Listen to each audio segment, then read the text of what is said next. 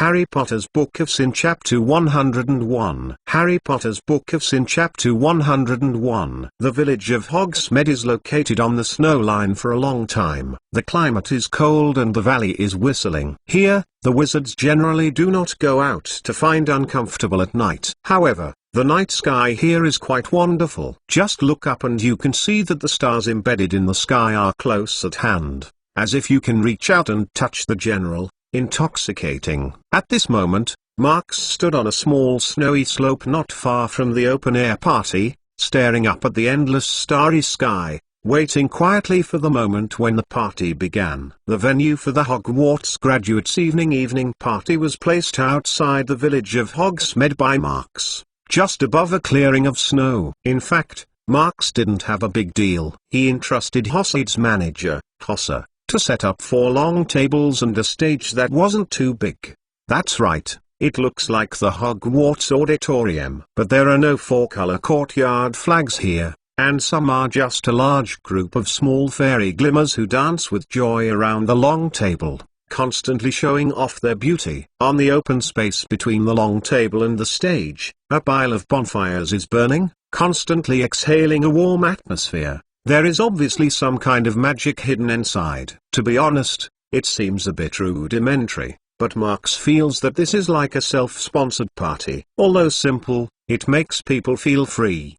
Just like the graduates who are about to leave school and are ready to go to the society. At least, this is a wonderful encounter for graduates and a blessing with hope. Hey, McLawn, people are almost there.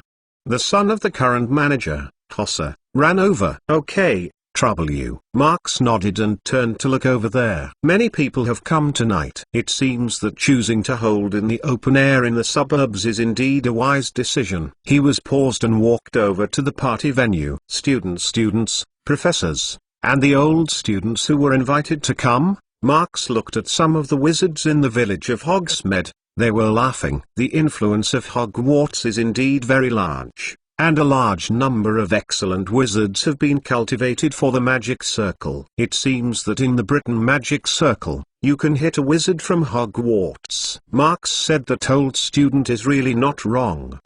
Everybody, welcome to the venue of this Hogwarts graduates' evening party. He raised his hands and sighed. First, cheer for today's protagonists. Under the stage, everyone gathered around the campfire and shouted excitedly. Like Fred and George, the 2 scammers also seized the opportunity to ignite the fireworks. The atmosphere at the party was ignited in an instant. Marx had to sneak out of the wand and hide behind him, giving himself a magnifying spell. No way, he had to be careful, lest Lupin recognize the wand that belongs to Black. Maybe sure to buy another wand first. He shook his head and continued. We know that when we graduate, we have to face all kinds of opportunities and challenges. Presumably, that will never make us too easy. For loved ones, for the family, or even just for it's purely for gold galleon, we're going to be busy in society and at work. When we can't get together as usual, time will make our relationship gradually become dull. I don't think it will be what we want. Marx paused, continued. So, I just want to say, don't forget the good times tonight. Parting is always sad, but leaving can also mean the joy of reunion. Think about the joys and sorrows we have experienced together in school over the years, then let go of yourself. If you want to laugh, let the laughter stop. If you want to cry, let the tears flow out and make it an unforgettable memory of our lives. Under the stage, the graduating students joined each other. The junior sisters who had planned to make a living together were also infected with parting emotions. Several female students with low tears had already sobbed. In the end, I want to say, today, we are all Hogwarts. Marx loudly shouted. We are all Hogwarts. The young wizards followed, and even the professors couldn't help but blink. We are all Hogwarts. McLawn said how good. Professor Flitwick, a short man, licked his nose and huddled with Hagrid to smear the moving tears. Professor McGonagall wiped the corners of his eyes with her hands. She looked at the students in the field and felt their simple emotions. and could not help but feel 1,000 emotions. I have to mention that Snape is here today. He was still a cold expression, looking at the students, and from time to time glanced at the marks on the stage, revealing a thoughtful expression. But speaking, Slytherin House students are obviously more calm. Many of them are pure-blood wizards who have had family education, and they can't really do things about crying together. But they are still students, after all. The students have been together for a long time, and they will have corresponding friendship. These normal or frivolous or arrogant snakes, at this moment, have gathered together and exchanged with each other. Although they are more greeted, they are also revealing their feelings in their own way. Just then, Marks walked off the stage. Senior sister, good evening. He walked into Slytherin's graduate circle and gave a quiet message. I am blessing you for the upcoming graduation. I think we don't need your blessing. Talking to Marcus Flint, captain of the Slytherin House Quidditch team. Behind him, several team members also came together. Ever since Marks scared him away, he has never seen him. Oh, right. Flint has been relegated once, and I don't know if he can graduate this year. Although he spoke at this moment, there was a hint of arrogance in his tone, but the nervous expression had already shed his bottom. He was still some trembling in fear for the last time. Around them, other Slytherin students looked at this in groups of 3 or 4, but did not agree with Flint's words. Marks glanced at him faintly and calmly said, "Are you qualified to speak on behalf of Slytherin?" He noticed that when he said this, the Slytherins who looked around were coldly licking Flint. Obviously, in the savvy and ambitious Slytherin house, almost no one becomes a true student head. Thinking about it, he went on to say, obviously, you don't have a smeared child like you, and you are not qualified to stand in Slytherin. What are you talking about? You are this mud. Marks turned his head sharply, his cold eyes squinting at Flint's eyes, and he coldly snorted. Are you asking me about my bloodline? Then do you know that Sorting Hat had thought about dividing me into Slytherin? In Flint's inexplicable look, Marks's eyes suddenly became sharper. He slowly swept across the faces of the little snakes, and then calmly said, I understand the purpose of Salazar Slytherin to establish a house. Do you know why he insists on pure blood? He was paused, and when the students of Slytherin looked at him in confusion, he continued to speak. It's power. It's unity. It's a unified willpower. Marks looked at them with gaze. Of course, there are still benefits that continue and interweave. He could feel that some of the savvy Slytherin eyes had already lived up. What Marks said is a tempting thing in the heart of the ambitious Slytherin. But one thing he didn't say, that is, in the magic circle, it's all built on the power of power. If there is no corresponding strength to support, then everything that is built on the surface will not be secure. Just like the first generation of Dark Lord Gellert Grindelwald, who reached the peak of power, he was finally defeated by Dumbledore. The forces of Grindelwald immediately disintegrated and ceased to exist. Just as the Slytherins looked at Marks differently, he turned around and said, but before that we must understand that Hogwarts is a magic school founded by 4 founders. Think about it. If you graduate, if anyone else asks, how do we answer? I answered I am from Slytherin House of Hogwarts, or answered I am from Hogwarts. Marks smirked. At least, I don't want others to see what a joke, saying that we are still splitting inside Hogwarts. This doesn't have to be said more. Several Slytherin graduates argued. Marks spread his hands and said that it is profound and authentic, so, unity can yield solid benefits, make more friends, and benefit your future and the future of the family. He raised his hand and gestured to the other 3 houses. Hey, there are a lot of descendants of the purer blood family there, why not put down the house's stereotypes? In fact, although Slytherin values interests and knows how to protect themselves, many of them have deep feelings about Hogwarts. During the First Wizard War, there were a lot of Slytherin wizards fighting for Hogwarts, and even people lost their lives. At this time, Marks's remarks undoubtedly provoke the part of the people while provoking other students who have different minds. When he said these words, he did not look at them. but turned to the students of the other 3 houses on the side of the campfire.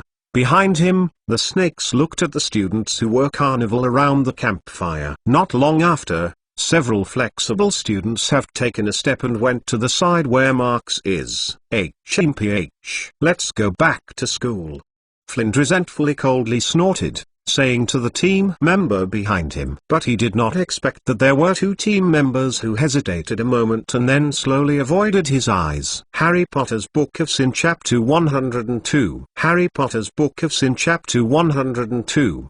By the bonfire, Marx slammed his cheeks. Just now he had a good posture on the Slytherin side, and it really cost him a lot of expressions. By his side, many students crowded around him to praise this open-air party. Many graduates have said that this is probably the most precious memory since entering Hogwarts. Of course, there are a lot of precious memories, which make people clearly point out the memories of their value. This is really the first one. Marx smacked his mouth and forced himself to bring some smiles, and then chatted with everyone. To be honest, the real purpose of Marx's evening party is indeed utilitarian. From another perspective, he may not have the mind that I really want to make friends with you. The word friend can be light or heavy, but in any case, it is something that can affect a person's life. Although for the current Marx, friendship is really difficult to understand, but this does not prevent him from using the past self as the criterion, and spend more time to decide how to act. Over time,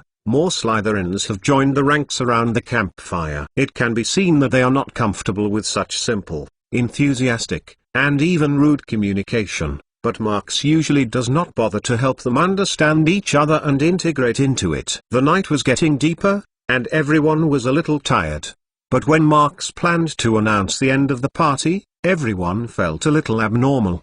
Do you feel that it seems to be suddenly cold? The young wizards talked to each other in confusion, and as the feeling of restlessness gradually rose, the field became quiet. The professors have already drawn their own wand. They know very well that those Dementors are coming again. At this point, the most calm of the audience is of course Marx. He doesn't want to calm down. But Snape's appearance is not lost to him. Both of them were squinting. Marx was staring in the direction of Hogsmeade Village. The chill was coming across the hillside from there. Snape, instead of staring at Marx, was expressionless. Snape is very curious about the strength of Marx. He always feels that every time Marx takes a shot, it will bring you a big surprise. Marx will certainly surprise everyone. Not to mention the few shots in the past. At least today, he has been psychologically prepared for the Dementor will come. The dark creatures will patrol the streets of Hogsmeade Village in the evening, and the huge happy that was released at the party was like a delicious dish specially prepared for them. Although it is not clear why Dumbledore acquiesced to the party, even he did not come to attend it, but he could see it by acquiescing to the professors. He also already recognized that the Dementors would suddenly come. Attack. Everyone don't panic. They all get together. Marx suddenly sighed. The uneasy students were hearing this and they subconsciously listened to the command of Marx, and almost everyone pushed over to him. After the last Dementor attack on Quidditch Stadium, everyone was familiar with this chill. At this moment, Marx's words are like a key, opening the door to everyone's memory. Yes. Is it a Dementor?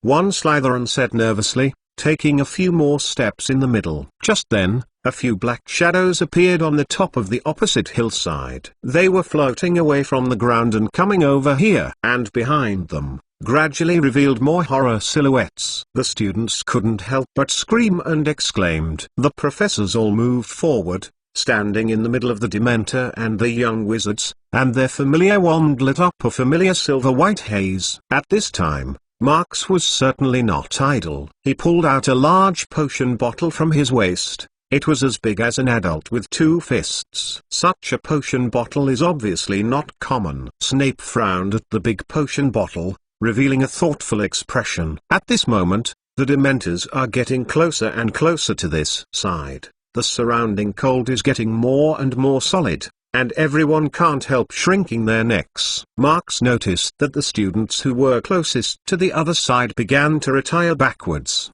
and everyone was getting tighter and tighter. "It's time."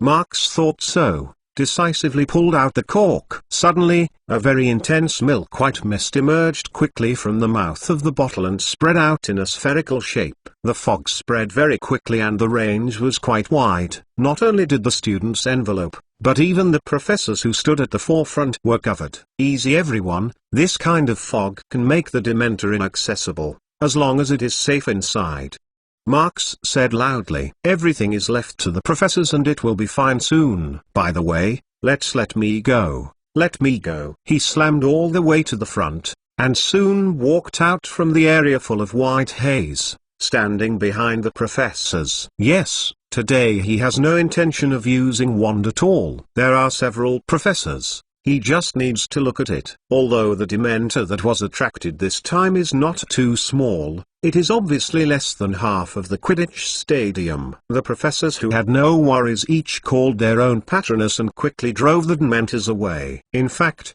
if there is no such protective mask for the fog that Marks has made, the students will not have anything to do. At best, it is just a piece of chocolate. It is a very meaningful thing to give everyone a sense of security when everyone is panicking. Later, under the leadership of Professor McGonagall, everyone packed it and then went to Hogwarts with the carriage of Thestral. On the way back, everyone talked happily about the party. Of course, there was just the experience of the Dementor attack. To be honest, this young wizard didn't have much fear left. In addition to the protection of the professors, it has to be said that Marks's seemingly extravagant behavior is indeed indispensable. The next morning, in a dormitory of Gryffindor Tower, Harry? Ron hepped as he hesitated. Harry didn't move, pretending he was still asleep. After a while, he heard Ron leave. After that, it seems that there is another movement, but he is not in the mood to open the eyes to see. Harry didn't fall asleep almost all night, and he felt like a hateful feeling he had never known before. This kind of hateful feeling is like poison. In the confusion, he saw Black laughing at him through the darkness, as if someone had taken the magic photo from the photo album and posted it to his eyes. He looked as if someone was showing a movie for him, and Sirius Black was blowing Pettigrew Peter into pieces. I don't know why. Peter looks like Neville. He seems to hear someone excitedly saying, "Things are. The Master, Mr. and Mrs. Potter has made me their secret keeper." Then there was the voice of another person. This person smiled sharply. It was the man's voice that he would hear in his mind when the Dementor approached. It was only until noon that he climbed up from the bed, only to find that there was no one in the dormitory. He got dressed and walked down the spiral staircase to the common room. There is no one there, only Ron. He is eating a toad mint and is massaging his stomach, and Hermione is filling the family homework with 3 tables. "Harry, your face doesn't look too good." Ron looked at him. "Where did people go?" Harry asked. "Go? This is the first day of the holiday, remember?" Ron said, watching Harry carefully. "It's almost like lunch. I was going to wake you up right away." "Yeah? If it wasn't for the open-air party last night, everyone should go home yesterday." Hermione followed. After visiting Hogsmeade Village, Harry sat down in the chair next to the fireplace. Snowflakes are still flying outside the window. Crookshanks lay on his limbs in front of the fireplace, like a large blanket of ginger yellow. "You really don't look good, you know," Hermione said, looking anxiously at his face. "I am fine," Harry said dryly. "Harry, listen," Hermione said, and Ron exchanged a wink. "You must be upset about what we heard yesterday, but what matters is that you must not do stupid things, and Marks doesn't feel right. Do you know that he usually doesn't make mistakes?" "What about that?" Harry didn't sigh. "No matter whether it's Black or Peter, the result of the matter hasn't changed at all. And, what can I do stupid things, for example? To track Black," Ron said sharply. Harry understood that most of the two had already practiced such a conversation when he was not down. He said nothing. "You won't do this, isn't it, Harry?" Hermione said. "It's not worth it to die for Black," Ron continued. "Dementor approached me, I saw what I heard, did you know?" Ron and Hermione shook their heads. a worried expression. I can hear my mother screaming and hear her begging Voldemort. If you hear the mother screaming, you are about to be killed before the scream. You won't forget it. If you find someone originally everyone thought it was her friend, but he betrayed her and called Voldemort to chase her. Just then, a silhouette appeared at the door of the common room. So, what do you want to do, Marks? Hermione was surprised. Did you not go back? Also, how did you get through the fat woman? Occasionally, I came from Professor McGonagall, the password she told me. Marks calmly said, as if for why I didn't go back. This is what I want to say. Harry Potter's Book of Sin Chapter 103. Harry Potter's Book of Sin Chapter 103. Harry, I understand that you have lost the feelings of your parents, but you still have at least the loved ones you have seen. Even if they are really bad for you, at least they are better than me, aren't they? Marks's tone is still so indifferent, but every sentence is like a hammer hitting their hearts. Oh, Marks, you are, but you never said it. Hermione was surprised. No wonder you never mention the situation at home. Mother has always worried that your family is not good for you. Ron also startled. Of course, for Marks, the vibration in Harry's heart is the biggest. He stared at Marks at this moment and couldn't even say anything. Harry, you have to remember, you are a Gryffindor. Marks said calmly. Don't always be upset about these things. Take your discouragement. If you want to figure out all this, you can't worry, you can't be arrogant. Can you understand what I mean? But Harry hesitated and asked, what do you say about Pettigrew Peter? Is that true? Marks glanced at Ron's pocket with the lingering light, and he found that the Scabbers, who had been hiding inside, heard Harry's words and immediately moved. I don't know very well, it's just a possibility. He replied casually, and then continued. Harry, you want to learn Patronus Charm. Professor Lupin has told me. I think this is a pretty good idea. Oh, yes. Hermione followed the echo. I and Ron want to learn too. Can you let us learn together? Of course, this is fine, Marks agreed. In the most recent situation, Patronus Charm is very practical. Of course, it's not easy at all. You have to be mentally prepared. Soon after the lunch, the lecture began. Speaking of it, the three of Harry were still looking forward to it. After all, the shock of the Magnificent Eagle brought them. Not long after, except for Hermione, Harry and Ron were already sleepy. Marks's small charms hall was highly valued by Professor Lupin. He not only let Marks teach you in the teacher's common room, but even called Professor Flitwick to listen carefully. But to be honest, almost everyone thought that Marks would choose to train in practice as a way of teaching. Lupin even thought that Marks might drag a Dementor's face directly to the common room as he did on the train. Come inside. And no matter what the right thing is, it will definitely be a very exciting start to the class. But who knows, Marks didn't even let Harry take out the meaning of wand. He used the wand to strike the blackboard, moved the large block of magic theory to it, and then calmly told a series of curses about the structure of the mantra, the syllables and breakpoints, the wand-waving track, and so on. Theoretical analysis. It's like trying to completely smash this spell, and it feels extremely boring. Plus his unchanging tone, it's just as sleepy as Professor Binns' History of Magic. Hey, what do you think? Lupin asked stiffly to Flitwick. It's like listening to a compound theory lecture. Flitwick's sharp tone is also much worse than usual. It reminds me of the Alchemy Academic Salon seminar of Nicholas Flamel. To be honest, these theories are really amazing. It's hard to imagine McLawn having such an in-depth study of the curse. Lupin said weakly. But why can't I listen to it at all? Oh, Marks, you seem to have changed a wand?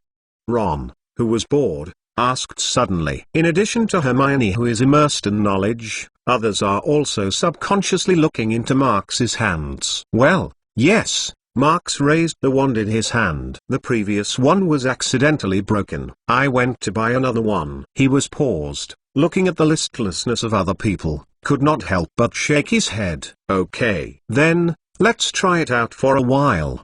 Marx said, I originally intended to let you briefly understand the basic principles of Patronus charm, which will make it easier for you to succeed, but, in short, take the wand out first. Everyone came to the spirit as soon as they heard that they were actually training. Marx let Harry 3 people stand in the middle of the open space, then started talking. Patronus charms use spell has a lot of points, but the only point is that, in the use spell process, use your most active and most positive emotions. Serve as a support to make your emotions burst out. What should I do? Harry couldn't help but ask. There are many positive emotions, of which happy and guardian are the most effective for Dementor. Marx explained in detail. The object of happy is himself, and the object of guardian is someone else. 1. Only the strongest, most direct, and the most determined, is the best. Specific words. Say, for example, to recall your happiest things, or imagine that you want to protect someone who is most important to you, he continued. And then read the mantra expecto patronum, try it out. Happy memories, guarding important people. Harry was all wrinkled and looked different. They thought for a while, and then waved wand and started to dry. However, the casting of Patronus charm was not simple. After nearly half an hour, the 3 did not have much gain. Well, except for Hermione. At the 3rd attempt, she let her wand release the silver-white fog. In fact, Marx's previous theory is really effective, and Hermione is a good example. But those boring theoretical knowledge, but not everyone can learn. I was originally planning to let you learn the theory first, so I didn't prepare. Marx spread the handkerchief. So, let's try it first. I'll get you a Dementor. Yes, isn't it? Not long after, the scene in Lupin's vision finally appeared. The whole body is full of silver-white brilliant marks, directly into the comrade's common room with a Dementor by hand. Fortunately, it's Christmas holiday now, or it's fun. Marx didn't care how the Dementor struggled, just grabbed its face and slammed its mouth. As the Dementor entered the common room, the otherwise warm room immediately became chilly. Aside, Harry stood up far and looked at Marx in a complicated look. Don't look at me like this, Marx put on the empty hand. This is an advanced application of Patronus charm. I also accidentally discovered it. If you can learn the foundation more solidly. If you can, I can try to teach you. Well, who has succeeded? Marx asked. I mean, when I left. Miss Granger is doing a good job, says Professor Lupin. I think she can already try it first. Okay, then, except for Hermione, everyone goes back to the wall. Marx said. Hermione, are you ready? Hermione, hearing this, looked at the Dementor that struggled in Marx's hands, and then firmly positioned nodded. Good. Remember, the spells are expecto patronum. Marx said, releasing the Dementor in his hand and pushing it to Hermione. Suddenly, the whole body was covered under the ragged black cloak, and the Dementor, stalking the black fog, rushed to Hermione, and the pair of rotten hands caught her straight. Hermione immediately felt as if she had returned to the end of the first semester, drowning in the cold lake, almost drowning. The chill is constantly infiltrating into the skin, and the Dementor's face hidden under the hood is getting closer and closer to her. Hermione felt that she couldn't concentrate on the curse. Happy? Where is happiness? In Hermione's heart, fear and despair are constantly accumulating. What? Hermione screamed back a few steps. Then she was stumped by herself. She sat down on the cold floor, but couldn't help but move backwards desperately. She couldn't help but want to stay away from the monster that filled her with fear. It seems that it needs to be slowed down again. Marx's voice came from behind the Dementor, and at the same time, a hand lingering in the silver-white mist suddenly came out from behind his neck. The hand clung to the neck of the Dementor, so that it couldn't help but look up, and then, just listening to the peng sound, accompanied by a hoarse groan, Dementor found himself shackled on the wall by the abominable human. Oh, Harry, Ron, and Lupin and Flitwick couldn't help but shrink their necks. A strange overthrow to fall. Lupin's corner of the mouth twitched. Well, who makes the Dementor grow so high? Flitwick scratched his head. because everyone is standing on both sides by the wall, so they just saw the action of Marx just now, including how Marx jumped up, how to grasp the neck of the Dementor, and finally how to carry it. The neck knocked it out. A whole set of actions is simply flowing, and I have to say that it looks really cool. The body of the Dementor is really light.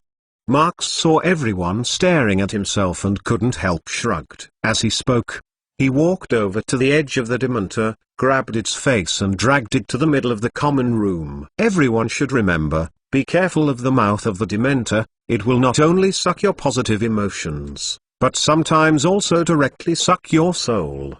Marx calmly said, "This should be recorded in your heart. That's why I always hold my mouth." Harry Potter's Book of Sin Chapter 104. Harry Potter's Book of Sin Chapter 104. With training, there will naturally be rest. Especially if you are working with Dementor, you need a break. At least you have to come to a piece of chocolate. But unfortunately, there is no concept of intermission in Marx. When Hermione failed twice in a row, her face was very bad. But when Professor Lupin was going to let her take a break, Marx took another bottle of the Sif flower that had been taken to Ginny on the train.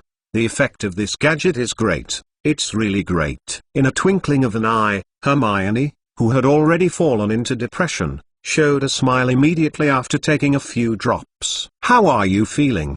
Marx asked. "I think I am the happiest person on this world." Hermione moved towards. He waved his hand in a hearty manner and laughed at Haim. "Is it a character that collapsed a bit?" Ron looked at Hermione cautiously and asked Harry to the side. "I remember." As if Marx had said it, it would be fine to wait for the drug to work. Harry, hearing this, shrugged. On the other hand, Marx didn't stop Hermione. "Just like this, try again," he said. "I believe that you will succeed this time. Remember this feeling." After all, he once again pushed the Dementor to Hermione. Expecto Patronum. Hermione's face even had a smile on her face. She waved wand and decisively read the mantra. Obviously, Hermione's happy index has improved by a certain level under the influence of chef's sap. I saw a large amount of silver-white haze on the front end of her wand, and gradually solidified in the intertwining entanglement. In a short while, Hermione's patroness was just that. "Merlin is on." Professor Flitwick snorted again from the chair, and he screamed, "What potion is that?" Lupin also looked surprised and said, "I heard Marx say that it was the juice of the chef flower. It seems to have been milked." "Oh, I bet the value of cough flower will rise again because of this moment," Flitwick slaps and said excitedly. Marx glanced over here, and he cocked his index finger at his mouth. "Hey, two professors, remember to keep it secret for me." After he finished, he again turned his gaze back to Hermione's patroness. It was surrounded by Patroness Charm's unique silver-white haze, and the Dementor was flying all over the house, and Ron and Harry had to flee around. For a time, the room was a mess, but Marx, who should have grabbed the Dementor, just stared at Hermione's Patroness Mammoth, and was stunned, but had no time to manage the poor Dementor rabbit. Marx frowned. Although it's not clear, Hermione's patroness, shouldn't it be a rabbit? Specifically, it is a Scottish lop-eared rabbit. The long ears that are pulled up and down on both sides and jumped up and down with each jump make it difficult to admit its variety. Okay, at least the two big front teeth are right. Marx shook his head, and he went to the Dementor. Later, Marx asked Harry and Ron to try again a few times. Harry had succeeded in releasing the fog at least once, but Ron had only succeeded once after taking the calf flower juice. "Let's try again tomorrow." Marx glanced at the sky outside the window and found that it was approaching evening. "It's here today, and it's time for dinner." After that, he did not wait for other people to say anything, and then went out with the face of Dementor. Oh, poor Dementor. Harry found himself feeling a lot better and even started a little joke. It seems that sometimes a vent is also a good means of relieving stress. As for the two professors Lupin and Flitwick, they had already left early halfway through the class.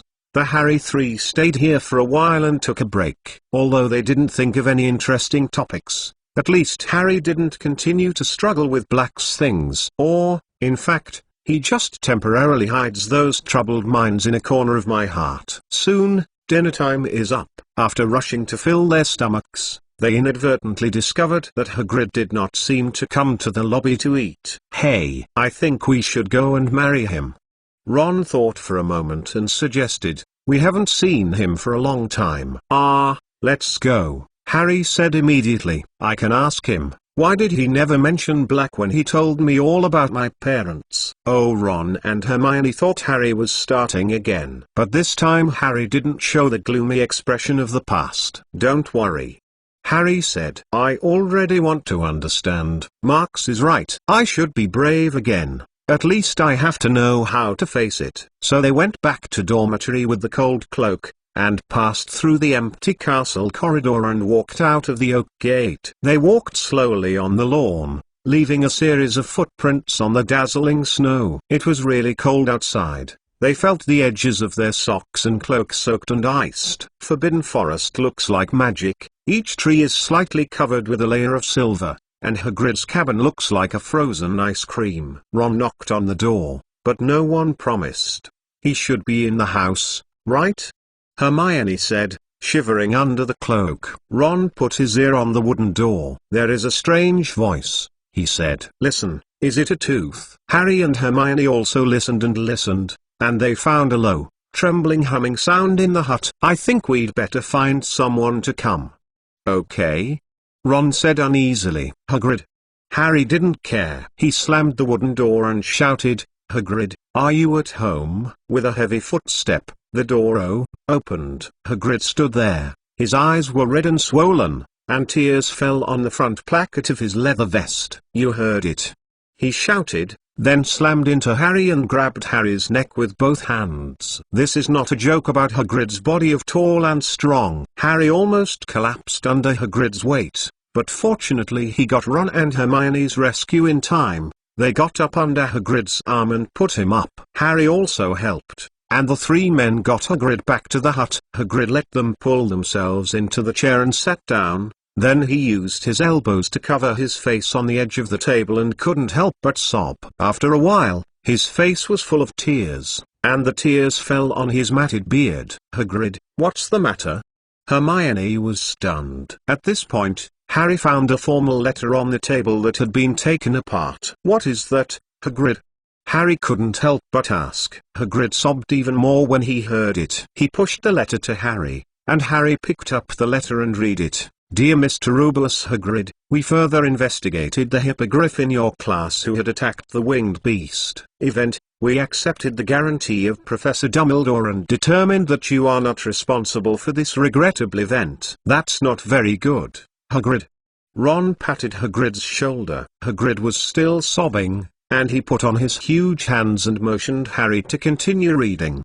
However, we must say that we are concerned about this problematic hippogriff with the winged beast. We have decided to support the official complaint of Lucius Middle. Mr. Malfoy. Therefore, this matter will be referred to the Committee for the Disposal of Dangerous Creatures Processing. 4-month 20-day will be held at the Committee London office, and we will ask you and your hippogriff to have a winged beast to attend on that day. In the meantime, hippogriff has winged beasts that should be shackled and isolated. Your colleague. Well, it should be followed by a list of school boards. Oh, Ron said. But you said that Buckbeak is not a sinister hippogriff with a winged beast. Hagrid, I bet it will be fine. You don't know Committee for the Disposal of Dangerous Creatures. Hagrid wiped his tears with his sleeves and choked and interrupted. They and these funny animals are doing it. You have to prepare a strong defense, Hagrid. Hermione sat down and placed her hand on Hagrid's thick forearm. I'm sure you can prove that Buckbeak won't hurt. That's no use. Hagrid sobbed. The devils who deal with the committee, they are all in the hands of Lucius Malfoy. They are afraid of him. If I lose, Buckbeak. Oh, poor. Hagrid quickly stroked his finger in the throat, then whispered and fell to the side, his face buried deep in his arms. I definitely read a fishing case where Hippogriff has a winged beast, Hermione said thoughtfully. In that case, Hippogriff is a winged beast. I am looking for you, Hagrid. If you find it, just study it. What's going on? Hagrid cried even louder. and Harry and Hermione looked at Ron and expected him to help. "Oh, how about my tea?" Ron said. Harry stared at him. "When someone is in a bad mood, my mum is doing this." Ron shrugged, muttering. Finally, after they promised to help and put a cup of hot tea in front of them, Hagrid licked his nose on a handkerchief that was as big as a tablecloth. "You are right, I can't be embarrassed, I must cheer up." Harry Potter's Book of Sin Chapter 105. Harry Potter's Book of Sin Chapter 105. A cup of hot tea can really make people feel a little relieved, and Hagrid didn't continue to shed tears at least. Just then, a voice suddenly appeared in the corner of Hagrid's cabin, and Harry, Ron, and Hermione swiftly turned around. It was Buckbeak. It was lying in the corner of the house, chewing something, and making blood everywhere on the floor. "I can't tie it to the snow with a rope," Hagrid said with a sniff. "Is so lonely in a great Christmas." Harry, Ron, and Hermione look at each other in dismay. They have never seen this face with Hagrid, what Hagrid calls fun animals and what others call terrifying monsters. On the other hand, Buckbeak does not seem to hurt anyone at all. In fact, according to Hagrid's usual standards, it is definitely cute. The teeth came out timidly from under the table and leaned their heads against Hagrid's lap. "I've been upset lately." Hagrid rubbed his teeth in one hand and touched his face in the other. "I'm worried about Buckbeak, and no one likes my class." "We like it," Hermione said awkwardly in a serious way. "Yeah, your class is awesome." Ron also echoed. "Oh, what about the flobberworm?" "It's almost dead," Hagrid said sullenly. "Probably the lettuce has eaten too much, and Marks has given them some medicine for digestion." "Marks?" Harry wondered. "Yeah, Marks seems to like them very much." Hagrid was a little happy. He understands them. "I estimate that Marks is a mucus secreted by flobberworm. It's a natural potion thickener," Hermione whispered behind Harry. "And the Dementor also upsets me." Hagrid suddenly turned around. "Every time I want to go to Three Broomsticks Inn, I have to walk in front of them, as if I have returned to Azkaban." Having said that, he immediately accepted his words and began to drink tea. Harry, Ron, and Hermione stared wide-eyed and looked at him. They never heard of Hagrid, who had been in Azkaban before. "You mean, have you been there?" Ron was surprised. "Yeah, I have been there once," Hagrid said in a snarl. The time he said was naturally the one that Hagrid was taken away by the Ministry of Magic when the Chamber of Secrets was opened last semester. Because Hagrid was framed by Tom Riddle 50 years ago, which made his Chamber of Secrets incident last semester, he had to stay in Azkaban for a few weeks until he was acquitted after the Chamber of Secrets event. But in addition to him and Dumbledore, Marks, who had overseen outside the hut, knew something. At this moment, Harry thought they were. Hagrid just went to Azkaban to visit someone. After a little silence, Hermione asked cautiously, "Is that terrifying, Hagrid?" "Of course, you can't imagine it," Hagrid said calmly. It's really terrifying. The prisoners that didn't know who they were after a while. And you don't know what it means to be alive. And the Dementor itself is not willing to let anyone leave. They won't care if you have it. Crime. Hagrid was quiet for a while, staring at his tea. Then he calmly said, "I thought about letting Buckbeak go. I want it to fly away. But how can you explain to a hippogriff-winged beast that it should hide? And I am afraid of breaking the law." He looked up at them, and tears flowed down his face. "I don't want to go to Azkaban." Hagrid's lodge trip was far from being an interesting thing, but at least let Harry distract some thoughts. Although Harry never forgot Black, if he wants to help Hagrid win a lawsuit against Committee for the Disposal of Dangerous Creatures, he can't always think about revenge. The three of the Harry went to the library on the way back, and when they returned to the empty common room, their arms were full of books. These books might help prepare a defense for Buckbeak. Three people sat in front of a mighty fire and slowly flipped through the dusty files. It's all a famous case about protecting magical creatures, and they occasionally talk a few words when they see the situation. Everyone really wants to help the poor Hagrid. Just as Harry was dealing with the old files, Marx was also struggling with some magical creatures. That's right, after Aragog's nearly 2 months of blind work, his wife, Mozag, was finally pregnant again. Marx has recently become a full-time babysitter for Mozag. He prepared a lot of miscarriage measures for this special pregnant woman, in order to let her smoothly produce the first batch of babies who have been transformed by bloodline. But everyone knows that the female temper during pregnancy is always a bit violent. Mozag, it's time to take a nutrient. Hey. Sorry, I know that you are not in a good mood, but...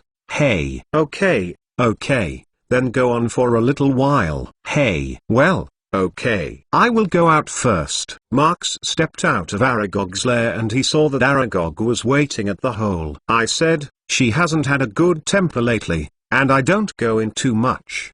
It muttered with closed eyes. Maybe it's true. You have to pay attention to protecting the children in her stomach. Every healthy one, everyone is. Marx spread his hand. Yeah?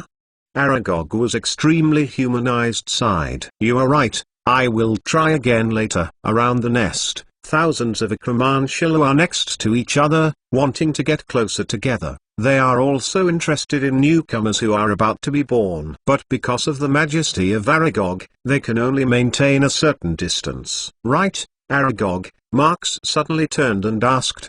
Do you know what else is still living in the woods? There are a lot, like a Cerberus, some Thestral, and Unicorn. Of course, there are a few centaur tribes, Aragog said. After a while, there was a shovel, like a carriage, but with 4 wheels. It is everywhere in the woods. Marx immediately guessed that it must have been the car that Ron had driven over the last semester.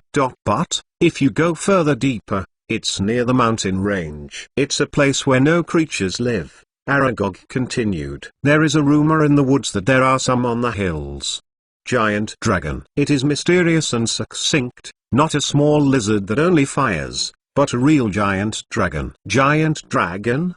Marx said. Are they not extinct in ancient times? They call the giant dragon, which is a big guy with a body length of more than 300 feet. Although there has been a lot of missing information because time has passed, their existence has always appeared in some of the murals left by the ancient wizards. I don't know very well, Aragog said. You know, giant dragons like to sleep. As long as they don't move, no one knows if there is any on the mountain.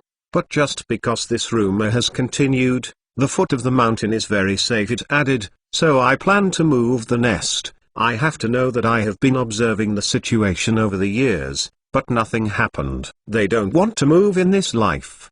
Marx shook his head. If I ran out now, I guess no one can take them. Marx is really telling the truth this time. He is not interested in the powerful creatures that made the ancient wizards a big headache. You must know that today's magic circle is developing in the direction of life and peace, and its ability in combat has long been worse. He feels that there is nothing wrong with this. After all, the real battle is to die, and peace is the ultimate goal that people pursue. Overall, Mozag's status is good. At least the baby in her stomach is normal. After Aragog took the nutrient and gave it to Mozag, Marx went back. That night, everything was calm and Marx got a good night's sleep. From the next morning, the professors began to dress up the school. Elsewhere in the castle, the splendor of Christmas is perfect, although there are few students who stay in school. A thick sash made of holly and mistletoe was hung along the corridor,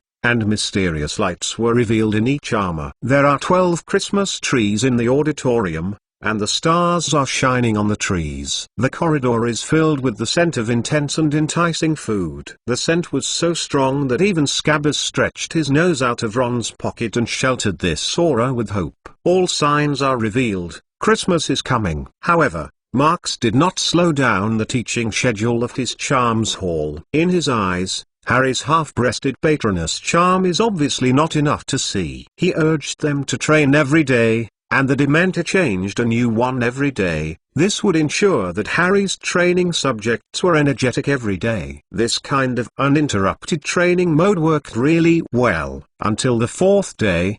Even Ron succeeded in summoning his patroness. Oh, hey, I did it! Ron yelled happily. A dog? Harry looked at Patronus in front of Ron. Probably because Ron's Patronus state is still not stable enough, he has to wait until he is more proficient to see what it is. But at least it was a dog, but it didn't run. Patronus looks like your own character and experience. You can refer to each other, which will make you more aware of your heart. Marx explains, so that you are proficient in Patronus charm. Harry Potter's Book of Sin Chapter 106. Harry Potter's Book of Sin Chapter 106. Related to character?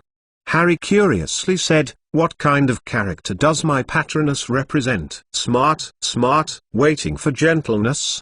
Hermione speculated. Ron also came up with the idea, I heard that the male deer will fight with the horns, but it usually looks very docile. Maybe it is saying that you usually look very gentle, but the heart is very wild. Harry turned his head and asked Marx, what do you think? Marx shrugged said, I think Ron is doing a good job, but I have a better word here. Mancher 1. What does that mean? Harry wondered. Well, you can think of it as hidden yet elegant sexy. Marx patted Harry's shoulder and turned and walked toward the door. The special charms hall during this Christmas holiday is here. Then, rely on yourself to practice more. Hey, Marx. Hermione stopped him. I have a Christmas dinner at noon tomorrow, I think. Oh, sorry. I have some reservations tomorrow. I am really sorry.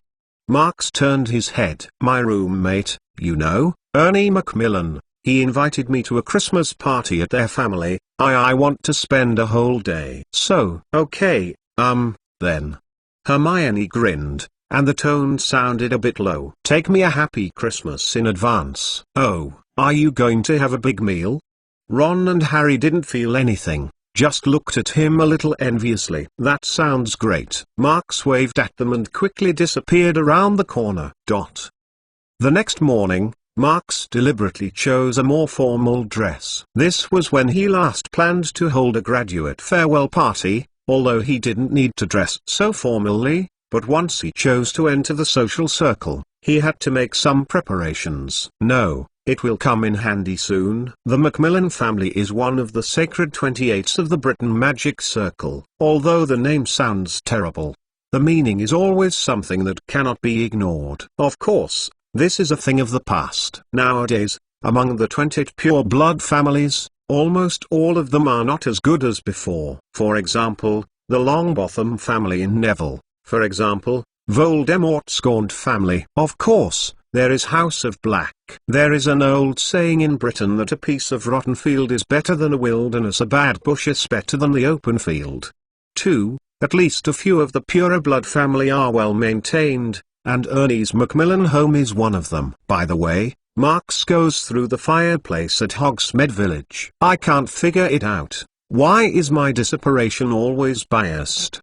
Marx shook his head and then slammed into the fireplace. Macmillan, bang. Tyrande looked at the magic flame in his own fireplace and cried and laughed. Cough cough. I have remodeled the structure, and it is much better. But Tyrande didn't know, just now, the green flame that Marx used when using the flue powder squirted directly from his chimney, and rolled several jackdaws that were going to the chimney to Ernie. The family is gone. When Marx came out of the Ernie's fireplace, the bad luck jackdaws fell out of the chimney pipe and rolled all the way to the center of the living room. Oh, is this a Christmas gift you gave me?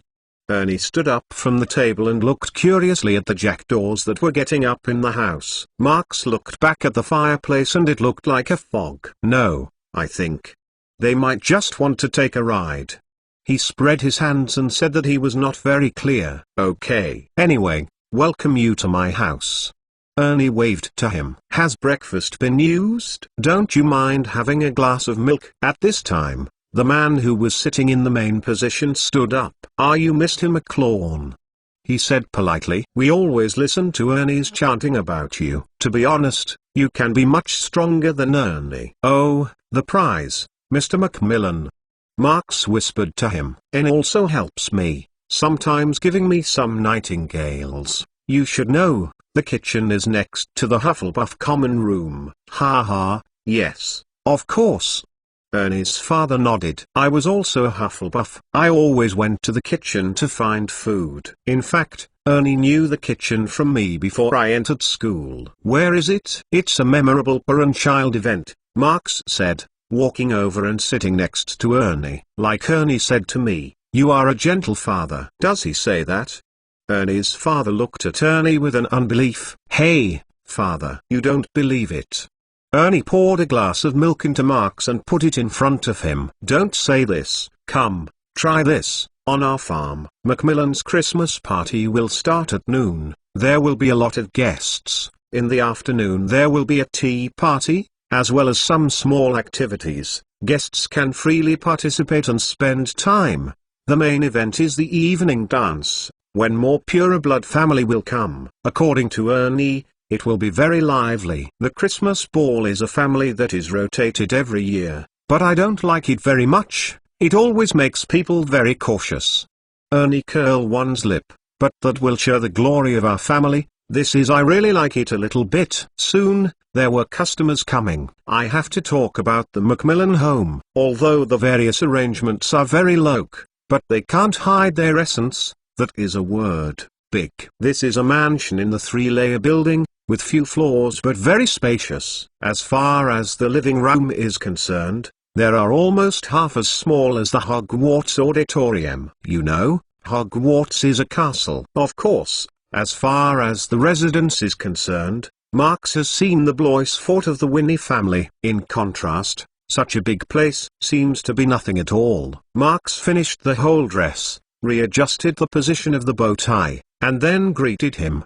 The purpose of his visit this time is more for communication, especially the ancient pureblood family. After all, even if the family fades again, it still dominates in today's magic circle. And in his plan, they are indispensable for their existence. Just as he squeezed his smile and skillfully chilled in the crowd, Ernie suddenly came with a little girl. That was Hannah Abbott. Marks, Hannah is here too, he said. Don't join in here. How about going to the backyard for a while? Broomstick. Broomstick? Now?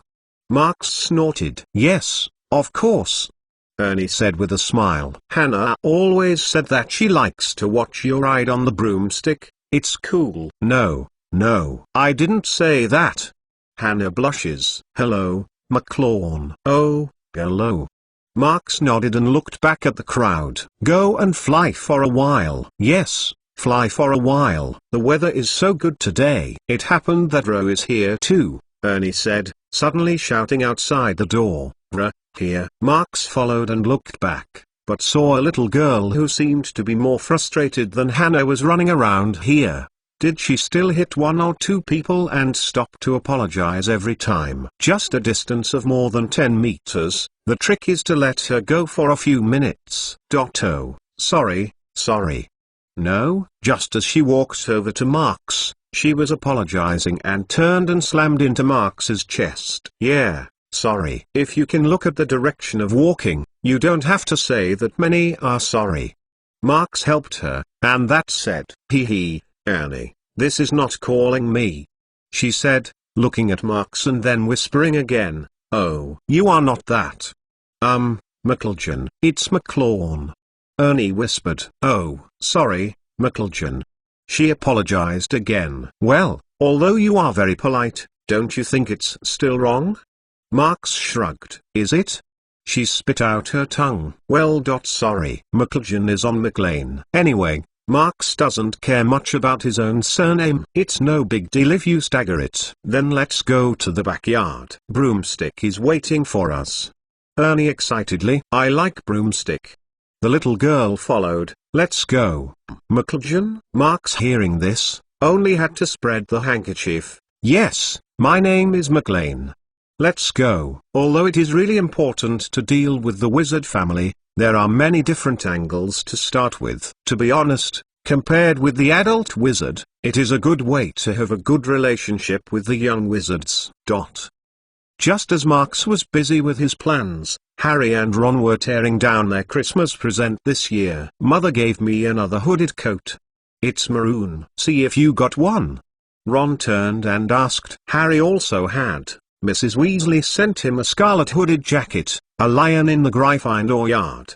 12 home-baked mince pies, some Christmas pastries and a box of crunchy peanut flakes. He looked at it happily for a while, and then he removed all of these things. Then he saw a slender big parcel underneath and a small parcel that was not too eye-catching. "What is that?" Ron asked with a pair of maroon socks in his hand, looking at the big one, curiously asking, "I don't know." Harry shook his head and reached over. Harry Potter's Book of Sin Chapter 107. Harry Potter's Book of Sin Chapter 107. "I can't believe it," Harry said with a dumb voice. He ripped the long big parcel at the urging of Ron, and then a beautiful, gleaming broomstick rolled onto his bed, and he was so breathless. Ron dropped the socks in his hand and jumped out of bed to look carefully. It was Firebolt. Exactly the same as Harry was going to see and dream of every day at Diagon Alley. Harry picked it up and it sparkled. He could feel it twitching gently, so he let go of it. It was suspended in midair without any support, and the height from the ground was right for him to ride. His eyes saw a perfectly smooth, streamlined broom from the top golden number of the broomstick. "Who gave it to you?" Ron whispered. "Look at the card or something." Harry asked Ron to tear open the Firebolt's wrapper. "Nothing." "Oh, who has spent so much money for you?" "Hey," Harry said with amazement. "I bet it's not the Dursleys." "I bet Dumbledore." Ron walked round and round around the magnificent Firebolt and looked carefully from start to finish. "Have he sent you invisibility cloak anonymously?" "But that's my father," Harry said. "Dumbledore just gave it to me, that's all. He won't spend so much money on me. He can't give students such a heavy thing." "So he didn't say this was what he sent?" Ron said. "Otherwise, a guy like Malfoy would say he was eccentric." "Hey, Harry." Ron suddenly laughed. "Malfoy, when he saw you riding this broom, he would die. This is a world-class broom." "Really? I can't believe it," Harry muttered, stroking the broom in one hand. "Who is it?" At this point, Ron lay down on Harry's bed, and he couldn't breathe when he thought of what Malfoy would look like. "Oh, yes, there is a parcel." Harry came back to his senses and bent down to pick up the humble little parcel. "Hey! Owl food?" Harry seemed surprised when he saw Firebolt. "And it's a gift from Marks." "Why?" "Oh, let me know. There seems to be a small parcel there." Ron got up from Harry's bed and walked to his bed. With the sound of tearing the wrapping paper, it was followed by Ron's weird snoring. "Is Marks planning to have a pet food tasting party this year?" he wondered. "A small bottle per person. Marks seems to be getting stingy." "Oh, there's a small card. Ron suddenly said. "Well, this is Marks's own work, saying that the nutritional value is very high. Can make my Scabbers healthier." Ron pulled the Scabbers out of his pocket. Harry found that the previously obese Scabbers were now skinny and only skinny, and he was surprised and unhappy. The Scabbers' hair seemed to fall off in pieces. "It seems that Marks always knows what I need." Ron felt a little touched. Nobody noticed that Scabbers was in a bad state recently, but he noticed it. He poured a few reddish-brown rat food from the small slap in the bottle that Marks gave him, and put it in front of the Scabbers. Scabbers went to smell it and looked a little hesitant. "Come on, my friend is specially made for you, nutritious."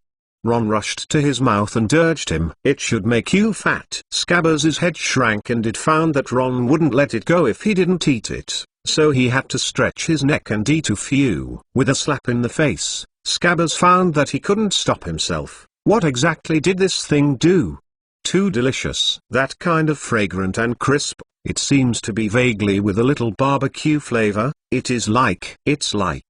Harry picked up a smell, then threw it into his mouth and chewed it. Fried peanuts. Uncle Vernon had ordered it in the Chinese restaurant. It was this scent. But he only ate to Dudley. "Hey, don't eat with Scabbers." Ron was a little didn't know whether to cry or laugh. "But," I said, "this is too delicious. Why?" Harry stared wide-eyed. "I think I still want to eat. Give me a little more." "You don't have it there. Take it with your Hedwig." Ron didn't feel good. "What are you talking about?" Hermione walked in from the door, and she was wearing pajamas with Crookshanks. Crookshanks looked terrible and had a ring of wire around his neck. "Don't bring it here," Ron said, hurriedly stuffing Scabbers back into his pocket. But Hermione didn't listen to him. She put Crookshanks on Seamus's empty bed and opened her mouth and looked at the firebolt. "Oh, Harry, who gave this to you?" "I don't know," Harry said. "This gift has no cards or anything." To the great surprise of Harry, she was neither excited nor curious to hear this sentence. Instead, her face stretched and she bit her lip. "What's the matter with you?"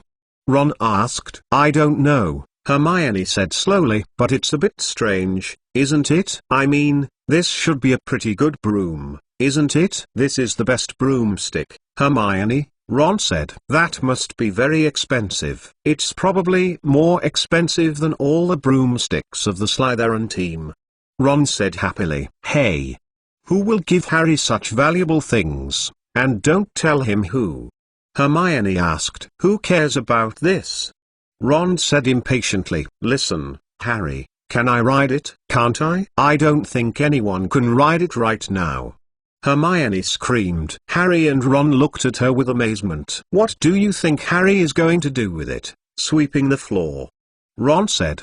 But before Hermione had time to answer, Crookshanks jumped out of the Seamus bed and headed straight to Ron's chest. "Put it from here, go out," Ron shouted in his pocket. But he hadn't had time to hold it. Crookshanks' claws had ripped Ron's dressing gown, and Scabbers managed to run away from Ron's shoulder. Ron grabbed the tail of Scabbers and kicked Crookshanks but didn't kick. He kicked the box at Harry's foot and kicked the box. Ron jumped on his own leg in the same place and screamed.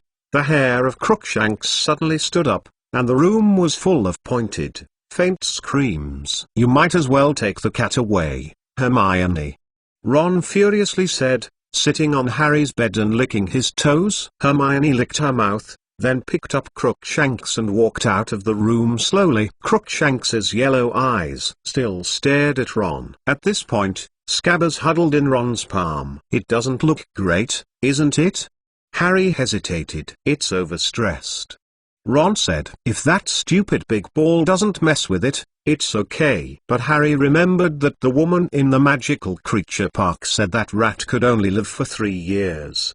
He couldn't help but think that Scabbers might be nearing the end of its life. Although Ron has been complaining that Scabbers are both annoying and useless, Harry can be sure that if Scabbers die, Ron will be very upset. Marks said that the rat food can make Scabbers healthier. He must know.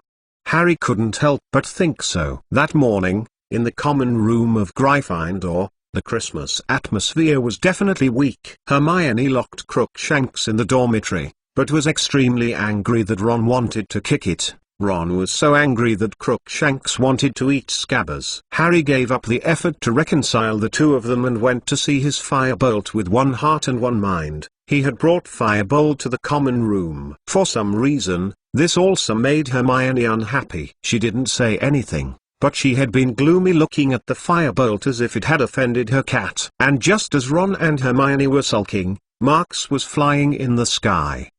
Marks passed by at low altitude and screamed in the face of the Ernie trio, causing them to scream. "Oh, great!"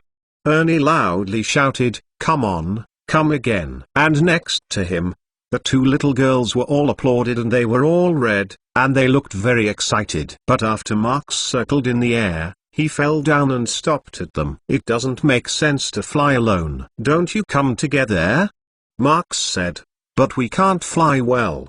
Ernie said, "It's better to see you Axio more energetic. Let's take a break." Marks said, and fell to the ground. "It's time for lunch, isn't it? You haven't introduced me to this new friend yet." This is my good friend Reno with Rena, Rashafik. We have known since childhood." Ernie shrugged. Laughed at he. "And I said you, many times." "I just said that many times, but you still remember the wrong name." Ernie couldn't help it. "Oh, I am not very good at remembering people." "Don't worry about her, Marks," Ernie said with a smile. "She is always so frustrated." "Don't care." "Nothing, just be careful. Don't bump yourself and fall." Marks also hooked his mouth and pretended to be laughing. "Hey, don't laugh, you laugh very awkward," Re suddenly said. "It looks a bit gloomy, Sen." "Oh, is it?"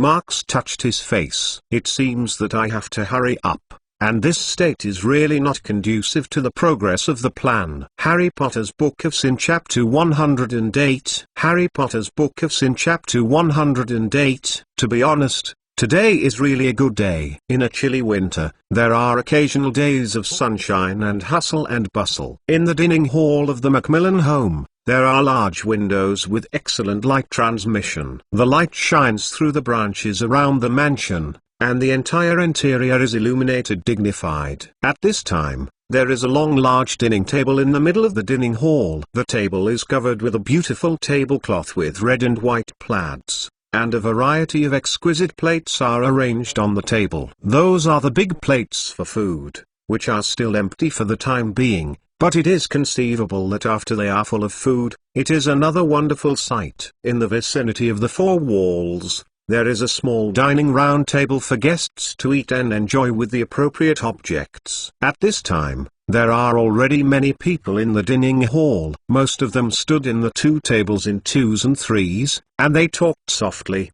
as if they couldn't finish talking. I heard that there are two special guests coming in the evening.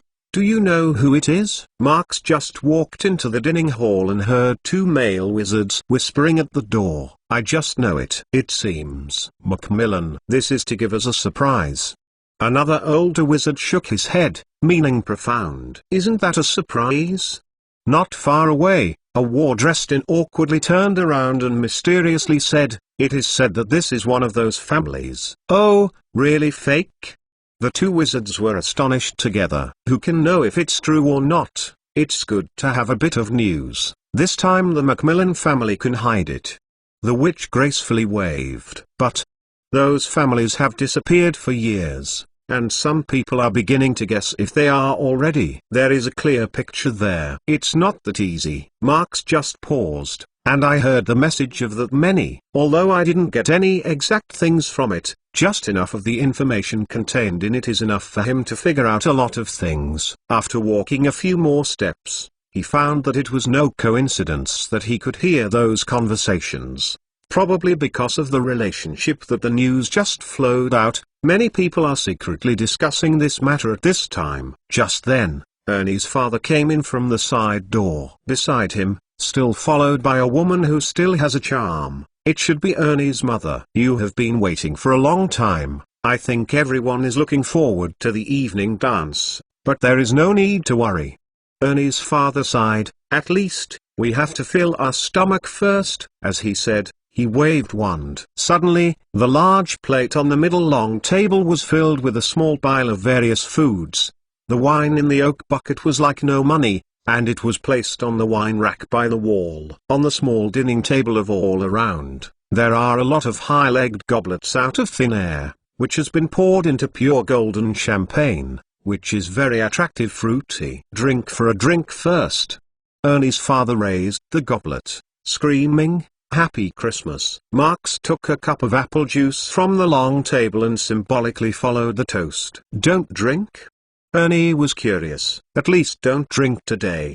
Marks shook his head and replied. When everyone started to move around and went to the long table to take the meal, this Christmas banquet was officially started. But no one expected, and there are still a few guests who are late at the moment. The door of the dining hall was pushed open, and several men in black wizard robes came in. Avery. The guests whispered that the other party seemed to have something to do with the bad. Happy Christmas, Macmillan. The man who walked in front of the light chuckled. It was a black-haired middle-aged man with a meticulous hair, and the wizard gown on the body was a good workmanship in his manners. He can see that some kind of expert psychology has penetrated into the bones. I don't remember having asked you. Ernie's father frowned. One of the 28, is it like an outsider? The other said, rubbing the dust that did not exist on his shoulder, said casually. I didn't see you in front of the Weasley family.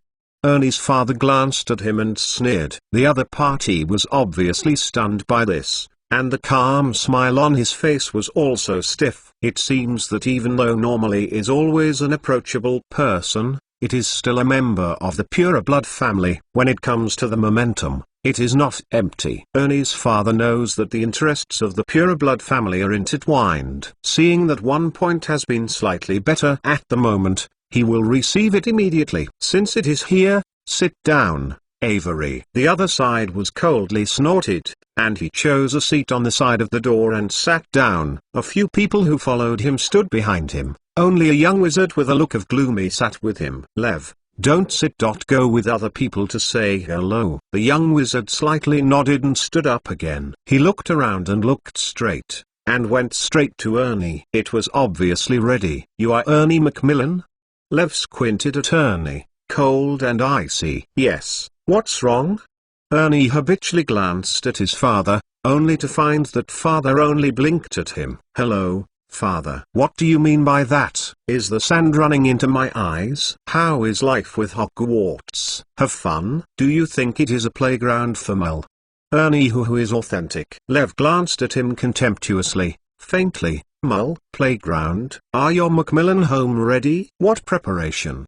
Ernie is not very good. Become another traitor to the 28th. Lev reveals a strange smile, like the Weasley family. Ernie was almost speechless, and he took a while to reply. We are different from you. Believe oneself infallible guy. Is this the education of Hogwarts? Lev curled one's lip. He glanced at Ernie's side and looked at Hannah, and Marks again, and then he stared at Marks. Let me see, your friend may know better than you. How can you be a nobleman? Lev looked at Marks's flat iron dress, casually. In fact, he just found an excuse to continue to belittle Ernie. He has no interest in Marks itself. But he did not expect that this sentence seems to have happened to hit Ernie's heart. HMPH. Do you think you are comparing with me? Ernie lifted his chin and his face showed a smug look. He is an elite student in our school, my roommate, my good friend. Oh? Lev squinted at Marks's side. Elite? What is the elite? Of course it's all. In Ernie's mind, Marks is almost a versatile. He is always proud of himself and Marks living in the same bedroom. Lev is like hearing what a joke is, and smirking a corner of his mouth. All aspects? Lev smirked. I don't think Hogwarts teaches you how to say what a joke. Ha ha ha. He suddenly turned his head and looked at Ra, who looked at him curiously and talked to Ernie. Do you also talk about what a joke? Marks saw it and immediately raised his eyebrows. Lev and Ernie, who had somehow appeared here, didn't intend to interject, but once the little girl Ra Shafik was involved, he could just take advantage of this opportunity. Just as they were laughing and talking with the three of them in the backyard, he learned the identity of the little girl from Ernie's mouth. This is a member from the Shafik family. The Shafik family is actually not eye-catching, because the family has implemented the concept of loc management from beginning to end. What they are involved in are some of the basic industries of Magic Circle. One of the most prominent and important industries of the Shafik family is the production and supply of various magic raw materials. If you talk about power, this family can only be considered moderate. It can be said that wealth is rich, but hidden profits are hard to say. This is a golden thigh buried in the soil. I don't know what a joke, but my mother always said to me, you are a big what a joke. Ra replied with a smile. Ha ha ha ha. Lev was just about to be teased by the little girl, and he smirked and smiled. It's really good, it seems Hogwarts. Oh, but I didn't study at Hogwarts. Ra suddenly added. Lev looked at her in amazement. Where are you going to school? At home. Ra squinted. My mother gives me classes every day. Lev shook his head and said, that's a pity. Hogwarts has one excellent student. Maybe if you go to Hogwarts to go to school, Hogwarts can have another all-round development. Elite. Hey, McLean, he is boasting that I am good. Ra turned her head and was happy. Marks glanced at Ra and glanced at Lev, then sighed. Mr. Avery, I think. Marks looked at Lev calmly. Dormstrang don't teach you how to bully the little girl. Ra licked her big eyes and whispered to Ernie, is the boy just bullying me? He is yelling at you, stupid. Ernie patted her head and rushed. Do I bully her? Lev slickly, which word bullied her? Don't pretend to use this naive text trick, it will only make you insult your family's last name. Marks squeezed a smile at him. He remembers that Ra said that this smile would make people look gloomy, not to mention that the current state of affairs may be good when talking to the enemy. Harry Potter's Book of Sin Chapter 109. Harry Potter's Book of Sin Chapter 109. Don't pretend to use this naive text trick, it will only make you insult your own family name. Marks is simply laughed, but in Lev's eyes, it is a kind of sneer. Lev's eyes flashed a bit of anger. From a small aristocratic education or let him maintain a minimum of calm. I didn't insult my last name, it doesn't need you to judge. He glared at Marks. What about your surname, McLean? Obviously, what Ra and Marks said just now was heard by him. Yes, my name is McLean.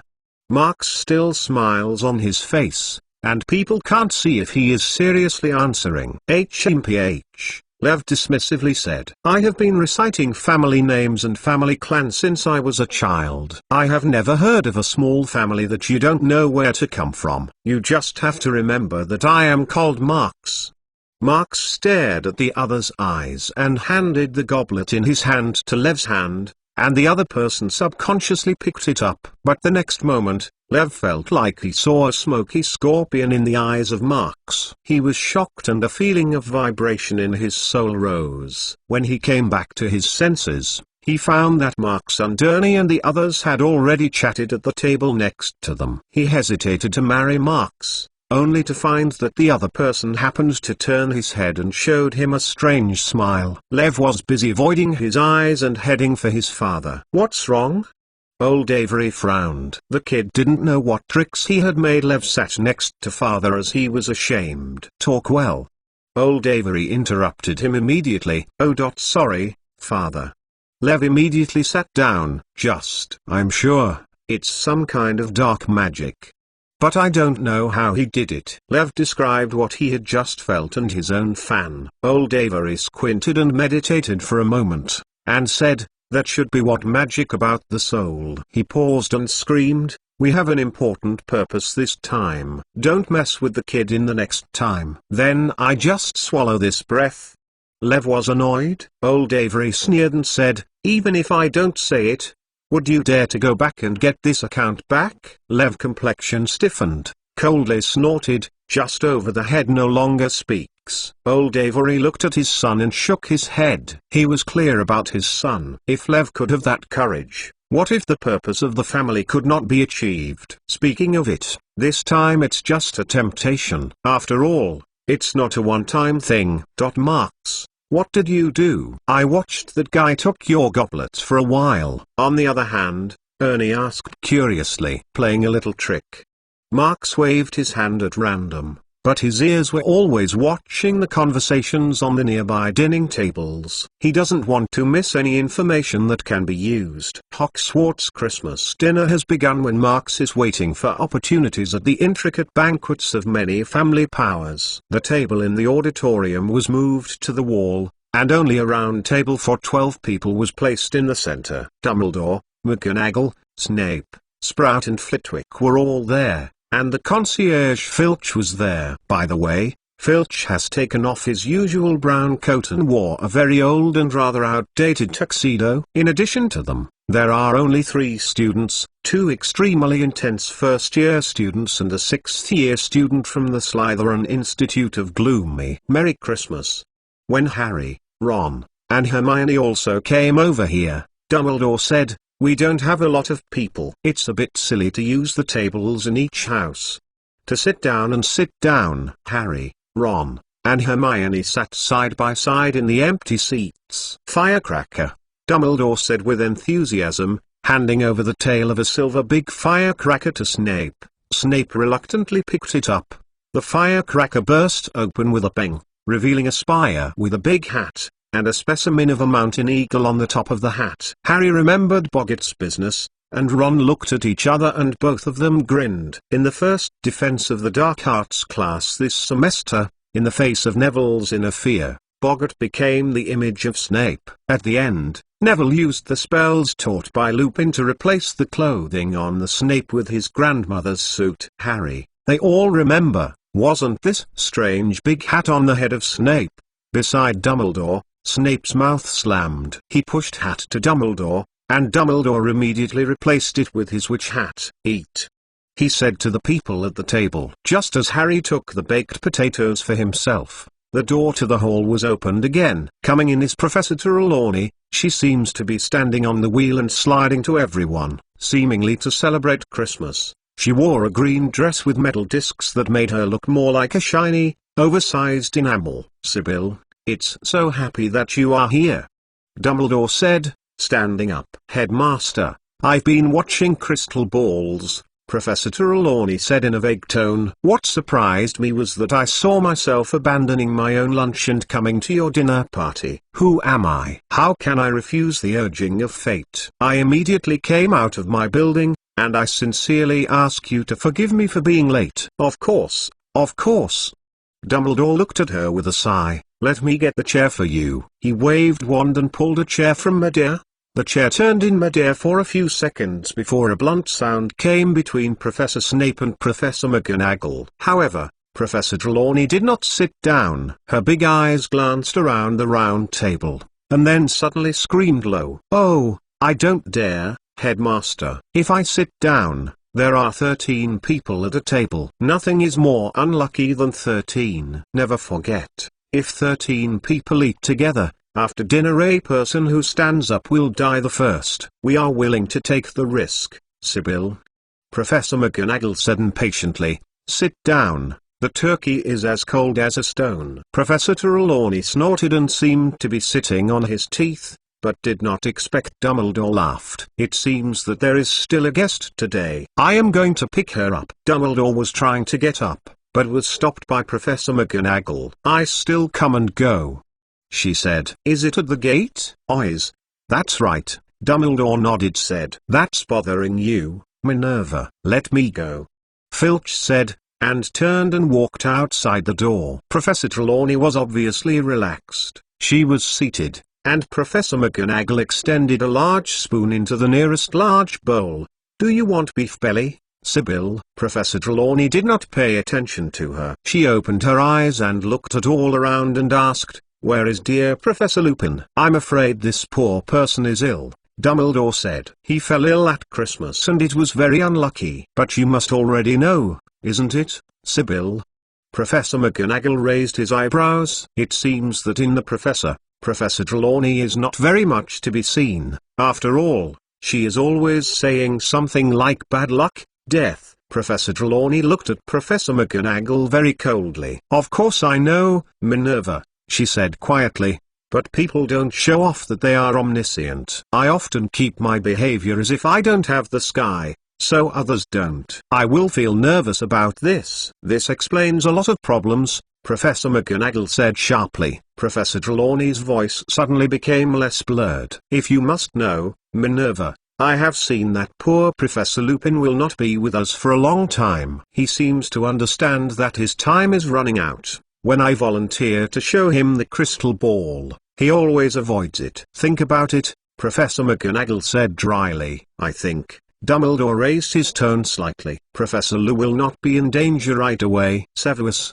is Marks making potion for him?" "Yes, Headmaster," Snape replied. "McLawn is very good. The level of his potion is constantly improving." "Okay," Dumbledore said. "Then he will be able to get out of bed soon." "Oh, the guest is here." As if Dumbledore was confirmed, the door of the auditorium was immediately opened again. Behind Filch was a woman wearing a light colored witch robe. They walked in the middle of the auditorium in tandem. Dumbledore stood up and smiled and said, "Merry Christmas, this guest. I don't know what can help you." The young witch looks very beautiful, but the slender eyebrows are tied together at the moment, and it seems that there is a focus on the matter. "Oh, yes. Merry Christmas, Headmaster Dumbledore." She was nervous. "Sorry, I shouldn't bother you on this day worth celebrating, but is Mr. McLawn here?" "Oh." What I saw Professor Trelawney, who had just turned his head, suddenly became full of horror. She screamed, "Leaving bad luck, it is a trouble." Dumbledore looked at Professor Trelawney and looked at the young witch who had stopped his footsteps. He finally reached out and invited him. "Nothing, come." Sit down and say slowly. Harry Potter's Book of Sin Chapter 110. Harry Potter's Book of Sin Chapter 110. Come. Sit down. Say slowly. Dumbledore waved wand again, pulled another chair and placed it at the table. But the young witch shook his head and said, "Sorry. You must be Headmaster Dumbledore." I came to Mr. McLawn, but I didn't expect. Marks went out today and said that he was going to a party. Hermione lowered her head and poked the food on the plate, casually. Oh, the young witch disappointed sighed and hesitated. Although I know it's abrupt, I originally planned to ask Mr. McLawn to help me introduce it, but, she whispered, I don't know if I can see Mr. Severus Snape. My mother is not in a good condition. Street Mungo's healer said that it is a very bad condition. The potion for treatment is very difficult to formulate. And so, Severus? Dumbledore turned his head and looked at Snape. Snape rubbed her hair impatiently and looked at her indifferently. Is McLawn not told you? The young witch snorted. She didn't know what Snape was referring to. Potion. Snape frowned. McLawn is also a potioneer. He hasn't registered yet. Professor McGonagall said seriously. Snape's impatient appearance is obviously even better. He frowned, staring at the young witch and looking again, then asked, Do you know McLawn? Yes, Mr. Snape. She hurriedly nodded. Mr. McLawn and Miss Lovegood, they are the guests of our dining hall. It's already clear here that this young and beautiful witch is the new boss of the Snow Witch dining hall in Hogsmeade Village. Selene. The relationship between the store and the customer? Snape couldn't help but laugh. Sorry, I know this. But, Selene said with a sullen expression, I really have nowhere to go. Mother's illness suddenly becomes serious, but Street Mungo's has no way. It is lack of special potion. Snape's brow wrinkled more and more tightly. Apparently he didn't want to make himself troublesome. Severus. Dumbledore suddenly spoke up. Snape glanced at him and immediately swept Selene again. Okay. Snape bored. I don't care how much you have with McLawn. Anyway, it's on his head. Go. Immediately. He waved his hand impatiently and then took the lead to walk outside the door. He's still so annoying. Ron leaned over to Harry, with the smallest voice. Just then, Ron felt something on his knees jumped up and shocked him. Ow! He yelled, his elbows squatting on the edge of the table and knocking over the cup. What's wrong? Harry turned his head. But before he could continue to say it, he found that a large ball of peng of a ginger yellow fell on the dining table, and then the tablecloth smashed, and many plates and glasses were touched. Arrived on the ground, Professor McGonagall rushed to reach it and put it on the ground, lest it continue to spoil the food. Oh, Crookshanks, what's wrong with you? Hermione exclaimed. That's right, the same thing with the big hairball. Is Hermione's pet cat, Crookshanks. Ron still screamed at his elbow, but felt a light on his thigh. He quickly turned his head and happened to see his mouse Scabbers jumped to the empty chair beside him, then slammed to the ground again, spread his legs and ran to the other side. Crookshanks will naturally not let go. It flexibly bypasses the round table and goes straight to the direction of Scabbers' escape. It's like this. Ron gasped, who stood up. Scabbers is sleeping in my bed. Why are you stupid cats staring at it? He complained angrily and chased him in the direction of their running. Hermione looked at Ron's back and wanted to follow. But she thought about it again. But she turned her head and sat still in the chair. Scorpio. He stood up first. It was him. Professor Trelawney suddenly pointed to Ron's door and screamed loudly. There are 12 people in the count.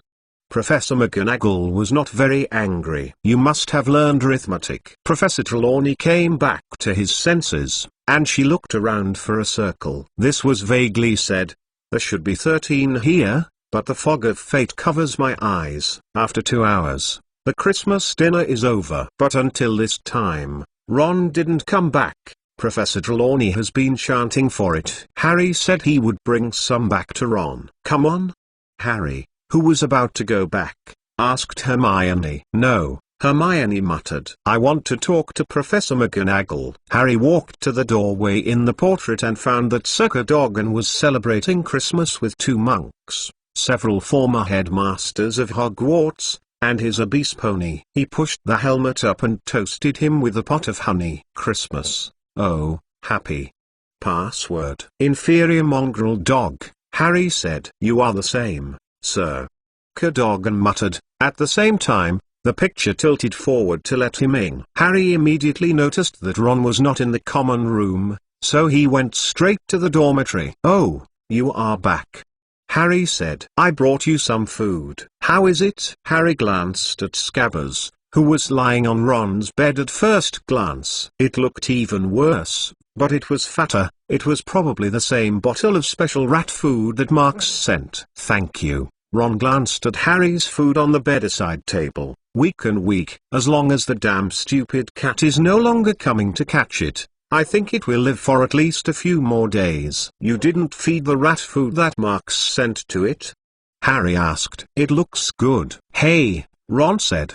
The effect is good. Scabbers are especially fond of eating. That is, they always sleep after eating. You can get better with more rest, Harry said casually, walking towards his bed. Ron thought about it and agreed to the location. Nodded. At this point, Harry had already held his birthday gift broomstick care handbook from Firebolt and Hermione in his arms. I'm going to take care of it, Ron, are you? Harry turned his head. Ron looked at the Scabbers lying on the bed. It seemed to be asleep. Okay, Ron said. The two walked downstairs into the common room, and Harry looked through the manual and wondered what to do with the Firebolt. However, there is no curved broomstick that needs to be trimmed, and the broomstick is so smooth and flawless that it is obviously not polished. He sat with Ron and appreciated it from all angles until the hole in the portrait opened and Hermione came in. With her is Professor McGonagall. Although Professor McGonagall is the head of the Gryffindor Institute, Harry only saw her come to the common room once, and that was to announce a very important thing. He and Ron stared at her, both holding the Firebolt. Hermione walked around them, sat down, picked up a book and hid her face behind the book. Oh, this is Firebolt, Professor McGonagall said, although the expression was still serious, but the eyes seemed to have launched the light. It is beautiful. She walked over to the fireplace and looked at the Firebolt, in a slightly amazed tone. Who is this Christmas gift for you, Potter? Harry and Ron turned back and looked towards Hermione. They saw that her forehead from the top of the book was a little red, and the book was taken down. Oh. Yes, yes, Harry thought his scorpion eyes were a little dry. This is. He was not quite sure whether he should say it was Marks, but Professor McGonagall took the initiative to change the subject, which surprised him and Ron. Oh, don't say this first. Professor McGonagall suddenly turned to look at Ron. Miss Granger just told me that your pet mouse is not in good shape. She asked me to come. What? Ron felt that he must have got it wrong. Take me to pick up your mouse, Professor McGonagall said. Although I am not professional, I can at least give you a look. Oh. All right. Ron glanced at Hermione, only to find that she always hid her face behind the book. Ron came to dormitory with Professor McGonagall, but he was surprised to find that Scabbers is gone. Ron looked around and couldn't find it. Professor McGonagall had to leave a sentence. I brought it to my office after I found it and left. Hermione? Ron asked Harry awkwardly. Harry pointed to the stairs leading to the female bed. What is she doing? Ron whispered, sitting on the armchair next to Harry. Harry still admired his Firebolt and didn't lift his head. She told me before she went up, if it's Marks, it will do it. Ron scratched his hair and said with a sullen voice, if it's Marks, he'll always get the problem himself, just like he gave me the rat food. Auntie. On the other side, Marks, who was chatting with Ernie, was suddenly sneezing. Hey, Marks, is it cold? Ernie said strangely. Marks rubbed his nose and looked subconsciously in the direction of Hogwarts, then shook his head again. Maybe someone is saying something bad about me. He said, where did you say that? You just said that the one called Columbus knocked on the eggs on the table. Rushed into the tunnel. Well, does he want to eat it? Harry Potter's Book of Sin Chapter 111. Harry Potter's Book of Sin Chapter 111. As the sun fades, more and more guests arrive at the Macmillan home. Everyone seems to know each other. At least most of the family have such a connection. This is the first time Marx knows how complicated it is between the magic circle and the family forces. In the evening, the golden sunset falls straight through the holly trees outside the back garden and falls into the spacious backyard. Many of the guests have just come out of the circle of the 10 pillars and are interacting with each other. This game seems to be quite popular in the aristocratic circle. I heard that Dumbledore also loves the sport. Marx is naturally not interested in this aristocratic game, and he is now casually arguing with young people in several families. It didn't take long for the sun to fall over the hills and the night to spread. Mr. Ladies and Gentlemen,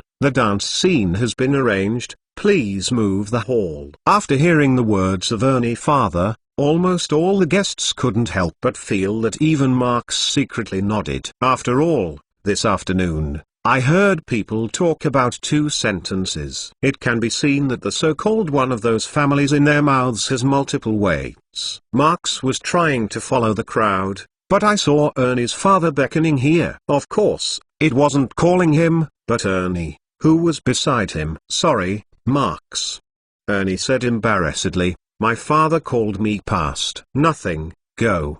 Marx replied. He thought about it and turned his head to Ra and Hannah and asked, don't you go to your family? Ra shook his head and whispered, I won't go. I must talk to strangers again, and I will die. Hannah looked at him doubtfully, then shook her head. Marx shrugged indifferently and took them both to the house. Compared with the noon banquet, the scene of the dance is obviously more ambitious. In the wide hall, there are many dining tables on the wall. Food and wine are indispensable, but that is not the focus of tonight. In the middle of the hall, there are large areas of open space, which is obviously a reserved dance floor for everyone. In the middle, there is a circular stage that is only slightly higher than the ground. On the stage, a variety of strange instruments are piled up on it. It seems that there will be a band to perform on stage. On the high ceiling of the hall, a hanging crystal lamp hangs from the top. They maintain a constant brilliance, and the whole hall is illuminated. The guests were scattered around the dance floor, but almost no one was still chatting with each other, and everyone seemed to be waiting for something. Marx went to the crowd, and he was a child who hadn't opened yet. He was drowned in the crowd, and almost no one would notice him. It can be noticed that Ernie's father took him at the door, and Avery father and son stood nearby. The 2 families have quite a bit of a tit-for-tat. For a time, the hall with a strong atmosphere of the ball was in stark contrast to the inexplicably quiet crowd. Just as Marx and other people, staring at the gates intentionally or unintentionally, the door was quietly pushed away. It's just a man and a woman who are coming in. It seems to be a father and a daughter. They are not as meticulous as the aristocrats in the hall, and they can even see that the clothes on them are old clothes washed and washed. But Marx, who has seen some of the books in the Rowena Chamber of Secrets, understands at a glance that both sets are time-honored ancient wizard robes. When the father and the daughter entered the door, Macmillan and Avery immediately got together and looked at their polite appearance. Obviously, they all had what they asked for. When the eyes of most people in the hall were concentrated on the middle-aged wizard, Marx stared at the female child beside him. Although the image has changed a lot because of the attire, Marx quickly recognized the identity of the female child. Charlotte. Marx couldn't help but whisper. One of Hogwarts' 3 beautiful women, Charlotte, senior sister of Hufflepuff House. She is really beautiful. It is especially kind and beautiful. It is very difficult to admit her. Even Marx didn't expect it. The carefree, often laughing, and sometimes even rude senior sister, had such a deep family background. I knew that I wouldn't have to go around the road and take Ernie's line.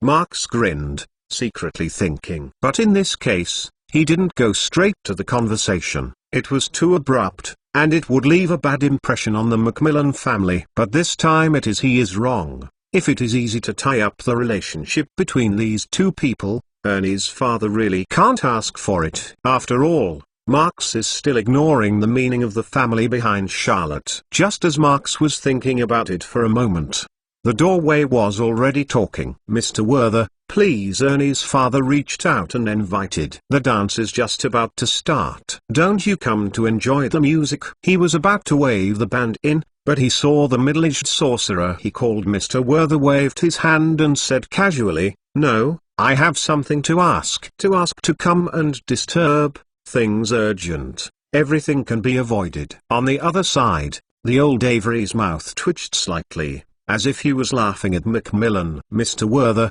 since things are urgent, please wait in the backyard. It is quieter and easier to talk about." He was anti-customer, and he simply put Ernie's father aside. "Are you?" Mr. Werther asked as he looked at him. "Awkward." "Jim Avery, please feel free to speak whenever you need it." Old Avery gave a ritual. "Oh, it's Avery family." Mr. Werther nodded, continued. "If you have more than one person, go to the backyard first." He turned his head to his own daughter, "Charlotte, you have to play here for a while. Don't run away." "I am not a small child." Charlotte he smiled, completely disregarding the strange eyes of other people, slaps and slams on the back of father's back paw. Suddenly, the guests who had been talking softly were quiet. Not far from the crowd, Marx looked at Charlotte and felt his eyelids jump. Cough cough cough. "You this girl." Mr. Werther seems to have been photographed with a slobber. "I also said that you are not a small child. You are not married to your age. You are married and still so rude." As soon as Charlotte heard the words married, he immediately turned his face. "I have done it, you can walk around yourself."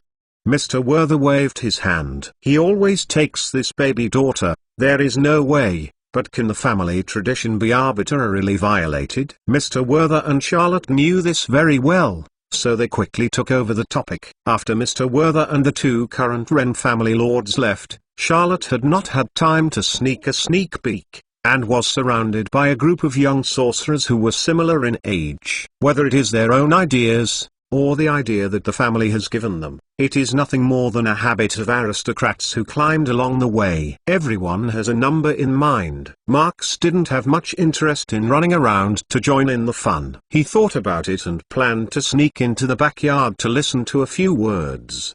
But he wants to go. But some people disagree. "Hey, stop, little Junior." Marx didn't feel good. He turned quickly and saw a white hand patted to his chest. I don't know if it is a subconscious reaction or how. Marx also reached out and got together. Pa. A crisp clapping sound made the guests quiet again. Marx retracted his hand, looked at his palm, and glanced at Charlotte, who was standing in front of him, and couldn't help but blink. "Oh, good evening." He opened his mouth and stiffly laughed. "Reaction is good, little Junior." Charlotte also showed him a sweet smile, and then spoke to Marx's shoulder and turned him around, then slammed on Marx's back. "Don't mess, this is etiquette." Charlotte he smiled. Marx helpless sighed, then turned around and put on a squeaky look. "Senior sister, can't you be lighter?" "Okay, don't pretend." Charlotte patted him on the shoulder, then lowered his voice. "Help me block, you understand?" Marx shook his head and said, "You are too old for me, and I want to help you." "I can do it." Charlotte hooked his arms and whispered, "What do you think is the tradition of the nobility?" "What is the age?" she said, and said, "It seems to recall what memories." The voice is getting lower and lower. Marx doesn't care about the location, nodded. "Well, I understand it roughly." Then dance. The band entered the game after Mr. Werther left, and the slow dance music had already been played, but not many guests could dance. At this moment, Marx reached out and invited Charlotte. "I don't know if I have this honor." "No." Charlotte smiled gracefully, but he began to whisper in his mouth. "I hate dancing. I'm forced to learn from an early age, but I can use it in addition to playing on the spot. At least it can be used to teach me."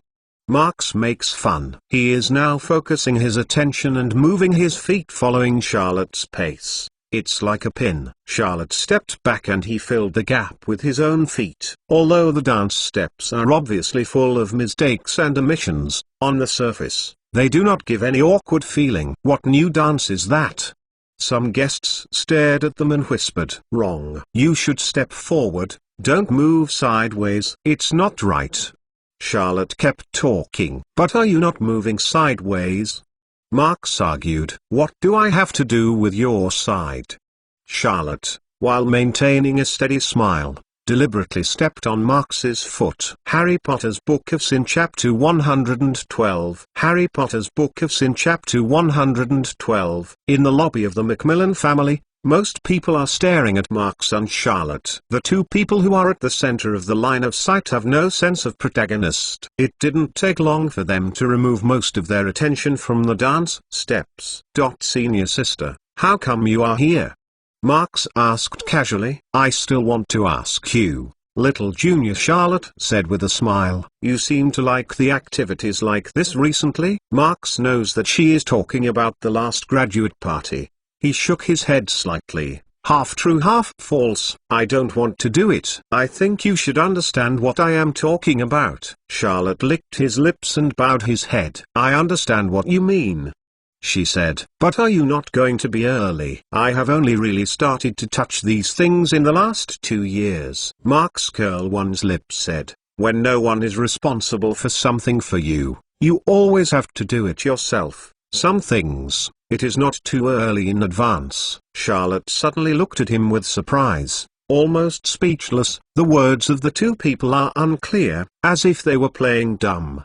But both of them understand that it is talking about the communication problems in this scene. In front of both of them, there are a lot of things that have to be faced. And let's not mention the real thoughts of Marx's heart. At least Charlotte's intangible burden of forcing his family to force on her is obviously rejected. But these things can be solved without resistance. Perhaps 1 year later, 2 years later, she had to marry a purer-blooded witch she had never seen before, and continued the excellent bloodline of the Werther family, or she completely buried her heart and used it, strength and means to seize their position in the family until the age of 7, and then look for the original one. Or, arrogantly, throw away everything, walk into the family chamber of secrets, use that taboo to destroy the entire Werther family.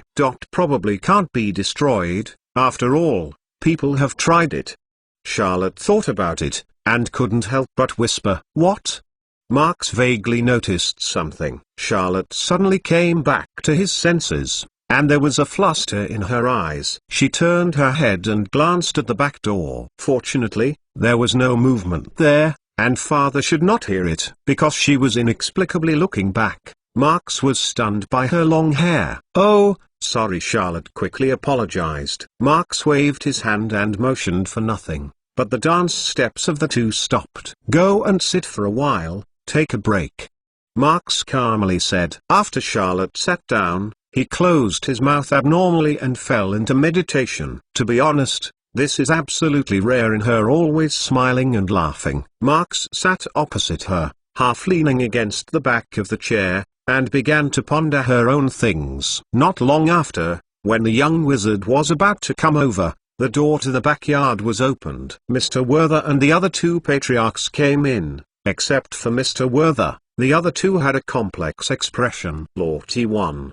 it's time to go, Mr. Werther shouted to the side. Charlotte turned back and his face had been replaced with a relaxed and natural expression, and no longer dignified. Sometimes I really can't understand. Is it that you are older than me, or I am bigger than you?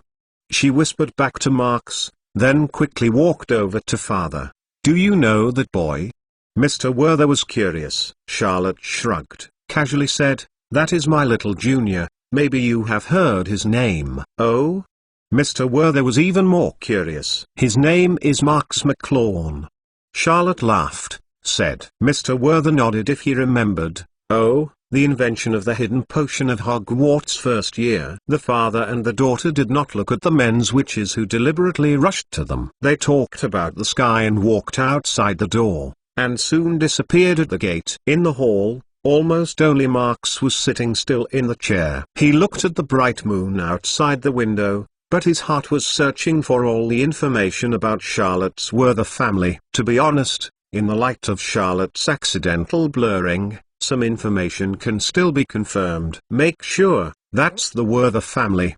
Marx secretly nodded, then stood up and walked to Ernie. The primary purpose of today is not in Charlotte, it is purely a windfall. And some of the information he wanted still have to start from Ernie. It's actually not complicated to say. For a problem that is not a secret, this has already paved the way for a whole day. Now let's ask, today's mission is almost complete. Half an hour later, Mark's and Ernie's father spoke a bit and then left the Macmillan mansion. He can use Floo powder, but it is not suitable for leaving with Floo powder. At least, it's not quite right in front of so many people. The scene when he uses Floo powder is too eye-catching. When Marks came to the side of the road along the stone paving path in front of the mansion, he secretly nodded, and then pulled out the wand from the sleeve and stretched forward. Yes, he plans to take the night bus back to Hogwarts. It's hard to be said that the route of the night bus is very clear, especially when you first call the car. You must pay attention to the direction of the car. This is not, people are never following the road. I saw a huge outline of a gorgeous purple appearing from the woods on the side of the road, and the headlights were dazzling. For a moment, it rushed across the road and stopped at Marks's side. That gives people the feeling that it is going to hit it. Marks took 2 steps back and glanced at the front of the car. The golden letters on the windshield made up the words, "The Night Bus." Welcome to the Night Bus. This is an emergency passenger transport for a troubled witch or a wizard. Just extend your wand and get on the bus. We can take you wherever you want. My name is Stan Sampak. I am your ticket seller tonight. At the bus gate, a young man with a pair of ears is posing a professional smile and talking about it. Go to Hogwarts, thank you. Marks inserted the wand back into the sleeve and then stepped onto the car. That's a bit far. Yes, 16 silver, said Stein. But if you add 3 more silver, you can get a cup of hot chocolate. If you add 4, you can get a hot water bottle and a toothbrush. The color is picked by you. No. Marks pulled out a gold galleon. But let me say that the hot chocolate in your car is quite expensive. Yeah. But that's the best hot chocolate. It looks like a brand of Mull. This is what the purchasing department told me. Stein will find a silver West for Marks, then shrugged to echo, but it's really expensive, and it's still a product of Mull. Just a small cup. He reached out and compared it. It seems really small. There were no seats in the car, and behind the window with the curtains, there were 6 beds with brass columns. Candles are placed on the brackets next to each bed to illuminate the walls of the panels. There was no one in bed at the moment. It was like a feeling of chartered. You sleep this, Stein said, taking the Marks to the front of the bed and the driver sitting in an armchair in front of the steering wheel. This is our driver, Ern Pran. This is. Well, what is your name? Call me Marks, sir. Marks nodded to the driver. Ernprin is an older wizard wearing glasses with thick lenses and he is also facing Marks nodded. Come on, Ern. Stan sat in the armchair next to Ern, whispered. It was a huge bang, and Marks couldn't help but lean on the bed to avoid hitting the bed. This was the result of Night Bus's speed throwing him back. Really terrible. Is there a gentle way to move this broken bus? Marks stretched his neck and looked at the driver's hand. Well, although there are a lot of buttons, there is really only one gear for this stuff. As the scenery outside the window changed like a streamer, Marks gradually adapted. Slowly, he suddenly noticed the changes. This stuff really can't be ignored. Marks looked carefully at everything around and tried to infer some magic principles. The speed of the bus is not destined to leave him too much time. Soon, the night bus has arrived. Marks got out of the car in Stan's farewell, and then the night bus went away like a gust of wind. Early the next morning, when Marks just walked to the auditorium to prepare breakfast, Hermione rushed to him. And behind her, it was Harry and Ron. Marks, there was a witch coming to you yesterday, Hermione said quickly. She took Snape away and went to Street Mungo's, saying that her mother was ill. After that, she added, she looks very bad. Looking for me? Who? Marks thought about it, but didn't think of anyone. She said that you are a guest of her home dining hall. Harry said, oh, that dining hall.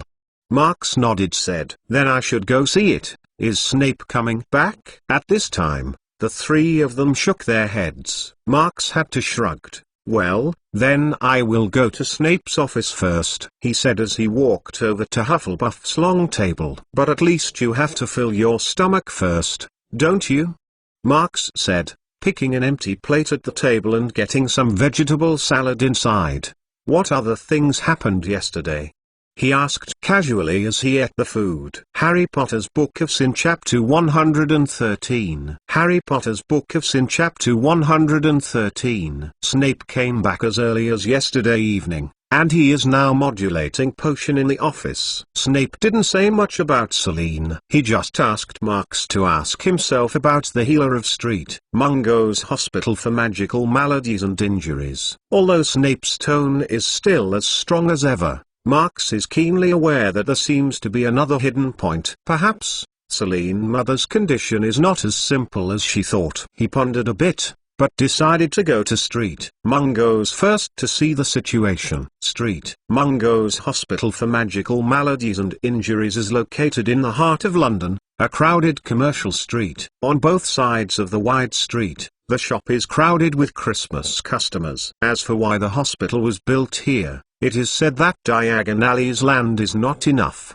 Because of health considerations, the hospital cannot be built underground. In the end, I chose the place where the mall is everywhere. To be honest, Marx can't figure out what they think. Marx walked on the sidewalk, and from time to time he went to the shop-side shop for a few moments until he saw an old-fashioned red brick department store, which stopped. There isn't a mall here. They won't go here because of magic. Because of this, it is in stark contrast to the electrical store next door to the city. This old department store is called Tautaugo Limited. It looked desolate and deserted, with only a few broken dummy in the window, wearing wigs and different postures, wearing clothing that was at least a decade ago. On the dusty door, there is a big sign of closed decoration. Marx walked up to the window, where there was only one particularly ugly female dummy, and the false eyelashes fell off, wearing a green nylon skirt. I am a friend of Celine. Her mother is ill. I came to see a doctor. Marx tapped the glass and said calmly. I saw that the ugly dummy was slightly nodded, and recruited the finger that was connected. As soon as Marx moves forward, it is integrated into the glass in the blink of an eye and disappears. With the coldness of the water coming from the whole body, the surrounding scene turned into a crowded waiting room. Street Mungo's Hospital for Magical Maladies and Injuries has always been busy, with rows of male witches sitting on rickety wooden chairs. All sorts of strange features are shown here one after another. Some are a variety of deformities that look awkward or even terrifying. Others are yelling and screaming at all, others crawling up and down the floor. His friends are trying to push him to the ground to avoid hitting other people. Marx also saw that a patient was learning to jump from a rabbit, but his sweaty appearance was obviously not voluntary. Of course, some of them still look normal. They are sitting quietly on the wooden chairs waiting for their number. Among those patients, some male witches wearing green robes walked around the waiting patients. They asked about the patient's condition and then recorded on the writing board, embroidered with a badge on their chest. It is a cross mark made of wand and bone. Marx looked at the signs on each window and placed them in a long queue. A fat blonde witch sits behind the table at the window with a nameplate on the consultation office. On the wall behind her, there are various notices and slogans. For example, clean cauldron to prevent potion poisoning, antidote cannot be used indiscriminately, must be approved by qualified healer, and so on. Next to it, there is a large portrait of a witch with long silver curls, noted below, Darrell Derwent, Street Mungo's healer 17,221,741 Hogwarts Magic School Headmaster 17,411,768. Darius looked at every patient carefully. When she saw Marx looking at her, she smiled and nodded. Marx had seen her on the wall of the Headmaster Dumbledore room, and he also returned to see him, and then saw that Daisy turned and disappeared from the portrait. It seemed that she had gone somewhere else. The fat witch was very efficient at handling the transaction, and it didn't take long for Marx to turn. Let's check it out, Celine's mother. I don't know what she is, but I am a friend of Celine, Marx explained. I think you'd better ask to come back. Fat Witch casually said, this is impossible to find. You have to know the patient's name. Marx thought about it and said, Severus Snape has been here yesterday. I think you should know. That Fat Witch suddenly became nodded. Oh, that's the 5th floor and the 5th floor, left to the end. Thank you, Marx said, turning and walking inside. On the 1st floor, there is a gate inside, and after that it is a narrow corridor with portraits of famous healers in history. The crystal bubble with candles floats on the ceiling and looks like huge soap bubbles. Each door has a wizard wearing a green robe in and out, and occasionally there is a faint wailing sound from time to time in the room. He climbed the stairs and, according to the Fat Witch, went all the way to the far left of the 5th floor corridor. There is a single ward with a dangerous sign. There is a board with a variety of information on it, including the patient's name, the illness log, the main healer, and so on. Marx reached out and knocked on the door. After a while, I heard a weak "Please enter inside." The voice is indeed Celine, just sounds like she is sick, a tone of powerlessness. Marx unscrewed the door handle and pushed the door in. But when he stepped into the first step of the ward, he felt that something was wrong. That is a breath that makes the soul feel depressed. Marx, who has experienced some soul magic and even experienced it personally, is very sensitive to this feeling of direct touch to the soul. This ward is not spacious and only has a narrow window at the height of the wall opposite the door. The light is mainly provided by a crystal bubble gathered in the center of the ceiling. On the wall of the ward, there is a portrait of a wizard. He looks very sunny. When Marx walked in, he waved at Marx. Underneath this portrait is a nameplate with the words, Michael Zallenberg 15,851,651,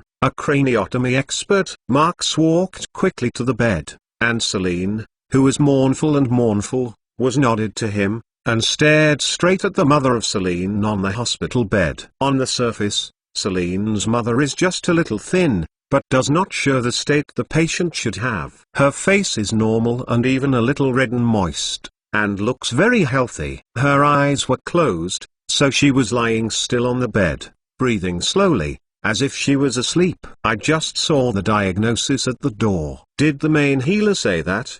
Marx hesitated. I was frightened by the dementor and caused self-enclosure of external perception. Is that true? Is there anything else? Celine looked at the mother sadly and gently. Before that?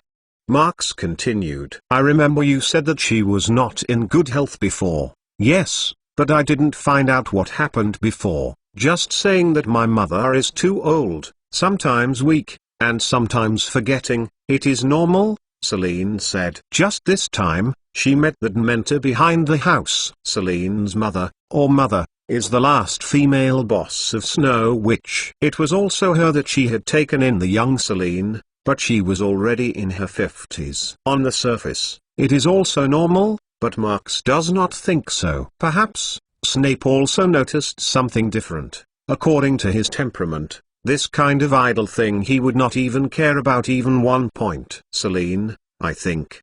Marx hesitated, but in a blink of an eye he made a decisive decision. I think this may be a misdiagnosis. If you can trust me, I can make a special for your mother. An examination. Celine bowed and the bleak eyes relighted. To tell the truth, I don't believe it. Mother's body has always been very healthy, but when we went to the United States a few years ago, she suddenly became weak. Celine stood up and grabbed Marx the arm, with a cry. You can get a basilisk. It must be very powerful. You can help me check it, please. Marx calmly nodded. The road, it's not convenient here. You go through the discharge procedure first, then bring your mother back to the Snow Witch. I have to do some preparation. Does this need me to help? No, I can do it myself. Please. Please. Looking at Marx's incredible calm look, Celine's mood gradually settled down. Okay. But I still have to explain in advance. The check I have to do is quite special. It is about the soul. Do you understand? Celine looked at him in surprise, and after a while he nodded again. Street. Mungo's healer has no way. Mr. Snape also said that the special effect potion is just an attempt. Celine snorted. Mother's kindness to me. I am afraid that this life is not finished. Whether it is white magic or dark magic, as long as there is hope, I have to try.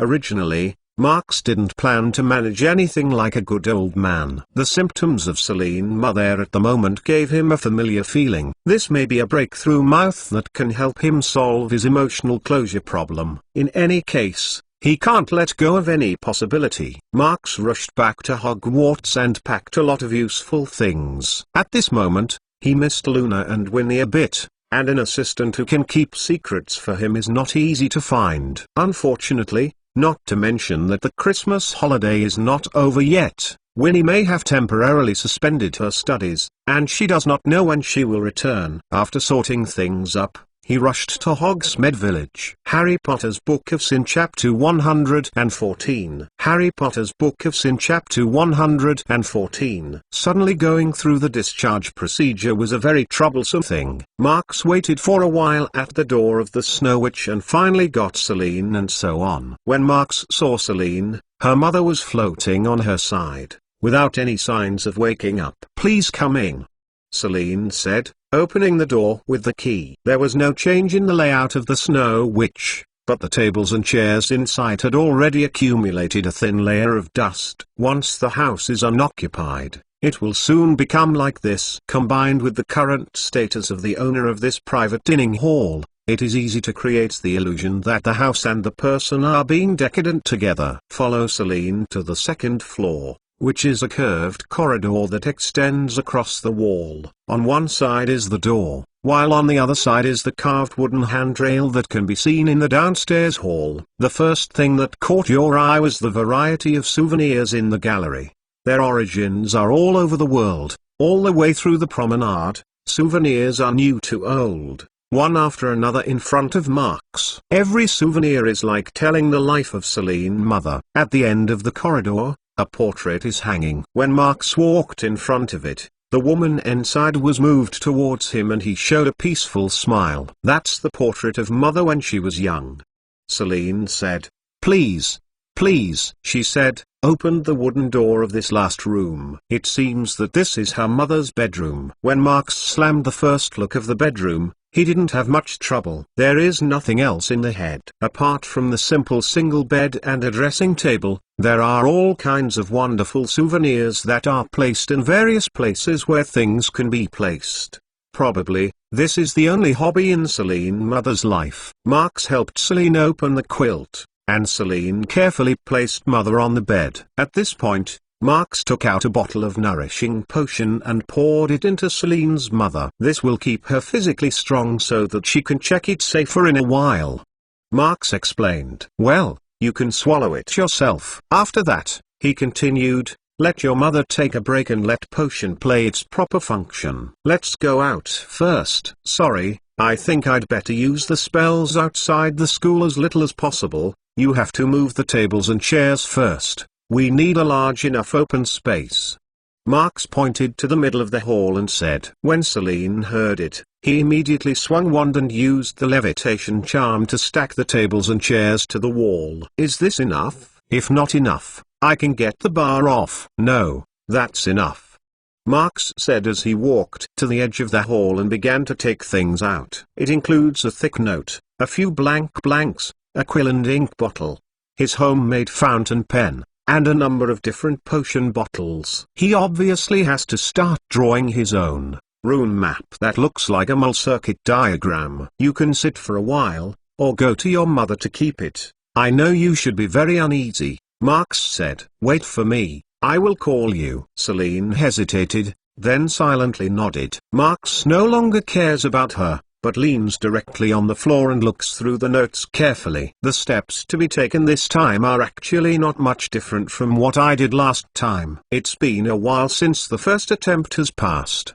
and during this time, Marx has also checked his soul several times. At this moment, There are already many improvements to the structure of the array and the match of the rune. All he has to do now is to fine-tune the data for Selene Mother's situation. Not long after, he painted a rune map that fits Selene Mother's needs on a blank parchment. If it is accurate, it is obviously a big step forward compared to the first time. After many calculations, Marx poured a bottle of mercury-like liquid with a bright metallic color in the center of the hall. Then, the liquid spread quickly and quickly spread throughout the hall. Suddenly, the floor of the hall was completely covered by this liquid, as if the entire floor had become a huge mirror. Marx, who had finished pouring the liquid, ran to the wall immediately. He had to run away when the liquid had not solidified, so as not to leave footprints, affecting the drawing of the array for a while. After that, he began to deploy the ink needed to draw the map. Time is passing by bit, entering the state of Marx. The spirit is highly concentrated,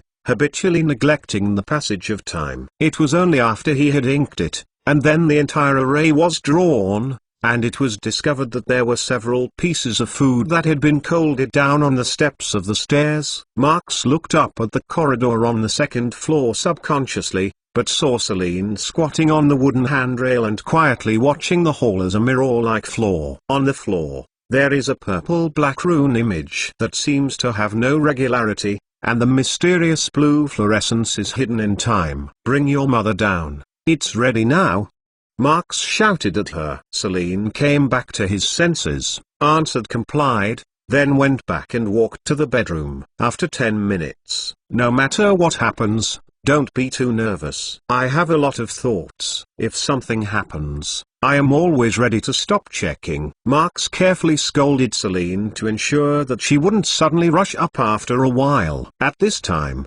Selene's mother is lying flat at a node on the map. On the mirror around her, the complicated purple-black line and various strange symbols are connected to each other. It looks like it is holding one. The secret magic ceremony is general. Well, you will stand behind and look at it. I am going to start. After all, Marx took a step forward and stepped on the only breakpoint of the entire subpicture. He still did not solve the magic power source problem of the map. Under the last resort, the character that supplies magic power is only it can be done by him personally. The moment when Marx's other foot stepped on, the symbols and lines seemed to be alive, twisted, trembled and floated, bursting out the blue glow of the discovery mystery, and the whole hall was illuminated. Bright. Especially under the effect of the mirror floor, the rays of light are extraordinarily bright, and the each and every one rune and magic power lines float up and down, which looks wonderful. But in the next moment, in the mirror under Selene Mother, a black mist is slowly forming. Because the current image has been improved several times by Marx, the input of magic power is not as rapid and large as the first time, so the formation of the steamed bread has become much slower. Selene's mother is old, and the soul is very likely to be damaged. The impact of the assembly directly causes the soul to completely rush out of the body. At that time, it is difficult to replug it back. After a while, the hoe made up of black fog finally formed in the mirror, and it slowly opened the squat and released a faint roar. Selene clenched his fists in the back and looked at the mysterious and frightening sight with a sigh of relief, forcing himself to make a sound. The hoe was formed just below her mother, and the empty mouth was just facing her mother, as if she were going to swallow her. This scene, Selene, I am afraid it will be hard to forget for a lifetime. In the silent shout of Shantu, a humanoid apparition floated from the body of Selene Mother. No. To be exact, it is a half-humanoid apparition. Has been broken. Marx frowned, staring at the apparition. But after careful observation, he immediately found out that something was wrong. The apparition is broken, right, at some breaks. You can see the smoky entanglement. Those things seem to devouring the soul. Marx said to himself, what is that? Those black smoke can be attached to the soul. Obviously it is not a general thing. After thinking about it, he will take a step back and lift the operation of the array. Immediately, the rays of light gradually faded, the hoe disappeared without a trace, and Selene Mother's incomplete soul returned to her within the body. Selene, Marx said. Tell the experience of you and mother in the US at the time. The more detailed the better, especially for special places or something different. Celine hasn't recovered from the shock yet, and at the moment he heard Marx talking and didn't have time to react. Celine? Oh, sorry, she stunned and turned to look at Marx. What are you talking about? On the other side, Hogwarts Castle, Gryffindor Common Room. Ron, don't worry, Scabbers must have suddenly ran there to play, and will soon appear on their own. Harry is comforting his friends, and Hermione is not here for the time being. It's been sleepy all day, where can I go? Ron didn't believe it, he was always worried. Is Crookshanks chasing Scabbers again, even eating Scabbers? Nothing, at least for a few days. Hermione is always holding Crookshanks. It has no chance to run out to find Scabbers. The comfort was not successful, but Harry was not discouraged. This time he chose to retreat. Can there be other cats? Ron couldn't help but like Mrs. Norris. Filch's cat doesn't like to catch mice, Harry said immediately. It only likes to look for disciplinary students everywhere, and then report it to its owner. But. Ron was restless. Don't be, Harry advised. Or, let's go look for it. Corridor, other dormitory, or somewhere else. Okay. You are right, we should look for it again. Ron stood up and said as he ran to the stairs. Oh, poor Scabbers. Harry looked at Ron's back and shuffled helplessly. He looks like Hagrid now. Harry Potter's Book of Sin Chapter 115. Harry Potter's Book of Sin Chapter 115. Mr. McLawn, that's the way it is, Celine said. To be honest, Mother just fainted for a moment, and soon woke up. So we didn't care too much. But later, Mother's body became weaker and weaker. We also went to Street Mungo's to see it many times, but I still couldn't find out why. Marx nodded, suddenly asked, so, there is nothing else in that swamp? Celine shook his head. No. Or we didn't see anything. After all, the poisonous fog was too strong, and there was no way to go deep. Manchac Swamp. Marx pondered. Ghost Swamp, Voodoo. Each and everyone's vocabulary is drawn from his mouth, and that is some information he knows. But after a while, Marx finally shook his head. There must be a field trip to the US side. I will send your mother back to the bedroom first, and then I will think of a way. At least I have to get the things attached to my soul first. Marx said so. In the state of your mother, it is already at a tipping point, and it is absolutely impossible for us to come back from the United States. This time the problem is really troublesome. As far as Marx is concerned, he has no confidence that Celine's mother can be fully recovered. The soul that has been swallowed up can still make those things redischarge. It seems that I have to trouble Headmaster Dumbledore this time. Marx rubbed his brow furrow and thought in his heart. To be honest, although it is a matter of the soul, Celine Mother's situation has nothing to do with his own emotional closure, which is already identifiable. But judging by reason, it is a matter of right to stay away from this obvious trouble. In fact, Snape is probably doing this. Marx, who has been negating this way of judging and trying to find his own emotions, has not chosen to evade. Besides, he is really interested in the gadget that can only devour the soul. From the Snow Witch, there was heavy snow outside, and it seemed that it could not stop for a while. Marx tightened his robe and stared at the snow to the secret passage. The Hogwarts castle is still empty, and the students are still enjoying a happy holiday, and it will be empty for a while. But Dumbledore never has much time to spend on vacation. At this point, he also sorted out various materials in the headmaster room, and by the way, prepared the documents for the Ministry of Magic. To be honest, Dumbledore is really free in a few days. Just as he was immersed in various things, he seemed to notice something, and suddenly looked up and looked at the door. At the same time, after a few regular knocks, a voice came in.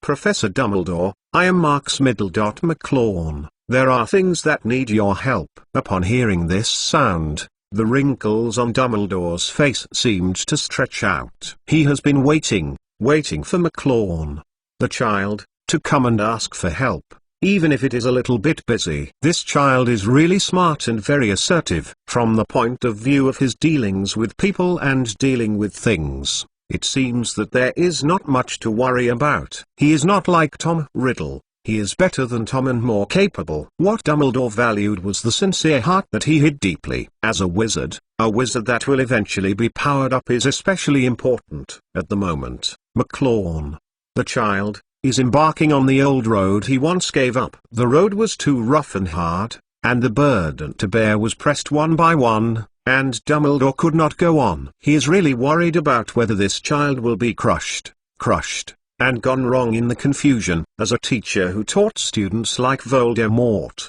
Dumbledore chose to wait this time. He will not rush to encourage the students he values, but he will not interfere and forcibly correct. What he is doing is just to trust a smart child and give pointers when he is actively seeking help, nothing more. "Please come in," Dumbledore sang. The door opened automatically, and Marks without the slightest hesitation came in quickly. "Professor," Marks said, "the thing about the witch yesterday must have been heard by you." Dumbledore roared and nodded, indicating that he would continue to say, "When I went to visit her mother today, I found some strange conditions." Marks continued, "I judged that Street Mungo's Helamis diagnosed her mother's illness, so I personally did a check for her mother." He aggravated his tone and said solemnly, "I found something strange in her mother's soul. It is a kind of smoke-like thing. They are constantly feeding and swallowing the soul. And now, her mother's soul is incomplete." Dumbledore couldn't help but feel his face. Devouring the soul. Anything that involves this situation is generally not a trivial matter. Then, Marks simply said something about the Manchac Swamp, but Dumbledore immediately shook his head. "I know that place," he said calmly. "You can't go there without a last resort. After all," he said to Marks, "bring her mother here. Or, do you want me to help me?" Marks shook his head. "No, it's just this thing. It's a bit beyond my ability. For the soul, I only know some fur. For the time being, there is absolutely no way to start, and her mother can't wait." Dumbledore stared at Marks for a moment, and said, "That's it, McLawn, bring her to me." After Marks thanked him, he left in a hurry. The mind is very firm and the goal is very clear. Dumbledore looked at the door that had been closed, secretly nodded, lost the feelings, but did not immerse in this efficiency and clear mentality, still affirming the past tone. This is the most valuable. After New Year's Day, everyone went back to school, and Scabbers also unexpectedly returned to Ron's bed, which made him happy. But it looked even more listless.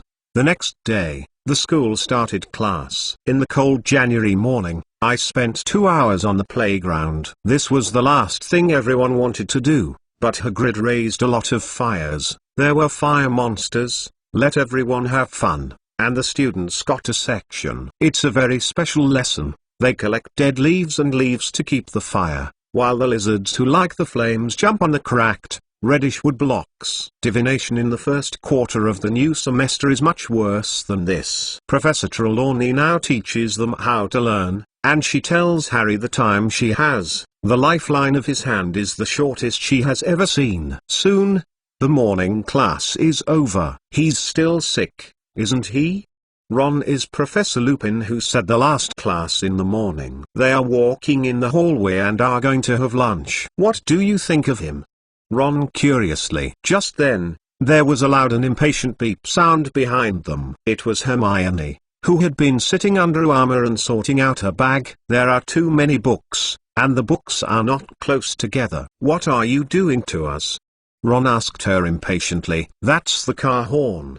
Harry was afraid that Ron couldn't understand, and he explained. Nothing, Hermione said proudly, putting the bag back on her shoulder. No, what's there? Ron said. I just said that I don't know what's wrong with Lupin. You just, isn't that obvious? Hermione said, with a sense of superiority that made people crazy. If you don't want to tell us, then don't say it. Ron loudly said. Okay, Hermione said arrogantly, and left after he finished. She doesn't know, Ron said, glaring at Hermione angrily. "She just wants us to talk to her again, that's all." Harry shrugged, said, "You should be polite." Hermione didn't specifically find Professor McGonagall for Scabbers, although Scabbers was gone. Yeah, Ron sighed. "Well, I think I should. But I can't help but see her look." She still resisted telling Professor McGonagall about Firebolt, and you can bear it. Harry is in a good mood now. He has to ride the best broom on the field. And recently, his Patronus charm is becoming more and more skilled, which is also an exciting thing. Let's continue to talk about the issue of Professor Lupin. A week after the start of the semester, Ravenclaw and Slytherin played for the first time. Slytherin won, but the score is very close. According to Wood, this is good news for the Gryffindor team, because if Gryffindor wins Ravenclaw, it will still rank second. So Wood increased the training time to 5 times a week, which meant that Harry had only 2 nights a week to do homework. Even so, Harry didn't look as tired as Hermione. Hermione chose too many classes, and the burden of the course finally appeared on her. Every night, Hermione always appears in the corner of the common room, with tables on the front of the table, arithmetic charts, various magic dictionaries, illustrations of Mole lifting heavy objects, and a wide range of notes. She rarely talks to others. If someone disturbs her, she will be sullen when she speaks. How did she cope? One night, Ron yelled at Harry, and Harry was about to finish a Snape paper on all kinds of undetectable poisons. Harry looked up and Hermione was sitting behind a pile of crumbling books, and people couldn't see it. She recently looked like Marks. Harry said, "Well, what to deal with?" Harry Potter's Book of Sin Chapter 116. Harry Potter's Book of Sin Chapter 116. What to deal with? Harry wondered. She wants to go to that many classes. Ron stared wide-eyed. "This morning, I heard her talking to Professor Victor." Victor is the witch who taught arithmancy. They are talking about yesterday's homework. But Hermione was unlikely to go to the arithmancy class yesterday because she was with us on the care of magical creatures. And Ernie Macmillan told me that Hermione never missed a Mole study class. But half of the class was in conflict with divination, and she never missed any divination. Harry didn't have time to discuss Hermione's unworkable schedule, and he had to write Snape's papers. Ron was always beside him, which made him very depressed. On Marks's side, everyone didn't know what he was doing, but he was always running in the headmaster room, which made him look more Harry than Hermione. Harry and Ron only met him a few times with limited time. I have to say that they all think that every time they see Marks, they will find that he is more exhausted than the last time. What happened to him and Hermione? One day, when Harry and Ron were walking towards the common room, Ron couldn't help but complain. "Who knows?" Harry replied to the password and drilled through the doorway and immediately saw Hermione staying behind her pile of books. "Can I sit down?" Harry asked Hermione. "I think so," Hermione said, moving a large parchment from a chair. Harry looked at the messy table, looked at their long, indifferent arithmancy paper, and looked at the longer Mole research paper, as well as the magic translation that Hermione was scrutinizing. "Describe why the Mole needs electricity." Ron came forward and looked at the Mole research paper, uttering a word and a word. Hermione reached out and rolled it up. Its ink was dry. "Okay. Oh, I should go to the Scabbers to take the tonic," Ron suddenly yelled. "Before Marks gave me a small bottle, it worked." Hermione didn't care about him at all, or Harry waved at him. "So, how can you cope with so many things?" When Ron left, Harry just went back and asked, "Oh, hey, work hard." Hermione, though a bit sloppy, can at least show that he doesn't care. Harry got close and found out that she looked almost as tired as Marks. "Why don't you learn 2 more?" Harry couldn't help but ask. At this time, Hermione picked up another book and looked for her magic dictionary. "I can't do it," Hermione said casually. Harry picked up the arithmancy paper and looked a little dizzy when he looked at it a few times. The digital table and the various calculation formulas above were too complicated. Arithmancy looks really terrifying. Harry wrinkled his face. "Oh, No, arithmancy is amazing. Hermione showed a sincere expression. Arithmancy is my favorite class. Although Hermione gave him a detailed introduction, Harry still didn't understand where arithmancy was wonderful. At the moment, the stairs of the boys' dormitory came up with a stuffy shout. No one talked in the entire common room, everyone was full of fear, and she stared at the door. The hasty footsteps are getting louder and louder. Then Ron jumped into everyone's sight and covered a sheet of paper with him. "Look!" he growled and strode to Hermione's table. "Look!" Ron yelled and shook the sheets in front of her. "Ron, look at what?" "Scabbers." "Look, Scabbers." Hermione stepped back and avoided Ron, who was twisted her face, and she was completely at a loss. Harry looked at the sheet that Ron was holding, something read on it that looked terrifying, like blood. Ron yelled in a panicked silence. "It's dead. Do you know what else is on the floor?" "No, don't know."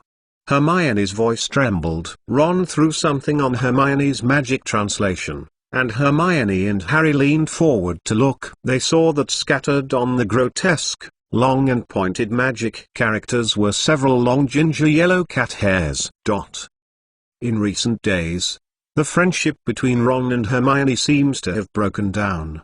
Both of them are so angry that Harry doesn't know how to remedy their relationship. Ron is that Hermione never takes Crookshank's intention to eat Scabbers, and never bothered to look closely at Crookshanks. He believes that Hermione still pretends to think that Crookshanks is innocent, and recommends that Ron go to the bottom of all boys to find Scabbers. Hermione, who came back to his senses, said that Ron had no evidence. The yellow hair may have been there since Christmas. And since Crookshanks jumped to Ron's head in the magical creature garden, Ron has been prejudiced against her cat. Harry personally thought that Crookshanks did eat Scabbers and tried to point out to Hermione that all the evidence points to this, and she also tempered Harry. "Well, stand on the side of Ron, I know you will," she said angrily. "First Firebolt, now Scabbers. What is my fault, isn't it?" "Firebolt, I can't tell you. At least you don't. It will be a day, but this time, let me be alone." "Harry, I have a lot to do." Ron lost the rat and looked very sad. "Well, Ron, you haven't been saying how annoying Scabbers are," Fred said refreshingly. "And it hasn't had a mental head for a long time. It's a little bit, die very fast." "Maybe it is better." Ginny said indignantly. "Scabbers just ate and slept all day long to eat, that's all." "Ron, this is what you said," George said. "But Marks has been giving me nourishing rat food," Ron said miserably. "No, Harry, fried peanuts. That's really delicious," Harry said. "Maybe Marks is making Scabbers a rat food taster." Fred's face couldn't help but laugh. This is perhaps the most valuable thing in his life. "Oh, okay, Ron, and Hermione reconciliation. Then buy a rat and get it." "What is the use of lament?" Harry persuaded Ron to go with him to the field to see the last training before the Gryffindor team, so that Ron could ride the Firebolt after training as the last resort to make Ron happy. "Good idea." "Can I also try to play the ball?" It seems that Ron temporarily forgot Scabbers, so they went to the Quidditch stadium together. The next day, Harry, who had a Firebolt and was rigorously trained, won the victory. After the game, everyone wrapped around Harry and went to the Gryffindor common room. A lively party lasted until the evening. Fred and George Weasley disappeared for 2 hours, and when they came back they were holding a bottle of butterbeer, CC pumpkin juice and a few big bags of candy at the Honeydukes store. "How do you get it?" Angelino asked. At this time, George began to throw toad mints to the crowd. "We got a little help from Moony, Wormtail, Padfoot and Prongs," Fred whispered in Harry's ear. Only one person did not participate in this happy party. Hermione sat incredibly in the corner, trying to read a book called The Life and Social Habits of the British Mole Family. Seeing that Fred and George started to play tricks with the butterbeer bottle, Harry took the opportunity to leave the table and come to Hermione. "You haven't been to the game all the time?" Harry asked. "Of course I have been there."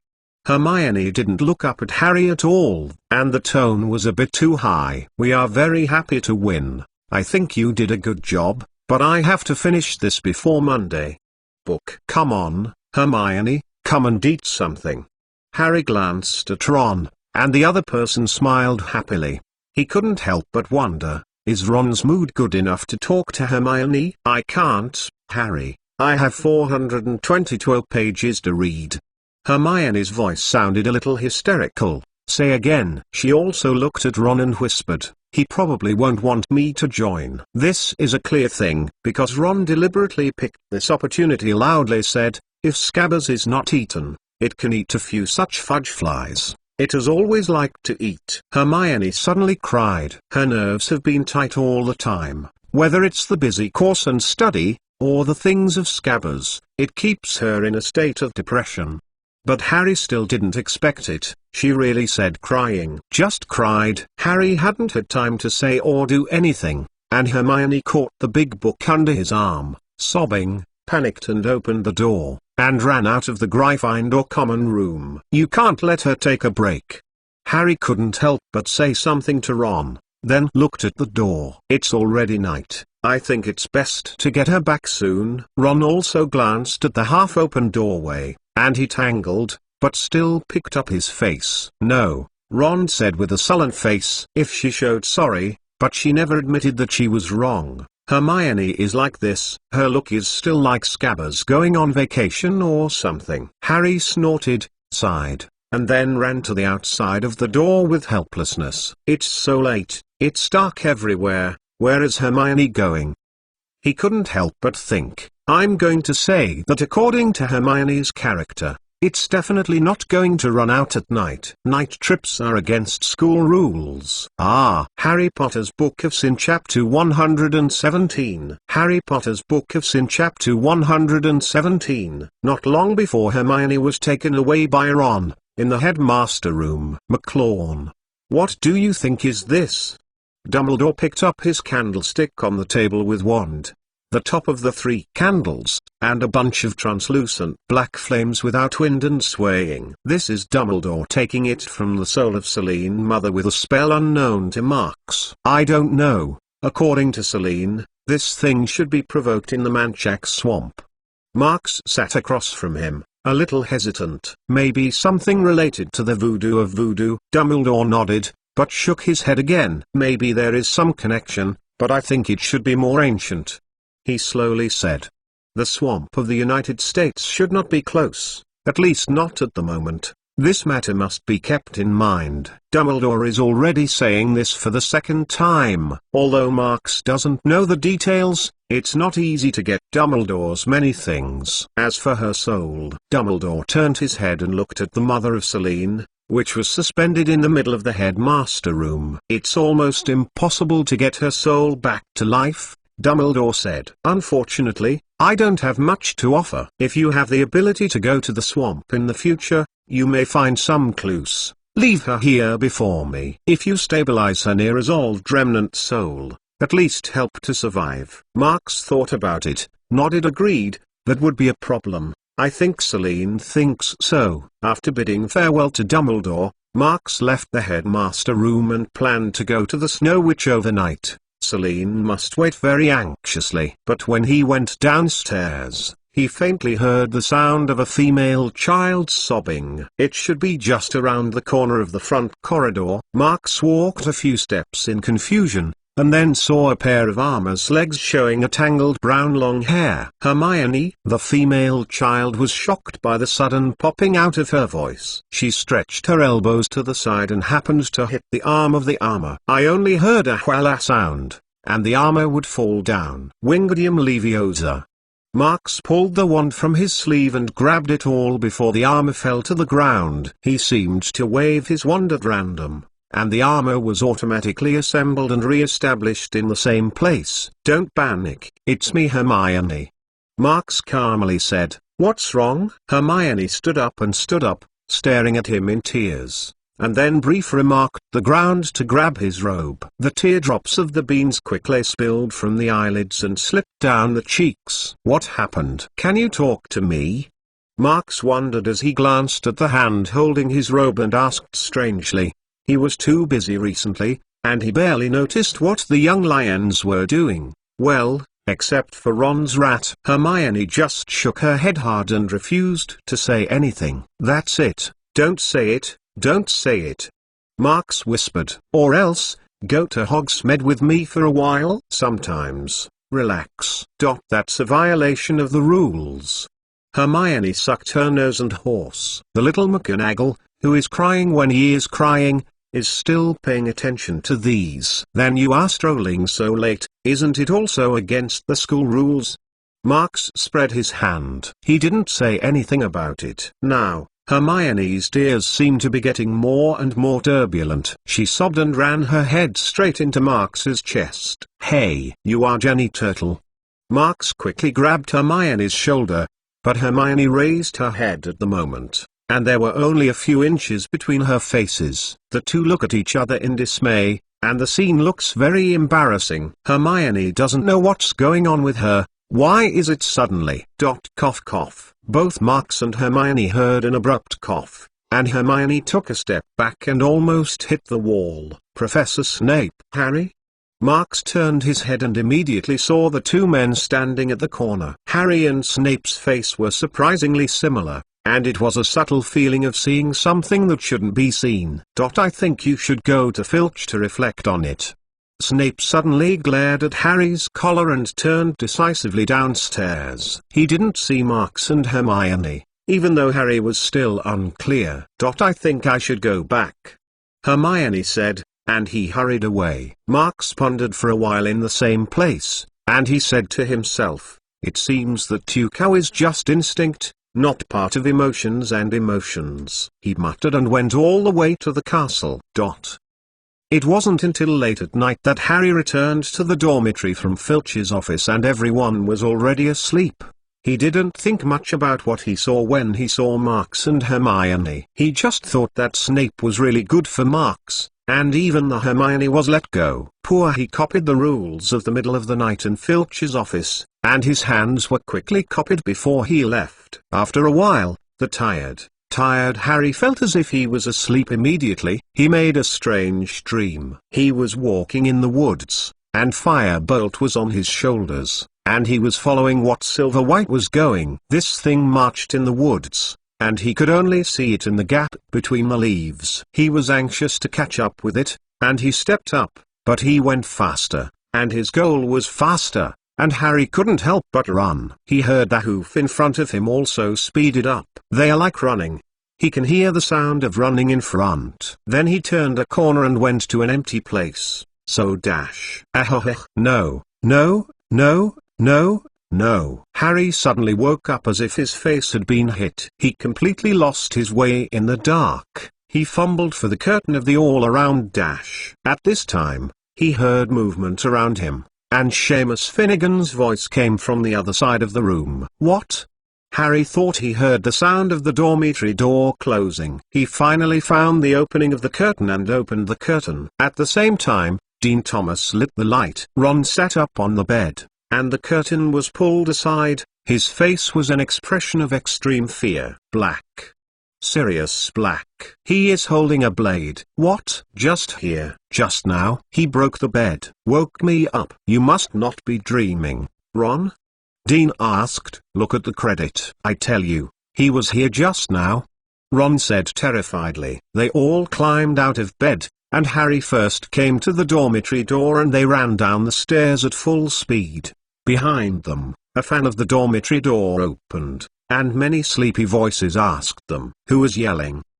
"What are you doing?" The embers in the fireplace illuminate the common room, where there is a lot of rubbish left by the party, and the interior is empty. "You must not be dreaming, Ron. I tell you, I saw him." At this time, several girls came down from the stairs, draped in pajamas, and yawned. "What are the so many voices?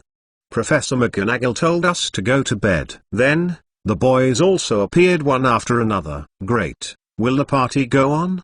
Fred Weasley also appeared. He said cheerfully, "Everyone is going back upstairs," Percy said loudly. He was busy rushing to the common room, talking as he put his head boy's badge on his pajamas.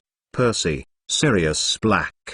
Ron said weakly. In our dormitory. Holding a knife. Woke me up. Common room emergency silence. Nonsense.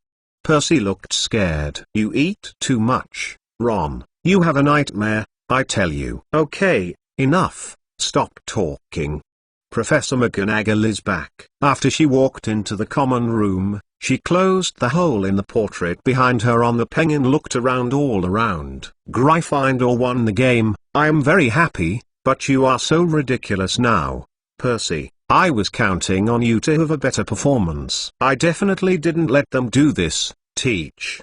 Percy tried to make herself look more serious, even though he was wearing pajamas at the moment. Not to mention the head boy badge, it looked a bit funny. I am asking them to go back to bed. My younger brother Ron had a nightmare. Not a nightmare. Ron cried. Professor, I woke up.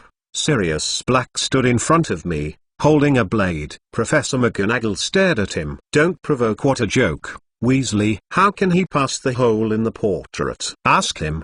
Ron twirled his finger on the back of Sir Cadogan's portrait. Ask him if he saw it. Professor McGonagall glanced at Ron in disbelief and pushed the picture away and walked out.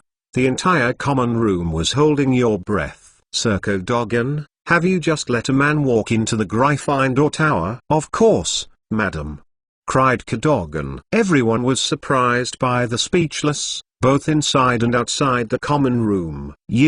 Have you done this? Professor McGonagall asked strangely. But the password. He has a password. Sir Cadogan said proudly. There is a password for the entire week, madam. Read it out from a small piece of paper. Professor McGonagall walked back from the cave of the portrait. In the face of these students who had a brief, she looked like a chalk. Which one? She trembled, looking a bit unbelievable. Which ignorant fool wrote this week's password? And it's still everywhere. The scene was silent, and then, a tiny, frightened voice broke the silence. Neville Longbottom swayed from his feet wearing fluffy slippers to the tip of his hair, and he slowly raised his hand. Harry Potter's Book of Sin Chapter 118. Harry Potter's Book of Sin Chapter 118. When the Gryffindor common room was once again in a mess, Marks, who was rushing back from the Snow Witch, had just entered the secret passage to Humping Willow. But when he held a vial with condensed sand and walked halfway down his head, a black shadow appeared in his sight. Marks was suddenly thrown to the ground by the shadow, and the bottle in his hand fell to the ground,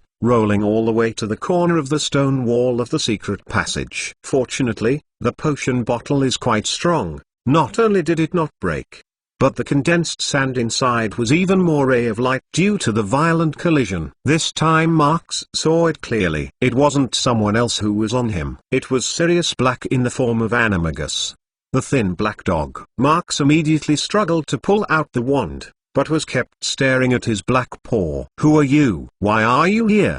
Marks pretended to be a pair of one's head out of fear. He struggled, but the black dog's strength was so great that he could not move to a single step. At this time, the black dog looked back and looked at him. He was looking at the direction of Hogwarts Castle. Suddenly, Marks's brain quickly analyzed the situation at hand. To be honest, this encounter with Black in the secret passage was not only expected by Marks, but it was in his grasp. During this time, Marks went back and forth to Hogwarts, always using this secret passage. In fact, he has been pondering whether he will be accidentally with Black here. But in any case, as long as you meet Black here, the other party must have done something or want to do something. At this point, Black is rushing out, and it's obviously already done, and it's not harvested. He was pondering, but the other party was very anxious. It was Jangmouth biting Marks's collar and dragging him directly to the outside. Marks glanced at the one that was getting farther and farther away from him,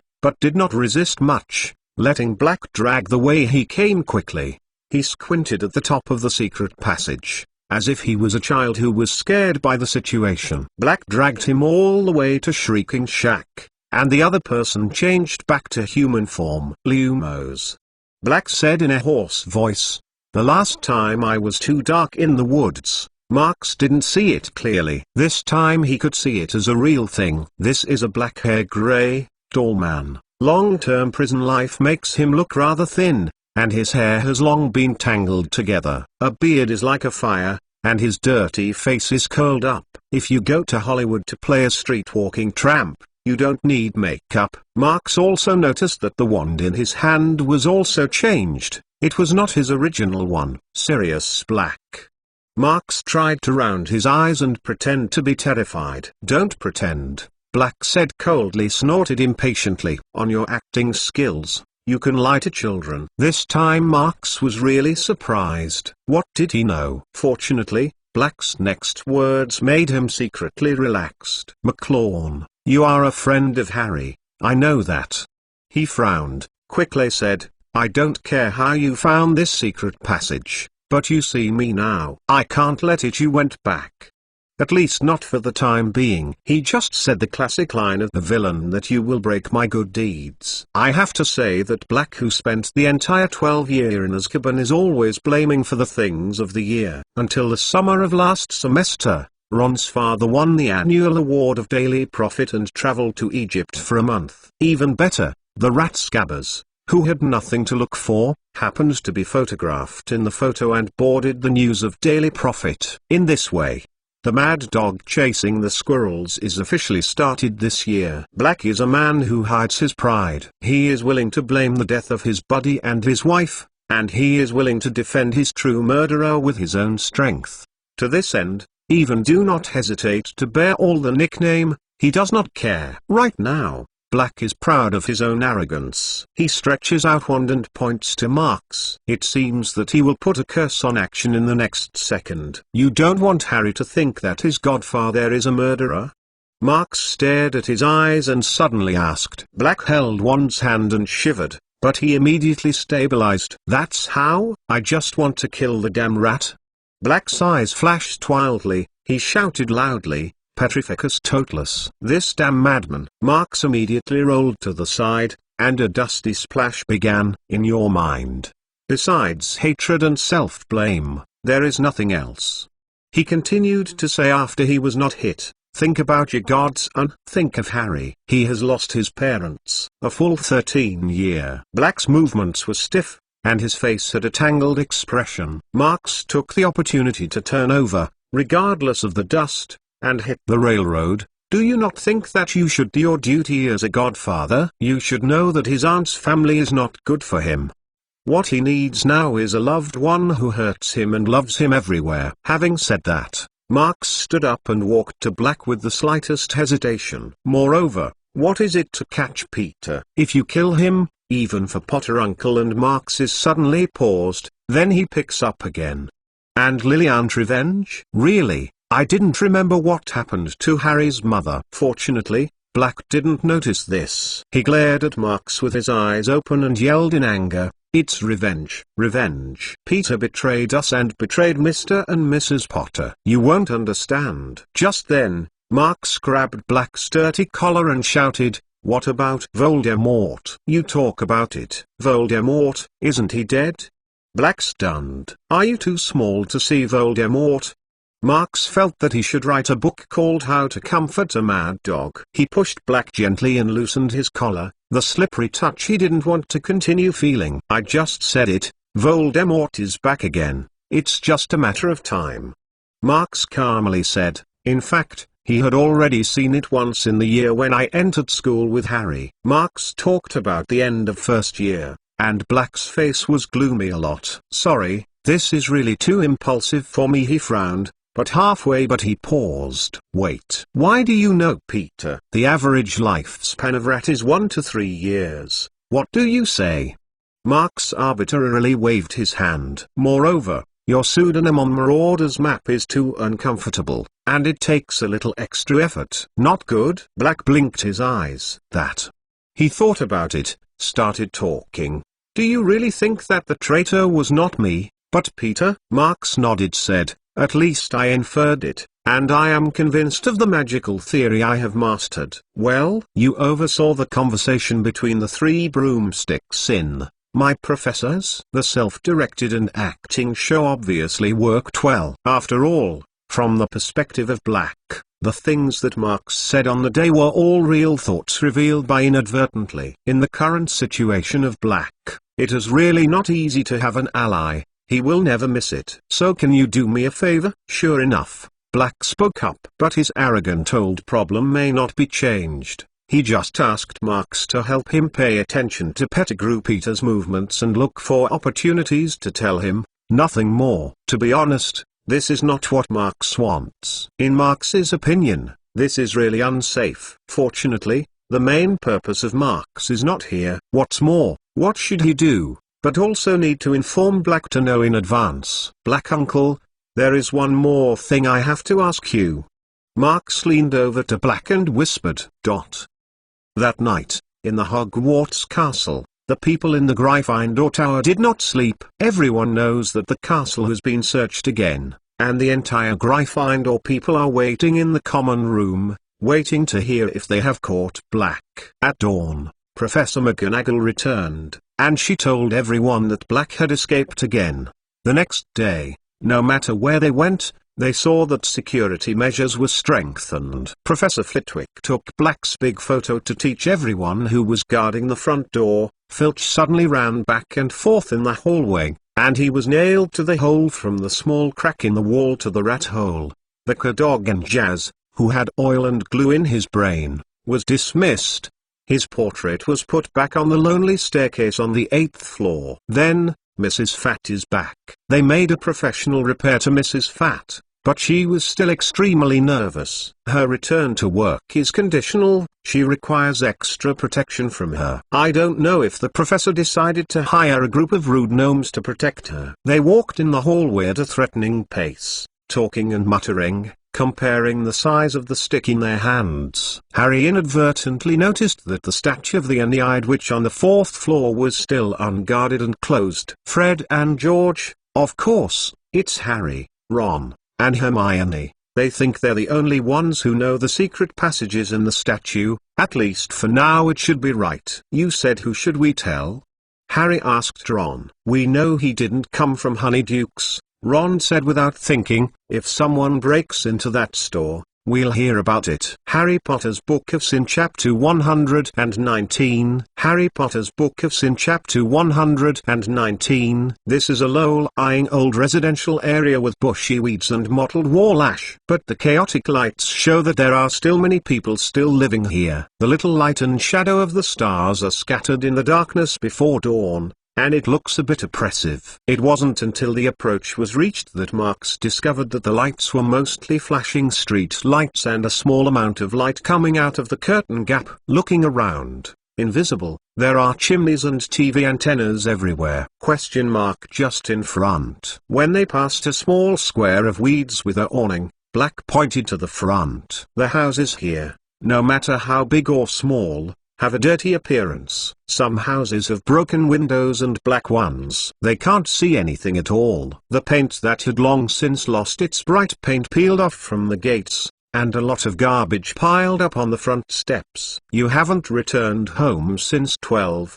Marx couldn't help. Black shook his head and he said, it's a little longer than you think. 12 Grimmauld Place, an old house that has been devastated by time. When Marx saw it, it was as broken as the house around it. Most of the windows are fragmented, and the thick gates have been covered with vines, no keyholes, and no letter boxes. Silver's carved door handle has been distorted and looks like a small snake that is fixed to a piece of broken wood. Looking up, you can see that the corners are often smashed by spiders, trying to capture some delicious flying insects.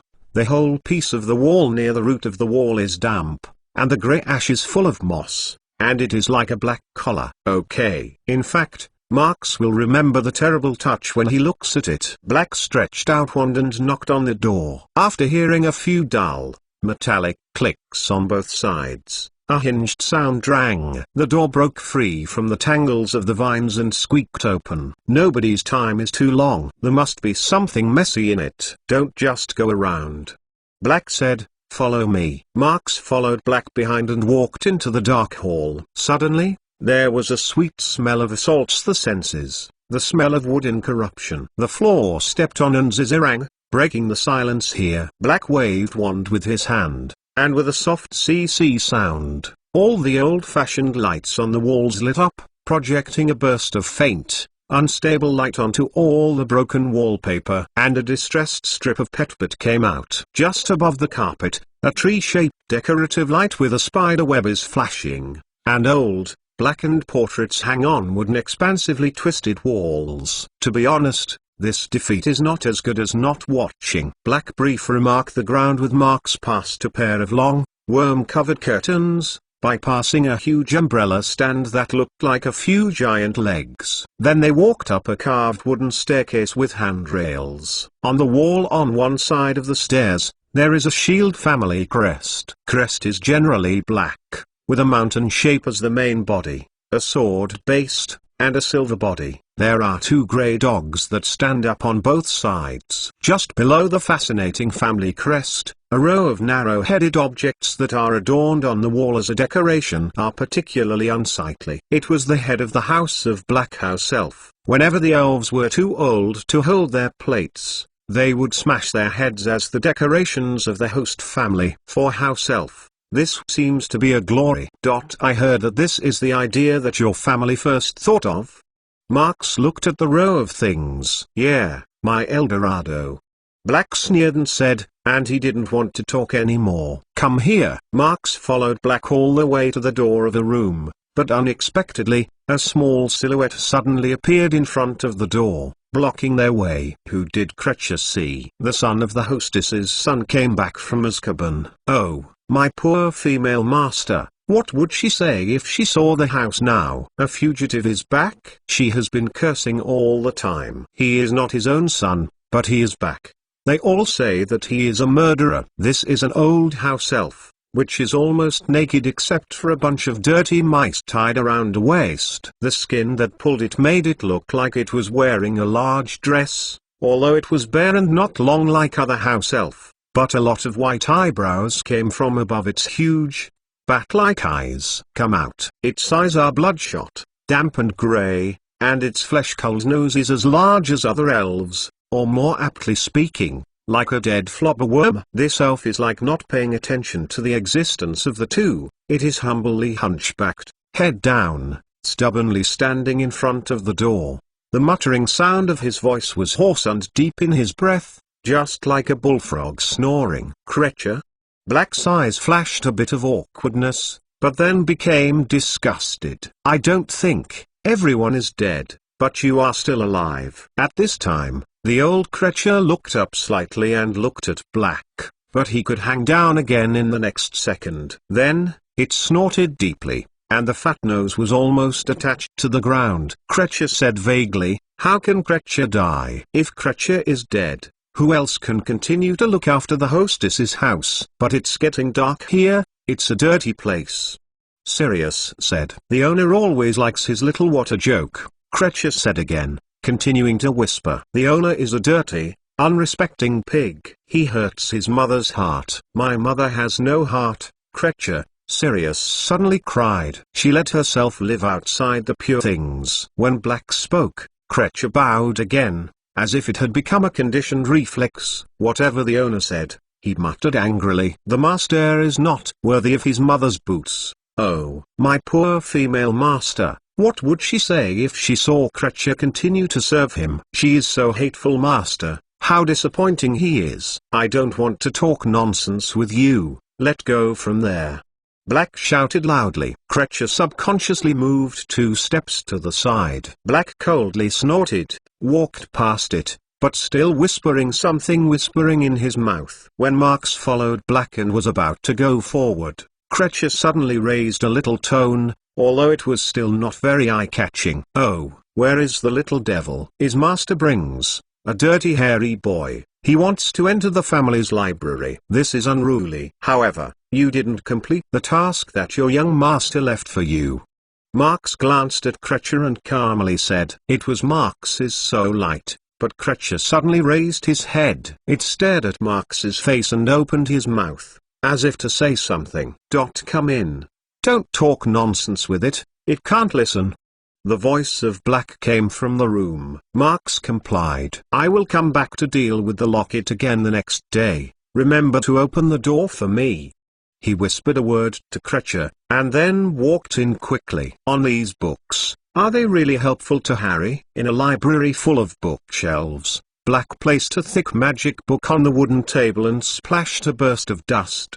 The book is as dirty as the wooden table, and Black is not in the mood to pay attention to anything. "Of course, at least I can be sure, Voldemort left Harry with a soul problem," Marks explained. "Professor Dumbledore says that, although Hogwarts library collections can be counted on one's fingers in the world, there are always books that can only be found in the wizard family. For example, these are placed in front of Marks. Then take them away, then leave here. I hate this house, whether it is before or now." Recently at school, Ron has become a celebrity, and everyone has now paid more attention to him than to Harry. Ron was the first time in his life to encounter such treatment, and he obviously liked this high-profile experience. Although he was still shocked by the events that happened that night, as soon as someone asked him, he would be excited to tell people about the night and added a lot of exaggerated details. "I was asleep at the time, but I heard the sound of tearing things. I thought I was dreaming, you know. But there was a cool breeze. I woke up immediately, then I found out, one side of the curtain at the bed was torn off. I turned over and saw that he was standing in front of me. He is like a donkey, still with a large group of dirty hair. He is holding a long knife. I think it will be 40 inches long." After a while, when he finished speaking, the second-year girls who had been listening to his story of send cold shivers down one's spine spoke to each other and spread out. "But why?" Ron suddenly turned his head and asked Harry. "Why did he escape?" To be honest, Harry is also very puzzled about this. Black went to the wrong bed. Why not kill Ron and then continue to find Harry? 12 years ago, Black's behavior showed that he did not care about killing innocent people. This time he faced 5 unarmed boys, and 4 of them were still asleep. Is it true that Marks's guess at the time was justified? Harry suddenly popped up with such a single thought. But Ron shook his head. "If you want me to see it, he must know that if I wake up and wake everyone up, it will be very difficult for him to leave the castle." He guessed. To go back through the hole in the portrait, he must kill the whole hospital. People, maybe you might meet Teacher. Harry Potter's Book of Sin Chapter 120. Harry Potter's Book of Sin Chapter 120. In the past few days of breakfast, Marks has appeared on the Hufflepuff's dining table quite punctually. In fact, this is hard to come by. According to the calculation of the people concerned, Marks's chances of eating on time have always been decreasing year by year. And every school year there will be several cliff-like falls, and the routines are really elusive. Of course, this kind of thing has been seen many times, and it is quickly taken for granted. To say who the protagonist is this morning, it is estimated that Neville will be counted, because Neville not only took notes into the Gryffindor common room, but also lost the paper that remembered the password. To this end, Sirius Black went into the dormitory of Gryffindor. Professor McGonagall was so angry that he was not allowed to go to Hogsmeade Village after he was fined Neville. Not only that, but she also closed Neville's confinement, and no one was allowed to give him the password to enter the tower. Poor Neville had to wait in the common room every night to see who could take him in. At this point, the gnomes would always swear at him with unpleasant words. However, these punishments are not as good as his grandmother is ready to wait for him. 2 days after Black broke into the tower, she sent something to Neville, the worst thing that Hogwarts students might receive at breakfast: Howler. On that day, the school's owl flew into the hall and sent the mail as usual. Just then, a huge barn owl stopped in front of him, carrying a scarlet envelope, and Neville was dumbfounded. Harry and Ron were sitting opposite him and immediately recognized that it was a Howler. Ron got a letter from his mother last year. "Run, Neville."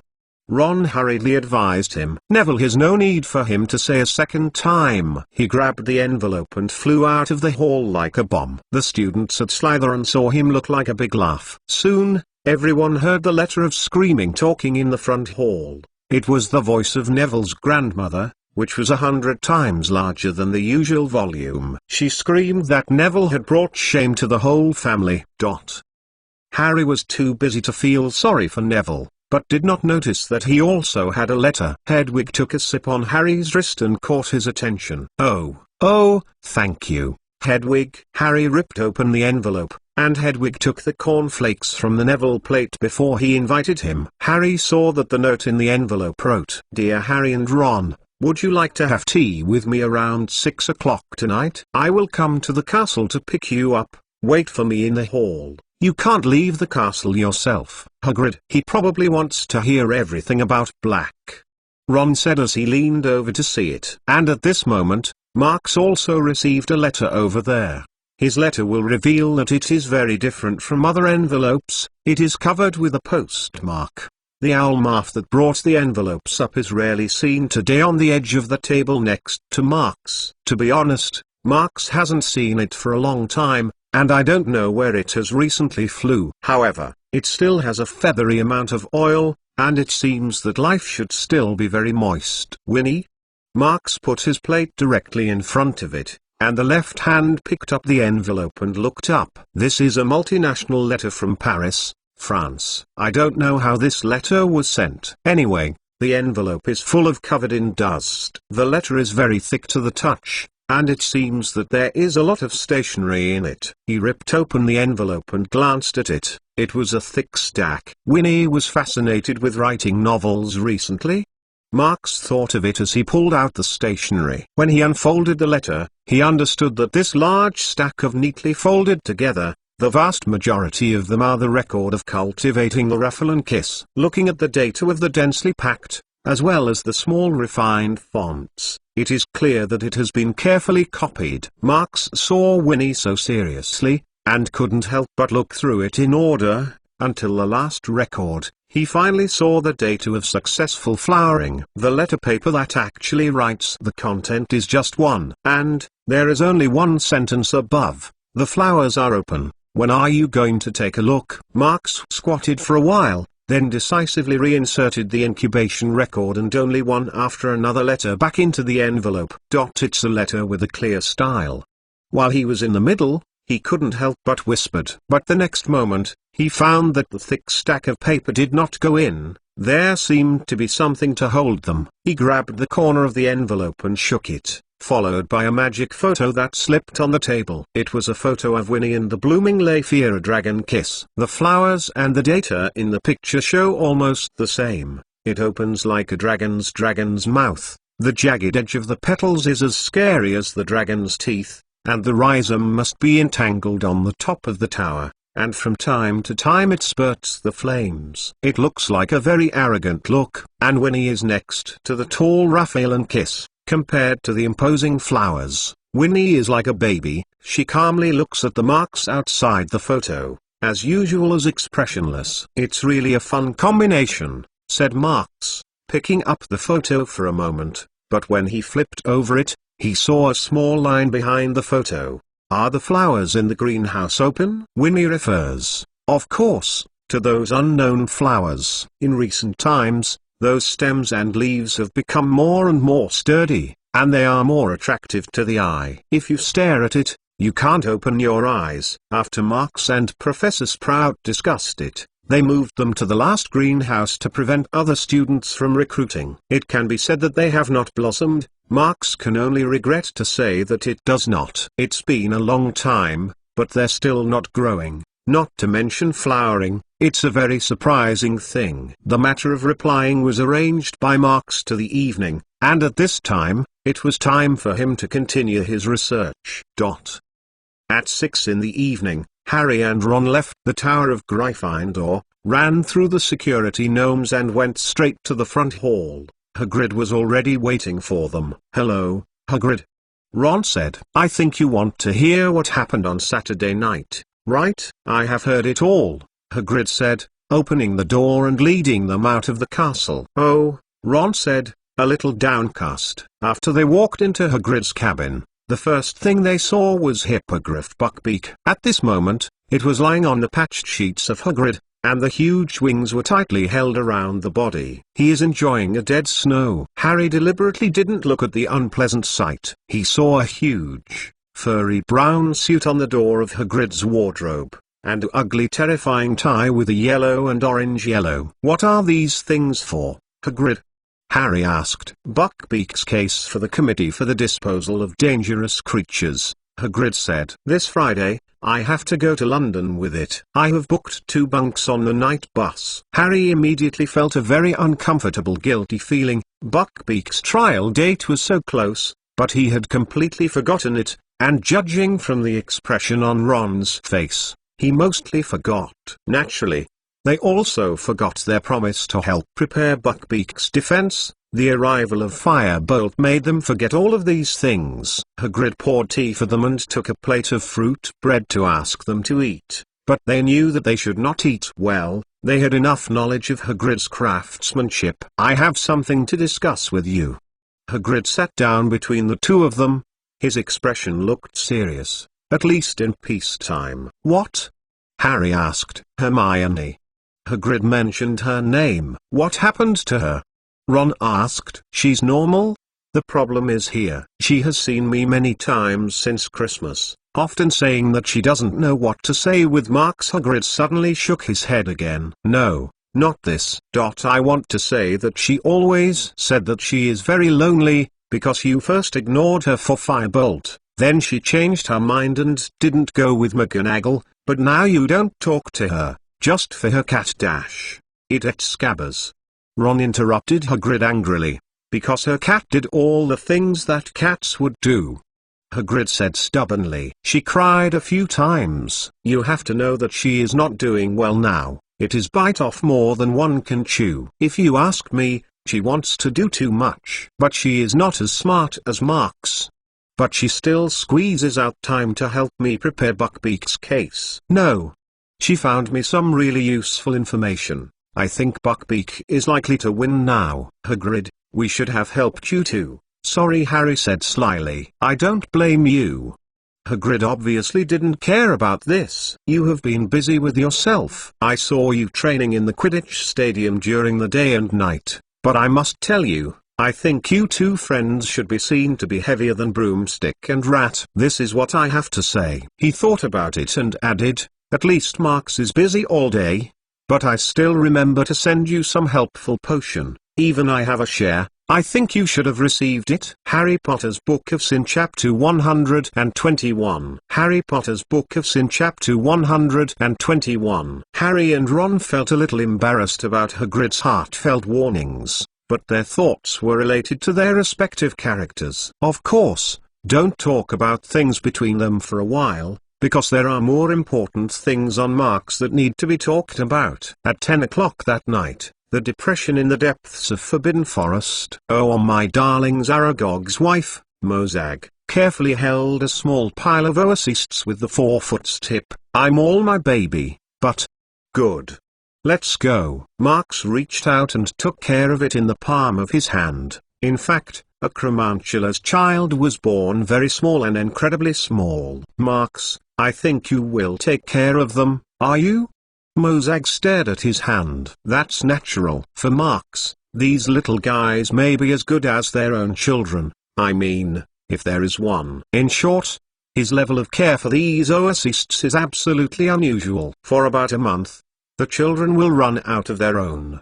At this time, Aragog came forward and said, after Marks repeatedly promised, he bid farewell to the Aragog couple. After all the oacists have hatched, they will move, and if Marks wants to find them again, they will have to travel a little longer. But this is not too important for Marks. In the days that followed, he put these little oacists in a candy box and brought them all day long, like a good father who cared for his own child. For the other things that happened around him, he didn't have time to deal with it, except those that had to be done. For example, he must give Lupin medicine on time.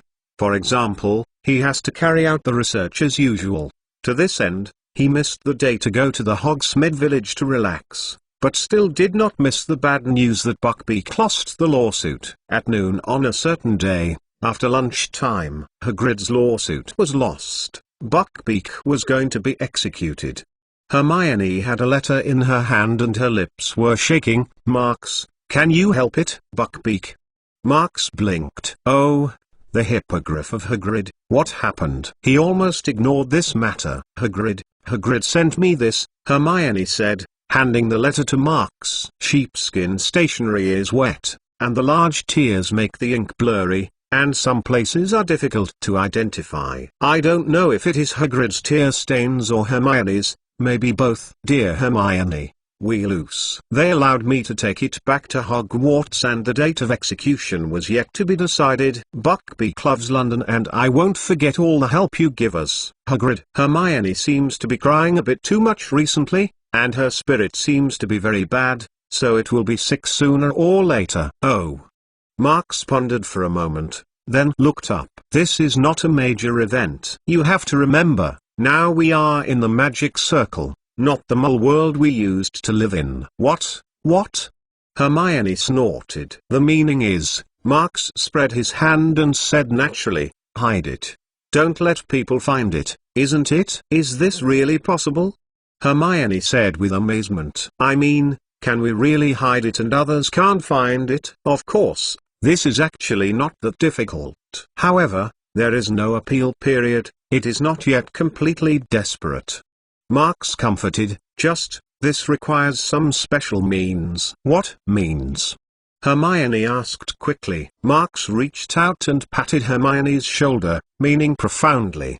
You don't want to know. For Marks, Hagrid is a very useful friend. Although he does not make friends because of his interests, he has to say that interests are in Marks's mind and really occupy a great position. At least, when things like friendship are unknown, he is still willing to pay a little bit to build a deeper friendship with Hagrid, whether it is the past self or the present. I think this will not be a wrong decision. So, what do I need to do? Hermione couldn't help but ask. What to do? Marks said calmly. I think, if I say you don't have to do anything, you must be safe, don't you? You are right. Hermione nodded, then turned away with full of uneasiness. Marks took out the candy box from his pocket and opened it again to see a few eyes, which was enough to walk in the direction of the stairs. Perhaps it is because a lot of things are crowded together, which makes some things that should not happen at this point in time suddenly come together. One night before the Easter holiday, there was almost no cloud cover in the sky, and the moonlight softly sprinkled, illuminating the entire Hogwarts castle with a blue layer. When Marks was going to do some preparatory work for Buckbeak, he saw a black dog silhouette on the edge of Forbidden Forest, not far from Homping Willow. It's really hard to settle down. Marks scratched his hair and chased it up. However, at the moment he can't expose something in front of Black, so he has to stay far behind, barely enough to chase it. After that, he discovered an unusual truth about the matter. Black seems to be chasing Scabbers running. Chasing Scabbers? Just now? Although because of the size of the body, the far-reaching ignorance is not the silhouette of the rat. But when Marks saw the black dog wandering around a big circle and rushing to the Hagrid hut, his slow speed advantage was revealed. At the moment, Marks is a little closer to the Hagrid hut than Black. But at this moment, a wolf screamed from the castle, mixed with pain and arrogant screams, completely breaking the quiet night sky. What?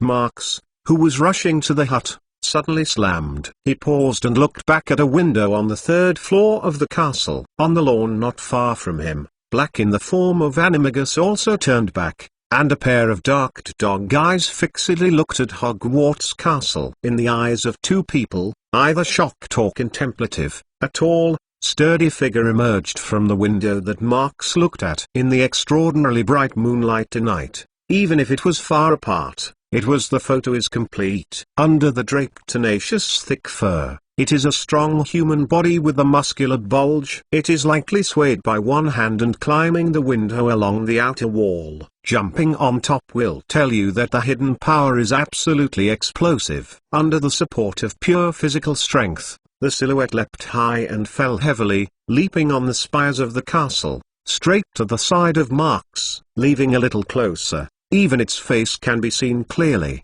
It was a horrible wolf head, and the mouth screamed infrequently, and shocked countless students living in the tower. The lights in the castle gradually light up, and things seem to move away towards the direction of the unpackable. I look so delicious.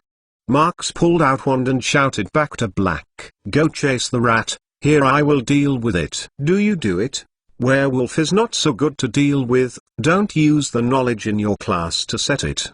Black loudly said, "It's always a drag, you hurry." Marx waved his hand and then moved towards Lupin, who had become a werewolf, greeted him, "Professor Lupin."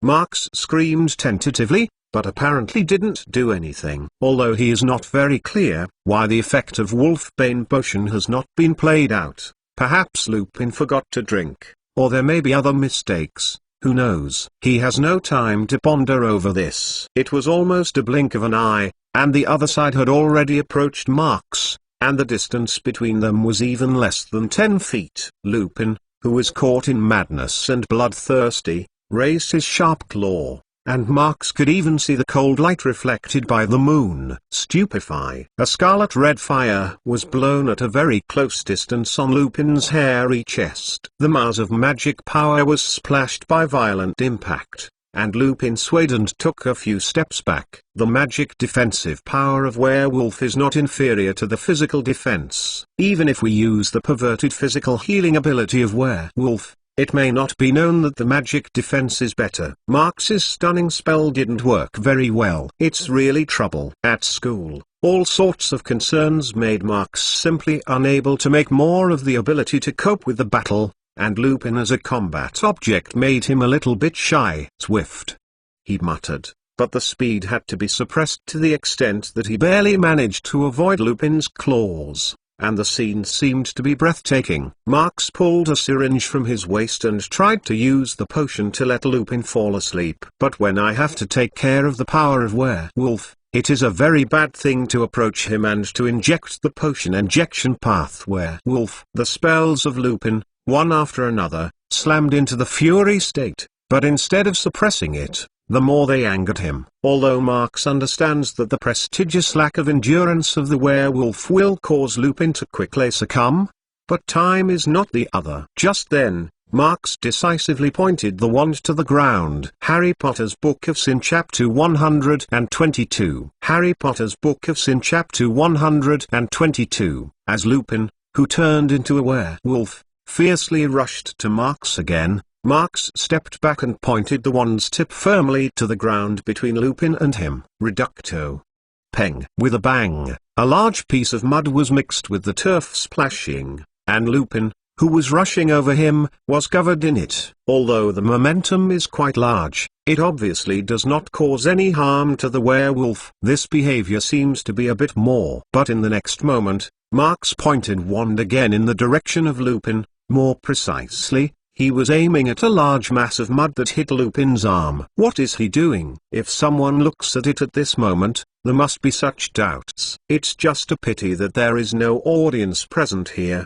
The next time he wants to show the magic trick application skills, no one can see it. I saw that the mud was deformed in midair, and it was quickly wrapped around Lupin's left arm, turning into a metal ring with a metallic cluster. Wingardium Leviosa. This is the last curse, and Marx controls the hoop and lets Lupin's feet leave the ground. Then he slammed the wand, and the hoop dragged Lupin and fell to Marx's feet. Marx, who had been waiting there for a long time, raised the syringe in his left hand and slid it firmly on Lupin's neck, pushing the potion into his within the body. This is a beautiful combination of spells. Each spell is closely followed by the next one. It is quick and precise, and the effect of the magic spell directly on the werewolf is weakened. The spells used in it, no matter the type or formidable power, are beyond the scope of what ordinary students have learned. In theory, any senior student in Hogwarts can do it. Lupin,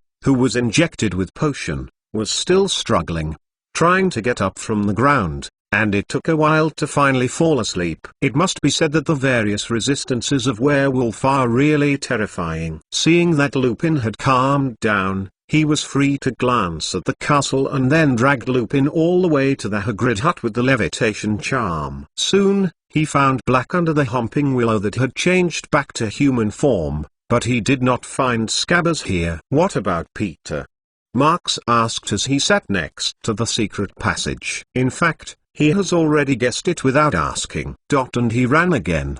Black's eyes flashed with anger, and the dirty face was terrifying. Marx glanced at the secret passage that had been opened, and nothing was visible in the dark. Needless to say, Black must have gone to Shrieking Shack and searched for it, but apparently it was not found. He turned his head and looked at Lupin, who was still asleep, and his brow could not help but wrinkle. Although Marx is not sure when Pettigrew Peter is fleeing, it will never be the present. To be honest, he didn't care too much about it, because he had already made up his mind to face Voldemort by his own strength. That guy would definitely return, and that Pettigrew Peter might have the same result.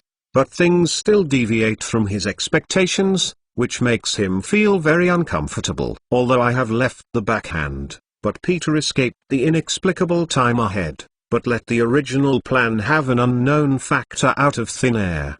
Marx kept thinking in his heart, and after a while he shook his head again. Forget it, let's figure out Lupin first. I'm afraid this can't be separated from Pettigrew Peter's escape. He couldn't help thinking so. The Wolfbane potion needs to be taken in advance, and now it will not work. It can only be honestly waiting. As for the week period after returning to the human form, this does not have much to do with it. At the urging of Marx, Black took Lupin and he went to Shrieking Shack to avoid letting the people who searched find them. Lupin gradually recovered from the sky until the sky was bright. Professor Lupin? Lupin. Marx and Black moved towards Lupin, who just opened the eyes. Oh. What? Lupin said halfway. He understood himself. I changed again, and still. Wolfbane potion didn't work. He hurriedly looked up and just wanted to ask something, but he immediately saw Black.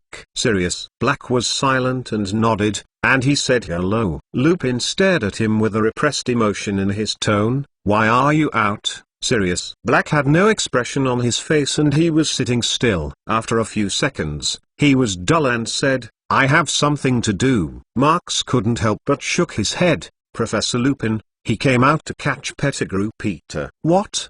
Lupin suddenly turned to Marx. Do you know Ron's pet mouse?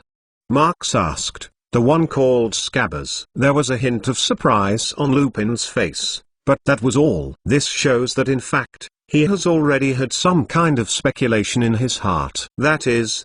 But Lupin turned back and looked at Black intently, as if he was interpreting his mind. Why didn't he reveal the truth before? Unless Lupin's eyes suddenly widened, as if he were looking at something other than Black, and the focus of his sight was moving in the air in front of his eyes. Unless he is that.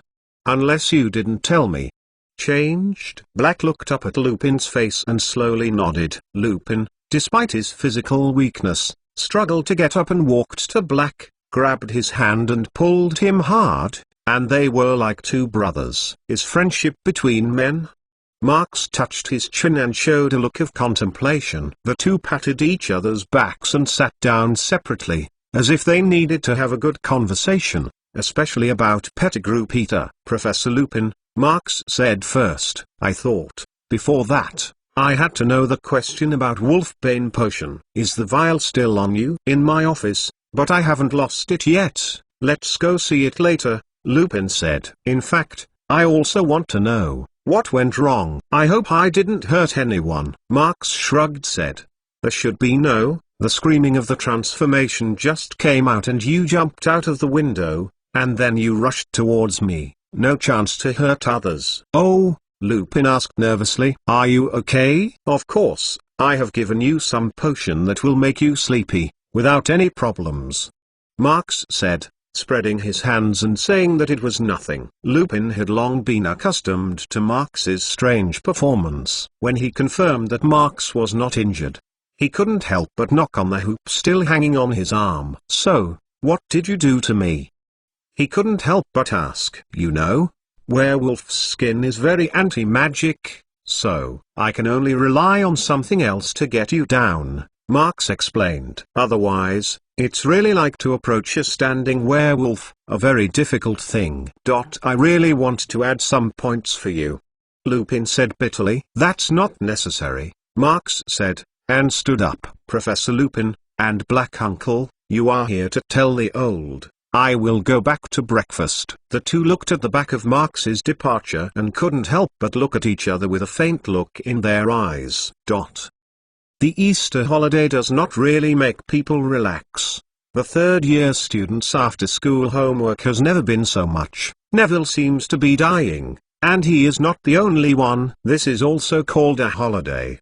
One afternoon, Seamus Finnegan yelled in the common room, "The exam is still far away, what are they doing?" But no one is as busy as Hermione. Even if she is no longer in divination for some reason, she still has more classes than anyone else. In the evening, she was usually the last to leave the common room, and the next morning, she was the first to go to the library. She has a shadow under her eyes like Lupin, and the endless busyness seems to make her spirit a little stretched, giving people the feeling of tears at any time. Ron has taken over the Buckbeak case. When he was not doing homework, he was concentrating on reading thick files. The titles of these files were, Hippogriff has a winged beast handbook, Poultry or a beast. Hippogriff has a research on the brutality of the winged beast and so on. Recently he was completely immersed in it, and even forgot to be a bit harsh on Crookshanks. At the same time, Harry had to squeeze out the time to do homework after Quidditch training every day, not to mention the endless discussion of tactics with Wood. By the way, Gryffindor's game against Slytherin will be played on the first Saturday after Easter. As for Marks, after he detected the sugar in the potion bottle from the Wolfbane potion, he already had a number in his heart. That was the hand and foot that Pettigrew Peter secretly made. Although I don't know when he did it, how did he do it, but the suspicion is almost clear at a glance. Now, most of the time he has gone to his old master to show his loyalty, or simply just seeking asylum, who knows. Nothing to think about is useless. Marks decided to solve the Buckbeak thing first. Although he missed a whole day because of the accident, it was not so urgent after all. Harry Potter's Book of Sin Chapter 123. Harry Potter's Book of Sin Chapter 123. On a wide, straight street, a large house with a garden is situated there. At this moment, when the sun sets, the golden light stretches from the street to the side, like a layer of sparkling carpet. The big house looked a bit old under the eve of Zy Hewitt, but it was obviously well maintained. Just then, a man wrapped in a cloak fell from the sky across the broomstick and landed steadily in the garden in front of the house. Dong dong dong. After a while, a rush of knocking on the door rang. The door was opened from the inside, and a timid house elf came out from the door. "I am looking for the old Avery." A young voice came out of the cloak's hood, with a hint of arrogance in the calm. "You, please wait," house elf whispered, and then carefully closed the door again. It was not long before the house elf came back. "Which are you?" "It is trembling with fear. If you don't have an appointment, you can't come," coldly snorted. "Push the house elf away and walk straight inside." "No, no, you can't. Really can't," the owner said. The elf hurriedly chased him, but did not dare to make any rude moves, only with a sharp voice, intermittently explain what it is. Probably because the elves' movements were a bit big, just as they stepped on the carpet and just walked to the middle of the hall, they walked down the second floor. "Who are you? I dare to break into our Avery home casually?" This is a young man who looks quite arrogant. He looks at the uninvited guest coldly and asks loudly, "Nature is me." The thief pulled off his hood. "Although I have spoken about your name, I haven't done a formal introduction yet. I'm Marks McLawn." He easily solved the cloak and threw it at random to the elf, who was at a loss. Under his cloak is a set of exquisite wizard robes that he used to order Basilisk's materials. Under the setting sun outside the window, there is a faint dark green, which looks quite wonderful. "Are you father here? Take me to see you." The last second is still a little polite, but the next second, but it is an unquestionable tone. People cannot understand what his attitude is. When Lev Avery saw him, his heart began to grow up. The last time at Macmillan's home, the lesson really impressed him. Just in the moment of his ecstasy, accompanied by a short and unhurried footstep, a slick sound came from the building. "Since it is here, it is the guest." Old Avery was talking, and the next moment he went downstairs. "Lev, what are you doing there?" Don't you ask Mr. McLawn to have a cup of hot tea in the reception room? It is said that the Old Avery, in fact, is only used to distinguish him and his son, and the age is similar to Ernie's father. It's just that his son was born a little earlier, and Lev is still a few years older than Marx. Old Avery is obviously acquainted with the goods. When he saw the unique wizard robe of Marx, he immediately put his eyes on the light. Not only the material is special, but even the style is unusual. It is often said that a person's clothing usually represents a person's identity background, and this is especially true in a pure-blood wizard. Please. Old Avery reached out and invited. Lev is rude on the day. Please don't care. Here please. Under the leadership of the Old Avery, Marx followed the reception room on the side of the hall. The two sat opposite each other, and Lev sat next to him. After the house elf sent the refreshments, the seemingly casual conversation gradually began. Although there is no friendship between the two parties, the speculation of one party and the purpose of the other party have made this dialogue quite smooth. When the invisible interests are in front of you, even if there is only possibility, it will not cause any disgusting hurt for the people in the dialogue. As you said, the guts of the Macmillan family are really worth mentioning. It is simply smearing the pure-blood wizard family. Old Avery chuckled. I don't know. Can Mr. McLawn disclose it? Is your family really? Marx calmly drank the tea, and the heart finally got around this problem. The family I belong to is not worth mentioning, that is. The history is a little longer. He said that he naturally came out with a mouthful. This is his old line. But some small things can still be displayed. Something, he said, pulled out the wand and shook it at random. Suddenly, a black mist emerged from the tip. This time, Avery father and son felt the shock of the soul, but the magic power of the Old Avery was more profound. The display of Marx was just a slap in the face. Lev, who can sit on one side, slammed and stood up. He just wanted to retreat, but he was stumped by the sofa behind him, and another ass fell on the sofa, and the whole person was a little soft. The psychological fear is the root cause of Lev lose one's head out of fear compared to the soul vibration without any harm. This is dark, Mark? Old Avery stared wide-eyed, asked the trembling voice. Of course this is not. Marx squeezed a cold smile and said calmly, but I have to say that I have a little friendship with the Dark Lord. Of course, he has a community with Voldemort, but this relationship is good or bad, and Old Avery has no way of knowing it. So, Old Avery looked calmly. Dark Lord. Is it? Is it coming back? Soon things. You don't have to care about this, you have to remember, Marx said, holding his elbows on his knees and leaning forward to lean. Dark Lord wants to know that when he returns, his old friends are still not around him. Although the tone is still very calm, but the meaning of its words, but the Old Avery some trembling in fear. He hesitated, and it took a while to testify. So, what should I do? At this point, Marx stared at the Old Avery's eyes with his eyes without emotions. The cold and deep eyes were like a pool of stagnant water, a kind of chilly bone marrow. After a long time, Marx returned to the sofa and his tone softened again. This is just a reminder. I am here. A little thing needs you to cooperate. To be honest, when the atmosphere subsided again, even with the depth of the Old Avery, I couldn't help but relax. Was it just a human eye? He felt like he was being stared at by a dementor, and there was no emotion that human beings should have. Please say. Old Avery ordered. Nodded. Remind your friend, don't put time on trivial matters. Marx inserted the wand in his hand into the sleeve and said it without lifting his head. You mean, of course, Lucius Malfoy. He really thought that the little tricks would make Dumbledore's position a crack? No, many times to let him play what is gradual. 13 years, what did he do? Marx spread the stall, put on an impatient look. But why don't you go directly? Old Avery hesitated. Because your son is not attending school at Hogwarts. Do you understand? You and Servus one.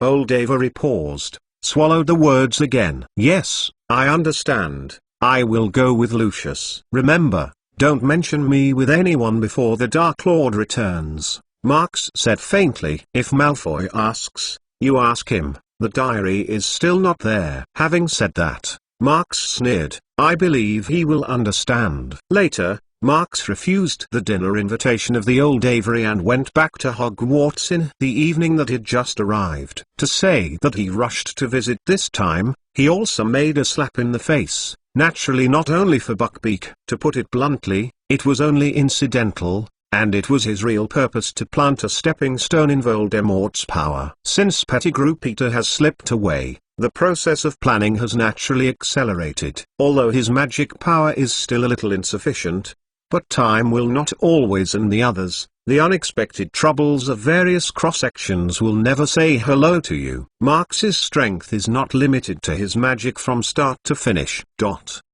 As the days of the Quidditch race approached a little, the entire Gryffindor Academy was thrilled. Once the legendary character Charlie Weasley, also known as Ron's second brother, had served as Seeker, but after him, Gryffindor House has not really been brilliant. What's more, after the Marks was infinite, everyone lost confidence in the Quidditch Cup. Fortunately, the Slashing Madness I was not so enthusiastic about the game, which made everyone rekindled hope. But Harry thinks that none of them, including Wood, are as eager to win as he is. A few days ago, the hostility between Harry and Malfoy had reached its highest point. In the village of Hogsmeade, Harry threw a lot of mud at Malfoy by the convenience of the invisibility cloak, and Malfoy hated it. What made him even more annoyed was that Harry managed to escape the punishment. Harry didn't forget that Malfoy managed to frame him in their game against Ravenclaw, and Buckbeak's case made him more determined to beat Malfoy in front of the school.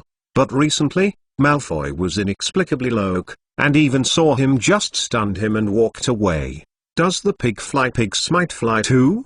Harry's wondering one's feelings in one's speech. Harry Potter's Book of Sin Chapter 124. Harry Potter's Book of Sin Chapter 124. In everyone's memory, which game is approaching is not as full of fire medicinal smell as this one. Even if Malfoy is inexplicably no longer everywhere, the other students of Slytherin House are still in opposition to the Gryffindors. A number of minor incidents occurred in the corridor, which eventually turned into a vicious incident. As a result, a Gryffindor 4th-year student and a Slytherin 6th-year student lived in the school hospital, and their ears were squirting out. As the days passed, the tension between the two teams and the two houses had reached a point where they could be reached. Especially Harry, his days have been particularly bad. On his way to class, there was always someone from Slytherin who stretched out his legs to make him fall to the ground. Crabbe and Goyle would follow Harry wherever he went. Seeing a disappointed look around someone around Harry, slouching away. About Malfoy couldn't do it himself, and he secretly told his followers to look for opportunities. Wood had already ordered that Harry had to be with him wherever he was, in case someone from Slytherin made Harry unable to play. As a result, the entire Gryffindor Academy enthusiastically accepted the challenge and made Harry always late for class because there was always a lot of people around him. On the eve of the game, all the daily activities of the Gryffindor common room stopped, and even Hermione put down the book. I can't read a book. I can't concentrate. She was nervous, although there must be anxiety about the Buckbeak case. The noise around is probably the most important factor. Fred and George, in order to relieve the pressure, said that the sound of life is louder and more exaggerated than usual. You will perform very well. Hermione had to comfort Harry to distract her attention. You have Firebolt. Ron also said, yeah? Harry thought his stomach was groaning. At this point, Wood suddenly stood up and yelled, Team, sleep. Everyone suddenly felt like relaxed. And finally it was another day. To be honest, Harry didn't sleep well. He was always having a nightmare, and the dreams were all about the game. When he suddenly woke up from his dreams, he remembered that the game had not yet been held, but he was lying in bed safely. Harry, who came back to his senses, suddenly felt very thirsty. He tried to sneak out of the bed and pour himself some water from the silver jar under the window. It is still late at night, and it can be seen from the window that the moonlight is coated with a layer of silver on the silent lawn. There is no wind blowing the treetops of Forbidden Forest tonight, and Humping Willow is motionless, a natural and harmless look. It seems that the conditions of the game seem to be perfect. But just when Harry put down the cup and was about to go back to bed and continue to sleep for a while, there was something outside the window that caught his eye. There was an animal on the lawn. Harry rushed to the side of the bedside table, grabbed his glasses and put it on, then ran back to the window. It must not be ominous. At least not now. Don't happen just before the game. He looked at the playground outside the window and searched for a moment. He found it. At this point it is moving quietly on the edge of Forbidden Forest. No, okay. It wasn't ominous, it was a cat. Harry grabbed the windowsill, relaxed. He recognized the brush-like tail. It was just Crookshanks. Wait, is it just Crookshanks? Harry squinted and his nose pressed against the window pane, and Crookshanks seemed to stop. Harry can be sure that he saw something else in the tree shadow. After a while, it appeared. A huge black dog that sneaked through the lawn, and Crookshanks walked next to it. Harry stared wide-eyed. What does it mean? If Crookshanks can also see the dog, how is it a sign of Harry's death? Not finished yet. When the black dog walked a few steps forward, another silhouette came out of the woods. It turned out to be Marks. Ron. Harry whispered, "Ron, wake up." "Hey?" Ron muttered in bed. "Come and see, fast." Harry continued to yell. "It's so dark outside, Harry," Ron muttered vaguely. "What are you doing? Come here." Harry hurried back to look out the window, but Crookshanks and the dog were gone, and even Marks was not there. He climbed onto the windowsill and saw the shadow of the castle, but they were not there. Where have they been? At this moment, the loud snoring from behind told Harry. Ron fell asleep again. When Harry couldn't find it, and finally had to continue lying down on the bed under helpless, Marks walked out at some corner. "Black Uncle, it seems that you can't visit Harry this time," he whispered. "He can wake up at this moment." Black, in the form of Animagus, shook his head and said that he had to go back first. "Go back with something to eat," Marks said, pulling out a cloth bag from his waist. "But I only prepared dry food on my body and I can fill it up." Black was silent, nodded, biting his mouth, then turned and ran to Humping Willow. "Crookshanks, what about you?" Marks bent down and hugged the cat. Crookshanks snorted in his arms and licked Marks's arm with his head, revealing a relative. Marks thought about it and immediately took it to the castle. Not long after, he came to the responsive room, and after he put down Crookshanks, he took out a few thick notes. This is his transfiguration note. If the amount of notes is taken, transfiguration is undoubtedly the most. A subject, a variety of materials, a variety of physics, magical nature, all need to rely on memory to memorize one by one. The time and energy required is really extraordinary. Today, Marks is also considered a small accomplishment on transfiguration. Whether to try the problem of animagus deformation is still a major obstacle in his heart. In the end, it is still a question of success rate. Marks casually looked at the notes, one by one, but he was still thinking about the choice of the second choice. Suddenly,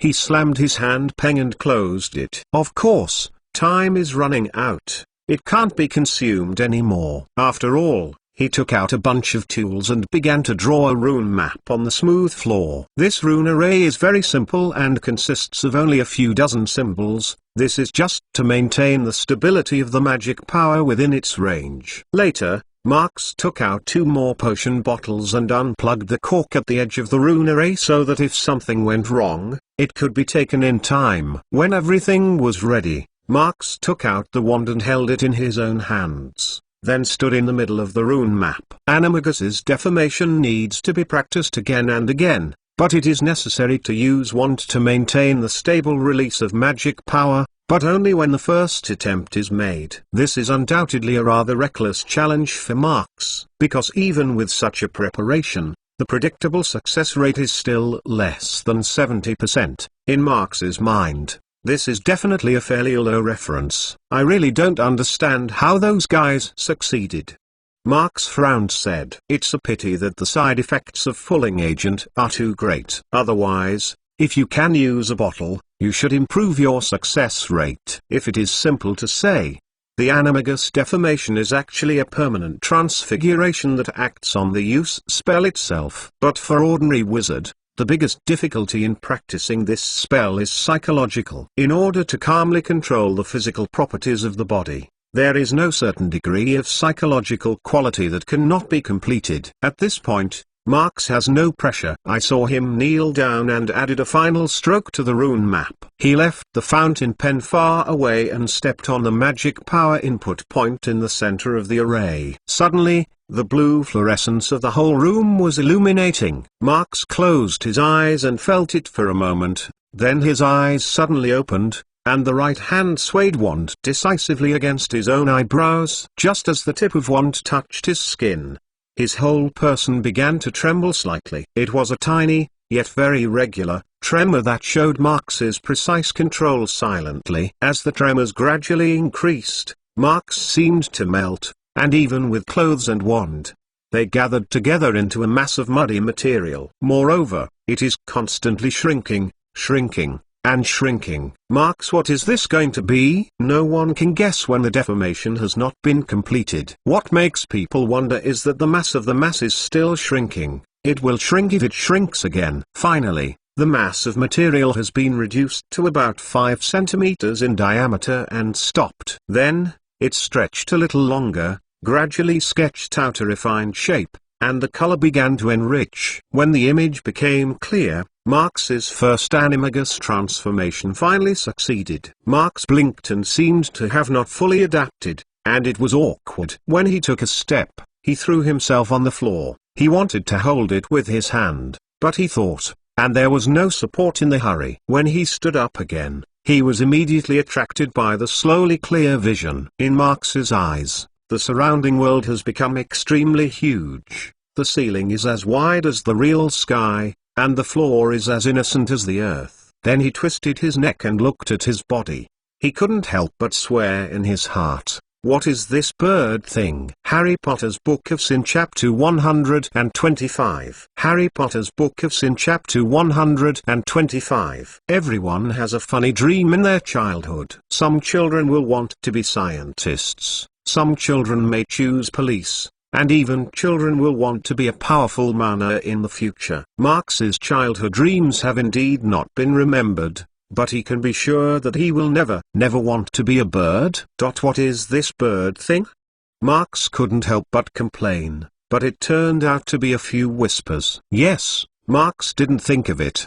His animagus form was actually a bird, and it was a bright blue hummingbird. Don't mention any fighting power. What kind of combat power can a hummingbird with a body length and even a little too? It's just that he's standing still in the station, and if he doesn't practice well, he's not even able to fly. Marx struggles to balance, but it requires head and tail to work together, but not in a moment. Of course, what's even worse is that magic power consumes too much, and at least it won't go back in a short time. But fortunately, he still has psychological preparations for this. Since it's okay to be idle, take 2 steps first. Marx yelled for a while. Speaking of, when was the last toddler? He swayed as he walked, and he fell from time to time, and it looked like a little cute. However, the embarrassment of my own work, after all, still have to pay for it myself. Crookshanks, who are dozing off in the corner of the room, come over. At night, it is the moment when most cats are full of energy. Crookshanks is a very smart cat. Perhaps the first creature other than Marx to recognize that Scabbers is not a real mouse. Just now, it has completely read the process of Marx's deformation. It has long been understood that this small snack that looks very delicious is actually Marx himself. Oh.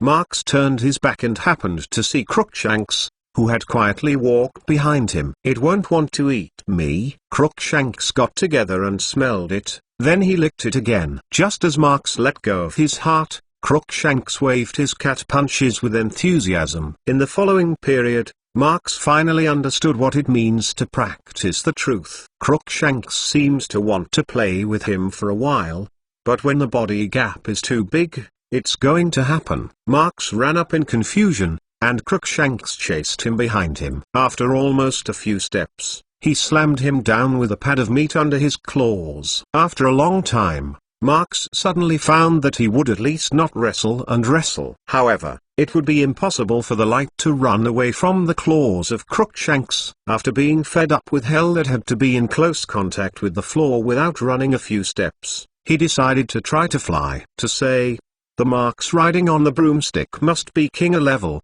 but if you rely on your own wings to fly, it can only be plastic. When he slammed his wings several times and ended up rubbing the Crookshanks' big face on the floor, he finally decided, still run first. In theory, multi-activity bones are good for the body, but Marks is not sure whether exercising under Animagus's deformation will have an effect. Until Crookshanks got tired. Marks was tired and became a dead bird. Near the dawn, Marks finally had enough magic power to restore the human form.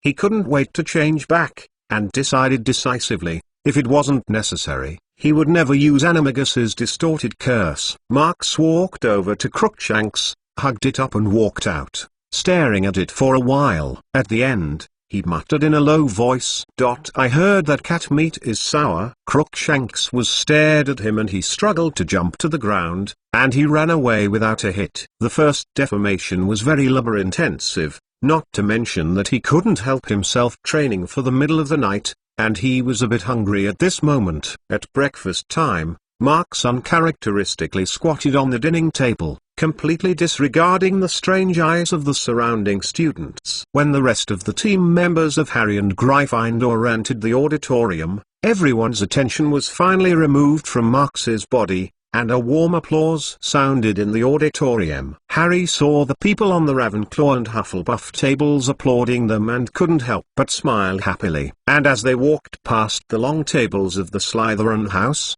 the little snakes sitting at the table shouted. Harry noticed that Malfoy's face seemed paler than usual. Marks took a quick look at him and took a look at him, secretly nodded. Lucius should have received a warning. After breakfast, everyone was squatting and walking towards the Quidditch stadium. Well, Marks is not inside. Although there have been ideas to give up the transformation of Animagus, it is just a matter of thinking. Every curse is worth studying. If used properly, it is also a backup. At least, with the small size advantage, the ability to escape in a complex environment is certainly good. In this regard, Pettigrew Peter is an example just in front of you. As everyone watched the game at the Quidditch stadium, Marks came to Forbidden Forest alone, and after another confirmed that there was no one else, it was once again distorted. For the first time, the second time was a lot easier. As the body squirmed, he quickly changed back to a little hummingbird. Since they have all become a bird,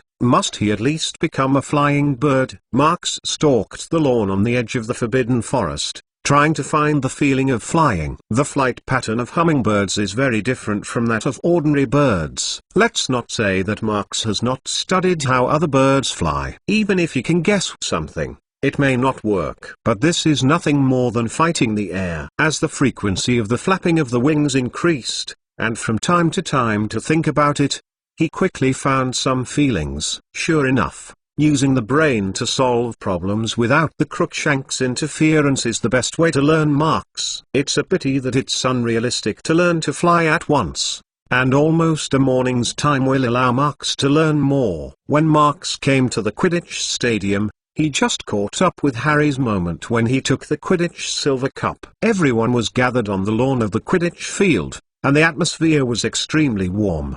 Percy, who is always pretending to be a model, is there. He jumps up and down like a madman, and all his dignity is forgotten. Professor McGonagall was crying harder than wood, wiping his tears with a huge Gryffindor banner. Ron and Hermione desperately rushing to Harry. They were speechless, just a smile. To be honest, this is a memorable day, because Gryffindor finally won the Quidditch trophy again after a lapse of years. Marks stood on the edge of the crowd and looked at Harry's excited look, but suddenly felt that something was missing in his heart. What happened to you? Marks took his eyes and looked around. It was Luna. She still looked a bit sullen, but with some smile on her face. Do you feel happy? Marx asked suddenly. Luna blinked and tapped nodded. Happy. Everyone is happy, I am happy too. She looked at her head and looked confused. Isn't you happy? Marx shook his head and said, I also want to be happy. I am trying to find a way to make myself happy again. Is there a place I can help? Luna still pulled Marx's hand without hesitation, and looked innocent, seemingly just caring about him. Marx could feel the temperature from the palm of his hand, but he didn't know how to respond. There may be places that can help, Marx said quietly. I am afraid, at least on this issue, I can't solve it myself. I realized it after I met you. Sometimes, extraordinary wisdom may not solve all the problems. Luna turned his head and looked at the elated crowd on the stage, whispering, it is also very important to learn to rely on others. Meaningful things. Marx also put his gaze back there, and his nodded agreed. Maybe, when the four founders of Hogwarts decided to get together to create a school, they thought about it. Who knows? Luna looked at the front, as if looking at the students, as if looking at somewhere else. Winning the Quidditch trophy made Harry feel very happy, and this excitement lasted at least for a whole week. With the arrival of June, the day became hot and cloudless. Everyone just thought of walking outdoors, taking a few pints of iced pumpkin juice and lying down on the grass, maybe playing a stone-throwing game or watching the huge squid march forward on the lake. But they can't do this because the exam is getting closer. Instead of being lazy in the outdoors, the students had to stay in the castle and endure temptation of the summer smoke outside the window, forcing their brains to work hard. Senior students are working hard to get a better job in the near future, especially the 7th-year students who are about to graduate. Hey, Marx, you must be very good at exams. One day at lunchtime, the big beauty Charlotte suddenly laughed and got to Marx. You know, Newt's is coming soon. I really can't help with it. So you come to a junior who is 3rd year? Marx took a bite of the apple pie and asked with a sullen look. Harry Potter's Book of Sin Chapter 126. Harry Potter's Book of Sin Chapter 126. Charlotte's request was actually awkward for Marx, because even if she had to replenish her, it was too late. And his way of learning is really not suitable for other students. This is evident from Harry's appearance of his theory of Patronus charm. In the end, it was really impossible for him to entangle him, and borrowed his notes, no matter whether she could understand it or not. At least the knowledge of Marx in the upper grades was somewhat studied. A few days later, Buckbeak's appeal day was set on the day of 6. Coincidentally, this was tied to the end date of the exam. However, unfortunate things have happened. Just as Marx learned the date of the appeal from Hermione's mouth, his Owlmoth sent him a letter, signed by Brand, his partner. There is a rush in the near future, and I hope to take time to visit a small store to discuss the sale during the closing period. Marx read the letter and, after a little consideration, decided to go at night. After all, it's time to start the exam tomorrow, and there's no way to run around. Because every time Hogwarts enters the exam period, the inspections in the castle will be much more detailed. Even if it is invisible, it may not be easy to avoid the rotation of several professors. What's more, the exam is only a week away. There is no need to toss. That night, Marx stared at the dead of night, familiar avoided Filch's search route, and quickly got into the secret passage under Homping Willow. The secret passage is as dark as ever. Marx even has something to light up in his hand, but the light can't run far, and looking forward, nothing can be seen in the dark. But with Marx walking through this secret passage, he even arrived at Shrieking Shack with his eyes closed, and he was accustomed to it. Marx kept his feet, trotting down, and quickly ran through 3/4 of the secret passage. However, at that moment, he saw an unusual thing lying in the middle of the secret passage, blocking his way. Marx immediately stopped, and the right hand subconsciously pulled out the wand. That thing is still hidden outside the reach of the light, and from his point of view, only a vague outline can be seen. Corpse. Marx hesitated, then slowly approached. The wand in his hand is steadily aligned with the front. It seems that as soon as there is movement, the curse that is ready to go will be released immediately. But until he saw what the thing was, the anticipation of the attack did not appear. Black. Marks frowned, and then quickly walked up. Black uncle, wake up. It is Sirius Black that reclines on the secret passage stone wall. If it is to be more precise, it is completely immersed in the unconscious Sirius Black. His wand rolled down not far from him, and he himself, breathing, is quite weak. When Marks examined it roughly, he immediately noticed that Black's front and back had been torn apart, and on his bare chest, there was a fist with a large bruise that collapsed slightly. The ribs are broken. Marks reached out and touched it, then confessed to himself. And when he simply pulled away Black's top and wanted to take a closer look, he found another bruise on Black's waist. That may be lighter than the chest injury, but maybe it has hurt the internal organs. Marks immediately took out a bottle of potion, then raised Black's neck and poured the potion bottle into it. Marks was lost in thought while waiting for the drug to work. This time the situation is really beyond his expectations, and what happened, I am afraid I can only wait until Black wakes up to know. Fortunately, Black is only physically hurt. If there is any tricky magic damage, it is very likely that it will not be better in a short while. After waiting quietly for a moment, Black suddenly opened his eyes. Oh!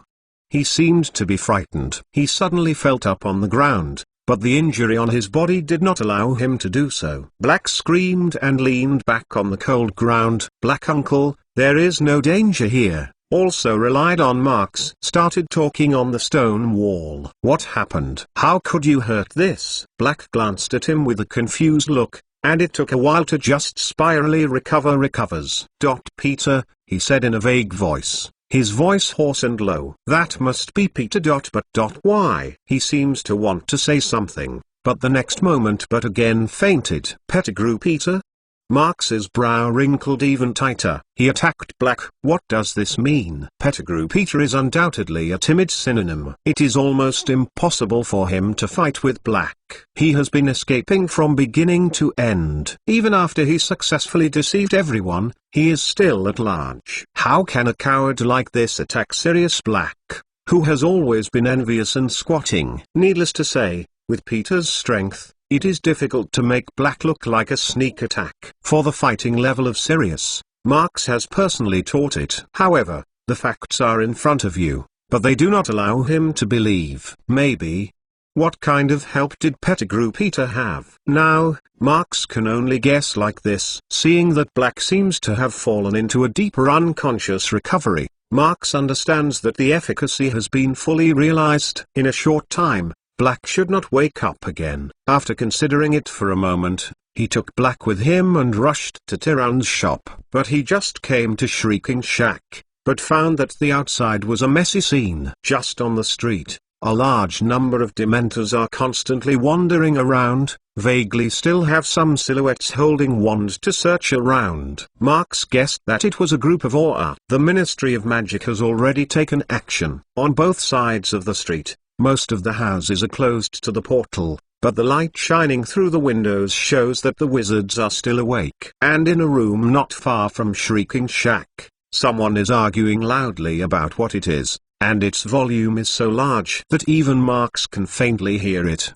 He couldn't help but put Black on the floor, then leaned over the wooden wall and listened carefully.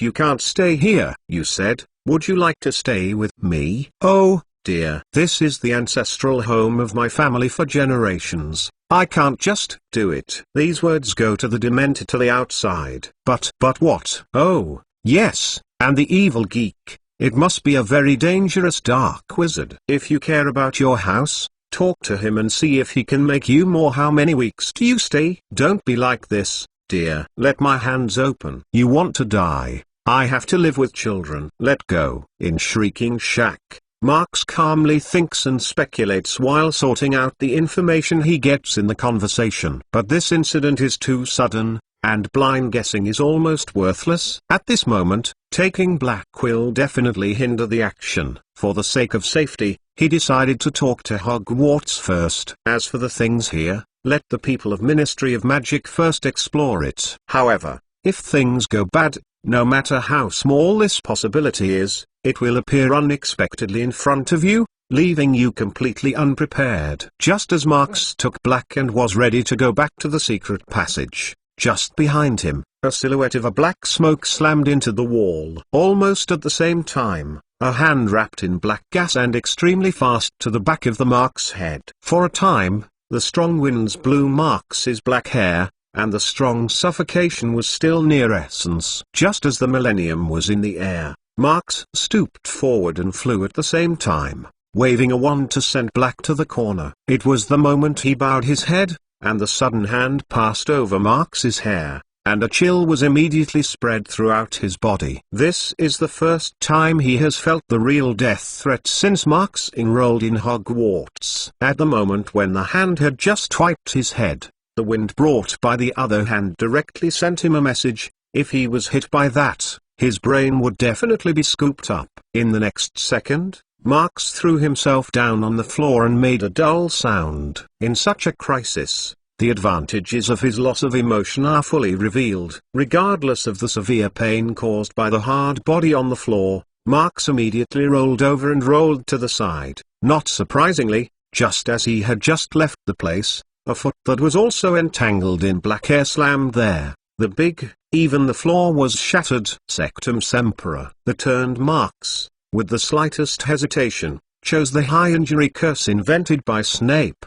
His wand's tip is directed at the other side. It can be said that the current crisis has forced the scruples in his heart to be running low. The original invisible cut charm makes the black hair on the other side of the face swell. However, it only allowed the other party to look up. The next moment, the other side picked up his legs again. Is Marx's strength too bad, or is the opponent's magic defense extremely high? Impedimenta. This time, Marx didn't believe the effect of the curse too much. When he released the impediment jinx, he couldn't take care of it and rolled over again. Is it the role of black gas?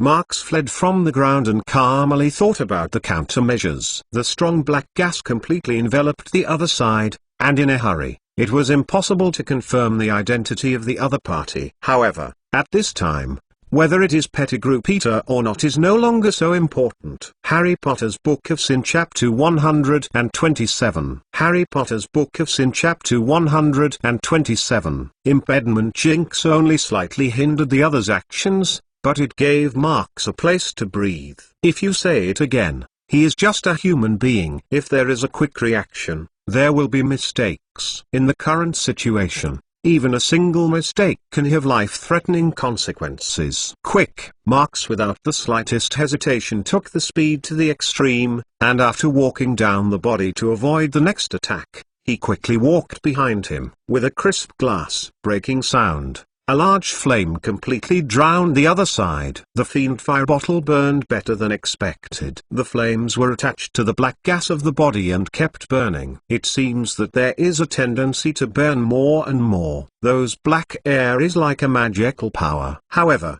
even Marx couldn't tell if it helped him or helped him. At the moment, the man was covered with a layer of armor made of blazing flames, but he was not hindered by his actions. When the other party swung, even a layer of swaying flames was wrapped. Marx retired and was quickly forced out of the shrieking shack by the other side. Marx, which has increased its speed, is enough to avoid attacks and even take time to fight back.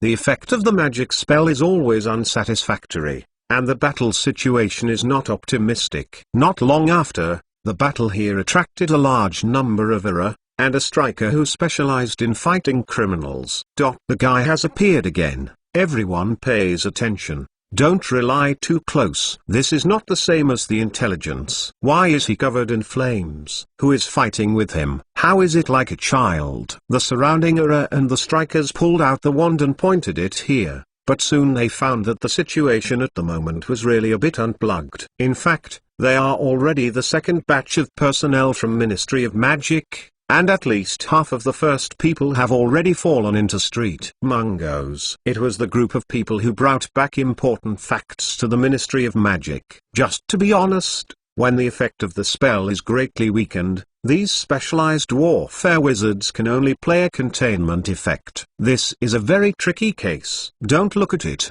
When Marx escaped another blow, he took the time and shouted at them. Send someone to Hogwarts and ask Professor Dumbledore. I am McLawn. Report my name. What to do?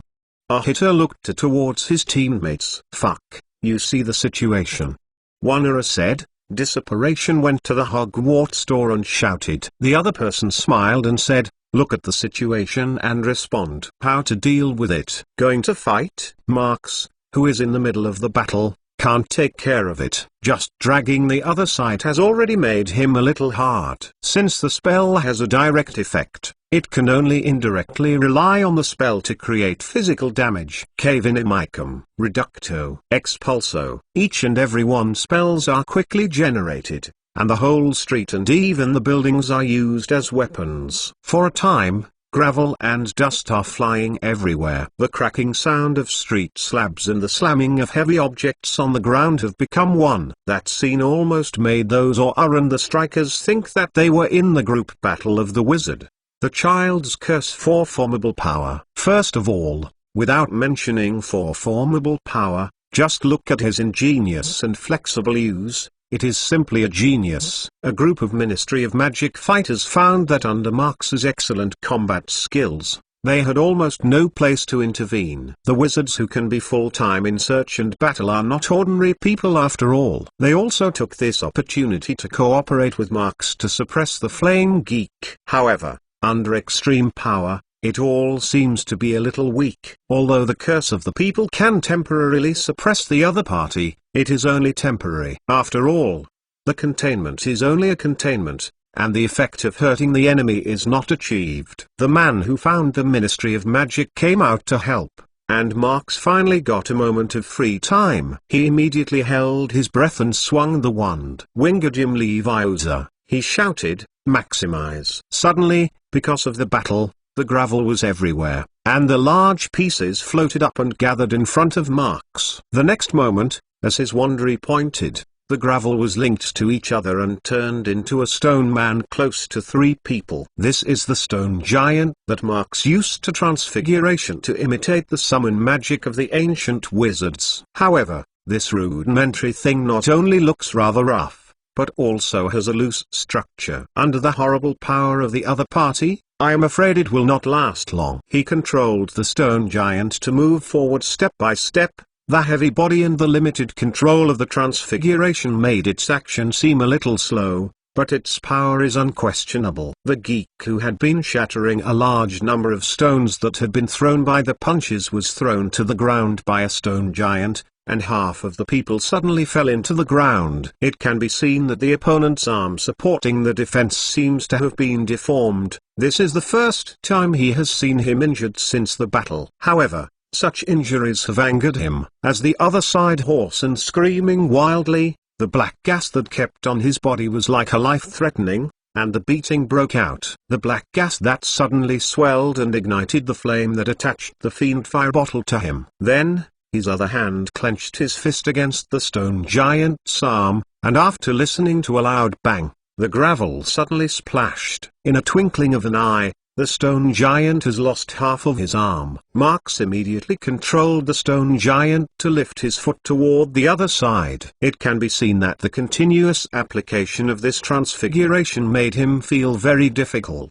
After a few rounds, his transfiguration was unstable, and the stone giant once again changed back to the gravel of a place. At this time, the other party turned to face Marx. No solution anymore. The gasping Marx seemed to have made a decision. He slammed into the ground and slammed back a long distance. He no longer looks at the enemies who are rushing over here, focusing their attention on the wand in their hands. As wand trembled, the tip traversed a path of dense and mysterious trajectories in the air. The invisible magic power condensed rapidly, and several Phoenician magical texts composed of solid magic power wires loomed one by one.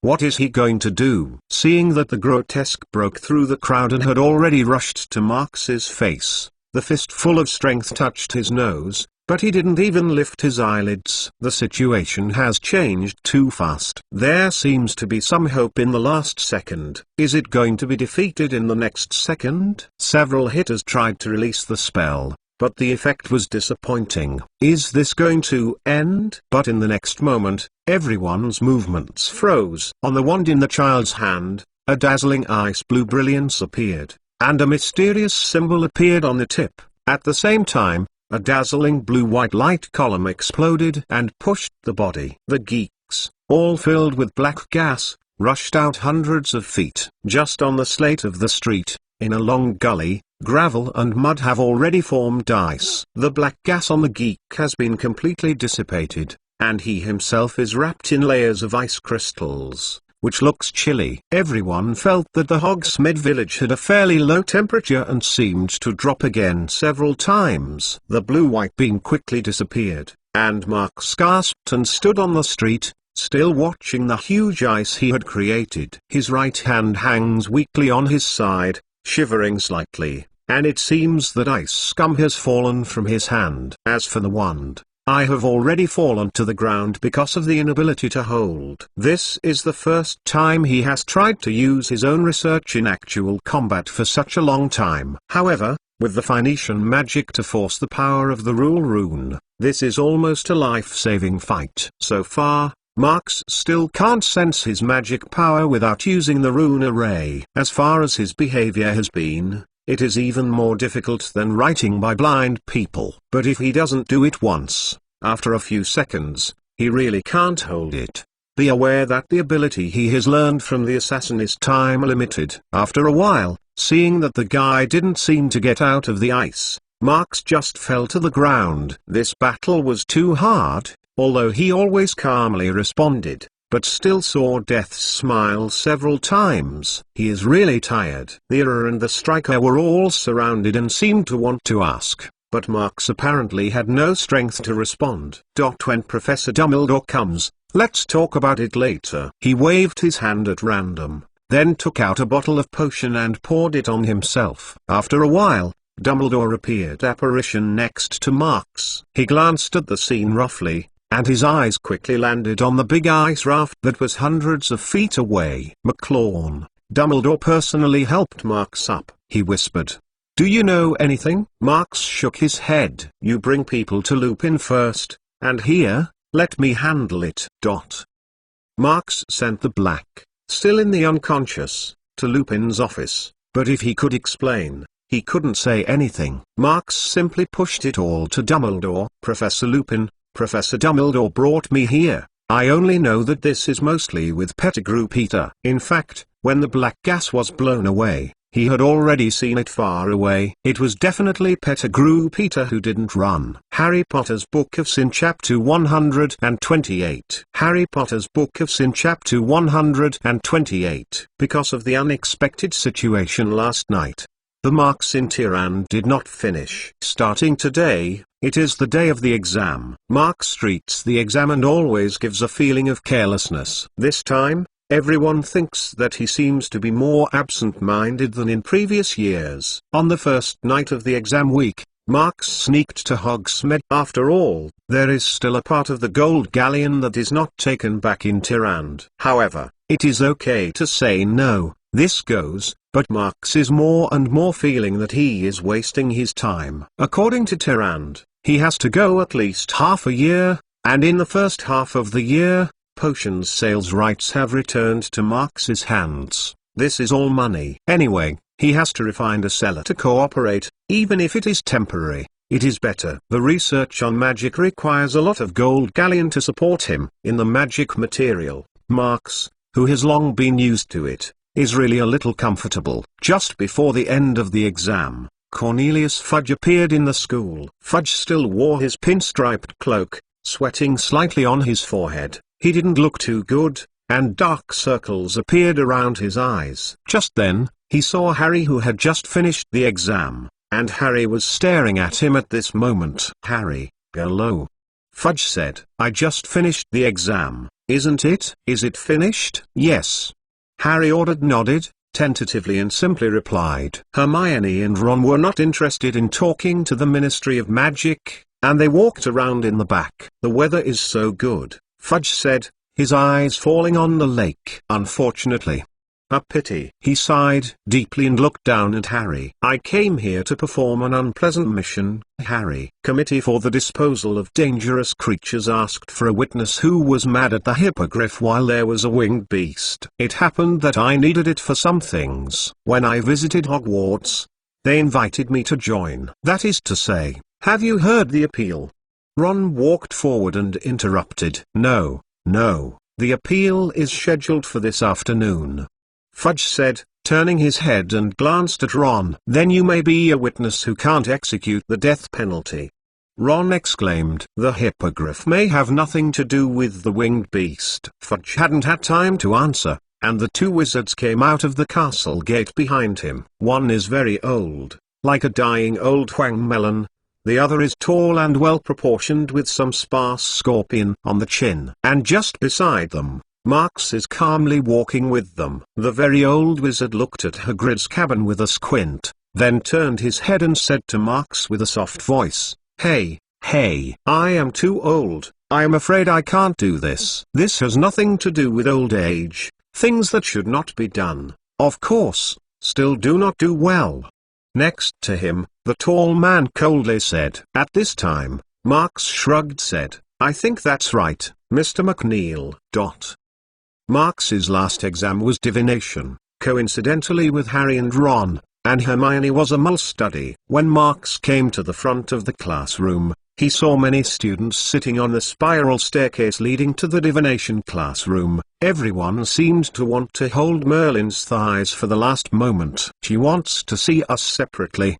Marks heard Harry. Neville was talking. "Who have you seen anything in the crystal ball?" The team outside the classroom shortened very slowly. When someone walked down the silver staircase, the rest of them whispered and asked, "What did she ask?" Past. However, everyone refused to answer this question. "She said that the crystal ball told her that if I told you, I would encounter terrifying things." Neville came down the stairs. He walked to Harry and Ron, then screamed. "The two men have now reached the platform." "That's right," Ron said scornfully. "You know, I'm starting to think that Hermione says she's right. She's an old liar." "Yes." Harry looked at his watch and found that it was already 2 o'clock. "I only hope she can hurry up." The next one is Ron, then Harry. When it was Marks's turn, time was nearly 40 minutes. By the way, when Harry came down, the expression on his face looked very strange. "What's wrong?" Marks greeted him and asked, "Is Professor Trelawney saying something?" "She just told me." Harry's words were just halfway, and Professor Trelawney's voice was past. "Marks McLawn." "Hey, I want to wait a little longer." Harry hesitated. "No, just now." Marks interrupted him and urged him to say, "Hurry up, it won't take a few seconds." "Well, I think Professor Trelawney seems to have made a real prediction," Harry said, thinking about it and shaking his head. "No, I am not sure, but she just said... Say what?" "She said, Mr. Malone, is it here?" Harry looked at Marks again, but Marks just waved his hand and motioned him. "She said that the Dark Lord sacrificed a servant, re-emerged, and became very powerful." "What else did she say?"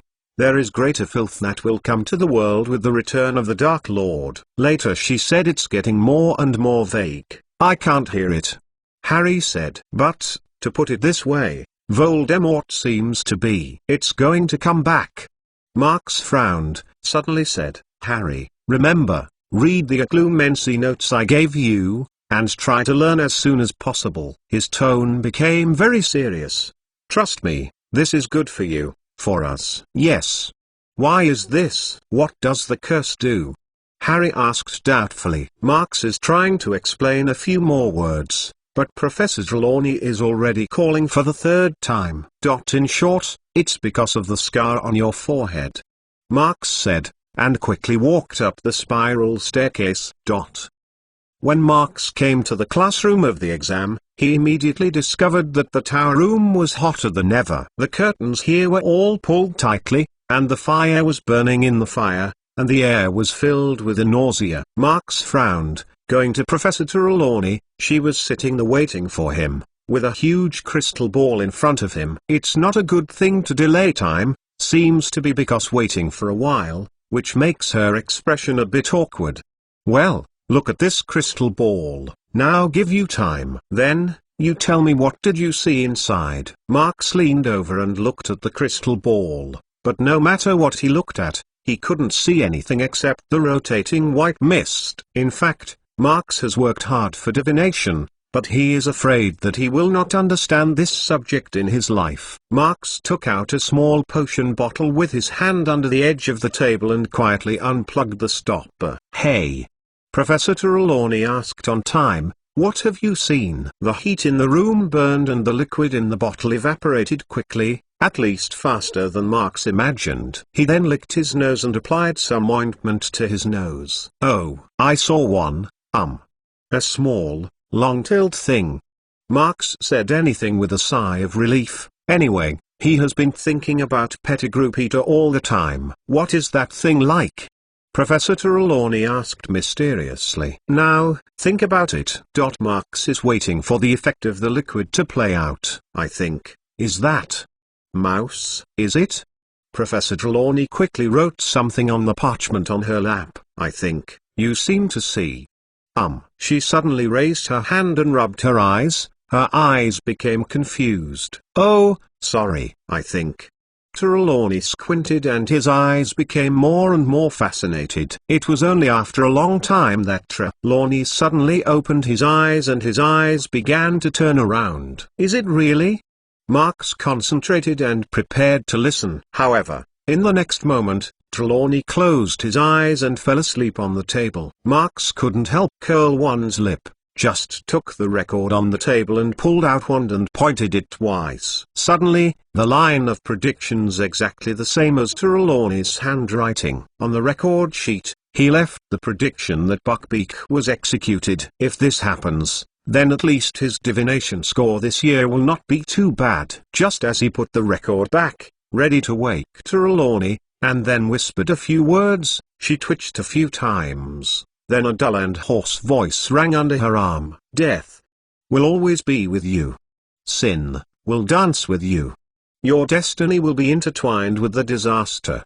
No.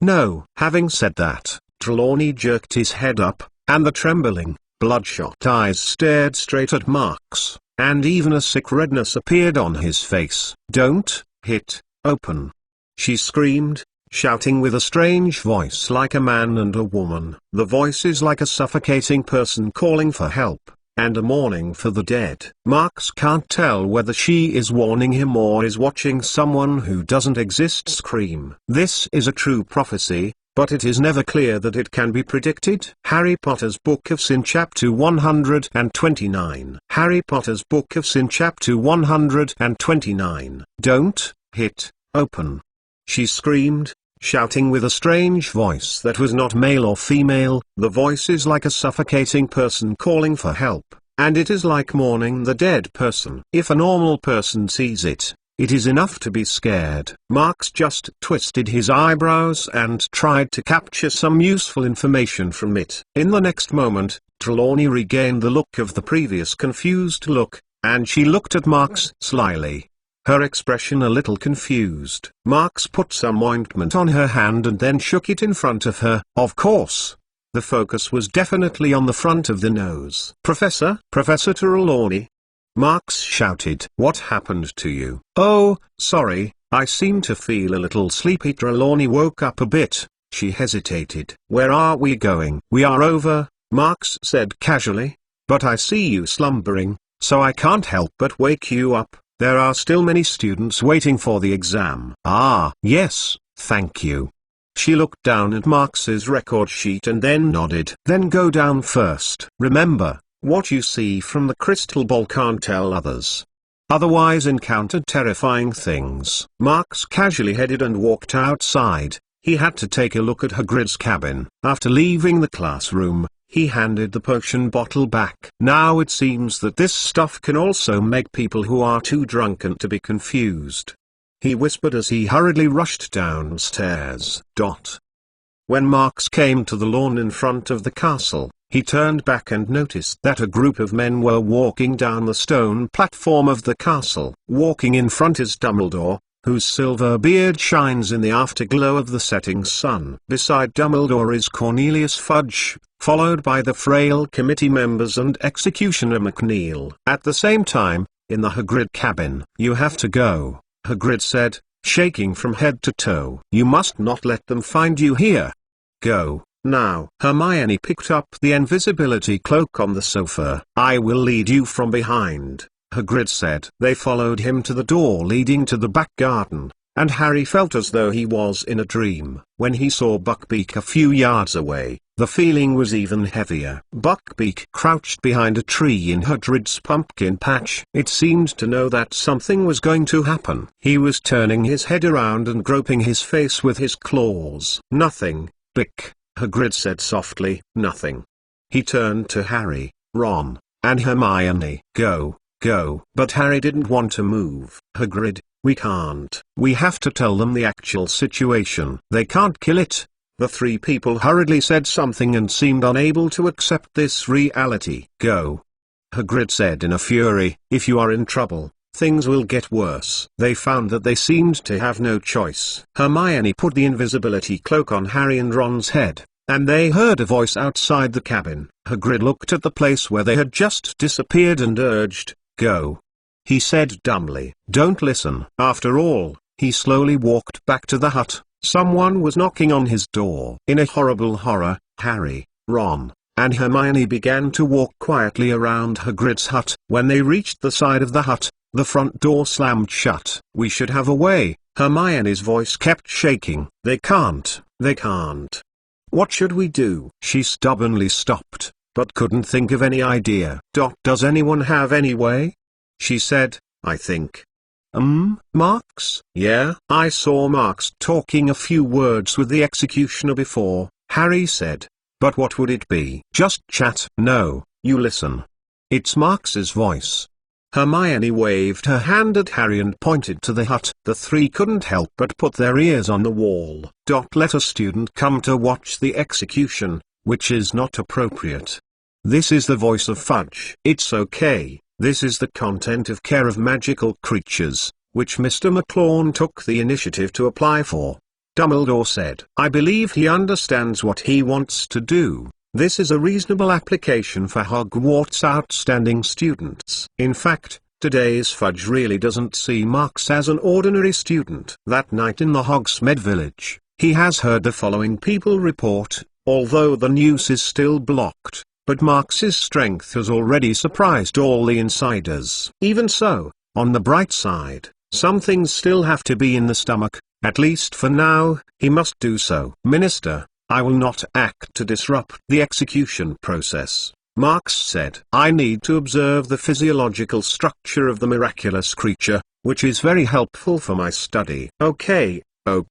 Then, Walton, let Mr. McLawn go with you to see." "How?" Fudge said in a constant face to the executioner Walton McNeil standing by the door. "Yes." McNeil ordered nodded. Coldly replied. "So." Fudge took out a piece of material and read it out. "Committee for the Disposal of Dangerous Creatures decided that Hippogriff is a winged beast, Buckbeak, hereinafter referred to as a convicted person. It should be 6 months 6 day, sunset time execution. Executing beheading, the executioner appointed by the committee, Walton McNeil, follows the process." After Fudge described the execution process again, he asked Hagrid about the body of the convicted person after execution. "Is it taken away by us, or?" "No, I want to be with it. I can't make it alone." Hagrid wrinkled his nose, and the tears that had been spinning in his eyes were still unbearable, like a break. The cheeks flowed down. "Of course," Fudge nodded, squatting out the window, and then said, "The time is almost up. The execution begins." Just as he greeted a few people to go to the back garden, Dumbledore suddenly spoke. "I think we'd better hurry and talk about the case. Time is tight. We have to be as soon as possible." Oh, Fudge thought for a moment. "It's true. I'm mainly here for this. You go through the process. I stay in the house and wait for you." For the case in Hogsmeade Village, Fudge has not been asleep for several days. In recent years, the Britain Magic Circle is still very stable. On that night, just the first batch of rushed. There was already a death in Street Mungo's Hospital for Magical Maladies and Injuries. The civilian wizard who was killed by an accidental attack reached 3 people. As for the injured, there are more than a dozen people who have already been identified. If you have not found it, you have to say something else. It can be said that this is a big case that is overwhelming compared to the disposal of a beast. When Hagrid and Marks followed the 2 men to the back garden, in the strange look of Hagrid, the old committee member took the back door of the hut. After he and the executioners McNeil and Marks looked at each other, Marks calmly nodded. Hagrid, you take Buckbeak to Forbidden Forest and find a place to hang on. Marks suddenly said, remember, tie some.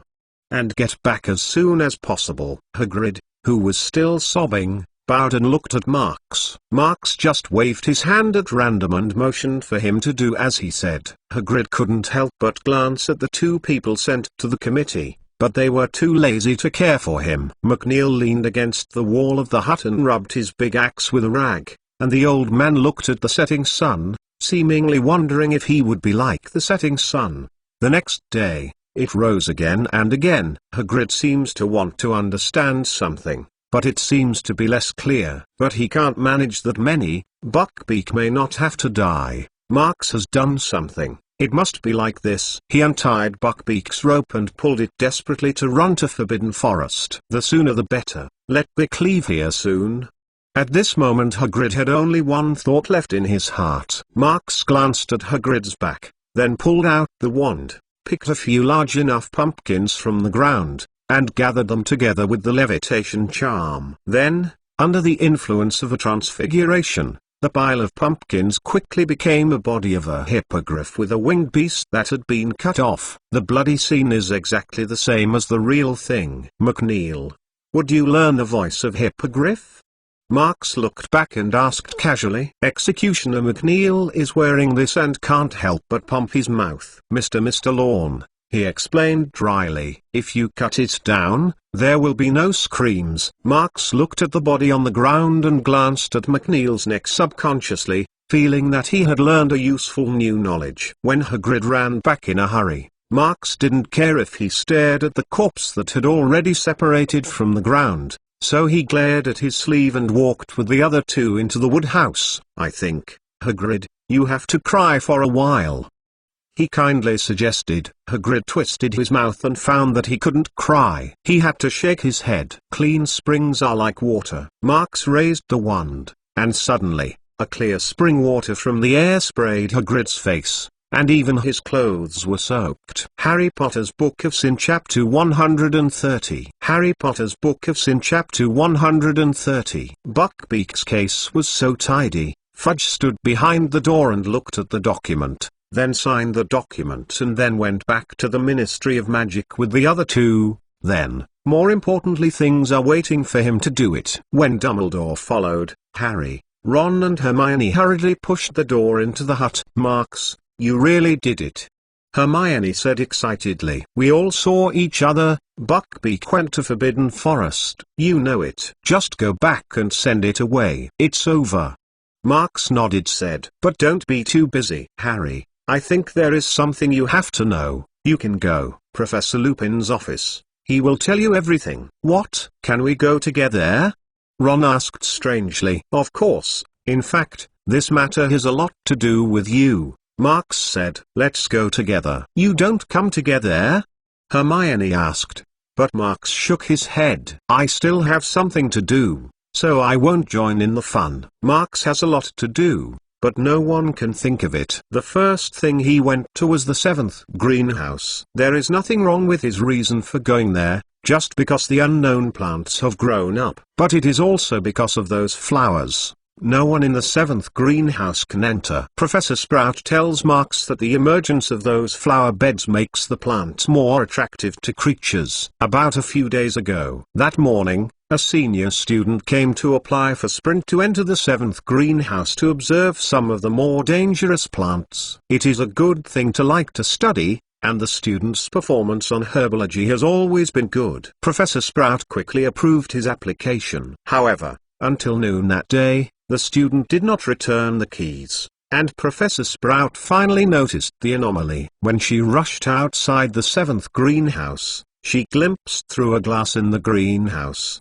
and a glimpse of a silhouette stood still and motionless. The location he is facing is the area of the plants that Marks planted. Professor Sprout immediately recalled the characteristics that the plants have always revealed, and she understands that those plants are very likely to grow up. When Sprout thought about it, he closed his eyes, caught his nose, and even put on a gas mask. No way, on this world, there are many wonderful plants that are always hard to guard against. For her, this is the charm of those plants. The same, it is also a place where people have a headache. Finally, the preparation of the full-scale sprout was so touched, all by the memory touched the students, and forced him out of the greenhouse. Today, it is the date that Marks and Professor Sprout have an appointment. They will work together to write a record of cultivation for those plants. Professor Sprout, I am coming. Marks went to the herbology professor's office, where Professor Sprout was sitting on the couch next to the table waiting for him. Oh, I remembered the specific process. Sprout smiled. Come on, take a closer look at it. Marks stepped forward and naturally sat next to her and picked up the parchment on the table and looked up. Sprout's office is always so relaxed. There aren't even a desk, and there are all kinds of flower pots everywhere, and you can see all the plants at a glance. As you can see from this special office, Professor Sprout is indeed an easygoing teacher.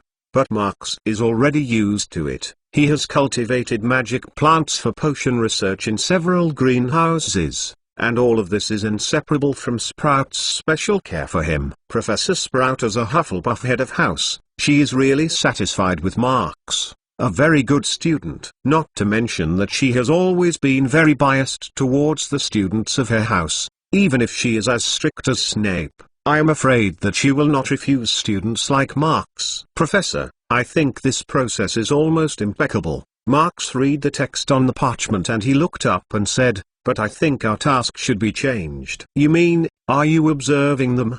Professor Sprout quickly said with a hand. No, this is too unsafe. I am teacher. This kind of thing should be done by me. But Marks still insisted on his own advice. He explained, Professor, you listen to me. I am proposing this because your experience with plants is much richer than mine. We need to be maintained by experienced ones. Absolutely awake. Professor Sprout hearing this, after considering it, she agreed with Marks's suggestion. Once the process is finalized, it's time to try the actual operation. The process is actually not complicated. Marks only needs to tie the rope around his waist, then wear all the protective props. Touch the squat to the position, and remove the protective gear one by one to try to judge the plant characteristics. If Marks is enchanted by those plants, then Sprout pulls Marks back with the rope, using his awake position as the range of influence of those plants. Finally, the two of them will complete the training record together. However, it is easy to say, but it is actually quite difficult. The difficulty is that they are not sure whether Marks can see the key data he should get, because the student who was fascinated by the plant was awake, immediately said that he did not remember what he had seen. Professor, then I will go in, Marks said, and he opened the door and went to the greenhouse. The layout of the 7th greenhouse is not much different from the last time Marks came here. Many plants that seem to be quite dangerous are constantly bearing fangs and brandishing claws. The effect of the plant does not seem to affect other plants. Of course, Marks is invisible for the time being because he can still wear a blindfold. The layout of the greenhouse, Marks, is very familiar, even if it is quite large here, but he did not make a mistake in one step, and soon touched the vicinity of the original location. Marks reached out and touched his left side. After he confirmed his specific position and orientation again, he decisively began to take off his protective gear. Every time he takes off one piece, he will take a closer look and will not take off until he has determined that there is no impact. Not long after, His hearing and smell have recovered, but the situation is still normal. Although there was a lot of smell in the air, nothing happened. The next step is touch. Marks reached forward and moved his hand a little. The next moment, he felt his fingertips touch the stems and leaves of the plant, but there was nothing unusual. He touched the plant carefully, and then a round, top-pointing thing fell into his fingertips. This should be the flower. It really gave birth to the flower. The next step is the last step. Take off the eye mask and observe it directly with your own eyes. When Marks took off his eye mask and opened his eyes, a wonderful sense of blankness filled his mind, just as if he had nothing to think about. In other words, he lost his consciousness, but maintained his standing posture, his eyes staring at the flower buds without any action. But not long after, probably a few seconds, Marks's fingers suddenly twitched. This is. Marks looked around in confusion. His mind was like a mess. Oh. Where is this? He found himself sitting on a bed, and the environment around him made him feel very familiar, like. Is like. Torpant? Marks feels that his memory seems to be slowly becoming clear. Hey, I am sleepy, isn't it? Torpant? He shook his head suddenly, reached out and opened the curtains, and the sunset outside came in, leaving a dimly lit interior with a golden layer. He yawned heavily and stretched out, sighing with a sigh. Hey, another new day begins. Open the quilt, get out of bed and get dressed. Then he pushed the door open and walked downstairs. With the footsteps of Comet the angel roar came from the first floor. Damn, can you not walk lightly when your kid is walking? The ancestral staircase of Lozi is being trampled by you. Get it? You just have to manage your ancestral pounds. Marks said as he walked to the bathroom on the second floor. When he took a shower and packed himself, it went down to the first floor. Half of the space on the first floor of this double-story loft is converted into a bar by the owner, Anglu, and the other half is the kitchen. In the past, Marks also found his first job here, helping the kitchen. As for the second floor, the single man in Anglu was also converted into several separate rooms and rented to several other households. Only left a slightly larger room for him to live. And Marks, you can only live in the attic. After all, it is free from Anglu uncle. And let alone, although Marks always dislikes it and suppresses it, the scenery outside the window is still very good. Hey, Anglu. Marks walked from the back kitchen to the front of the bar counter. Frivolous, good morning, kid. Don't always look at someone else's sunset as your sunrise. Anglo is a big man with a big beard. In addition to receiving customers, the only favorite is fitness. Look at his scorpion meat, coupled with his nearly tomato-high head, is like a brown bear. Hey, what do you say? I am not used to a good nightlife. Marks waved his hand. Even if he had greeted him, then he returned to the kitchen and planned to find something to eat for himself. Harry Potter's Book of Sin Chapter 131. Harry Potter's Book of Sin Chapter 131. Torpant's night is always so dim, messy, yet fascinating. At the deepest point of Temo Lane, the messy place of scrap iron, ships' slabs and wooden fences hides the surprising underground world. Those who have been sailing on the sea for a long time will always take all the time on the shore and let the pound, alcohol and women wash their own sea odor.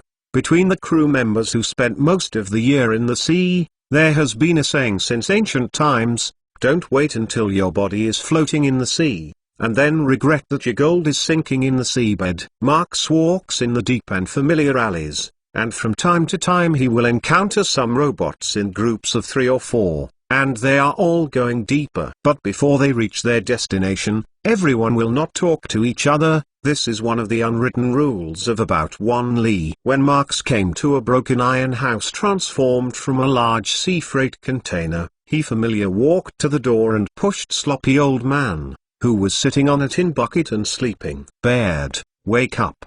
The old man squinted and looked up and bored Marks with a bored look. Don't push. When have you seen me fall asleep?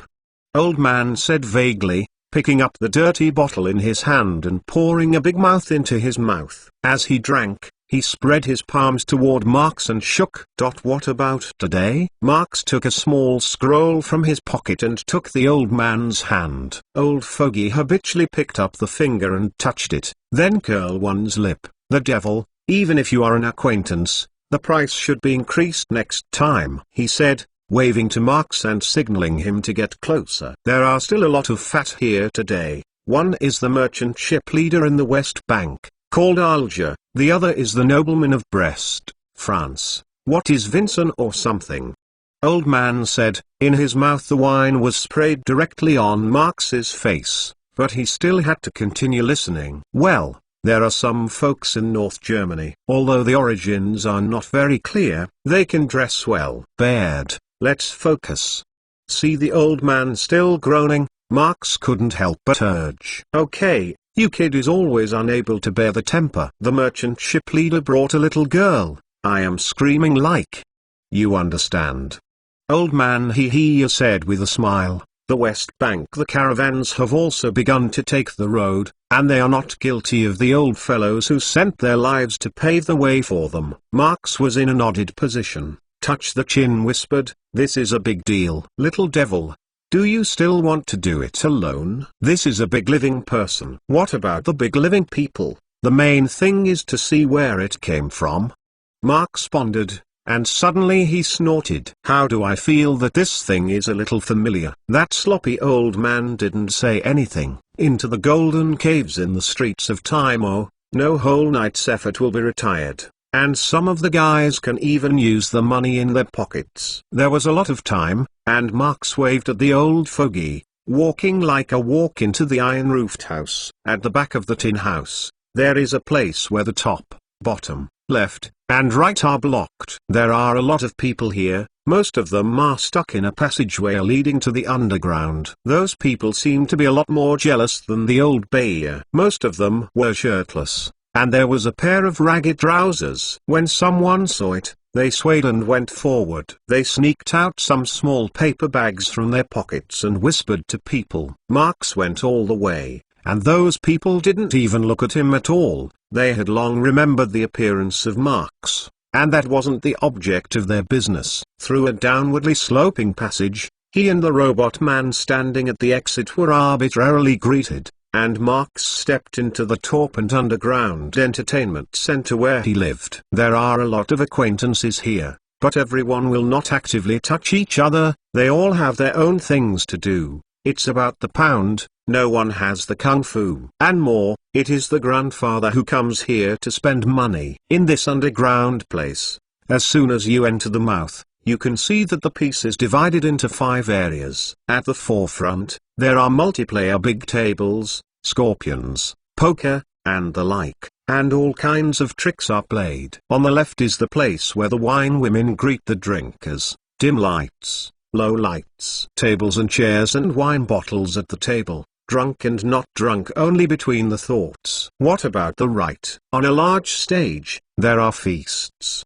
enchanting dreams, and smog, bringing you a lot of sensory stimulation. In the middle is a round bar, where you are the master of the tasting life. In general, the guests there are boring people with a lot of pounds in their pockets. The place where Marx worked was the area, but today, he walked through the chaotic scenes, arbitrarily rounding the corner and strolling to the deepest part of the scene. The area that is the innermost is the place with the highest grade and the highest level of consumption. Generally speaking, the little guys will not come here. The fish here are fat, but they are all smart. If you want to take advantage of it here, it will not be possible to make a lot of effort, and few people like to run here. However, Marx has been a bit annoyed recently, and he plans to take a little bit of thought and then rest for a while. After finishing the whole work clothes, Marx ran a small step, and from time to time looked back and put on a look of fright. Young people have the advantage of being young,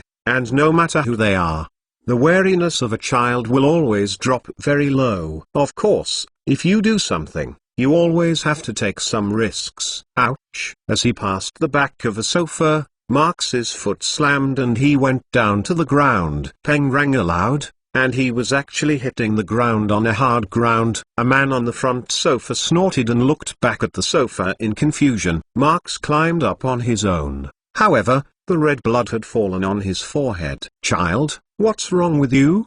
The man looked very spirited. The thin and tall figure, the decent dress, and the blonde hair were neatly tidy. One glimpse was a guy who had been living in the upper class. "Oh, sir, I was caught here. I don't know. I escaped, but I think my mother would be worried," Marks said incoherently, a face of lose one's head out of fear. "Oh, this is really bad." The man looked at Marks up and down, only to find that the clothes on his body seemed to be handmade, and the fabric was quite out of the ordinary. It should be a child of a rich family. At this time, Marks wiped the blood on his nose and wiped something under his eyes. Soon, a tear could not stop flowing down. He swept the man behind with a vague line of sight. In addition to some men and women who were similar to the man, he soon discovered that a little girl who was not much bigger than him was shrinking in the corner of the sofa and looked at him with uneasiness. "Child, if you can trust me, then talk to me." The man's face showed a smile, but Marks couldn't stop vomiting in his heart. This guy should be the merchant ship leader in the West Bank, Alger. At first in this line, the level is a bit. Come, sit down and talk about it. I will help you. The man glared at Marks's shoulder and let him sit on the sofa, and the men's companions also came together to comfort Marks. A young lady also took out her handcuffs and wiped Marks's blood on her forehead. "Oh, thank you, madam." Marks gratefully, shuddering, and said, "My family is in London. When the servants sent me to school, I was taken away by the bad guys. I really need help, sir. My father can give you a lot of money." He spoke in a very authentic London voice, and from time to time he looked back at the sofa, seemingly afraid that the bad guy who was unnecessarily ran out and took him back. Although his words have been intermittent, the key information that they have revealed to them has been poured out without fail. "Nothing. Let me introduce myself first." The man opened his mouth and smiled softly. "I am Alger, a businessman in the West Bank. If you believe me, it would be better to catch our boat. I can take you back to London." But Marks knows very well that the caravans in the West Bank have just come from Margate, and they will definitely not go back in a short time. According to their previous routes, they are pointing to the Cantabrian Sea to the west of France. "Oh, thank you so much, Mr. Alger." Marks shook with excitement. "I will let my father pay you the appropriate reward." "Certainly. He is like a noble male child spoiled by his parents. Opening his mouth is money and money." Although he is disgusted, he has a clear sense of truth. Sitting on the sofa for a while, Marks sometimes expressed his concern to the man, saying that there will be bad people who will find it later. At this time, a fatty with a maroon curl and a luxurious dress came from the next table. "Alger, here." Fatty waved at Alger. "Mr. Vincent, what's wrong?" Alger let the young lady look after Marks, and he went to the noble's Fatty. "Where is this little male child?" Fatty he smiled. From which colleague to escape, Alger also smiled. "Why, Mr. Vincent, you are the child, soft skin and tender meat. I have a guest who is interested in it." Fatty smiled indecently. "It can be regarded as the pound in your hand, and you can get a price." "Don't want to hear the identity of the kid."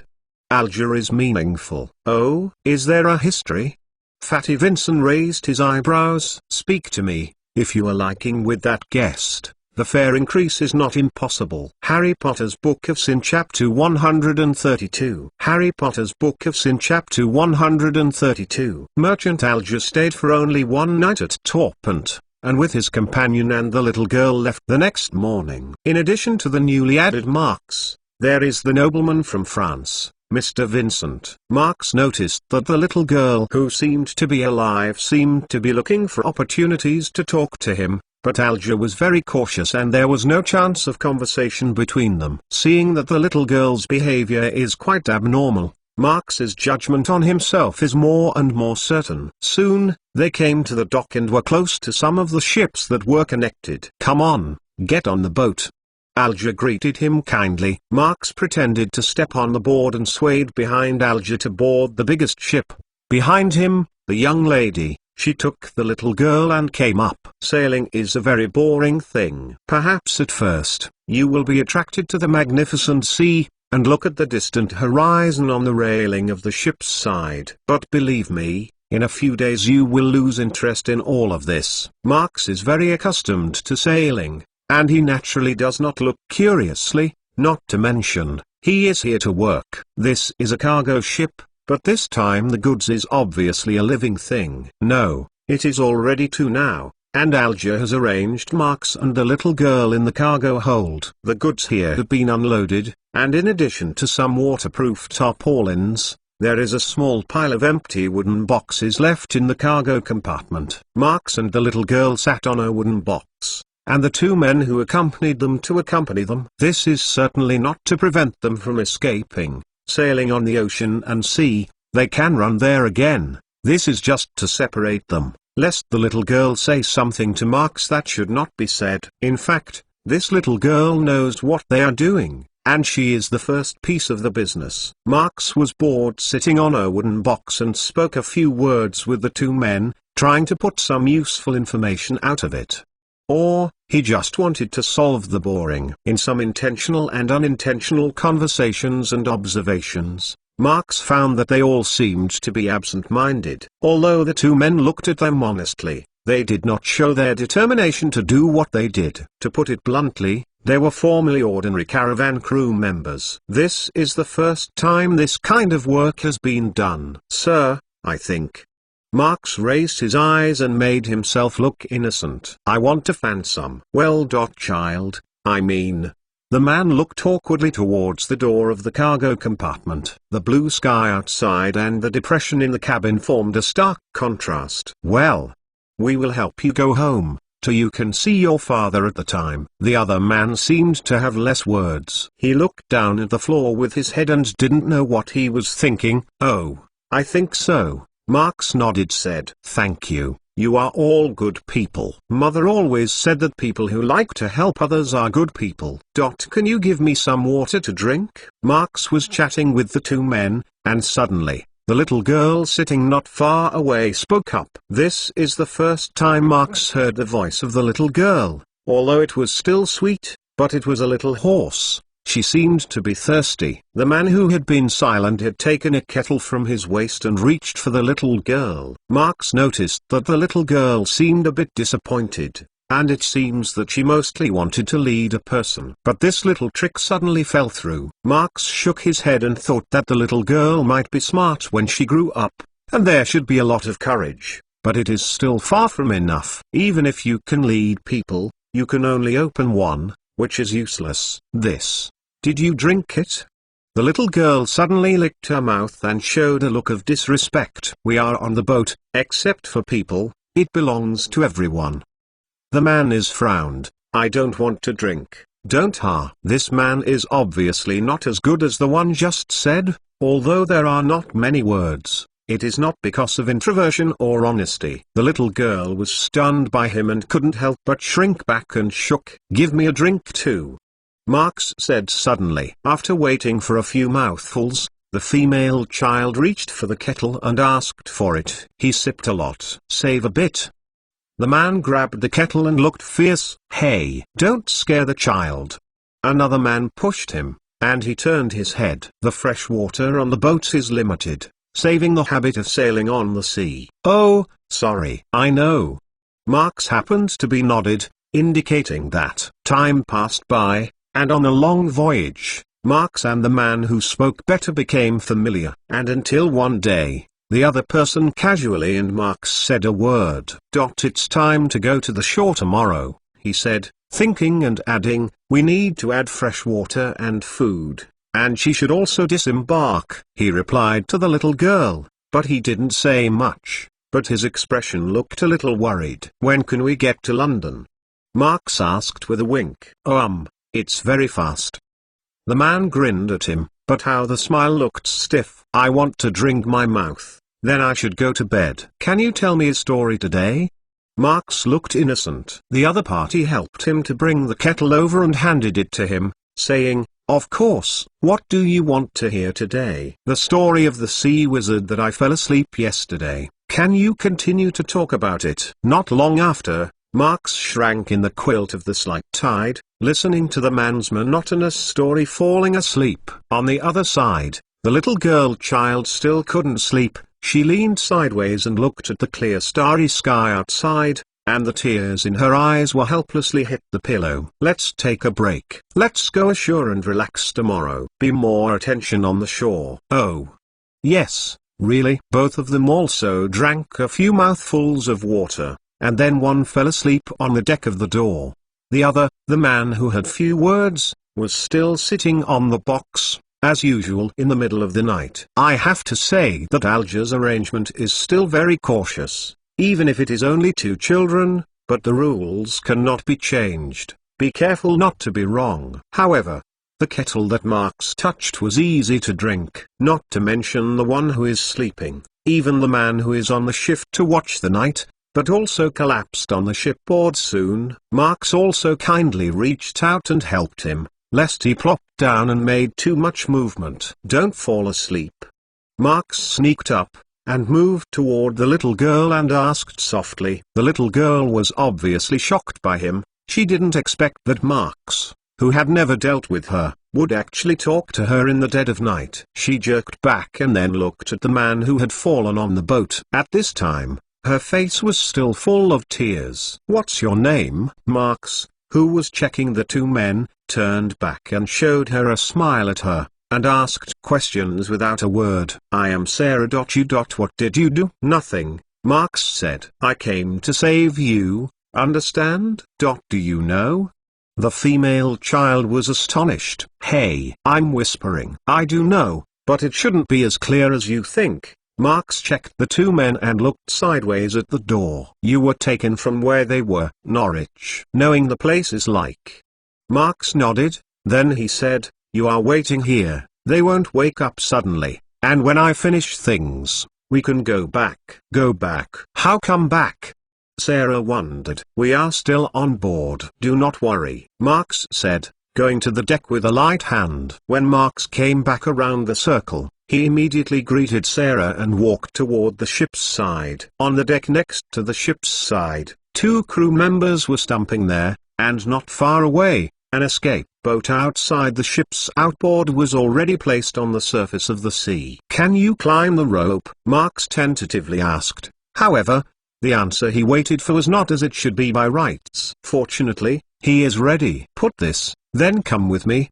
Marx handed a life vest to Sarah, and when she put it on, she took her to the railing. Sarah thought he would have a good idea.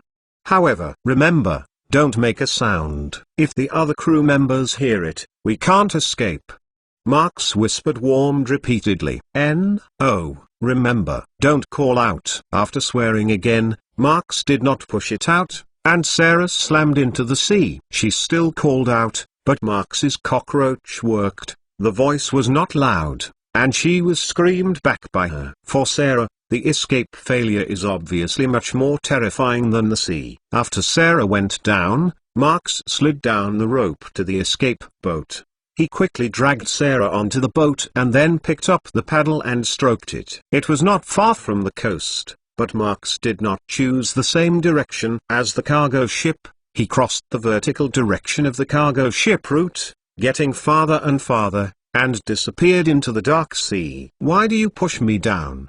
Sarah, who had been squatting for a long time, couldn't help but ask her. Harry Potter's Book of Sin Chapter 133. Harry Potter's Book of Sin Chapter 133. The cruel reality tells Marx that boating is a very tiring thing. Not long after his undeveloped body, he put down the paddles and let the escape boat float on the sea, drifting along the waves a little bit. In areas closer to the coast, the waves always rush perpendicular to the shore, so you don't have to worry about drifting somewhere else. When the rising sun blew the first rays of light away from the darkness of the night, it seemed that everything became clear. They could see the distant land far away. When Marx was down to earth, his efficient action once again played a role. After discussing it with Sarah and asking for some unfavorable benefits, sending her back is the only thing to do, destroying the business of the dealer, and asking for some remuneration, which he does not often do. But this is not the first time. All the way to ask the location, plan the route, and then change the dress. Under the convenience of having money and doing things, they returned to Sarah's home in the fastest way and the most popular way. An abducted little girl was saved by another, smaller male child. This is rare.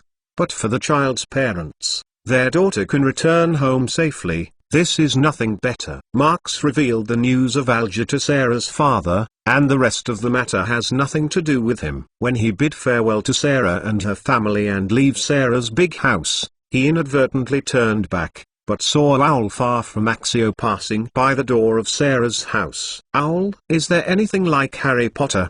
He made a joke subconsciously. However, Marx, who didn't care much about it and was about to leave, suddenly stopped. He looked back again, staring at the direction in which the owl left, and seemed to feel that something was wrong. After a while, Marx came back to his senses and walked straight to the door of Sarah's house. Dong dong dong.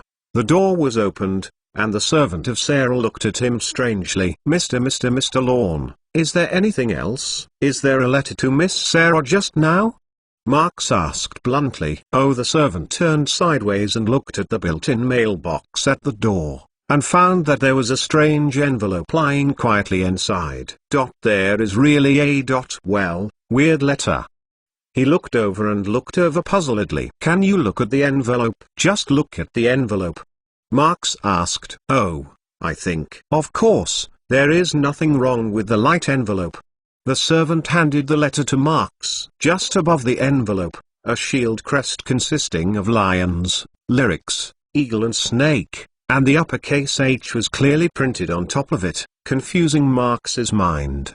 The inexplicable familiarity and dissatisfaction that woke up in the attic once again made him feel anxious. Marx looked at the envelope in his hand again, then looked up and looked around all around, trying to find a source that made him feel uneasy. However, he stayed on the line for a long time, but did not get any gains. What happened? This feeling. As if I have forgotten something important. What?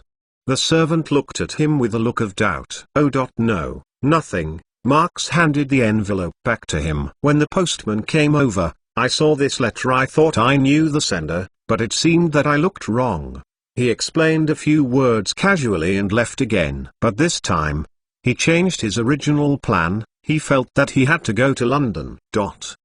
It turns out that even a mole has had some guesses about the existence of Wizard World, but it is still very difficult to find them. Fortunately, Marx is not a pure mole. He had had a magic power on a way in the car accident a few years ago. To put it bluntly, Marx within the body's magic power has long since awakened, and the expulsion of the mole spell has been ineffective for him. However, it is still a very time-consuming task to find a broken bar in the vast London that does not know the specific location or even the existence of it. When Marx wandered around London for a few days, he finally found a small, broken suspicious bar on Charing Cross Road, a big bookstore and a record store in Westminster. Okay. Marx, who stepped into the bar, could no longer hide his surprise. He half-mouthed, looking at the dirty arrangements in the bar, and the customers wearing strange costumes. Surprised one's feelings in one's speech.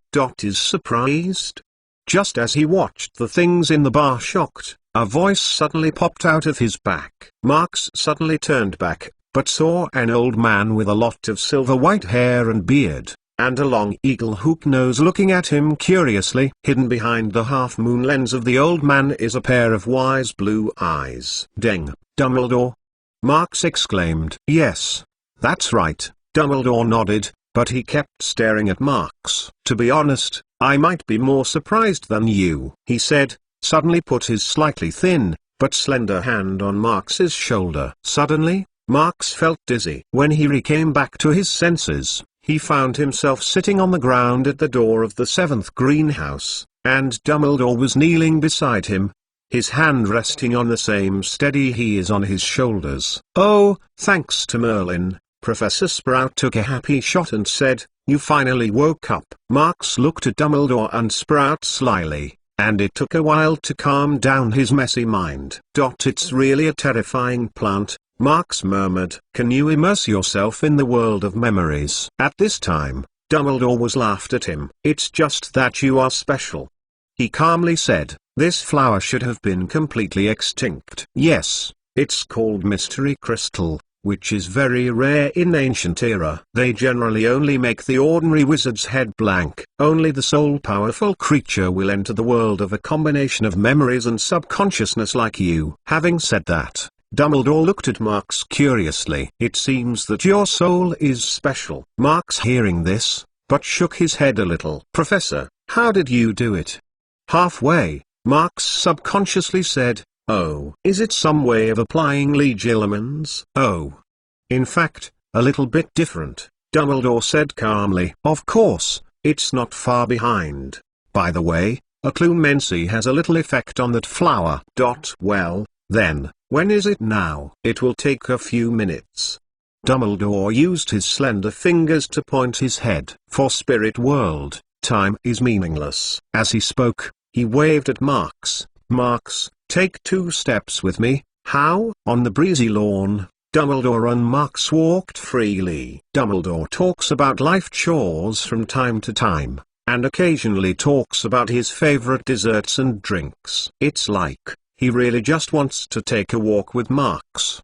Speaking, since I was a headmaster, time has not been enough. He was slightly shrugged and playful. "In the past, when I was only a teacher, I was always enthusiastic about my work, until now I feel that sometimes, talking to students frequently about learning and thinking about something is actually not as useful as taking a walk. In this case, both sides will be more relaxed, isn't it? To treat different people, maybe the method will change accordingly." Marx said casually, "People are complex, no one can make choices for others, and I am the same."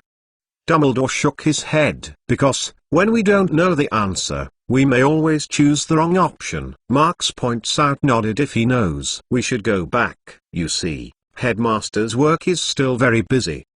Dumbledore spread his hands. "If you like, let's go back next time." Marx looked at Dumbledore's back to the castle and sincerely admired the greatest white wizard of today. Just now, in the so-called spiritual world, Dumbledore has already seen some clues. Marx knew the existence of the wizard before receiving the Hogwarts admission notice. But Dumbledore didn't ask much, even if he was already surprised. After teaching a student like Voldemort, the wise white wizard has changed his educational philosophy. He does not interfere too much with each of his students, but observes, guides, and guards silently, and pay for each step they go out. This is not something that ordinary good people can do, at least Marx feels that he can't do this in his life. The flowers in the greenhouse, called Mystery, have been separated by Professor Sprout. Before the problem was solved, the label "Prohibited Proximity" posted there would not be removed,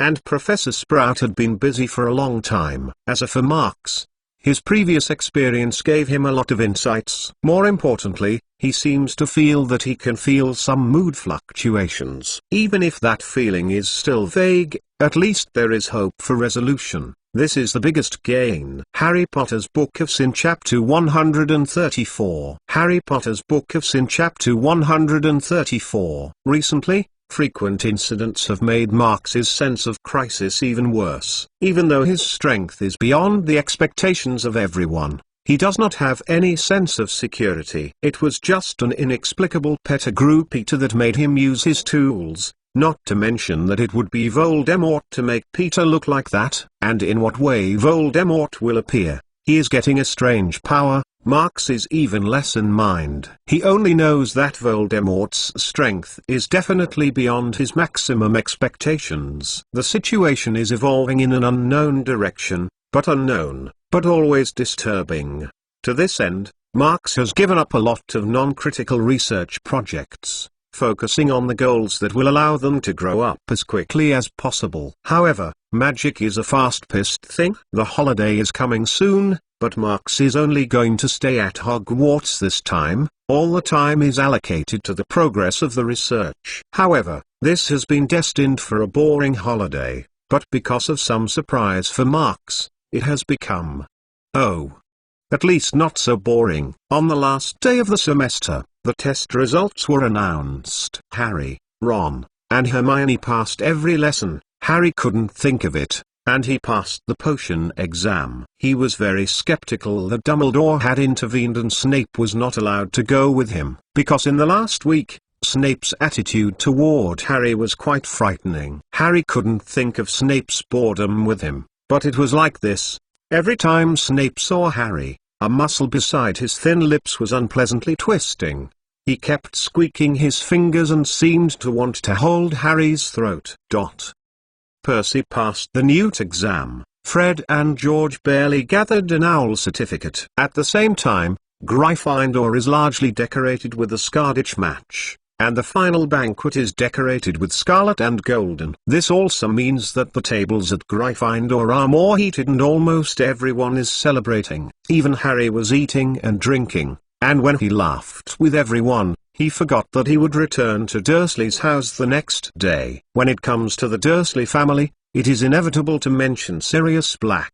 After Marks let Harry go to Lupin's office, Harry finally met with Black, who was lying on the bed. Under Lupin and Black's remarks, Harry was surprised to learn about some of the truth about the death of their parents. And when Harry understood that the person who had betrayed his parents was Pettigrew Peter, he was out of anger. Ask, who can bear the hero that he has always admired, is actually the real murder of his parents. However, this matter is really not very easy to digest. What's more, no matter why Pettigrew Peter has been hiding for so many years, now he is really dead. The so-called Dead Man Tell No Tales is the current situation. What everyone couldn't think of at the venue was that Harry finally chose to believe Marks. Harry believes that with the wisdom and strength of Marks, as a party to this incident, his views and decisions are worthy of his own judgment as a powerful criterion. But in any case, Harry finally accepted the God-Godother, but the result has not changed. By the way, when Black and Lupin tell the truth, it is Ron that is more difficult to accept than Harry. What do you say? Scabbers is Pettigrew Peter? Ron yelled. No, how is this possible? Even though Black promised to give him a new pet to compensate him, he still seemed to be reluctant. He could see that his feelings for Scabbers were very deep. Of course, Harry, who accepted all of this, still had some resentment. He had to go to Dursley for the rest of his vacation. The reason he got was that his godfather Black had to stay in Hogwarts and raise a good one. Even though it might just be an excuse, Harry had to accept this reality. At the dinner party, when everyone was eager to discuss the topic of the holiday, the hall of the auditorium was slowly pushed open. Who is coming? Is someone late? In fact, it can be said that because there is an individual, it has been late for a whole semester. Winnie? Marks swallowed the chicken leg glue in his mouth, and his face was so surprised that he was lost. The person who came is Winnie Blois. After a semester, she seems to have no change. Her figure is still so petite, and the wizard robe on her body looks so loose. The wide pointed hat covers her hair with half of her face, making it difficult to see how her appearance looks. On her hand, she was dragging a big suitcase and turned her eyes to Hufflepuff's long table, seemingly searching for someone. Marks knows that this is definitely looking for him. After Marks reached out and waved a few times, Winnie ignored everyone's gaze and pulled the suitcase straight to Marks. Flower, opened? It's been a long time since I heard this tone of no ups and downs. Marks couldn't help but think so. The dining chair Axio. Marks took out the wand and waved it. A chair in the corner crossed the air and landed beside him. After the flower, I will say. How come you come now? Winnie sat quietly and replied, a vacation time, next semester, or a break from school. She seems to be used to talking to Marks. After thinking about it, she added, Prob. That holiday is you looking at the flowers. Marks thought. Winnie took a natural look. Correct. Marks glared at her several times and suddenly grabbed a chicken leg and handed it to her. Come, eat chicken. The routine dinner was very successful compared to the many messes left in the semester. At least, many things have nothing to do with the students. Everyone is ready to enjoy their vacation time. When Marks and Winnie left the auditorium and planned to find a place to talk about the flower gardens in the greenhouse, they met Lupin, who was carrying a suitcase and an empty water tank. "This is where to go, Professor Lupin?" Marx said. "Hello." "Oh, you still don't know? I thought Dumbledore had already told you." Lupin grinned. Marx looked at him suspiciously. "So, you decided to resign? The child who teaches herself by a werewolf? I don't think parents will be willing," Lupin said earnestly. "Before I looked at the scene that Harry and Black recognized, I think this reason is enough for me to make this decision. Parents are right, children should not be exposed to this danger. And I am still against you." Marx waved his hand and suddenly said, "Do you need me to find a suitable job for you? At least, then you don't have to be as lonely as it is now." "Work?" Lupin said in surprise. "Yes, a job away from the crowd." Marx thought for a moment, and then continued, "Maybe it's boring, because there's really no one there, but at least it's not going to worry about life. I'll pay you remuneration." "Can you elaborate?" Lupin seems to have some interest. "There is a hidden island in the center of the Mediterranean, where there are many magical creatures, and a group of wild elves that have been left behind since ancient times." Marx gave a brief account of the situation there, and specifically stated that he needed Lupin to do the work there, breeding a variety of magical creatures, or to continue to provide him with the vast amount of material needed for magic research. "It is undoubtedly a very good stronghold, and now it must be an island without a master." Marx decided unceremoniously that the island would belong to him. If he graduated from Hogwarts in the future, he would have a serious place to stay. Lupin quickly agreed to think more, and Marx could see that the job really worked for him. There is no danger of hurting others even if it is transformed. "Don't worry, I don't have time to go there for a while. But if you have a plan, you can contact me first," Marx said. "Whenever you can." Just then, Dumbledore also came over. "Your car is at the gate, Lupin," he said. "Thank you, Headmaster." Lupin looked at Dumbledore politely and nodded, next to his old suitcase and the empty water tank. "Okay, goodbye, Mr. McLawn."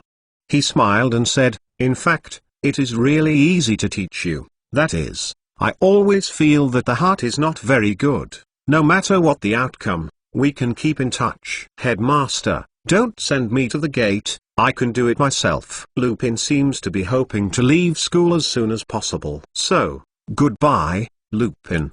Dumbledore was polite. Lupin tilted the empty tank a little to shake hands with Dumbledore. Then, Lupin finally nodded to Marx, and quickly smiled and walked away. "You left a deep impression on him," Dumbledore muttered. "Well, when every professor talks about you, it's almost like this reaction." Oh, Marx looked at Winnie, who stood beside him but had no sense of existence. "I think I learned a lot with Miss Blois. I think she is more like a low little girl than I am." Winnie just looked at the portrait on the wall calmly, and didn't even look at him. Harry Potter's Book of Sin Chapter 135. Harry Potter's Book of Sin Chapter 135. The next morning, Hogwarts quickly drove away from the station, and Marx stood on the platform and waved goodbye to Harry.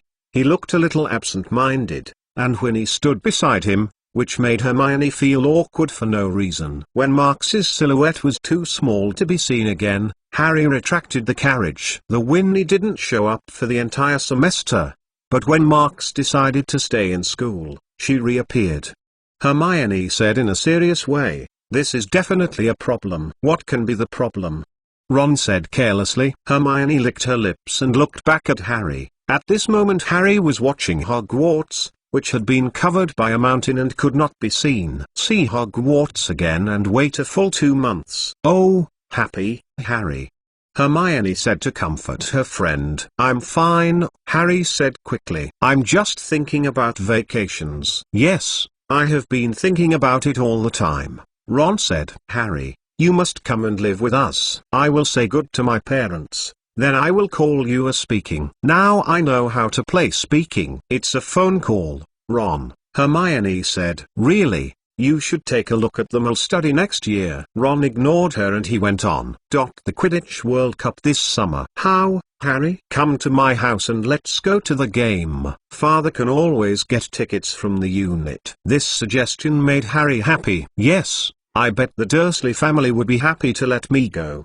Especially after I did that to Aunt Markie. Harry, Hermione suddenly looked back and said, "You see, what's outside the window?" Harry turned and looked out, but saw a huge shadow slamming in from the open window and steadily falling into the empty seat next to Harry. That is Marx's big owl. One side of Hedwig shrank, and it was squeezed aside by Marv, and Crookshanks sat up in his seat, and the big yellow eyes stared at it with vigilance. Marv stood on the seat with one leg and the other paw loosened, and a small owl of a grey tutor rolled down to the cushion. Then, the envelope in his mouth was placed freely on Harry's lap, and then immediately spread out of the window. The whole process was very fast, which made the three people in the carry a little unresponsive. At this time, Crookshanks looked at the little owl again, and it seemed to be a bit of interest. Ron noticed this sensitively and grabbed the little owl. Harry picked up the letter and wrote it to him. He ripped open the letter and shouted, "It was written by Sirius." "What?" Ron and Hermione said in confusion. "What else did he say?" "Read it quickly, dear Harry. I hope this letter will be received before you reach your aunt's father's house. I don't know if they are used to sending letters to Owl. In fact, when you received this letter, it meant that I had left Hogwarts, not telling you where to hide, in case the letter was handed to someone else. I have always had some doubts about the reliability of Owl, but Marx seems to be very reassuring. I believe those Dementors are still looking for me, but they have no hope of finding me again. I plan to let some moles see me soon, away from Hogwarts, so that the castle's security measures can be undone. In our brief meeting, one thing I have never had the chance to tell you is that the person who sent Firebolt to you is me. Ha! Hermione said triumphantly. Hey, I told you that he sent it. Yes, but he didn't do anything on it, didn't he? Ron said. Hey, the little owl is now screaming happily in his hand. It has already sipped on one of his fingers and seems to think it is a way of expressing kindness. Marx asked his Marv to help me to order the owl at the post office. I used your name, but told them to go to Gringotts 711, my own vault, to get the money. Please think of it as a 13th birthday gift that your godfather gave you. I think I am shocked by you. That was the night you left your uncle's house last year. I am willing to apologize for this. I just want to look at you before going to the north, but I think it was as scary as you saw me. Something is attached to you in the letter. I think this will make you more enjoyable in Hogwarts next year. If you need to find me, please send a letter. Your owl will find me. I will write to you soon, Sirius. Harry eagerly found it in the envelope, and there was a parchment inside. He quickly read it, and suddenly felt warm and satisfied, as if he had a hot butterbeer in one breath. On that piece of paper, I wrote this sentence: I, Sirius Black, Harry Potter's godfather, and I agree to go to the Hogsmeade Village on the weekend. For Dumbledore, that's good enough. Harry said happily, and he went to see Sirius's letter. Wait a minute, there is a post. Oh, Ron, this little owl will be given to you. Ron suddenly widened his eyes, and the little owl was still screaming in excitement. Do you raise it? He said with no confidence, looking at the owl carefully. After watching it for a while, what surprised Harry and Hermione was that he even took it to Crookshanks to sniff. What do you think? Ron asked Crookshanks. Definitely an owl, hey? At this moment, Hermione seemed to find something outside the window again. It's another owl. Both Harry and Ron turned their heads, but the taupe owl did not slow down, but flew straight toward Hogwarts. The person who received the letter is Marx. For him, this letter is definitely not good news, because, at this time, a notification file from Ministry of Magic. Dear Mr. McLawn, according to the relevant information and the transcripts of the personnel involved in the Magic Department of Magical Law Enforcement, You have a major connection with the continuous homicide in Hogsmeade Village. Due to your behavior on that day, the death of the wizard has been confirmed. The Ministry of Magic law enforcement officers will arrive at your location in a short time. Ministry of Magic will collect your wand and give temporary detention and punishment for investigation. Rufus Middle. Scrimgeour. Ministry of Magic, Magic Department of Magical Law Enforcement, our office. Although Marks had already prepared to go to a Ministry of Magic, the wording of the notice was so strong and so unscrupulous that it made him frown. This notice only mentions that he killed someone, but did not explain the identity of the deceased. Logically speaking, after Pettigrew Peter was frozen, the black gas wrapped around the body had completely disappeared, and the Ministry of Magic clearly knew his true identity. Although there may be a confidential relationship, it does not allow Marks to guess other possibilities. He has a hunch that there must be other things waiting for him. There is a conspiracy. Marks shook hands with the notice, revealing a contemplative expression. When the two Aurors appeared in the school with a whole team of strikers, not only Dumbledore, but even several professors were alarmed. What happened? Professor McGonagall looked at the Auror, who was blocking the door of the school, with a strange expression on his face. Who knows? The little man Professor Flitwick was sharp and authentic. And on the other side of the castle, Snape also came out, and Dumbledore was walking next to him. Marks followed behind them and it looked like they had come together to watch the fun. However, in the strange eyes of several professors, Marks came to the forefront. Which is the person in charge of this time? He looked around for a week and calmly said, I am Marks McLawn. I am. Auror came out and looked at him suspiciously. So, call out wand first. Marks nodded, took out the wand from the cuff and handed it out. Please let us go. For Hogsmeade-related cases, you need to cooperate with the investigation. You should have received the notification file of Ministry of Magic. After the Auror confirmed the file, he carefully took it. Okay, Marks's wand, then handed out. Please. Marks turned his head and looked at Dumbledore, and he walked to the Auror without any resistance. This. Scorpio. What happened to this? At this point, Professor Sprout suddenly ran over and asked aloud, what did McLawn do? Why? But Dumbledore reached out and stopped her. Pomona, Marks is just going to cooperate with the investigation. It's okay. He stared at Marks for a moment, and he calmly said to the Auror, good for me and Fudge. The Auror took the nodded seriously and left with Marks. Albus, what the hell is this? Why McLawn will?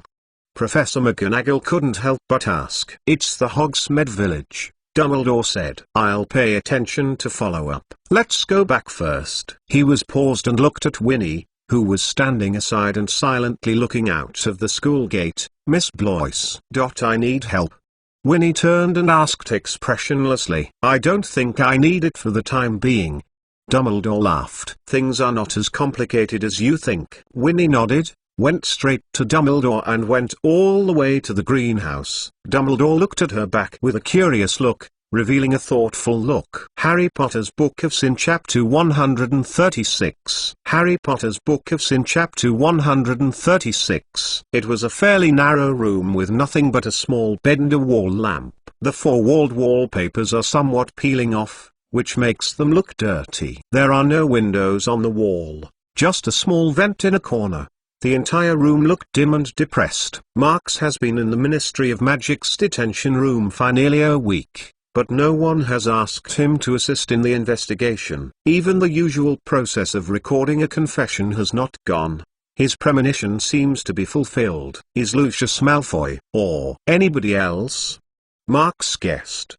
He knew that this incident was anxious. At the moment, Dumbledore was definitely helping him arrange these things. And this always takes time. Although there was some rush this time, everything was still planned. Another few days passed and finally someone appeared. They came with two seemingly serious wizards, who brought the Marks over the promenade and into the elevator. And then the elevator continued to go down and down. When Marks saw the number on the elevator jump to 9, the telescopic elevator door finally opened. The two wizards, with one left and one right, sandwiched Marks and walked silently, and soon they reached a dimly lit staircase. Going down one more layer, Marx found that the walls on either side of the corridor were replaced with rough stone walls, and a torch was inserted at intervals. On both sides of the corridor, a heavy wooden door is arranged in sequence, with iron latches and shimmering keyholes. The two brought Marx to the front of the wooden door numbered 7. One person pulled out a key from the waist and inserted it into the keyhole and screwed it hard. With the light, another person pulled the iron door open and the door opened.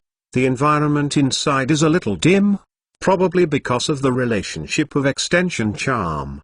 The space is very large, but only by the torch in the lighting, people feel a certain dignified atmosphere. On all four sides are rows of stepped benches, which are lined up from low to high, and all the seats can clearly see this side. At the moment, the top is sitting sparingly in a purple wood robe, embroidered with a refined W on the chest. Most of them looked solemn and calmly looked at this side. In the front row of these seats, Marx saw Dumbledore. His expression was very serious. His lips were closed, staring at Marx and looking carefully, as if he was recognizing him again. Just in front of Marx, in the middle of a square space that is not too big, there is a chain chair fixed to the ground. There is no doubt that this is the Wizengamot 7th courtroom. Marx didn't ask questions about why he was brought here. This behavior is meaningless. Maybe after a while, he will naturally understand. The trial Marx McLawn brought it. Beside him, one of the wizards who brought him over shouted, "Sit down." A cold man's voice kept echoing in the courtroom. Marx glanced again at the chair in the middle of the room, with the left and right chains on the armrests of the chair. He walked over the rough slate floor and sat down calmly. When his ass just fell on the cold chair, the surrounding chain suddenly smashed, and he was firmly tied up with a metal ding-ding-dang-dang. He was owned but did not say anything. The second paragraph of Article 9 of the Law on the Juvenile Wizard's Reasonable Constraints stipulates that underage wizard can be added without a chain when it is judged. A seemingly old witch suddenly frowned, started talking. "Yes, that's right. But the underage wizard in front of you is a particularly dangerous subject, and the relevant regulations don't apply." The wizard who spoke before was cold and fluent. "Okay," he continued, "Ministry of Magic Fudge, please start." With a cough, Marx turned his eyes to Cornelius Fudge, who was sitting in front of Dumbledore in the first row. Fudge is a big fatty. He often wears a dark yellow-green dome hat, but today he did not wear it. In addition, the kind of slick smile that always appeared on his face when he spoke, disappeared today. He stared at Marx, who was trapped by the chain, and said it out loud. "Very good," Fudge said. "The accused is finally there. Let's get started. Are you ready?" "Of course." Marx replied indifferently. His frankness to his situation seemed to spur Fudge, and the other party immediately could not wait to start the pre-trial record reading. 6-month 24-day trial, Fudge resonating sound said, and the secretary around him immediately wrote it. Israel the Hogwarts Magic School 3rd year Marx McLawn kills Pettigrew Peter. Interrogator, Ministry of Magic Cornelius Middledot Oswald Fudge, Head of the Department of Magical Law Enforcement Amelia Middledot Susan Bones, Our Office Director Rufus Middledot Boota Scrimgeour. After declaring some of the customary content of the trial, Fudge took his own bow tie and took a piece of material from the table. The accused has the following crimes. The defendant involved in the Homede Village murder case on the 6-month 1 day, and the Ministry of Magic law enforcement officers rounded up the suspect, arbitrarily intervened in the search, round up, and killed the suspect on the spot in the chaos. According to ERA, the ministry found that the suspect was not the real murderer of the murder case, and the accused confirmed that he was intentionally murdered. 3 days ago, the identity of the suspect was identified as 1981 11/13 day, Sirius Black, destroying the Mole Street, killing the Mole in the case of Pettigrew Peter. When this sentence came out, the members of the Wizengamot review team on the scene suddenly became confused, and almost everyone whispered to each other. Silence. The cold-blooded wizard suddenly said. The scene immediately calmed down. At this point, Fudge looked up and looked at Marx and asked, You are the Hogwarts Magic School third year, Marks McLawn. Yes, replied Marks nodded. In the village of Hogsmeade that day. Did you really intervene in the surround of the suspects by the Ministry of Magic Sir and the Striker? Marks grinned, but still nodded. Yes. So, did you finally kill Pettigrew Peter? I didn't know that it was Pettigrew Peter. He was filled with black hair at the time, Marks calmly said. I only know that he had endangered my life and I had to resist self-protection. However, according to the confession of the law enforcement officers present at the time, there was nothing black at the time. Moreover, law enforcement officers had stopped you at the time, but you did not stop immediately. Not far from the left side of Fudge, a grim, sharp-eyed wizard with a long brown hair suddenly spoke. Excuse me, are you? Marks looked at him and looked at him with impunity. I am Rufus Scrimgeour, the current director of the Auror office. The wizard answered his question seriously. As far as I know, isolated confessions do not have evidence, Marks said calmly. Please provide relevant evidence to support your narrative. The defendant's relevant requirements are valid. Please provide specific evidence of effectiveness. The cold male voice reappeared. Scrimgeour nodded. Lang said, I apply for a witness to enter. Agree. After a while, the wooden door was opened again, and a wizard that Marks didn't know was brought in. Witness name. My name is Edmund George Wells. The wizard looked a little scared and he replied with timidity. Do you have any testimony that you want to confess? Oh. Yes. Wells narrowed his neck. There was a lot of Dementor patrols in Hogsmeade village that night, and there was a team of Auror coming back and forth. Our family couldn't sleep. It was 11 at night. Around the point, I read a book by the window of the bedroom, and then I heard a fierce fight outside. He trembling with fear to say the situation at the time, in fact, most of them are correct. But when he explained the situation after Peter's flame was extinguished, he was quite sure that Peter had no black entanglement. Moreover, he also mentioned the situation in which law enforcement officers blocked. He said chop nails and sever iron.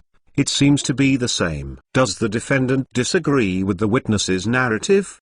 Marks was silent for a moment and looked up. I asked the witness, how was the flame on his body extinguished? Oh. Just, is it a gust of wind?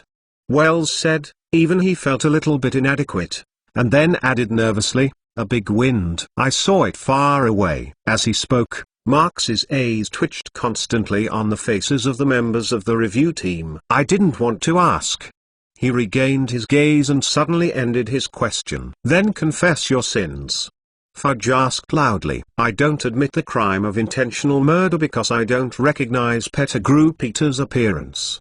Marks calmly replied, Pettigrew Peter is a character who was active more than a decade ago, when I was just born, and over the years. As a little-known wizard, I can't know him. Maybe you happen to know it from elsewhere.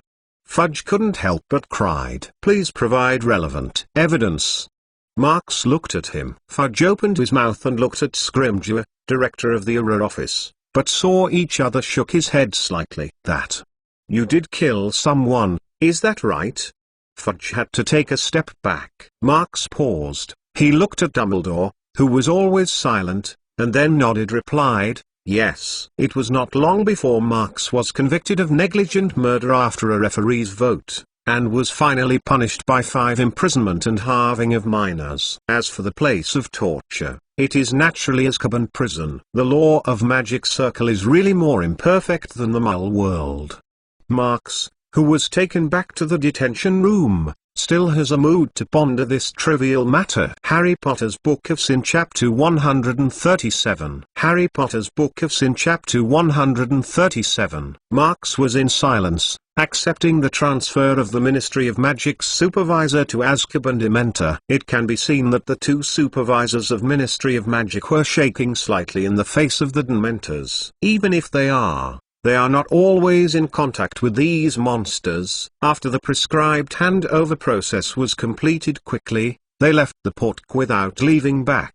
Marks is standing next to the Dementors. He can feel that after the last mystery event, the Dementor can already sense him. Only this kind of induction is still very weak, so that the monsters are somewhat interested in Lack. Marx glanced at them casually and then took a steady step to take the initiative to walk towards the strange black rock fortress on the island. According to relevant information, the last owner of the fortress was an evil wizard named Echrysdes. After his death, all the hidden curses on the island were invalidated, which was discovered by the authorities' Ministry of Magic. As for who built it here, no one knows it. Walking along a path that is also paved by black rock, and the Dementor is like everywhere, they seem to wander around, aiming around. Under this day, I am afraid I will never find a prison like Azkaban. Except for the Dementor, the aboriginal guardian of the prison, there are not many things to prevent the criminals from escaping. Even the iron gates of the Black Rock Fortress were completely hoisted. Are they so worried about those Dementors?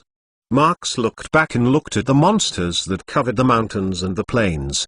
Well, maybe, it's really reassuring. What is brought about by the increasingly stable magic circle is naturally the life, convenience and popularization of magic, which makes the combat power of the wizard and the detection of the mysteries of the magic circle continue to decline. For the vast majority of criminals, this is already a deep abyss hell filled with despair. After passing through the tall fortress gate, after passing through a square that had long since vanished, he walked into the inner part of the fortress. This is the real prison that has been transformed by the Ministry of Magic. If it is in accordance with the process, Marx should come here under the leadership of Dementor and then be placed in one of the prisons. Ministry of Magic can't think of it. Marx is here to be on his own site. In the dark corridors of the fort, the Dementor is still visible everywhere. But most of them just subconsciously look at Marx, and then let him pass by him. After a random round, Marx found that the vast majority of the prisons here were empty. Compared to this extremely large fortress, the prisoners who are being held here are pitiful. But when Marx passed a windowsill behind the fort, he saw the scene behind the castle. It was a wide cemetery, and a piece of tombstone was placed on the ground, stretching from the back garden near the castle to the edge of the woods in the distance. The tombstones closest to the castle have even fallen down. They seem to be both old and ruined. People can't help but guess, how many years have they spent there? Marx continues to go up, but the more up the prisoner, the fewer the number of prisoners. And almost all of them have no reaction to Marx's passing. They are all trying to make themselves fall asleep, although this will always make them wake up because of a nightmare, but it is definitely better than watching the Dementor one after another pass by their own prison, just like lining up for a meal. Happiness is much better. But when Marx passed through a cell in the Three Rugla, he saw an old witch whose eyes were not completely dead. Who are you? How? Who? Witch half squinted, with a little awake in his expression. She said intermittently, Are you? Ministry of Magic to visit the prisoner? Marx looked at her with interest and shook her head after a while. I am a prisoner like you, he said. Why, is your soul not completely occupied by negative emotions? You thought I was. The first time came in. The old witch opened his mouth and seemed to want to smile, but it was a very difficult thing for her. HMPH. I don't want to compromise because of this. Marx looked at her thinking and suddenly raised her eyebrow. Speculated. Are you Miss Pinkstone? Do you know me?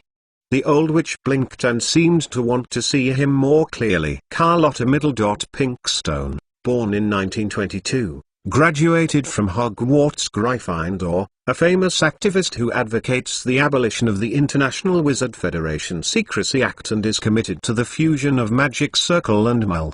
Marx knows what he knows. Feel free to pick it up and then continue to ask. In fact, you are still very famous, because you will always be sent to Azkaban because of deliberate violation of the Secrecy Act. This is also a strategy. Miss Pinkstone's eyes widened. Do you think my claim is correct? Marx shrugged said, I don't want to talk to you here. What do you want to do? Pinkstone asked dully, but Marx just waved his hand and didn't continue to pay attention to her. When he got up, he left. Meeting Carlotta Pinkstone was just an accident, and it was not within his plan. He kept on foot and looked at the prisoners who occasionally appeared in his sight while walking slowly toward the higher level. Since these uninvited incidents hindered his research process, he had to arrange the situation first. All the way up, Marx is like the owner of Azkaban, inspecting every criminal who is locked up here. Finally, in a prison, he saw a woman who was motionless on the ground. It was like a dead witch. Her dirty, dusty hair was spread on the ground, completely covering her head. The clothes on the witch are ruined, and the skin is so ruined that it is not much different from a corpse. If it were not to be looming, her chest was a little ups and downs, and no one would think she was still alive. Marx reached out and tapped the iron door of the prison with the chain on his wrist, sending out a few crisp metal crashes. The voice kept reverberating in the quiet corridor. The witch's hand seemed to move, and apparently she had heard the awkward sound. Bellatrix. Marx's tentative words have not yet been settled, and the witch slammed his head up under her long hair, a pair of paranoid and crazy eyes straight into Marx. Who are you? She whispered in a hoarse voice. Marx directly ignored her problem and looked straight into her eyes. Answer me, are you Bellatrix? Who are you? The madness of the other party was obviously extraordinary. She shouted hoarsely, grabbed the door and slammed it into the door, and made a loud noise. The goal has obviously been found, so there is no need to continue to pull with her. Marx turned back and his hand was filled with a solid silver-white light of light. He reached out and grabbed the face of a Dementor that was passing behind him, dragging all the way downstairs. In the prison, the Bellatrix, which has fallen into madness, can't help but take a half-step back. No way. Marx's behavior has an unparalleled deterrent in the eyes of all Azkaban prisoners. It turns out that Dementor is a magic creature with no emotions. Even if the bad luck egg in Marx's hands is constantly struggling, they seem to have no sight at all. Let him leave quickly. In Little Hangleton, the villagers still refer to an old house here as Riddle House, although it has been inhabited for many years. The house is situated on a high hillside, from which the entire village can be seen. Several windows of the house were sealed, and the tiles on the roof were also incomplete. Boston ivy bearing fangs and brandishing claws climbed the entire house. Riddle House was originally a beautifully large mansion, the most spacious and stylish building within a few miles of a circle, but now it has become so damp and desolate, and the head is covered with time. The villagers of Little Hangleton agree that this old house is indeed lame and scary. Half a century ago, there was a bizarre and terrifying event. Until now, when the older generation of the village has no other topics, they still like to talk about it. This story has been repeatedly told by people, and many places have been added to it. The truth is no one has said it. However, every version of the story begins in the same way. 50 years ago, Riddle was still well managed and extraordinary. On a clear summer day, a maid walked into the living room and found the Riddle family to die. The maid screamed down the hill and ran into the village, awakening the villagers. They are all lying. Their eyes are wide. It's cold. It's still wearing dinner clothes, she said. The police were called, and the entire Little Hangleton village was immersed in surprise and curiosity. The villagers tried to hide their inner excitement, but they did not succeed. No one was wasting their energy, pretending to be sad for the dear family, because their popularity in the village has always been bad. The old man is very rich, but it is rude, and they are already adult. Son Tom. Speaking of it, you may not believe it, he is even worse than his parents. The villagers are concerned about who the murderer is. Obviously, it is impossible for three people who look very healthy to die naturally at the same time. Walking around a big circle, I returned to this place. At this moment, in Riddle House, a handsome young wizard stood by the broken window and looked at the outside with a chuckle. No, nay, genie.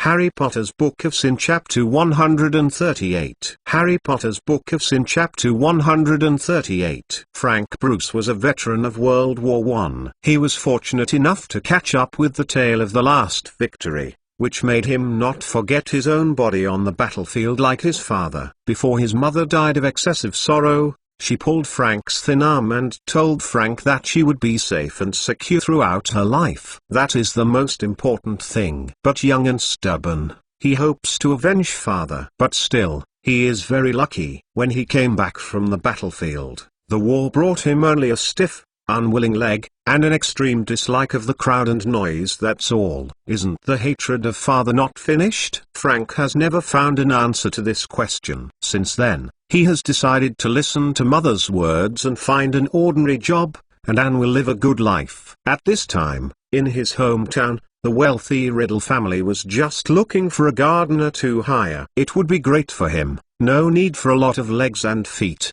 but also away from the crowds. He believes that this must be the best job for him. To be honest, the Riddle couples really match, because they are just as annoying. But this has little to do with Frank. He doesn't care much about the amount of money. All he wants is to live his own stable life. This is his mother's last wish. But just one day after nearly 5 years, the owner's family all died inexplicably at home. Frank, who lives in Riddle's home and is the only one who is still alive, was taken away by the police as a suspect. The villagers immediately talked about it. After all, this kind of topic will always become a pastime after tea. Just when the situation was extremely serious for Frank, the Riddle family's autopsy report came back and suddenly reversed the situation. The police said that they have never seen a more eccentric autopsy report than this. Riddle family has not been harmed by poisons, sharp weapons, pistols, nor is it suffocated or strangled. In fact, the report was clearly written in a confused tone. The Riddle family looks very healthy, except for one point. They are all out of breath. The forensic doctors are like deciding to find something wrong on the body. Everyone at Riddle has a frightened expression on his face. But as the police who have been unable to do so have said, who heard that 3 people were scared to death at the same time. Since there is no evidence that Riddle family was murdered, the police had to let Frank out. To everyone's surprise and suspicion, after the Riddle family was buried in the cemetery, Frank Bruce actually returned to the Riddle house garden, his small wood house. Frank wasn't very interested in the gossip in the village. He still worked in his garden and continued to work for the owner of the land. This has been done for nearly half a century. Now, Frank is about to finish his 77-year-old birthday. His ears are so bad that the bad legs are stiffer than before. But when the weather is good, people can still see him doing delightful work in the flower garden. Although the weeds are quietly spreading around him, he can't stop it. Old Frank is actually not too confused. He knows that this is just a waste of effort. Moreover, Frank has to deal with more than just weeds. The boys in the village always like to throw stones at the windows of Riddle House. As for the flat grass that Frank had spent a lot of effort to maintain, they rode their bicycles on them.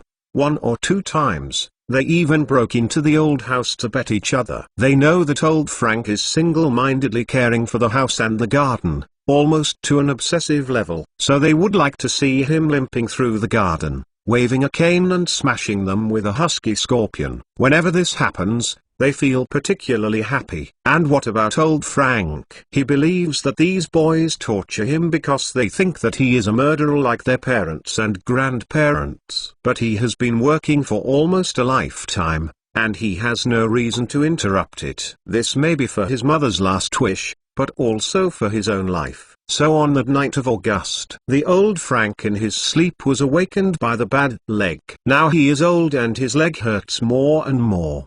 He got up from the bed and walked downstairs into the kitchen, trying to fill the hot water bottle and warm his stiff knees. He stood by the pool, pouring water into the kettle, and habitually looking up at Riddle House. At this time, he saw the window on the upper floor shimmering. The little guys, what new tricks have come up to punish me for this old bone? Old Frank thought he had guessed what was going on. The boys broke into the old house again, and the shimmering light in the window flashed and the light and dark were uncertain. It was obvious that they still had a fire. He quickly put the kettle down, dragged the bad leg, and returned to the upper floor as soon as possible to get dressed. Immediately, he returned to the kitchen and removed the old key of the rusty scabbers from the hook on the door. Finally, pick up the crutches against the wall and walk deep into the night. The front door of Riddle House was not forcibly broken into, and the windows were intact. Old Frank limped around the back of the house, parked at the door that was almost completely covered by the Boston ivy, pulled out the old key and silently opened the door. He has not come in for many years. However, despite the darkness of the floor, he still remembers where the door to the corridor is. He fumbled and walked over, and a rotten smell came out. Raising his ears, he captures every footstep or voice on his head. When he came to the corridor, there was a little light in the room because of the large grid windows on both sides of the front door. He began to go upstairs, thinking that thanks to the thick dust on the stone steps, his footsteps and crutches were boring and not easy to be noticed. On the landing, old Frank turned to the right and immediately saw where the intruder was. Just at the top of the corridor, a door was slit, and a shimmering shimmer came out of the door. Cast an orange-yellow light on the dark floor. Frank leaned sideways, carefully approaching a little, holding his cane tightly. A few steps away from the door, he could see some of the inside through a narrow slit. He saw it now. The fire was born in the fireplace. To be honest, it made him feel very surprised. He stopped and erected his ears, only to hear a man's voice in the room. The voice seemed a bit stiff and the tone was dry, making people very uncomfortable. Master, Lucius Malfoy is coming soon. Okay. Another voice suddenly rang. It sounded very young, and the tone was soft and full of power. But somehow, Frank only felt that the hairs of his body were standing up, as if he had heard something that should not be heard. So, Wormtail, the voice whispered. How is his situation? Died. Well, this is also expected, the man said calmly. But what about the effect?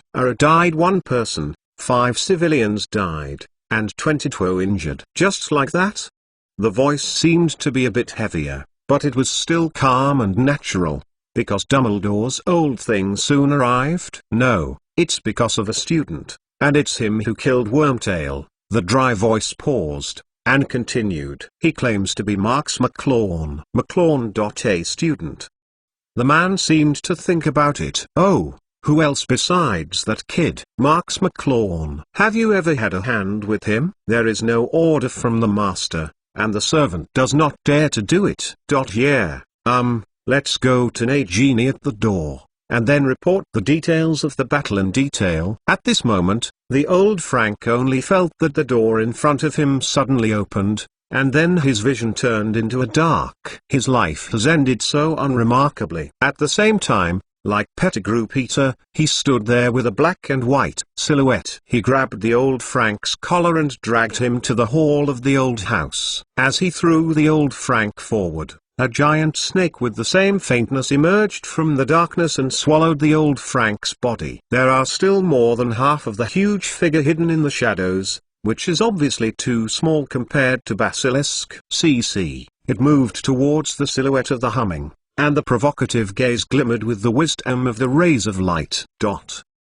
Just as the old Frank was thrown in the embrace of death, a teenager was trying to polish a few thin pieces of stone in the graveyard behind the black rock fortress known as Azkaban. On the quiet island, the sound of the rubbing of the stone is quite awkward. But there is no one here to bother his work. He just concentrates on it and tries to make the edge of the stone sharper. No one knows what he wants to do. Of course, no one will be interested here. This boy is naturally locked into Marks of Azkaban. Who?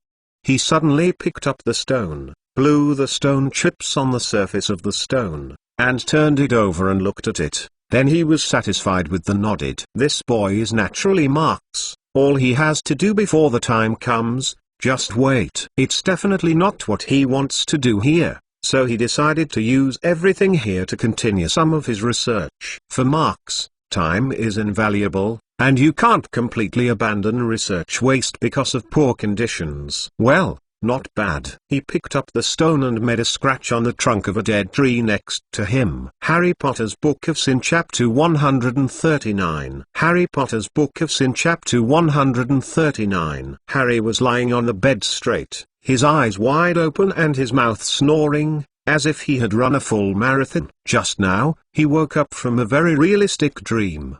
His hands pressed tightly on his face. Under his finger, the lightning-shaped scar was burning, as if someone had pressed a red iron to press it on his forehead. He sat up, one hand holding the scar, the other hand groping in the dark to get the glasses on the bedside table. He put on his glasses, and the scenery in the bedroom slowly became clear. The lights of the street lights outside the window passed through the curtains, and the bedroom was covered with a layer of orange-red soft light. Harry stroked the scarf again with his fingers, and it still hurts a lot. He turned on the desk lamp next to him, rolled over to get out of bed, walked through the room, opened the closet, and looked at the mirror inside the door. In the mirror, a skinny 14-year-old boy is also looking at him. Underneath the black hair is a pair of green, confused eyes. Harry looked more closely at the scar on his forehead in the mirror and couldn't see any abnormality, but it still hurts. Harry tried to remember the scene in his dream. Normally, he often dreams, but it is not as realistic as it is tonight. He frowned, concentrated his thoughts, and tried to remember. There was a dimly lit room in front of his eyes. The fire in the fireplace was not so bright. A man with a black mist around him. And a young, gentle, calm voice. He always felt I have heard it before. Tom Riddle? Harry suddenly thought of the thrilling experience of the Slytherin Chamber of Secrets when he was in second year. Do you say Voldemort? When I think about this guy, I feel like I have a piece of ice slipping into my stomach. He closed his eyes and tried to recall Voldemort's appearance, but he couldn't do it. Harry saw only a back sitting on the sofa, and his body was exuding an unspeakable scent. In the dream, he only felt a strange fear, and then suddenly woke up. Maybe, is it because his scar suddenly hurts? Also, who is the old man at the door? At that time, the guy who was all black was going to open the door. There must be an old man there, and Harry saw him fall to the ground. Oh, it's getting more and more chaotic. Harry buried his face in his hand, not letting himself see the scenery in the bedroom, desperately immersed in the dimly lit room. However, it's like trying to hold the water with both hands. The more he tries to grab the details, the more quickly they slip away from his fingers. Voldemort and the weird man just talked about Wormtail. It seems also talked about Marks. Marks? Harry was shocked by what he recalled. What happened to Marks? Why did he mention him?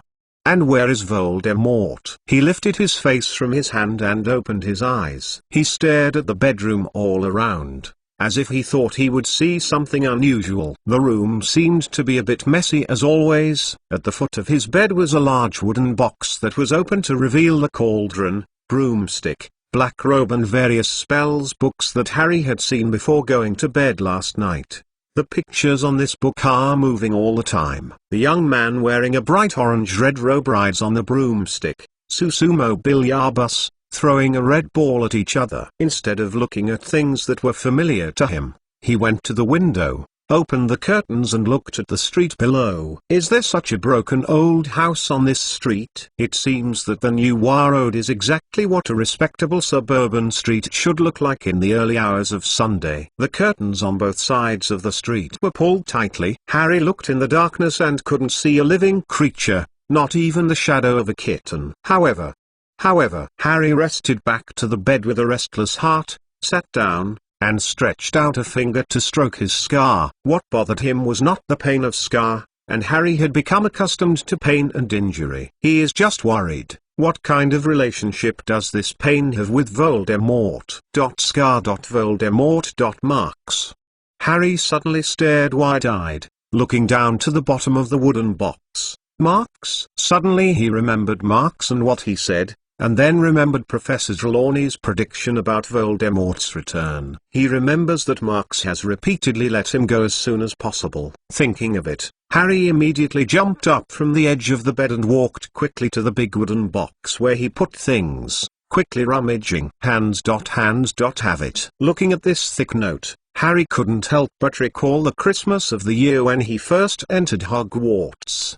At that Christmas dinner, Marx sent a large number of owls to a large number of people to send a variety of Christmas gifts. What Harry got was the handwritten Occlumency on the cover. But most of the heads here are talking about various spells.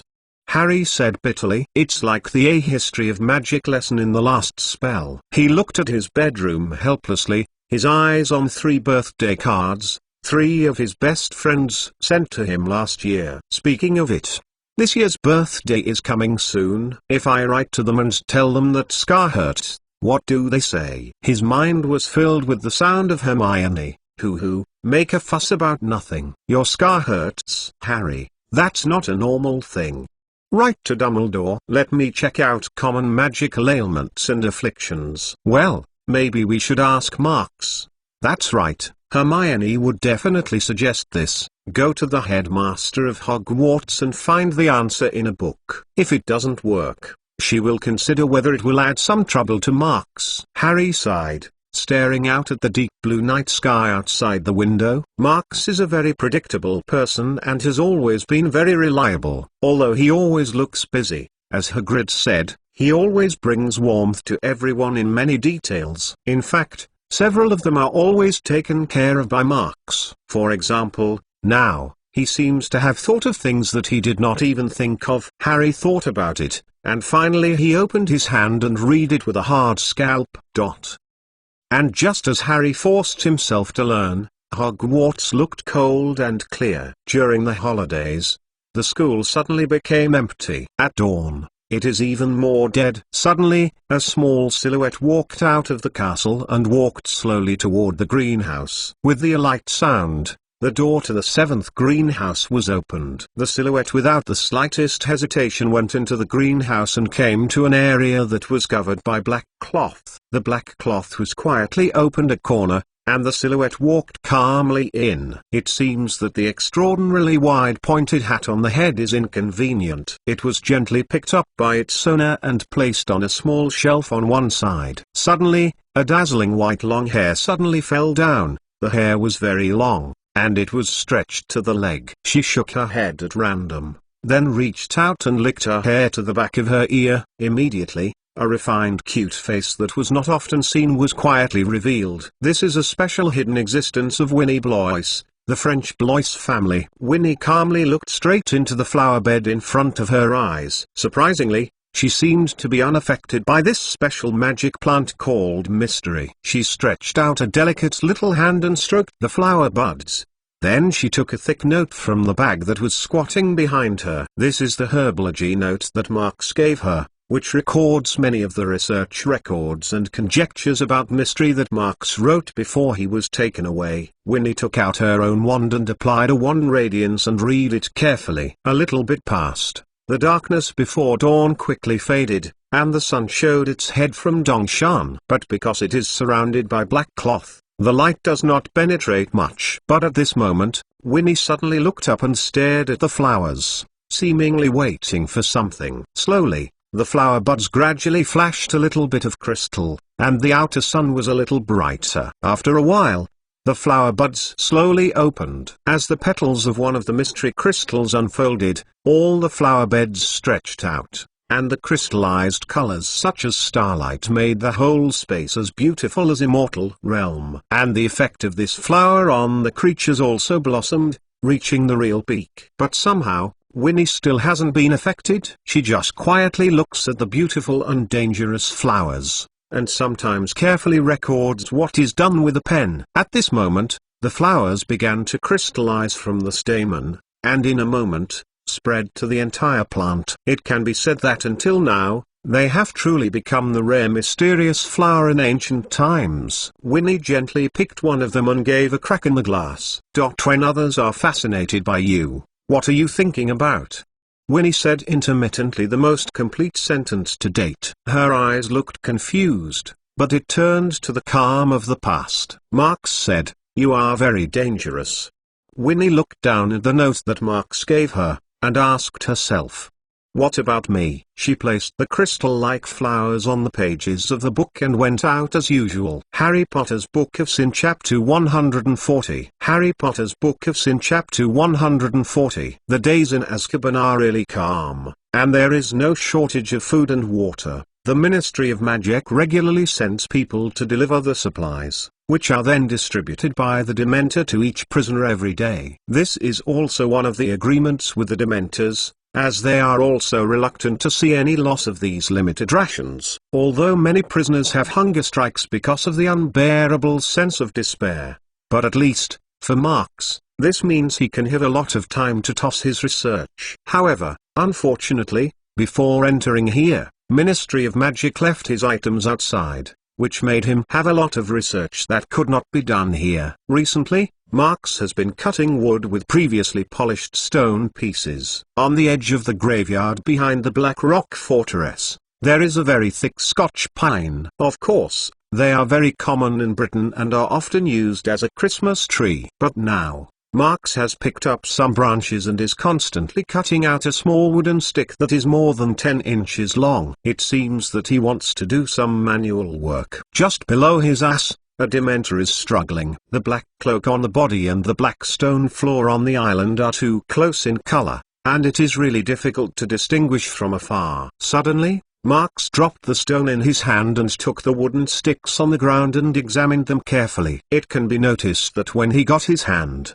he could see that there was a small hole in the fracture of the stick. He seemed to be ready to stuff some slender things into it. OK.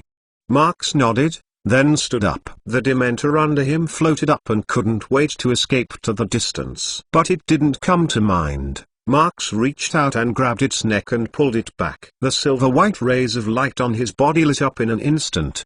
His left hand licking the neck of the Dementor, and the right hand suddenly lifted up and slammed into the back neck of the Dementor. Only when he heard the caca sound, the Dementor in his hand immediately violently struggled. It waved wildly with his hands and feet, but he couldn't hurt the Marks that was surrounded by silver-white fog. Marks without the slightest hesitation, right hand, slamming the neck of the Dementor. He seemed to be a poor executioner, holding a blunt knife and cutting the neck of the victim. If it's normal, the wizards want to get the Dementor hurt, not to mention killing them. At the moment, Marks, but forcibly relied on this variant of Patronus charm. Finally, with a crisp click sound, the neck under the Dementor hood was weirdly folded to the side. Marks threw the Dementor, which was no longer moving, onto the ground, then squatted down and pulled away the standard uniform of the Dementor. It can be seen that although the Dementor is a humanoid magic creature, the body under their cloak is not different from human beings. Although it looks like an anorexia to a late human. But it's obvious that the outer body of the skeleton is not skin, it's more like a cuticle. Marks looked at it over and over again. Well, and humans have ribs, but only 3 pairs, and obviously much stronger. There are also pelvic bones, but the shapes are completely different. After a few days of careful study, Marks left a bundle of small wooden sticks tied with branches, and the right hand squatted into a black stone fortress with a suspicious strip looking like a spine. The clouds in the sky are very thick. From time to time, there are lightnings looming from the clouds. It seems that a heavy rain is coming soon. After all, working in the rain is not a good choice. Back at the atrium of the Black Rock Fortress, Marks sat on the stairs and sat around the fog, and the left and right hands opened the bow, which made the foot screw up the suspected spine. Soon, as the sound of bone friction was interrupted, his right hand was gently pulled outwards. A grey rush, and it looked like an old cotton thread was pulled out by him. Marks pinched it and looked at it, but it didn't make much sense to see it. He took a regular straw from the bundle of wooden sticks and attached the old cotton thread to one end of the straw. Immediately, he was like a needle, and it was put into a small wooden stick. Finally, Marks took 2 short pieces of wood from his pocket and blocked the hole in the stick. Avis. Bang! He held the small wooden stick in his hand and waved it, but he got a loud explosion. He patted his hair with a black face, lest they always smoke. Then, he took the old cotton thread from the wooden stick and took it again, and changed it to the next wooden stick. Lumos. Caca. This time is even better. There is no need to dismantle the detachment, because the stick is cracked by itself. One wooden stick was tried one by one, but none of them succeeded. I have to say that this experiment can be said to have completely failed. Sure enough, the tool is too simplistic. Marx shook his head and whispered, the hand craftsmanship was done before the Hogwarts, but the accuracy requirement is too high. That is to say, here, everything is going to come. In the following days, the rainstorm continued, and Marx kept pouring down the rain to collect the wood. This process is unusually boring, nothing more than cutting the stick, wearing the cotton thread, and then cutting the stick. So infinite cycle. Finally, one afternoon, a blazing flame. While the mantra was pronounced from Marx's mouth, several flames rushed out from the front end of the small wooden stick and landed on the rocky ground and burned themselves. Well, the accuracy is still not enough. It's a bit different from the target point. Marx said, slightly nodded, but it's good to make. Aren't. He couldn't help but lick his nose. In fact, this is not the first one that Marx has produced. To be honest, it's a really bad thing to make with such a simple tool. He can feel that the rod core taken from the Dementor, although it is very smooth, can obviously have a qualitative bias. Believe that if you used to cast a dark magic about the soul, a quasi-formidable power is strong. Well, although the wand with a length of about 12 inches is really bad and the control accuracy is relatively low, its power is still very powerful. Maybe, this is the first wand in the world to use the Dementor's spinal cord as the core of the rod. Marx thought about playing with the broken wooden stick in his hand. The next step of the plan begins, and for some time, the urgency is also urgent. After completing his new wand, he didn't even think about polishing it more beautifully, but continued to do other research. Just as the heavy rain in Azkaban had developed into a violent thunderstorm, Harry was full of clear skies all day long. Speaking of it, the Quidditch World Cup is coming, and Mrs. Weasley enthusiastically wrote to invite Harry to watch the game. But as everyone knows, even Mr. Weasley, who has been very keen on studying Muggle, is only half-baked about the affairs of Muggle. From the beginning, they chose to use the Floo powder to go to the Dursley home. It was a mistake. Their home's fireplace was sealed, with a coal-fired electric stove in front. At the moment, there was a lot of knocking from behind the fireplace. What? Harry's Aunt Petunia had already retreated to the wall. She was horrified at the electric stove and asked, "What, Vernon?" Their questions soon came to an answer, because there were several people talking behind the sealed fireplace. "Oh, no, Fred go back, go back. Probably got it wrong. Call George not. Hey." "No, George, it can't be squeezed here. Go back and tell Ron." "Maybe Harry can hear us, Dad. Maybe he can let us go." As a result, several fists slammed heavily on the siding behind the electric stove. "Harry, can you hear?" Mr. and Mrs. Dursley attacked Harry like two angry huskies. "What happened?" Uncle Vernon snarled and asked, "What are they doing?" They want to come here with Floo powder." Harry couldn't help but laugh. He had to fight hard. "They can travel on the fire, but you have sealed the firehouse." "Wait a minute." He walked over to the fireplace and shouted inside through the wall, "Mr. Weasley, can you hear me?" The sound of the fist slamming the wall immediately stopped. "Hey!" One person inside the fireplace said. "Mr. Weasley, I am Harry." "The fireplace is blocked. You can't come out from here." "Damn," said Mr. Weasley's voice. "Why are they going to seal off the good fireplace?" "They got an electric stove," Harry explained. "Really?" Mr. Weasley's voice was excited. "You mean, charged? Is there a plug?" "Great, I must be knowledgeable. Let me think." "Hey, Ron." Ron seems to be the two, and his voice has joined them. "What are we doing here?" "What happened?" "Oh, no, Ron." Fred's voice came out, a satirical tone. "Nothing, this is where we are coming." We are all wasting time here." George said that his voice was boring and he was probably squeezed to the wall. Children, Mr. Weasley said in a vague voice. "I'm thinking about what to do." "Okay. That's it." "Harry, stand back." Harry hurried back to the sofa and Uncle Vernon took a few steps forward. "Wait!" he shouted at the fire. "What do you want to do?" Bang! The sealed fire blasted open, and the electric stove flew to the end of the room, and Mr. Weasley, Fred, George, and Ron were smashed out with a pile of gravel walls. Harry Potter's Book of Sin Chapter 141. Harry Potter's Book of Sin Chapter 141. To be honest, Fred and George, the two brothers who are keen on mischief, made a big splash at the Dursley family. They deliberately sprinkled a lot of toffee, and the fat son of Uncle Vernon, Dudley, couldn't help but pick up and eat one. Good guy, his tongue suddenly became a foot long, hanging around and swaying, still growing longer. He can give his mother an emergency. This is not a joke, Fred. Mr. Weasley couldn't help but scream at his twin son. "What did you eat for the mole boy?" "I didn't give it to him," Fred said with a smirk on his face. "I just accidentally scatter on the ground." "Who told him to pick it up?" "Can't blame me." "You deliberately sprinkle it," Mr. Weasley yelled. "You know he will definitely eat. You know he is losing weight." "How big is his sweetness?" George asked eagerly. "It has been swollen to 4 feet long, and his parents let me shrink it."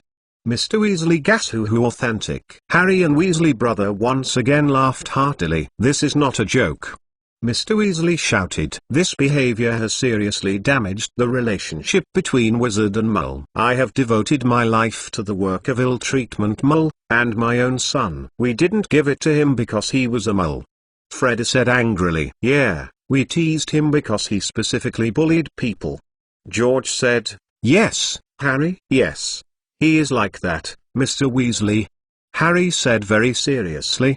"The problem is not here," said Mr. Weasley. Who? "You wait, I want to tell your mother." "Tell me what?" There was a voice behind them. Mrs. Weasley happened to walk into the kitchen. She was a short, fat woman with a very kind face, but her eyes were now stunned, revealing a skeptical expression. "Hello, Harry, dear." She saw Harry and smiled and said hello. Then she turned her eyes on her husband. "Tell me, Arthur, what's the matter?" Mr. Weasley hesitated. Harry can see that although he is angry with Fred and George, he doesn't really want to tell Mrs. Weasley about it. Mr. Weasley looked at his wife nervously, and no one spoke for a while. Just then, 3 female children appeared at the door of the kitchen behind Mrs. Weasley. A very thick brown hair with 2 large front teeth. This is Harry and Ron's good friend Hermione. The other short stature, red hair, is Ron's little younger sister Ginny. Both girls smiled at Harry, and Harry smiled at them, which made Ginny blush immediately. Ginny had been obsessed with him since Harry first visited the burrow. As for the last female child, her attention did not seem to be on Harry's side. She just stood by the door and watched the wall clock in the burrow living room screaming. "Come on, Arthur, what's the matter?" Mrs. Weasley asked again, his tone a little scary. "Nothing, Molly," Mr. Weasley said vaguely. "Fred and George just now, I have taught them." "What did they do this time?"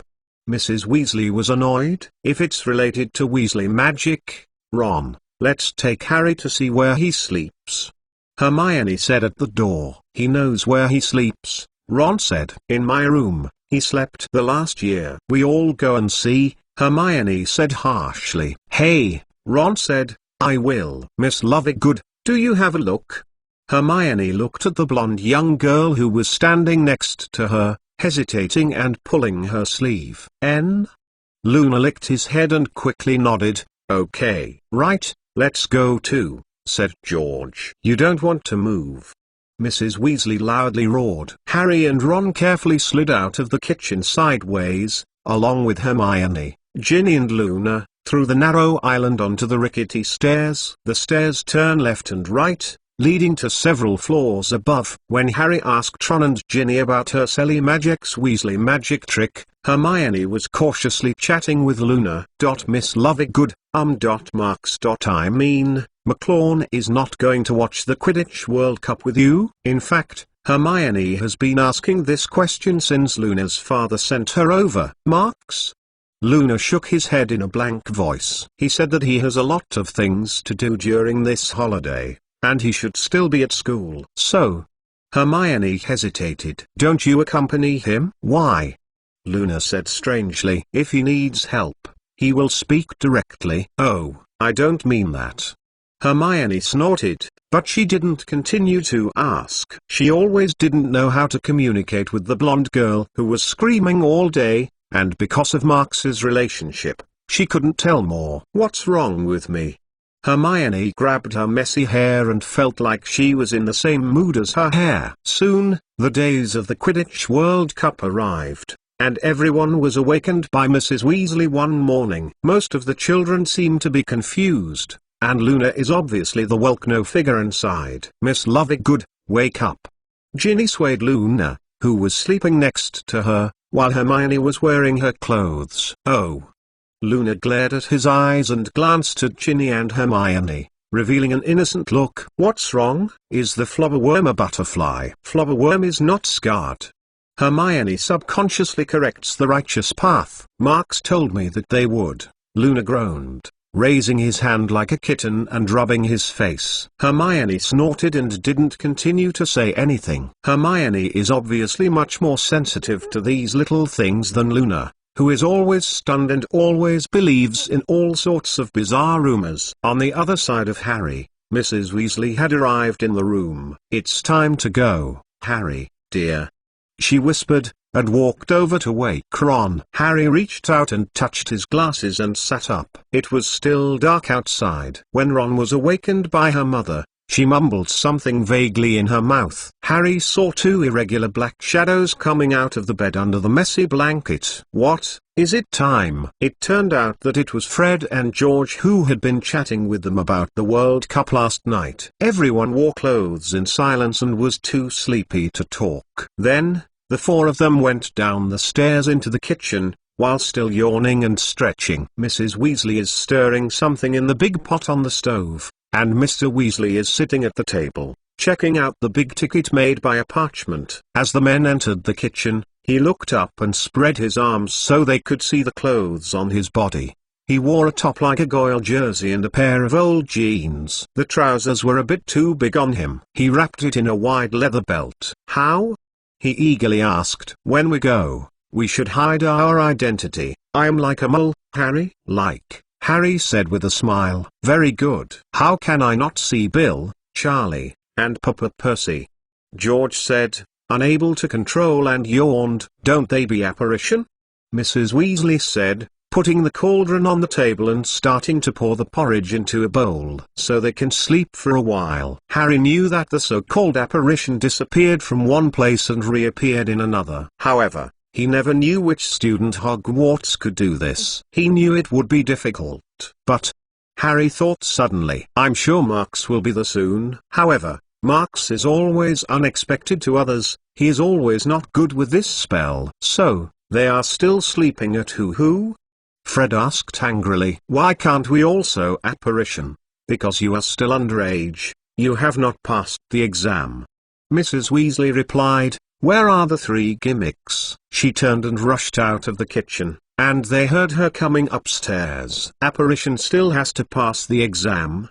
Harry asked. Oh, yes. Mr. Weasley said, carefully stuffing the ticket into the pocket behind the jeans. One day, Department of Magical Transportation finds two people because they didn't have a certificate and they arbitrarily apparition. It's not an easy task. If you don't do it right, it will cause trouble and be annoying. The two people I said ended up being separated. The people on the dining table frowned and made a bitter face besides Harry. Oh, separation?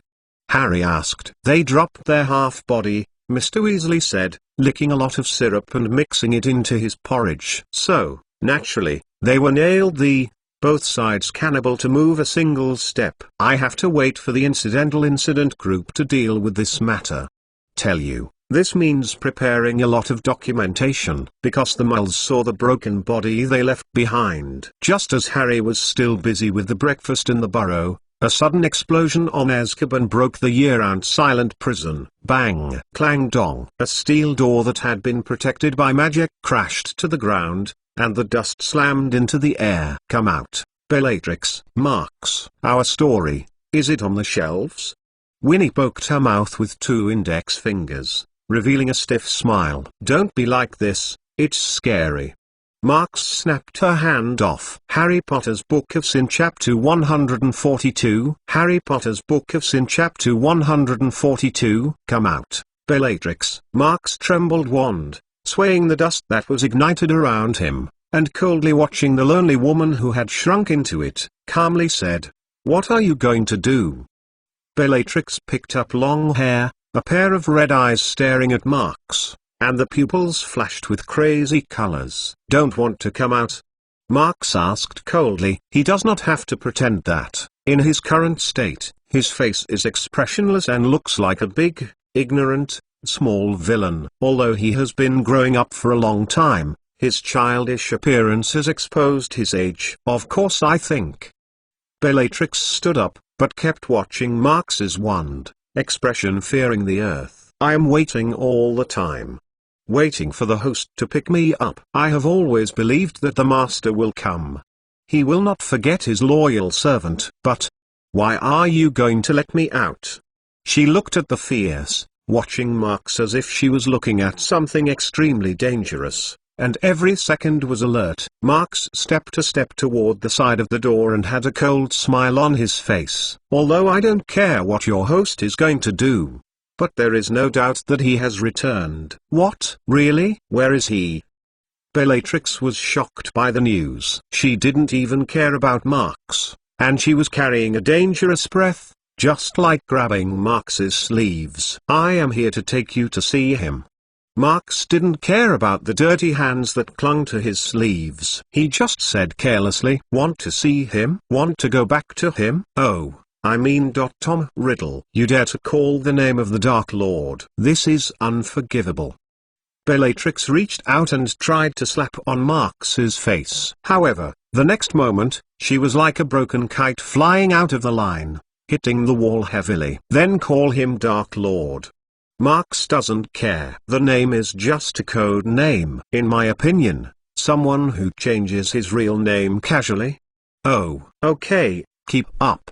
Marx didn't say much. He turned and walked to the other side of the corridor. Not long after, when Marx appeared at the gate of Azkaban's fort, he had gathered a lot of people behind him. Most of them seemed to be sick. It seems that happiness has been away from them for a long time. Even so, the basic judgment of these guys is still somewhat residual. To say that it can last for a long time in Azkaban, which of these people is not a firm product of willpower? However, when they glared at Marx, they waved at Mentor, even when the wand was not used. Whether he is crazy or a little sensible, he can't help but feel fear. In their view, Marx is simply a new student generation Dark Lord. Even if Voldemort is always a master that can't be replaced in their hearts, but the fear of power, but instinctively give them a deep impression. Peng. Marx said nothing, holding up wand and letting out a bright fire. It instantly burst at high altitude, tearing open the endless night sky over Azkaban. In a flash, 2 large and 1 small silhouettes fluttered from the distant horizon, and the distance was close. The talents found that it was a hippogriff with a winged beast and a big owl. It was Hippogriff Buckbeak and his owl Marf who were rescued by Marx. On Buckbeak's paws, carrying a large parcel, Marx removed the signalers of fire, and made a levitation charm to take the parcel. "One person, go with me to the Quidditch World Cup," Marx sneered. "It's all right, I think. Your master will like it." The parcel was opened, and a bunch of broomsticks and a lot of new ones that looked exactly the same were all scattered. "For the Dark Lord!" Bellatrix yelled wildly, and around her, there was a scream of attachment. There are dark clouds gathering in the distant sky. It seems that the rainstorm that has just stopped is coming to Azkaban again. At this moment, Harry was struggling to follow the dark and damp path and headed for the village. There was silence in the 4 places, only to hear their footsteps. As they passed through the village, the sky slowly lit up, and the original darkness gradually became dark blue. Harry's hands and feet were frozen. Mr. Weasley kept looking at the watch. They began to climb the mountain, and from time to time they were smashed by the hidden rabbit hole, or stepped on the black lacquered, slimy grass leaves, and they could not speak out. Every time Harry gasped, he felt a tingling in his chest and his legs gradually moved away. At this moment, he finally found his feet on the ground. "Hey!" Mr. Weasley took off his glasses and rubbed it with his jersey. Gasping for breath said, "Yes, we arrived very punctually, there are still 10 minutes." Luna was the last to climb to the top of the mountain. She looked a little physically weak, but Hermione in front of her seemed to be no better. "Now we just need to find the book," Mr. Weasley said, wearing glasses and squinting on the ground. "Not too big.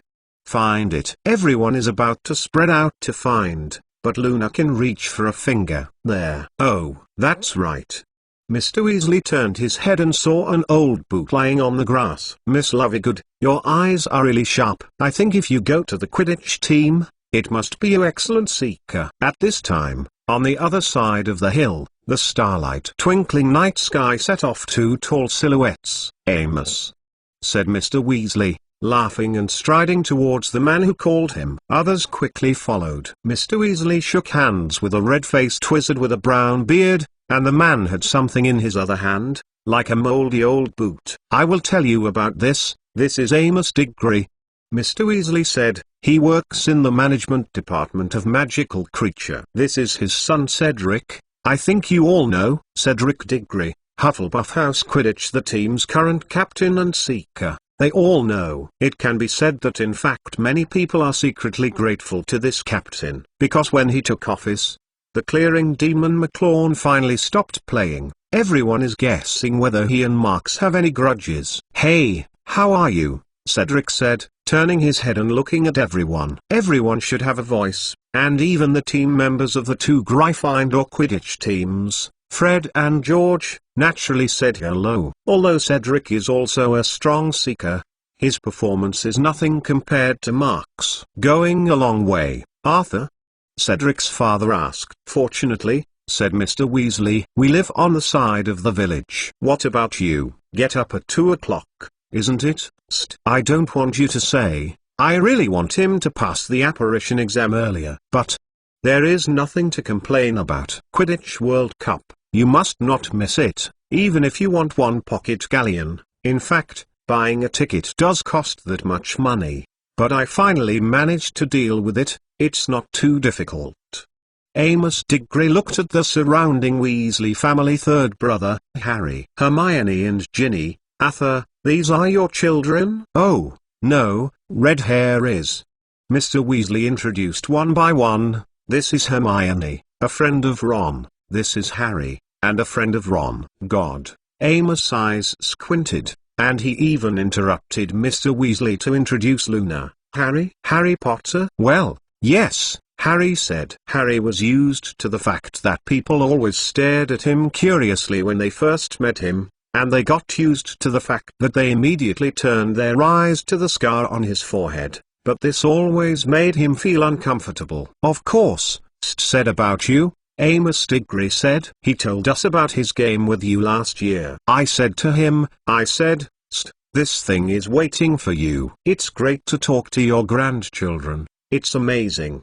You beat Harry Potter." Harry didn't know what to answer, and he said nothing. Fred and George frowned again. "Harry fell from the broom, Father," Cedric said, his voice whispering. "And most of the points that went in that day were due to McLawn's activity." "Yeah, but you didn't fall, right?" Amos said kindly, patted his son's back. "Our St is always so modest, always a gentleman. But the winner is always the best. I'm sure Harry will say that, is it?" "As for McLawn, his score is obviously not as much as you, Marks. If it's Seeker, it's estimated that a blink of an eye will end the game." Hermione couldn't help but whispered, "Well, I mean, that's nothing to watch, isn't it?" "Time is almost coming," Mr. Weasley said quickly, taking the pocket watch out and looking at it.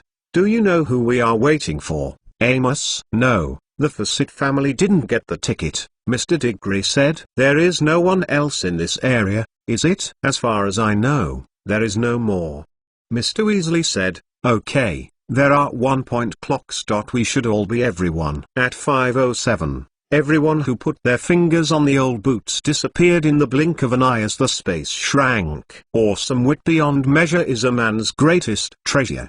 Luna asked slyly. Marx, do you know what the next sentence is? What? Marx was strange. Which Winnie Blois got out of the bricks. Luna crossed his waist and his white fingers poked into Marx's nose. Harry Potter's Book of Sin Chapter 143. Harry Potter's Book of Sin Chapter 143.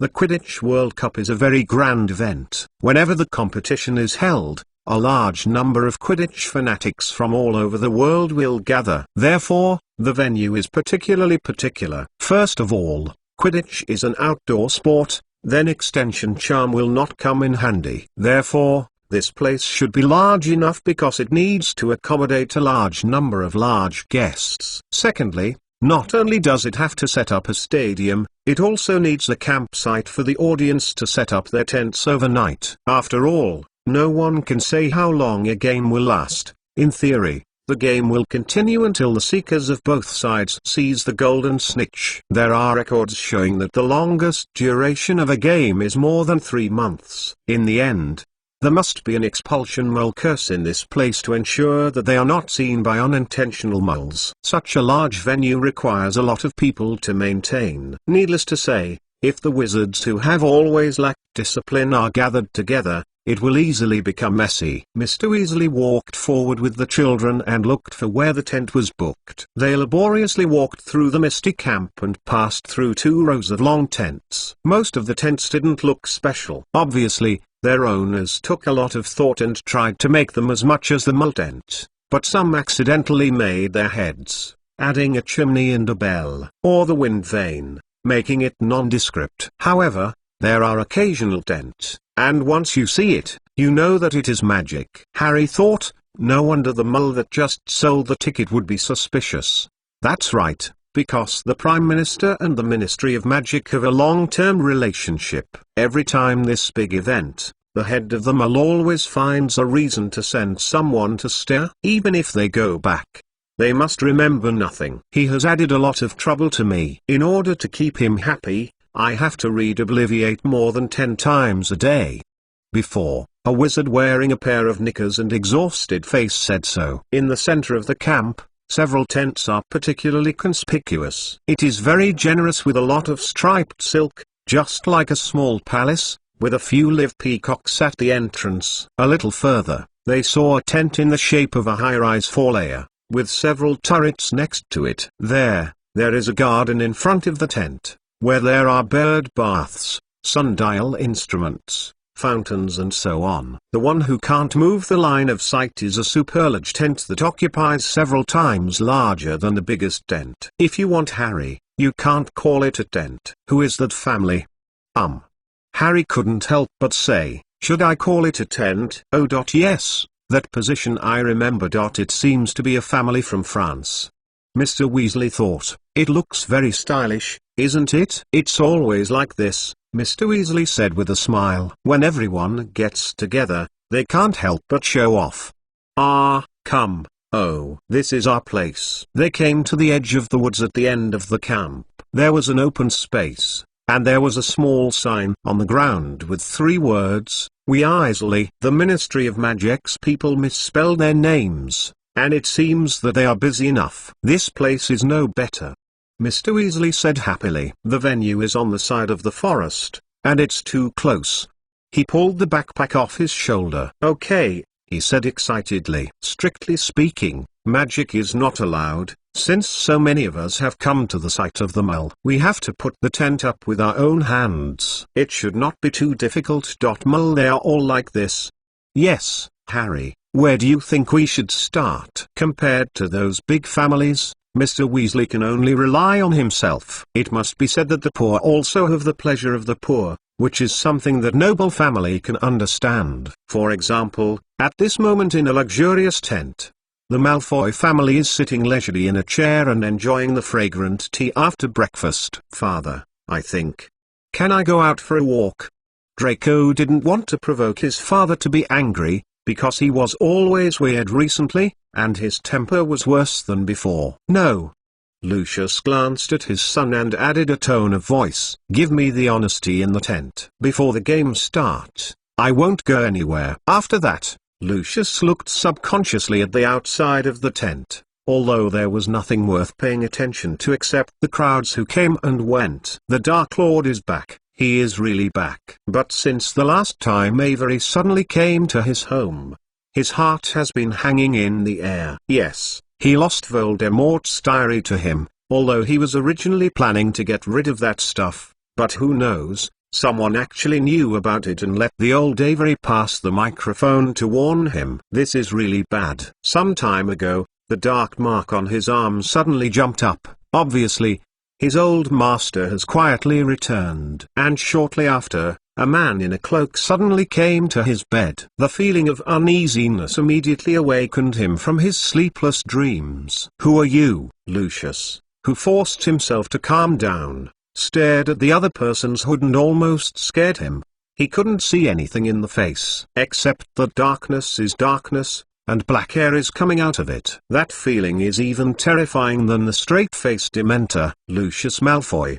Are you, or the Death Eater at the feet of the Master? The voice asked stiffly. Lucius understood it right away. This is the servant of the Dark Lord. Of course. I, Lucius Malfoy, always loyal to the Dark Lord. Then prove it with action. The man threw an envelope from the long sleeve and Lucius caught it. Then, the geek suddenly turned into a black hair, slammed out of the window and flew up, and quickly disappeared into the night sky. At the moment, Lucius's heart was upset when he thought about what to do next. He stood up and kept walking back and forth in the tent, his face full of tangled expression. But he didn't know it at the moment, but it wasn't that he didn't want to go up. Just as Lucius was still worried about the interests and fears, Harry had already set up the tent. The boys and children quickly visited the girls' tents and found that they were only slightly smaller than the male children, but there were I don't think there is always a cat smell in their tent. Then, Harry, Ron, Hermione, and Luna took the kettle and saucepan, traversed the crowded camp, and went to the place marked with the faucet on the map to fetch water. At this time, the sun just rose and the mist gradually dispersed. They saw that all directions were tents and they could not see the head at a glance. Several people slowly walked through the tent, glanced around with interest. Harry realized that there were so many male witches on world that he had never thought about what the wizards of other countries would be like. On the field, the campers who arrived last night gradually woke up. The first to get up is the family with small children. Harry hasn't seen such a small wizard yet. I saw a little boy of 2 years old kneeling outside a big pyramid-shaped tent with a wand in his hand. The ground squats on a slug on the grass. Every time the little boy licked, the slug swelled and swelled into a large sausage. When they came to him, the boy's mother hurried out of the tent. How many times have you said it to you, Kevin? You can't hit it again. Your dad's wand. Hey. She stepped on the huge slug, and the slug pie exploded. Oh Scorpio. Ron wrinkled his face. Everyone thinks that the scene is a bit irritating. But Luna just shook his head and said, oh. It's not Flobberworm. Or it's going to be awkward. They walked far away, and heard the screams from her in the silent air, which was also mixed with the cry of the little boy, you blew the worms. You blasted the worms. After another walk, they saw 2 small witch divisions, about the same age as Kevin, riding on 2 toy broomsticks, flying low and low, their feet gently passing over the dewy grass. A wizard working in the ministry had already seen them. He hurried past Harry and groaned angrily, it's actually in the daytime. Parents are still sleeping lately. From time to time, they can see the adult wizard getting out of their tent and starting to make breakfast. Some sneaked out and looked at the fire with wand. Some were rubbing matches, with a skeptical expression on their faces, and seemed to think that it certainly didn't work. On the other side, 3 African male wizards sat there talking about something seriously. They all wore long white robes and baked a hair-like thing on a pile of purple fire. Another group of middle-aged American male wizards sat there talking and laughing, and a tall banner hung between their tents, Salem Wizard School. Later, when passing through some tents, there were some talks in the words, those words that sounded strange.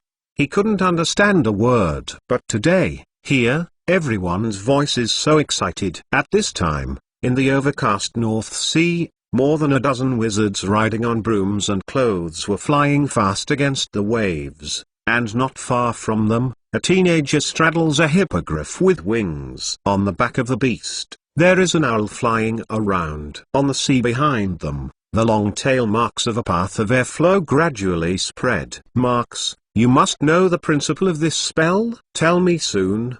Hermione hurried. This spell and %#_yen. Marks explained calmly. What do you mean? Why can't I understand? Hermione asked in surprise. The author didn't make it clear. How do you let me answer you? Marks raised his neck and moved toward the sky and looked at it with contempt, saying so. Harry Potter's Book of Sin Chapter 144. Harry Potter's Book of Sin Chapter 144. After a whole day of waiting, the night of the night, the Quidditch World Cup is about to begin. Mr. Weasley led the way ahead, and everyone was holding the various gadgets he had bought before, and walked into the woods along the passage illuminated by the lanterns. They can hear hundreds of people walking around, can hear shouts, laughter, and hear intermittent songs. This fanatical excitement was contagious, and Harry couldn't help but smile. They walked 20 points in the woods, joking, and finally came out from the other side of the woods. At this time, they found themselves in the shadow of a huge stadium. Harry could only see a part of the magnificent golden wall around the stadium, but he could see that it was not a problem to have 10 cathedrals can accommodate the 100,000 audience.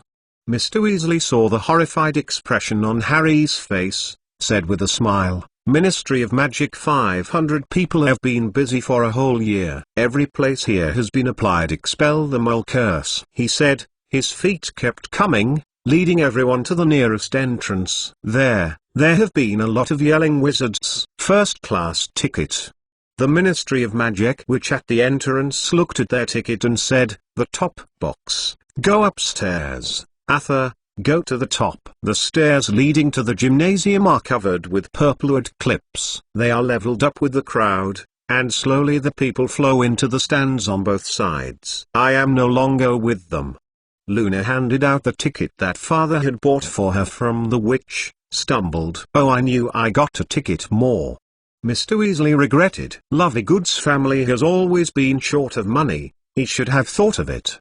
But Luna's father came too suddenly, and he was too late to prepare. Although the Weasley family is not rich, but it is better to have a job, isn't it? The entire group led by Mr. Weasley went up and finally reached the top of the stairs. They found themselves in a small box, at the top of the stadium, and facing the golden goalpost. There are 20 purple and gold-plated chairs, divided into 2 rows, which look great. Luna's position is on the lower floors, but fortunately, this is a Quidditch match. For a 3-dimensional sports program, there is really not much difference in watching the seats. That is, a seat that is too low may be a bit expensive to watch. The 100,000 wizards are being seated on the ground, with the seats surrounding the oval stadium, arranged in a stepped upward orientation. Everything here is shrouded in a mysterious golden light, which seems to come from the stadium itself. Looking out from Harry's condescending position,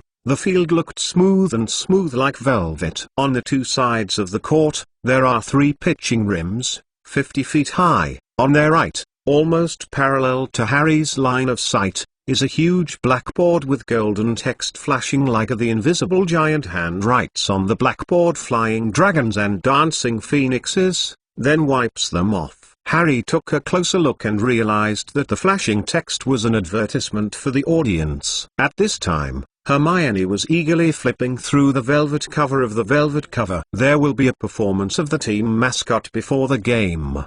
She read aloud. Oh, that's always worth seeing, said Mr. Weasley. You know, the national teams bring some amazing animals from their home country and do some performance here. In the next half hour, they were filled with people in their box. Mr. Weasley kept shaking hands with people, and those who saw it were very big wizards.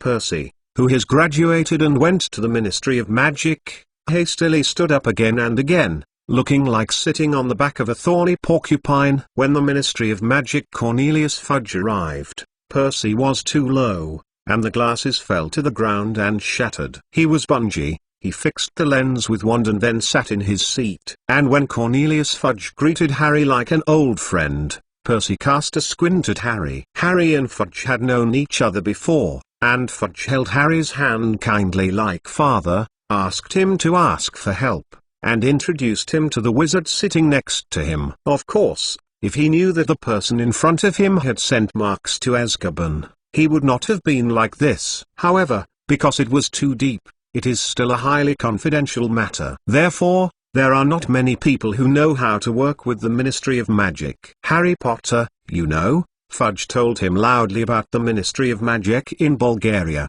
The man was wearing a gorgeous black velvet robes with gold trims, and he couldn't understand English. Harry Potter, think about it, you should know who he is.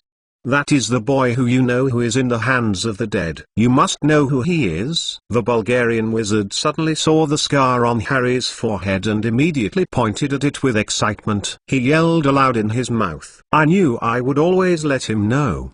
Fudge said tiredly to Harry, "I don't know much about language. When I come across such things, I need Stinkcombe Crouch. Ah, I saw his house elf give him. Occupy a seat. I really want to be thoughtful. These guys in Bulgaria always want to fool the best seats." Ah, Lucius is coming. Harry, Ron, and Hermione turned their heads immediately, squeezing into the 3 seats still behind the second row of Mr. Weasley. It was the original owner of House Elf Dobby, Lucius Malfoy, his son Draco, and a woman. Harry guessed she must be Draco's mother. Lucius was still Gloomy's face, but when he saw Fudge, he came over and barely squeezed a smile. "Ah, Fudge."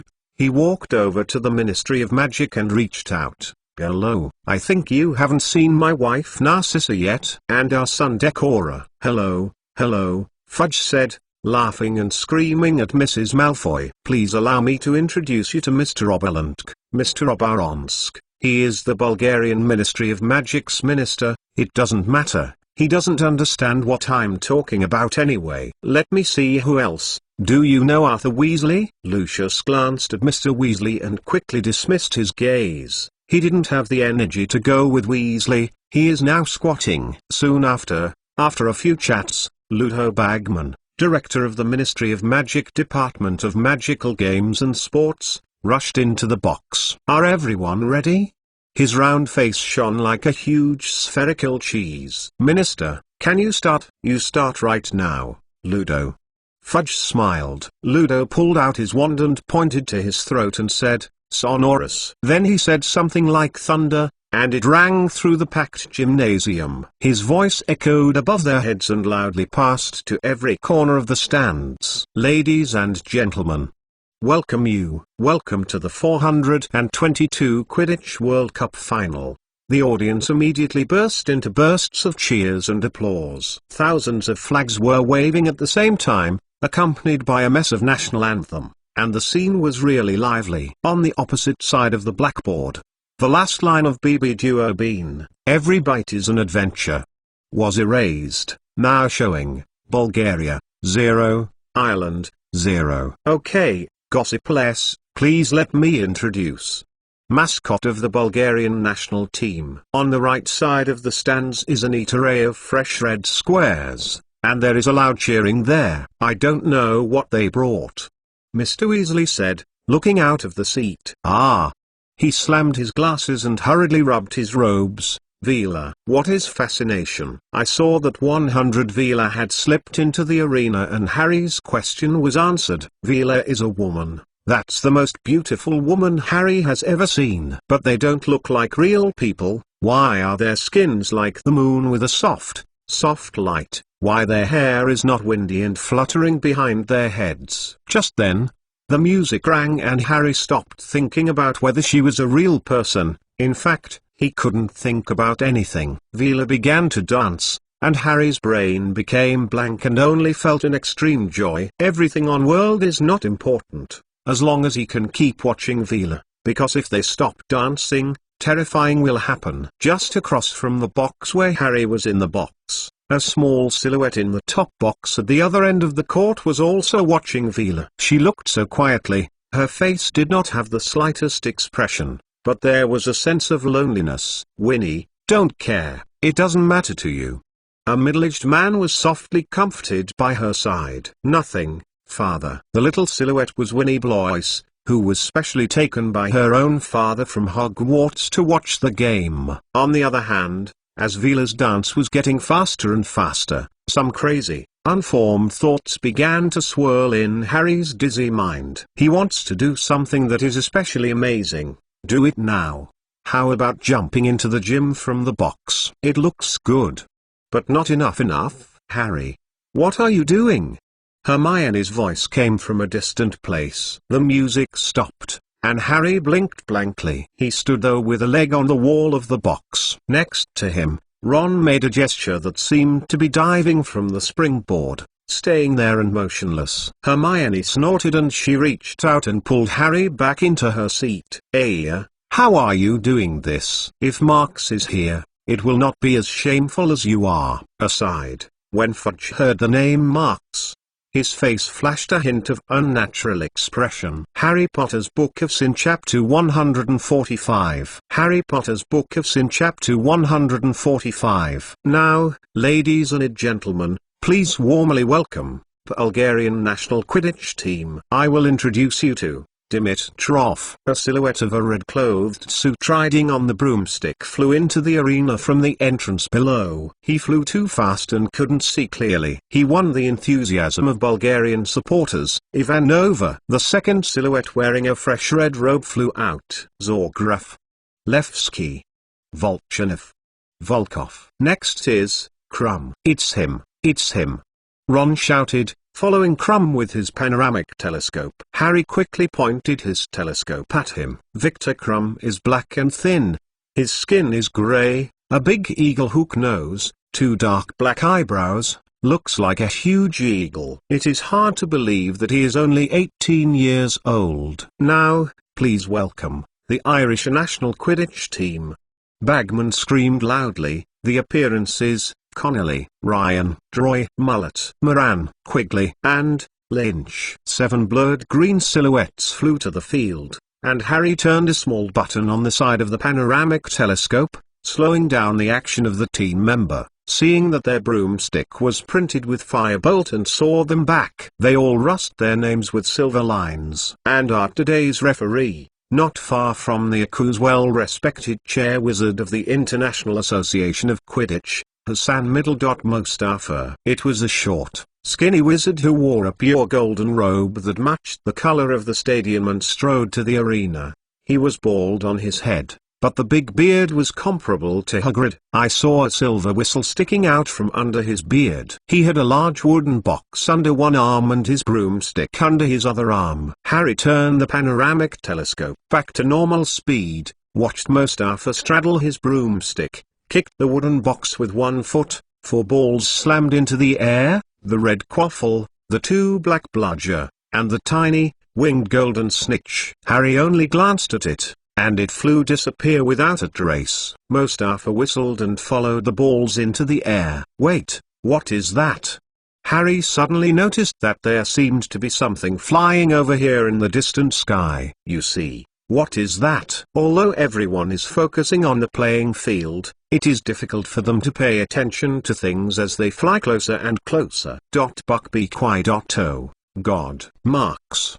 Hermione screamed in surprise. Quidditch. In fact, I like it too, said Marks, who was riding on Buckbeak. He said calmly, it's a very relaxing sport. As he said, he suddenly turned to the body and said, follow. We should make a move with these friends from all over the world. After that, Marks stood up and jumped into the air on Buckbeak's back. His right hand wand swiped a broom and quickly swept under him. He took a shot on Buckbeak, and the clever hippogriff immediately turned his body and quickly flew off the scene when the Ministry of Magic had not had time to react. Marks took the lead and slammed into the World Cup on a broom. In the Bulgarian and Irish game team member completely unprepared, Marks drove his broomstick like a butterfly. flew around and crossed several arcs in midair. Among the Quidditch players who belonged to the national teams of the two countries, he unveiled his flying skills and pulled all the viewers' eyes into himself. Referee Mustafa blew a silver whistle, and the Ministry of Magic's order-keeping staff was rushing to close, but Marks suddenly turned up and pulled out, and the sudden high speed blew his robe. When he pulled up to a very high position, the big slowdown that was moving and quiet made the professional team members shocked. I saw him turn again, the right hand suddenly copied. Snitch.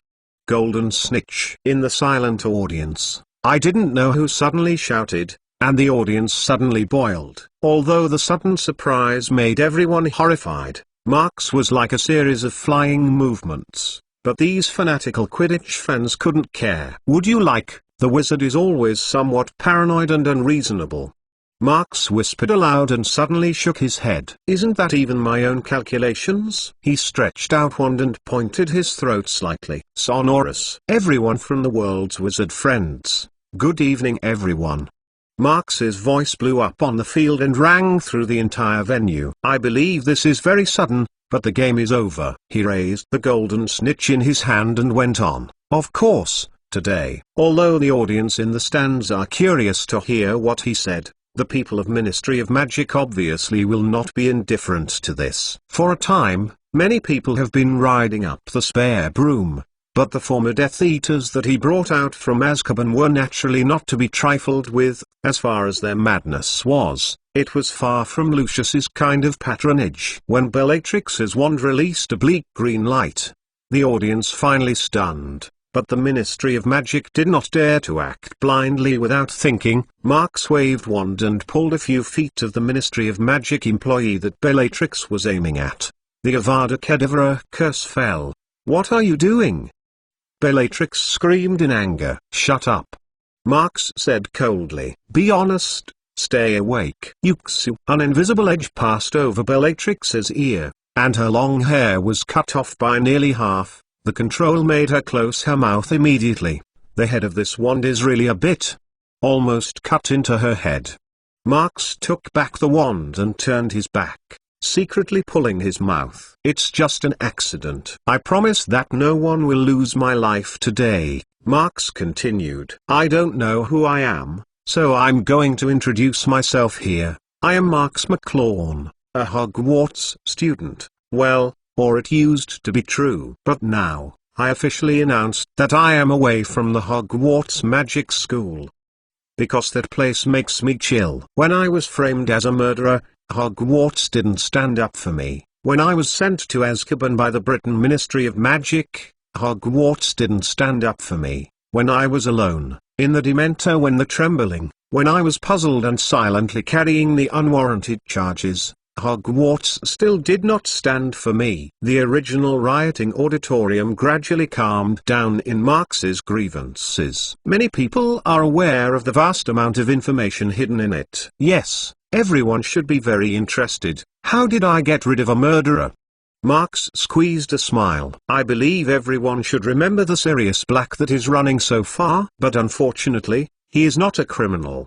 He is also framed. Sirius's situation is too special. His jailbreak has been raging, but now, some people say that he is innocent and is being framed. What happened to this? Catch him. Grab them. They are the fugitives of Azkaban. Azkaban has a jailbreak again. Suddenly, the Ministry of Magic's Long Fudge, standing in the highest stand, suddenly shouted loudly, and his tone changed because of tension and fear. Marks turned his head and he could see that Harry, Ron, and Hermione, as well as other acquaintances, were staring at him inexplicably, with incredible rays of light shining in his eyes. Marks struggled to show them a smile, and then looked coldly towards Fudge. The people of Ministry of Magic heard the minister's orders and rushed to Marks. Marks collaborated with the Death Eaters to counterattack, and under the magic of Marks's formidable powerful, the original Ministry of Magic was stabilized in a multi-Tosmal situation. The number of people in the Ministry of Magic continues to increase, and many people are coming from afar, and the situation seems to collapse soon. Seeing Mark Swan slamming his eyes looked straight ahead, and a huge Ho apparition emerged from the tip of his wand, screaming with the soul of the soul and rushing straight into the formation of the Ministry of Magic. Then there was a dumpling-like fall. Most of them were already hit by the soul, and they lost their hearts in silence. Fudge Minister, do you still want to use violence to cover up the truth? Is it that you are worried that you have lost the seat of the Ministry of Magic? You are nonsense. Fudge's words were interrupted by Marx. Everyone, my friends, I repeat once again, today, no one will lose their lives. And I just want to expose it all. I want everyone to know. Let everyone remember, let everyone be alert. Because, no one can say, the next lamb to replace sin, will it be you? Just a moment after the Marx voice was over, there were a few light clusters rising out of the field, blasting up at high altitude, turning into a dark green Ho that sprinkled the snakehead at each and every one. And finally started. Marx looked at the dark mark calmly, with faint rays of light shining in his eyes. Harry Potter's Book of Sin Chapter 146. Harry Potter's Book of Sin Chapter 146. Because of the sudden appearance of Marx, the Death Eaters hidden here saw the opportunity, and when the appearance of the dark mark and the flames ignited in succession appeared, the fear in the hearts of the audience was completely provoked. No matter which country's wizarding world, it has been stable and calm in recent years. Everyone should go to school. The work of the work, in addition to some small crimes in daily life, you can enrich the talks after the meal, and there is nothing else ups and downs. No one will want to blend into the events related to the Dark Wizard. But the appearance of Dark Mark today is like telling you that since the first war of the wizard has subsided, the 10 years of stability have passed. At this moment, the Quidditch World Cup scene has been completely messed up. There are crowds of people rushing everywhere, and there are children and old people who are overwhelmed by the crowd. Here, the wizard who is proud of the bloodline, like the moles, fled in a sudden attack. Hey, your companions are also starting to act. To help them, destroy it. Marx waved his hand and said coldly. Bellatrix and the others shouted excitedly, raising the wand and rushing down. I think it seems a bit too much to do this. The silhouette of a pedal flying carpet appeared in front of them, but the gangsters who were not afraid of death stopped the broom and marched forward. The other party slowly said, Marx. Marx rode on the broom and stared at the other side for a long time, which gave a name. Dumbledore. What suddenly appeared out of thin air was the silver hair, the sharp-eyed Hogwarts current headmaster, the president of the International Wizard Federation, the Wizengamot chief, the first-class Order of Merlin recipient, Albus Dumbledore. The greatest white wizard of the time, is the greatest wizard. You just heard it. I heard it. Dumbledore laughed. His look was still awkward, but his tone was a little disappointing. I thought that you would not go on this road like Tom, but obviously I always not right. Yeah. Wizengamot chief wizard. I still remember that when you were in the 7th courtroom, your indifferent eyes. Marx calmly said, maybe you are disappointed with me, but I am again, is it not? Child, don't be stubborn in the power of power, that's not the path that the wizard pursues. Dumbledore shook his head and exhorted in a good faith. Trust me, you have slowly moved toward a no return, but now look back. You still have time. Professor Dumbledore, I have a question. Marx suddenly interrupted. What? Dumbledore looked at him and licked his blue eyes. Your preferences are really elusive, Marx said, spreading his hand. Is this flying carpet bought at today's market? Dumbledore frowned. His eyes became cold. Since you gave up the right path. He hadn't finished talking yet, and a black shadow suddenly slammed up from the crowd below and went straight to Dumbledore. Dumbledore responded very quickly. He took out wand and waved it. The shadow of the shadow was blocked, but it was just stopped, and then it came again. Dumbledore snorted and wand swayed again. This time the formidable power is no longer as it was just now. I saw that the shadow was like a heavy blow. It was bounced back to the ground and slammed into the open space somewhere. Both Dumbledore and Marx have seen it, and the shadow is a guy who is surrounded by black hair. Although Voldemort certainly didn't come this time, Waiting for such a person is a great reward. Marx looked up and looked at Dumbledore, but he saw the other side looking at him. The two exchanged a deep eye for each other, and Marx immediately raised the wand in his hand. The silhouette on the ground suddenly slammed out between the agitated dust and did not seem to be hurt. His speed did not diminish, and he turned into a black hare again, dragging his long tail and coming straight again. Marx also waved wand. Ice Blue's rays of light appeared at the tip, and attacked Dumbledore with the mysterious attacker. Dumbledore did not give up.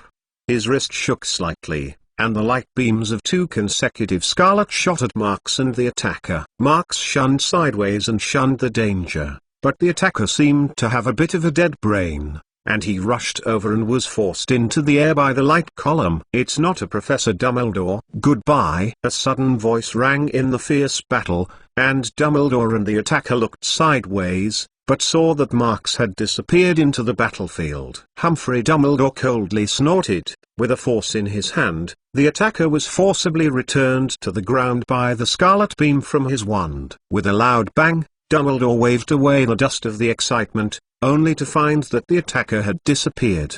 Bellatrix and the others, though not afraid of death, are not fools. They have long been screaming when Marx and Dumbledore are fighting. The Death Eaters have all left, and the flustered crowd has escaped far away. The original lively scene. At this moment, people have gone to the empty space, leaving only the temporary buildings and tents that were destroyed and burned, as well as the scattered props. On the verge of chaos, Luna bent down and picked up a small flag of the Bulgarian team, and the dark footprint printed on it was like satirizing the previous World Cup. "He seems to be very tired." Luna looked at the Quidditch World Cup in the distance and screamed, "His heart is very tired." In the high altitude in the southeast, a flying carriage with a magical horse is invisible and leaves quickly. Just next to the window of the carriage, Winnie leaned out of the window, and a long white hair fluttered in the wind in the messy, reflecting the fascinating brilliance in the moonlight. The flat lawn of the World Cup has become a bit sloppy, and Dumbledore is standing in the middle of the field, and his face is a flash of vicissitudes. Lena is right, I am not a good teacher after all. Hermione, wake up. You can't go find him. He will take you, Ron loudly said. Stop, he can't. Marx won't do that. Hermione clutched her robes, her eyes flashing with tears. Yes, surely. What is dark magic? Marx is definitely not voluntary. Hermione. Ron said anxiously. Yes, what you said may be right, but not now. You see, you go all around. Hermione looked up and looked around stunnedly, but it was a burning flame and a crowd of people fleeing. Gradually, it seems like a blind man has just recovered his hearing. She feels that there are a lot of noisy sounds coming back to her ear from far and near. It is the creaking sound of crying, screams and burning wood. Everything around is like telling Hermione that it's not the scene of the previously ridiculous Quidditch World Cup. It's a hell caused by Marx. No. Hermione raised her face with both hands, her shoulders helplessly swaying, and wept sobbing. Harry, come and take the handle. We have to get out of here as soon as possible. Ron hurriedly shouted a few words and looked back and found that Harry was holding his forehead. What's wrong with you?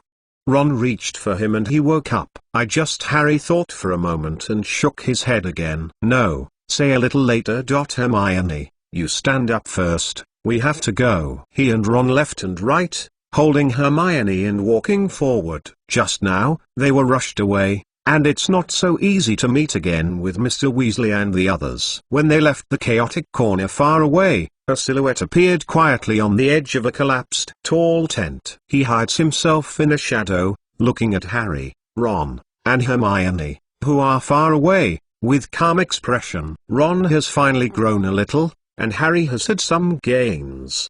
When it comes to this, the voice is paused, and this continues. I don't think that the most influential is Hermione. This person is naturally Marx. In fact, he is still very concerned about the impact of his own plans, especially how his acquaintances will react, which may allow him to make different revisions to the next plan. As he was wondering, Marx suddenly noticed that he suddenly turned back and saw a familiar light golden Luna. She held the small flag in her hand and looked at Marx with her eyes, but she could not know where she was facing. "You don't leave, it might be dangerous here."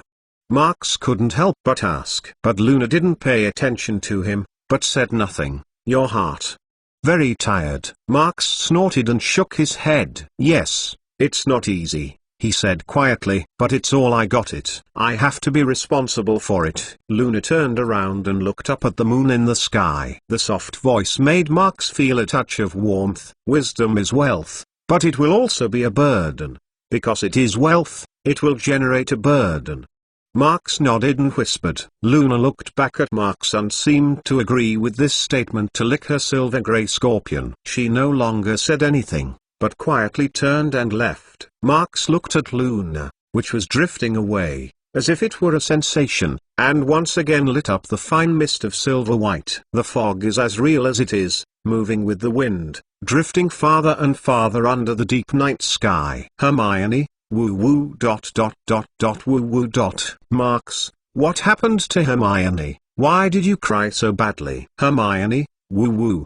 You don't know? The author is a flobberworm, he can't say anything, it's so bad. Marx, I knew it. Then, Hermione, he elderly asked me to thank him for his book A Poisonous Mouth, saying that it was the first rudder to be rewarded before it was put on the shelves. So add one more today.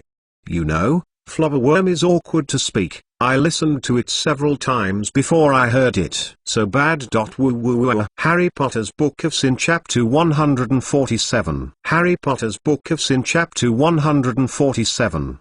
Victor Middle.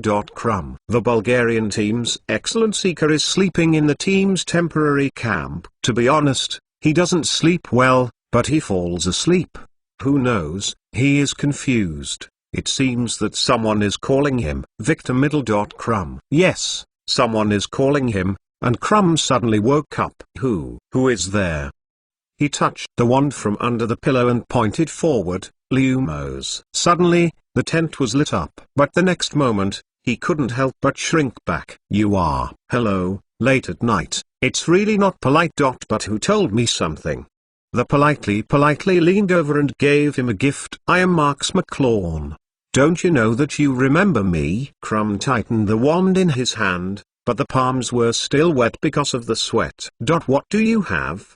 Crumb frowned. Gloomy authentic. I know that you are a student of Durmstrang. In fact, I am with your headmaster, you know, Mr. Karkaroff. I know him. As you can see, I have left Hogwarts, I think. I need to talk to Mr. Karkaroff about admission. You made a big noise on the court today. How could the headmaster agree? Don't worry, Marx explained patiently. I will talk to Mr. Karkaroff in detail. I just need you to take the road for me. That's impossible. Crumb shook his head. Our Durmstrang's tolerance for dark magic is indeed high. But that's also relatively speaking. We can't accept a dangerous person who disrupts world-class events. So, Marx said, and his wand suddenly lit up the green ray of light. If I threaten you with death, even if Crumb is getting old again, this is a bit flustered, but no one can still be calm with the ropes. However, his eyes only panicked for a moment, but then calmed down. You won't kill me.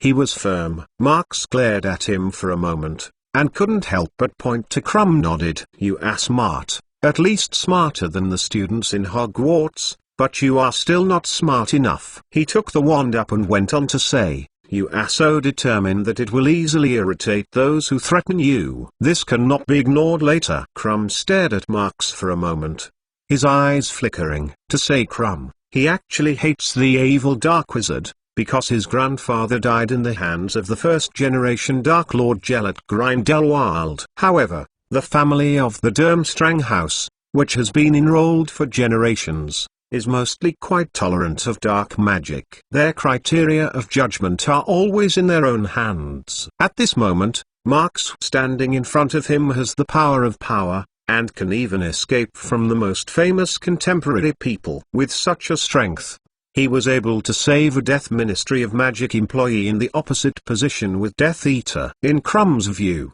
This is a true wizard that sticks to its own principles. Those who are born in Durmstrang always respect the powerhouses that are principled. They don't judge a person's good or bad because of superficial phenomena. At least Krum is such a typical person. After a while, he started talking. At least, no matter how threatening, it is easier than an imperious curse. I can take you to see the headmaster. I can see what he will say later. I can't know. You'd better be prepared. Of course, I just said, you just need to take the road. Marx nodded, said, you know, every school has a secret magic attached, just because I can't find a place. The next morning, members of the Bulgarian team startled the appearance of Marx. Under the introduction of Krum, although they still have some doubts, they did not show a very repulsive attitude. The idea of Durmstrang is quite different from Hogwarts. This school treats magic, perhaps closer to the ancient wizard. Marx greeted others and thought, it's not good or bad, can you say? It's backward, it's arguably pure. I want to see it. Maybe I still prefer this kind of school. Maybe after all, it has the color of wizard. Under the circumstance of Marx's intention, he did not meet the Bulgarian manager and the Bulgarian Ministry of Magic along the way. After a few days of sailing, he and Krum came to Burgas, the coastal city of Bulgaria. It didn't take long for the school days to arrive this side. According to Krum, during the school and holiday, the Durmstrang house will pick up the students by a magic ship. The change, which is made according to the characteristics of the ghost ship. Because the number of students in Durmstrang house is not large, but it is widely distributed, there will be several places for the change number. One of the stops is on the Black Sea coast of Bulgaria. When you wait here, the change number comes with the mole-repelling charm. Don't worry about the surrounding mole. It's already late at night, and Bulgaria is the last stop for the change. After picking up the last batch of students here, they should go straight to the location of the Durmstrang house. Krum is saying that a few moles seem to think of something important, and they are all separated and walked away. However, there are more people who have stayed. Obviously, they are all students of Durmstrang in Bulgaria. Just then, somewhere in the Black Sea, there was a wave of boiling water. It seems that there is something big guy who is about to rise from below the sea. The waves became soaring.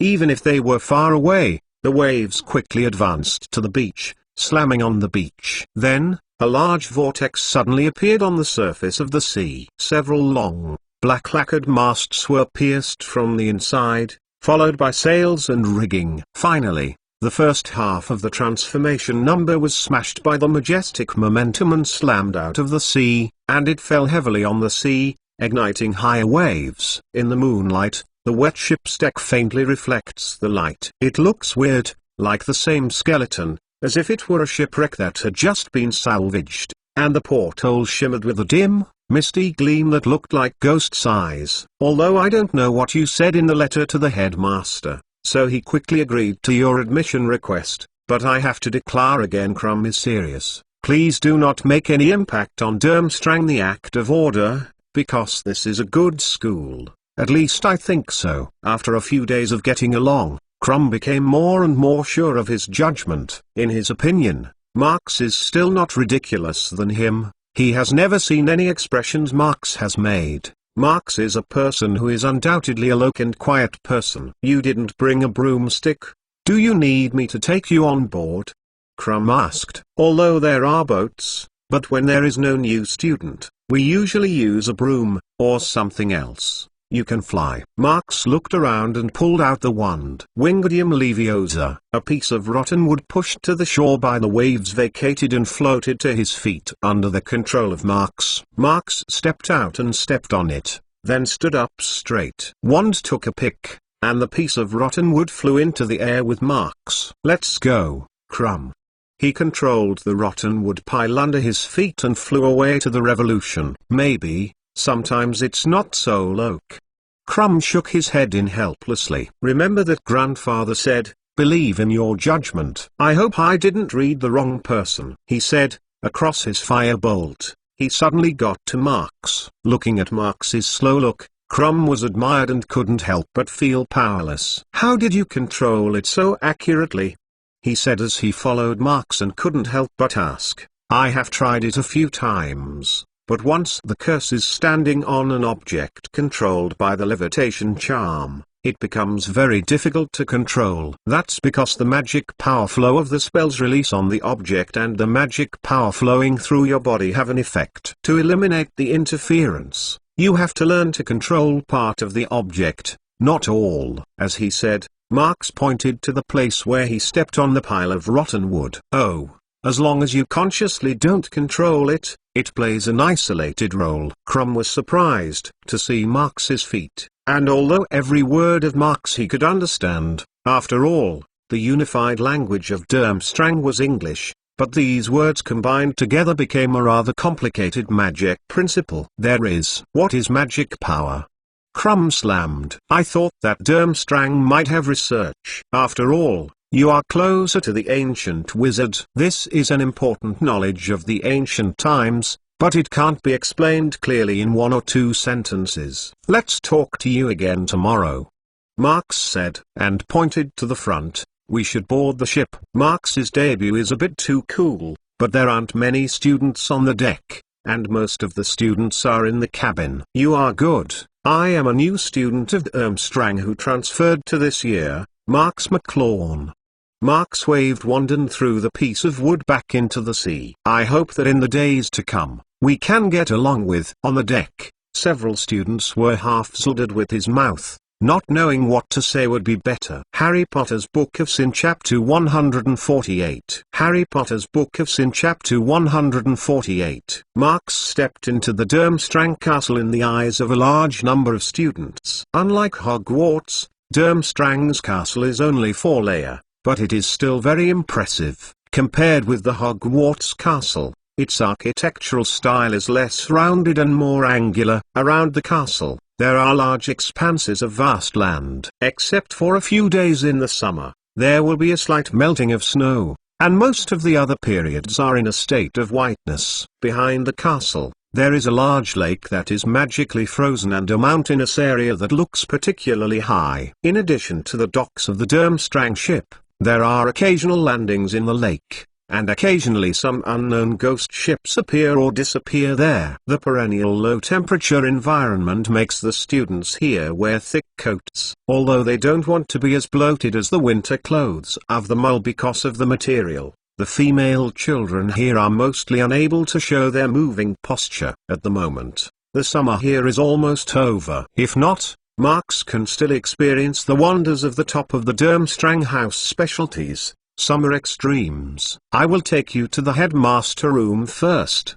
Crumb seems to be somewhat reluctant. To be honest, since Igor Karkaroff took office as headmaster, many parents have taken their children out of school because of his ruthlessness. As far as his reputation is concerned, I am afraid it is a historical low of the Durmstrang house. The original student is not a lot of this school. The number of students is now much less. Marx followed Crumb all the way through several promenades. Except for occasional portraits on the wall, people in the portraits would squint at them casually, and they didn't touch a few people. Is all the students on board just now?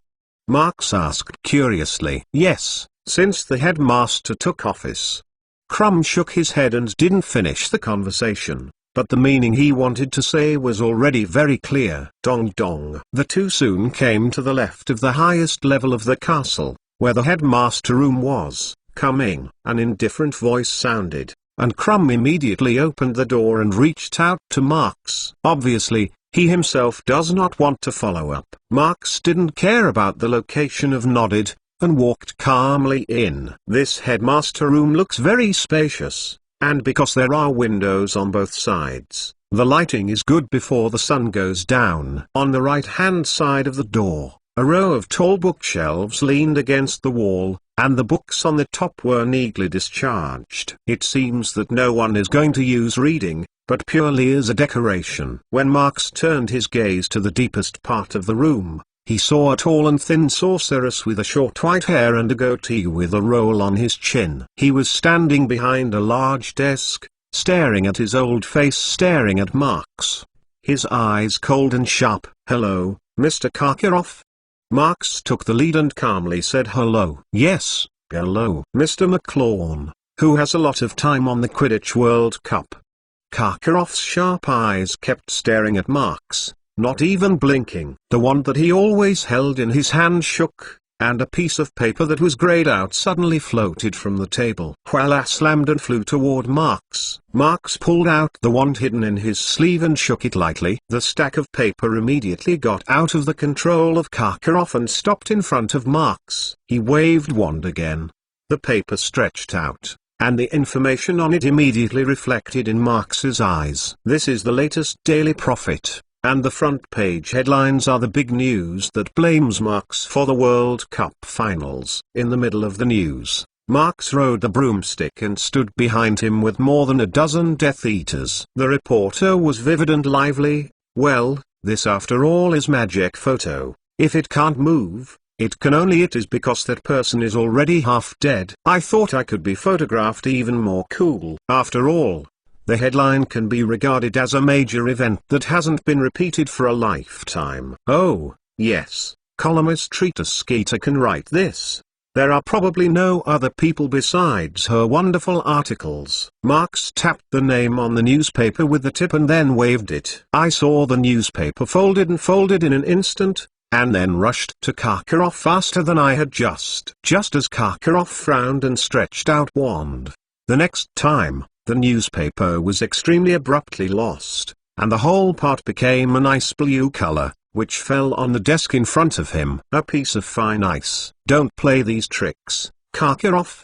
Marks put away the false smile on his face, expressionless. I don't know enough in the letter. Don't you want to go to Voldemort? Damn. Don't mention that name here. Karkaroff got nervous. For him, the name meant taboo. Marks looked at him calmly, staring at Karkaroff a little bit, and step by step toward Karkaroff. There was a big trouble for me to attract his attention. He estimated that he would not think about dealing with you as a traitor for the time being, but you should understand that it is only a difference between you and the late one. Marks stood at his desk. See, Karkaroff's eyes began to flash, not allowed to say with a sneer, don't think about escaping. Do you think you can escape? When Marks suddenly pointed out his thoughts, Karkaroff's hand couldn't help but tremble. As a former Death Eater, as a traitor who betrayed Voldemort and left the Death Eater list to leave Azkaban, how could the Dark Lord who had returned could let him go? Avada Peng. As a Durmstrang House headmaster who advocates a duel and is passionate about teaching magic, Karkaroff is far less powerful than Dumbledore, but his combat capability is definitely not weak. When he decided to go to Marks, he had already learned about Marks's strength, and he had already prepared a series of responses, and the subsequent spells even had a dozen. But Karkaroff couldn't think of it. When he extended the wand to Marks, he was greeted with a fist. Expelliarmus. Karkaroff's wand flew to the corner of the room. Oh, sorry. Marks took his fist back and snorted and snarled. Playing in that Dementor in Azkaban is a habit. It's not for you. What do you want? Karkaroff fell in his chair, his eyes flustered, and a layer of fine sweat was oozing on his forehead. You are inexplicably threatening to threaten me. Now come to me. I am mocking me in the office. What do you want from me? I didn't say it clearly in the letter. It was just a transfer student in Durmstrang. By the way, I took Hogwarts. Marks spread his hand. You know. Triwizard Tournament. You know. Of course I know. Marks immediately interrupted Karkaroff's nonsense and continued. I also know that this time not only restarted the Triwizard Tournament, but also made its final reward more attractive, isn't it? Do you even know this? And you and Dumbledore? Karkaroff was almost speechless by the information that Marks intentionally or unintentionally revealed. So, this will be your only chance. Marks recruited Karkaroff's wand and threw it back into Karkaroff's hands. Work with us. You may be able to be your headmaster with peace of mind. If not with us cooperation, then you are always ready to escape. Yes, that's right. Then he got caught in whatever corner of the corner, and he personally sent you go with death for afternoon tea. Karkaroff squinted back to the wand in his hand. For a long time, he was soft on the chair and waved his hand in frustration. I listen to you. What do you do if you say what to do? Karkaroff said powerlessly. I understand it thoroughly. In this world, everything depends on strength. Maybe. Mark's indifferent expression said. By the way, should you change your stink? How many students are there in school? This doesn't matter to you. Karkaroff impatiently. Students are the foundation. If you can manage it with your heart, you don't want to escape now. Marx pointed out that there were sporadic students who were still playing around with jokes. Although they were few in number, they showed the vitality of a school. Karkaroff stood up and turned his head and looked out, gradually disappearing, and even when Marx left, he didn't notice. Let him move his brains. It's better to escape than a heart, at least to distract attention. Marx walked in a slightly empty corridor, thinking so. Now let's take the time to push forward a bit. In fact, after Marx left the World Cup, the Britain Ministry of Magic had been messed up. Various howlers from around the world are like bombings. The Ministry of Magic is full of scattered confetti and screaming sounds. The news of Daily Prophet is still adding fire to the chaos every day, picking up some dispensable details to blame the Ministry of Magic officials. No, Ron's father Mr. Weasley was embarrassed. The newspaper claimed that a Ministry of Magic official had appeared shortly after the appearance of Dark Mark. He claimed that no one was hurt, but refused to disclose more. But after that hour, a few bodies were carried out in the woods. Although the newspaper said that this is only a rumor for the time being, readers will pay attention to this. The contributor to this news is naturally Rita Skeeter, who always loves nothing and has a slap in the article. Her manuscripts have always been angled, and they are very popular with readers who are afraid of the world. I don't know how Hermione is going. She hasn't had any news since she went home. Ron said to Harry, we should go see her. Harry Potter's Book of Sin Chapter 149. Harry Potter's Book of Sin Chapter 149. Dong dong dong. Hermione, little Hermione, what's wrong with you? Come out and let the father swear. The outside is constantly knocking on the door, over and over again, not bothering. Hermione is very sorry about this. She knows that her parents are really worried about her. But she really didn't want to move. She didn't want it at all. She was accompanying herself on a bed that was nearly 12 years old, and buried her face in a soft pillow with a pillow. Must be mother. She must have washed the pillow when she was not at home, and a soapy scent filled her nose. The familiar scent made Hermione's thoughts fade away. She was a little confused to think that the day of enrolling Hogwarts was 9/1 day, which was 18 days from her birthday. The first birthday on Hogwarts was definitely the most unfortunate birthday of her life, because everyone is not too familiar, and the attention of new students is mostly attracted by the novel magic course. Unfortunately, no one knows her birthday, let alone someone to celebrate her. To be honest, as a sensible female child, Hermione didn't care too much about it. What can't be forbared by her is that the red-haired monkey named Ron Weasley actually so everyone can't stand her. Even worse, he actually said that he was like a nightmare. The birthday was half a month earlier, and the mood that gradually recovered due to the passage of time suddenly fell to the freezing point. Although some are not very funny, she still has to admit that she is really crying. Well, Hermione was buried in the pillow and whispered her heart. After all, if you cry something, you will be embarrassed to think of it. However, when she smothered tears in the girls' bathroom in the basement, she did not expect a troll to rush in. She was really scared at the time. She dared to swear.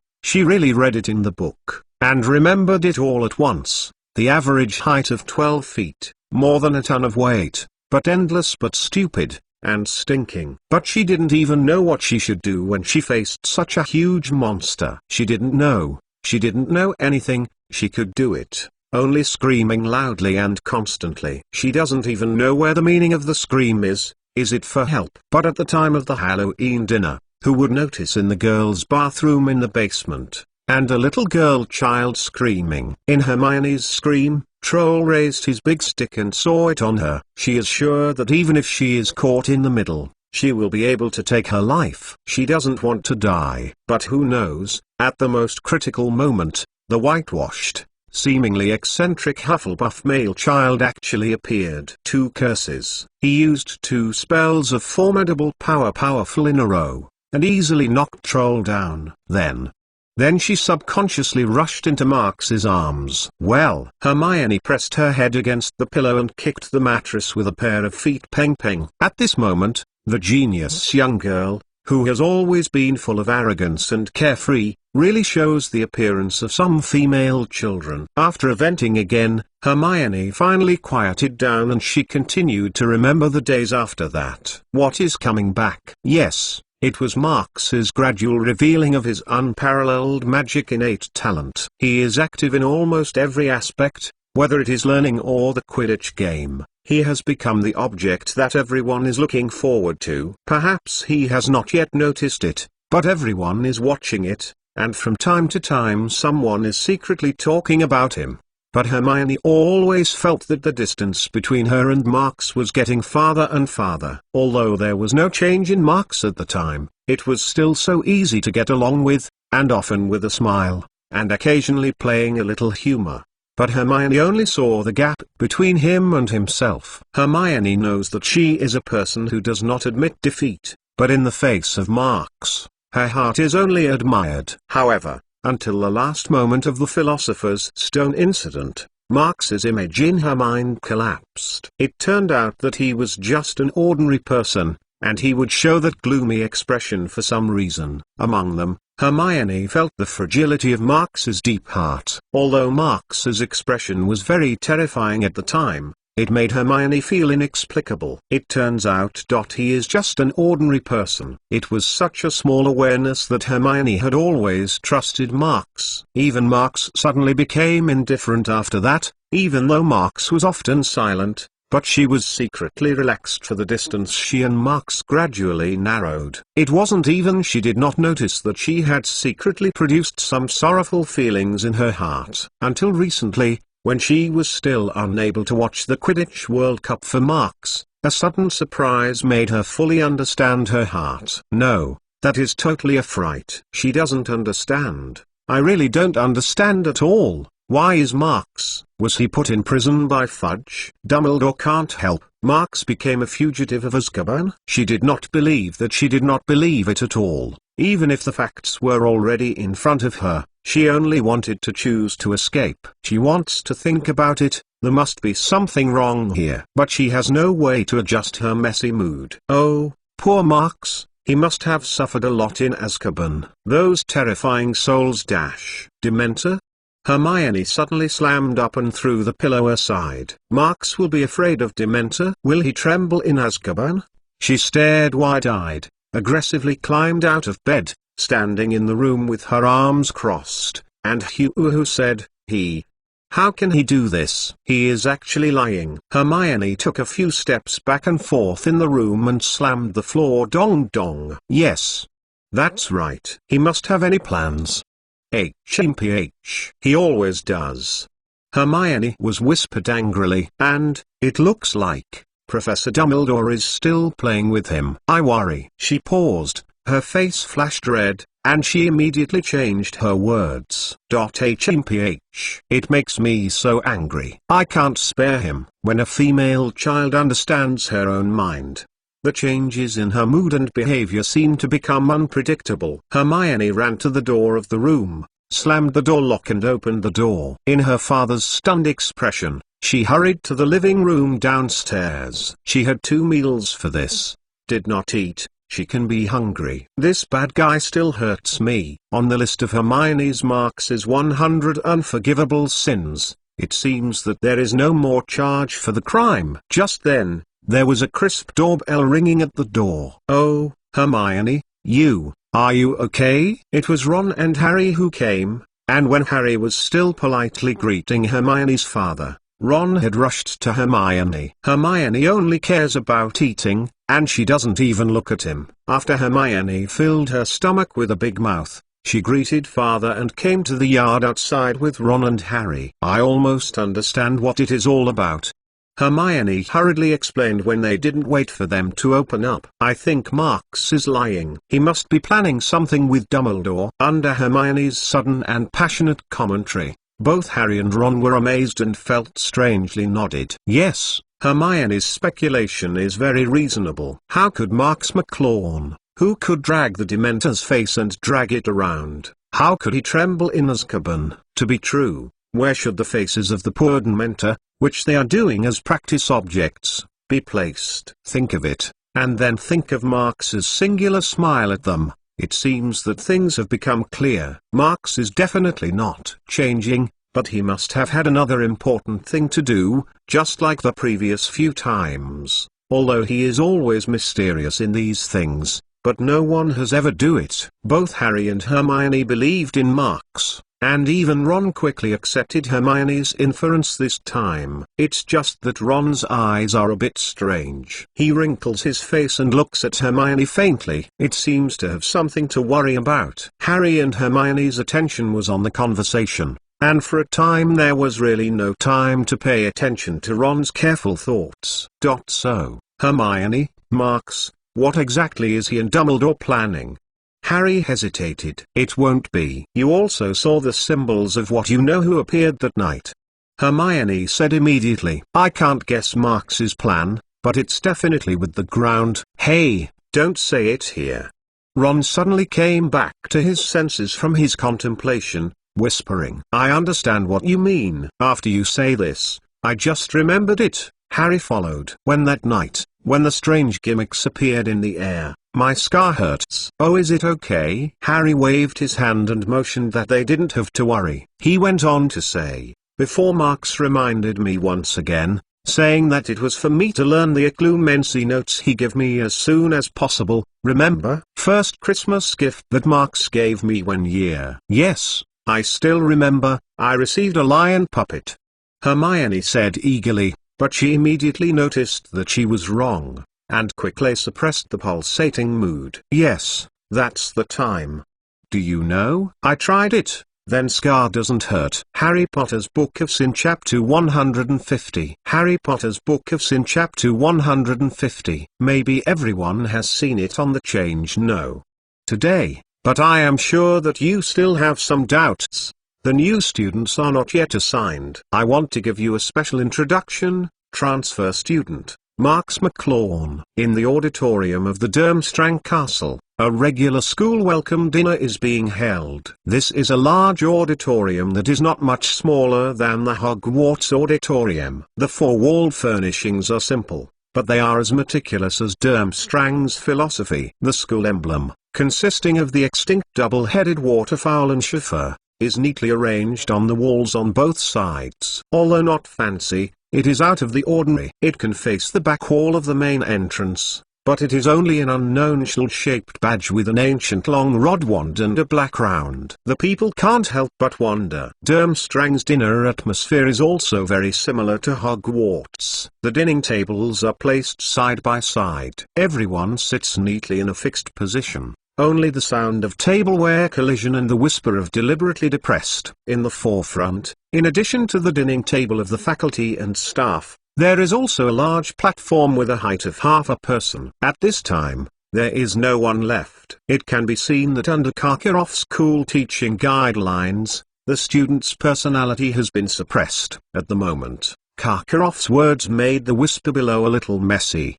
The major events of the Quidditch World Cup, the influence of the hobby's numerous Durmstrang, need not be mentioned. At the time, the students at the competition, and even the teacher, were many. The name Marks McLaughlin is not known to everyone, but it is not much different. Then, please invite new student to enter. Karkaroff's stake was barely, and the door to the auditorium opened.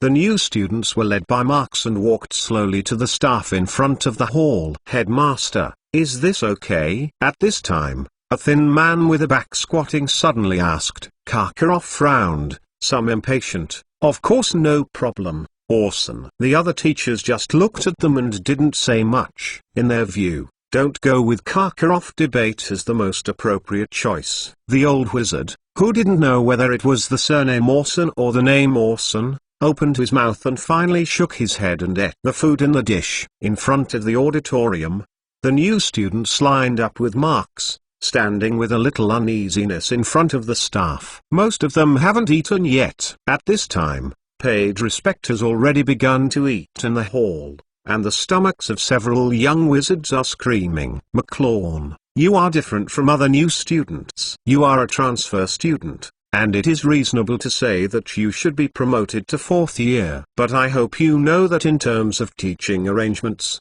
our school and Hogwarts have very big difference. Karkaroff paused, went on to say, the new student enrolled in our school will be freely selected by each teacher, and each student will have the right to change his or her own teacher at any time. The number of times that can be changed will be the credits you receive. Decide. Yes, credits. This is a very interesting rule in Durmstrang. In this school, many resources can be exchanged for credits, including library borrowing, potion material, various magic items and so on. It is said that this is a key school regulation introduced by the second headmaster of the school, Huffang Monty, the headmaster, who established the Durmstrang House to focus on the duel and battle magic tradition, is based on the strength of each young wizard itself, whether it's getting a personal place in a duel competition 3 times per semester, or getting a group place in a class match at the end of each school year.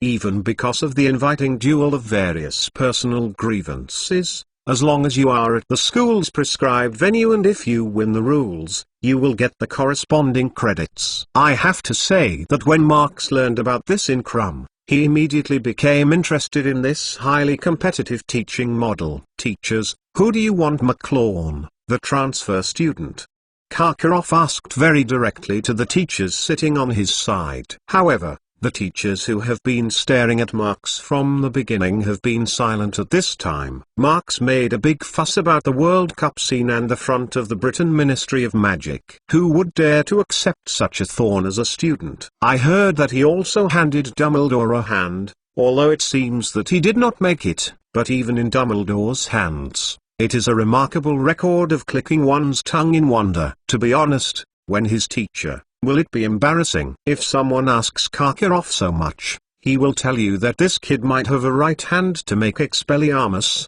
but his left hand is slamming on your face. Seeing the teachers are a look of don't look for me, Marx is not shrugged, and he stretches out to the position of Orson who just spoke. Professor Orson, are you willing to teach me? Orson stunned. He looked at Karkaroff and looked at the other teachers around him. He finally hesitated to nodded. Then follow me to learn. Suddenly, some of the students below raised their eyes. Obviously, those should be Orson's existing students. Then, after the new students were selected by a teacher, the dinner was officially started. Marx sees Karkaroff. He doesn't seem to be planning to arrange his seat. He simply sat down and found a seat. The meal was quiet, and he could feel it, and the students didn't want to be too close to him. A little fatty next to him even deliberately moved the chair and gave Marx a big position. On the side of Marx's right hand, the little witch, which looked a little weak, didn't move, but her head was getting lower and lower,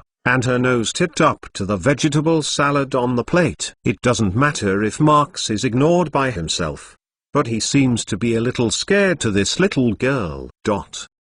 Compared to the Durmstrang house, the atmosphere of the Hogwarts welcome dinner is much hotter. At this moment, in the auditorium of Hogwarts, Dumbledore started his speech. Okay. Dumbledore looked at everyone with a smile and said, now we are all full of food. I have to ask everyone to pay attention again. I have to announce a few notices. The janitor Mr. Filch wants me to tell you that this year, there are a few more items that are banned in the castle. They are screaming balls, flying saucers and combo boomers. The whole list probably includes 403. 17 items can be seen in the office of Mr. Filch, and those who are interested can check it out. You can notice that Dumbledore's mouth seems to be twitching a few times. He continued, as before, I want to remind everyone that the Forbidden Forest on the side of the venue is inaccessible to students, and in the Hogsmeade Village, students under the 3rd year are not allowed to visit. I would also like to tell you very much that there will be no House Cup Quidditch competition this year. Everyone can't help but feel awkward.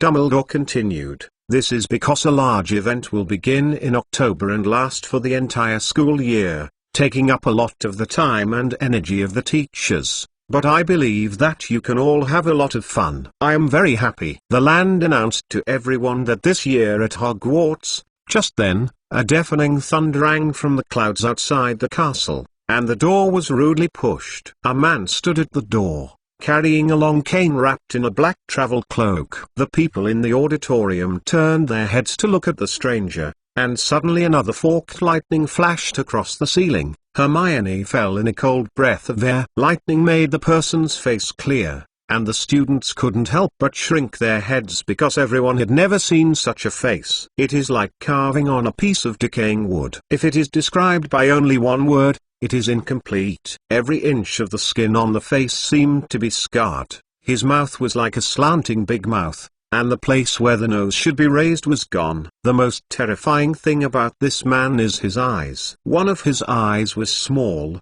but the sparkling ray of light was sharp. The other eye was large, round like a coin, and it was a bright blue with a faint glow. The blue eyes were stunned, just moving in the eyelids, spinning up and down, left and right, completely irrelevant to the direction of the normal eye. Later, the blue eye suddenly, the child turned to the person's eye socket, and there was only one big white eye in his eyelids. The man walked on a cane with a shallow foot, but walked extremely quickly to Dumbledore. He held out a hand and the hand was as scarred as his face. Dumbledore shook hands with him and whispered something. He seemed to be asking the person what he was doing, and the weirdo shook his head expressionlessly and lowered his voice to answer. Dumbledore nodded, indicating that the man was sitting in an empty seat on his right. The stranger sat down, shook his head, shook the long white hair of grey-white from his face, and then pulled a plate of sausage and smacked it to the incomplete nose. He took a knife from his pocket, poked it from the end of a sausage and ate it. His normal eyes stared at the sausage, but the blue eyes were still turning around in the eye sockets, looking at the auditorium and the students. Please allow me to introduce our new defense against the dark arts class. Dumbledore happily broke the silence. Professor Moody. In general, the new teacher will meet with you and everyone will applaud. But now there is no teacher or student applauding except Dumbledore and Hagrid. No, surprisingly there is still one person, that is Hermione.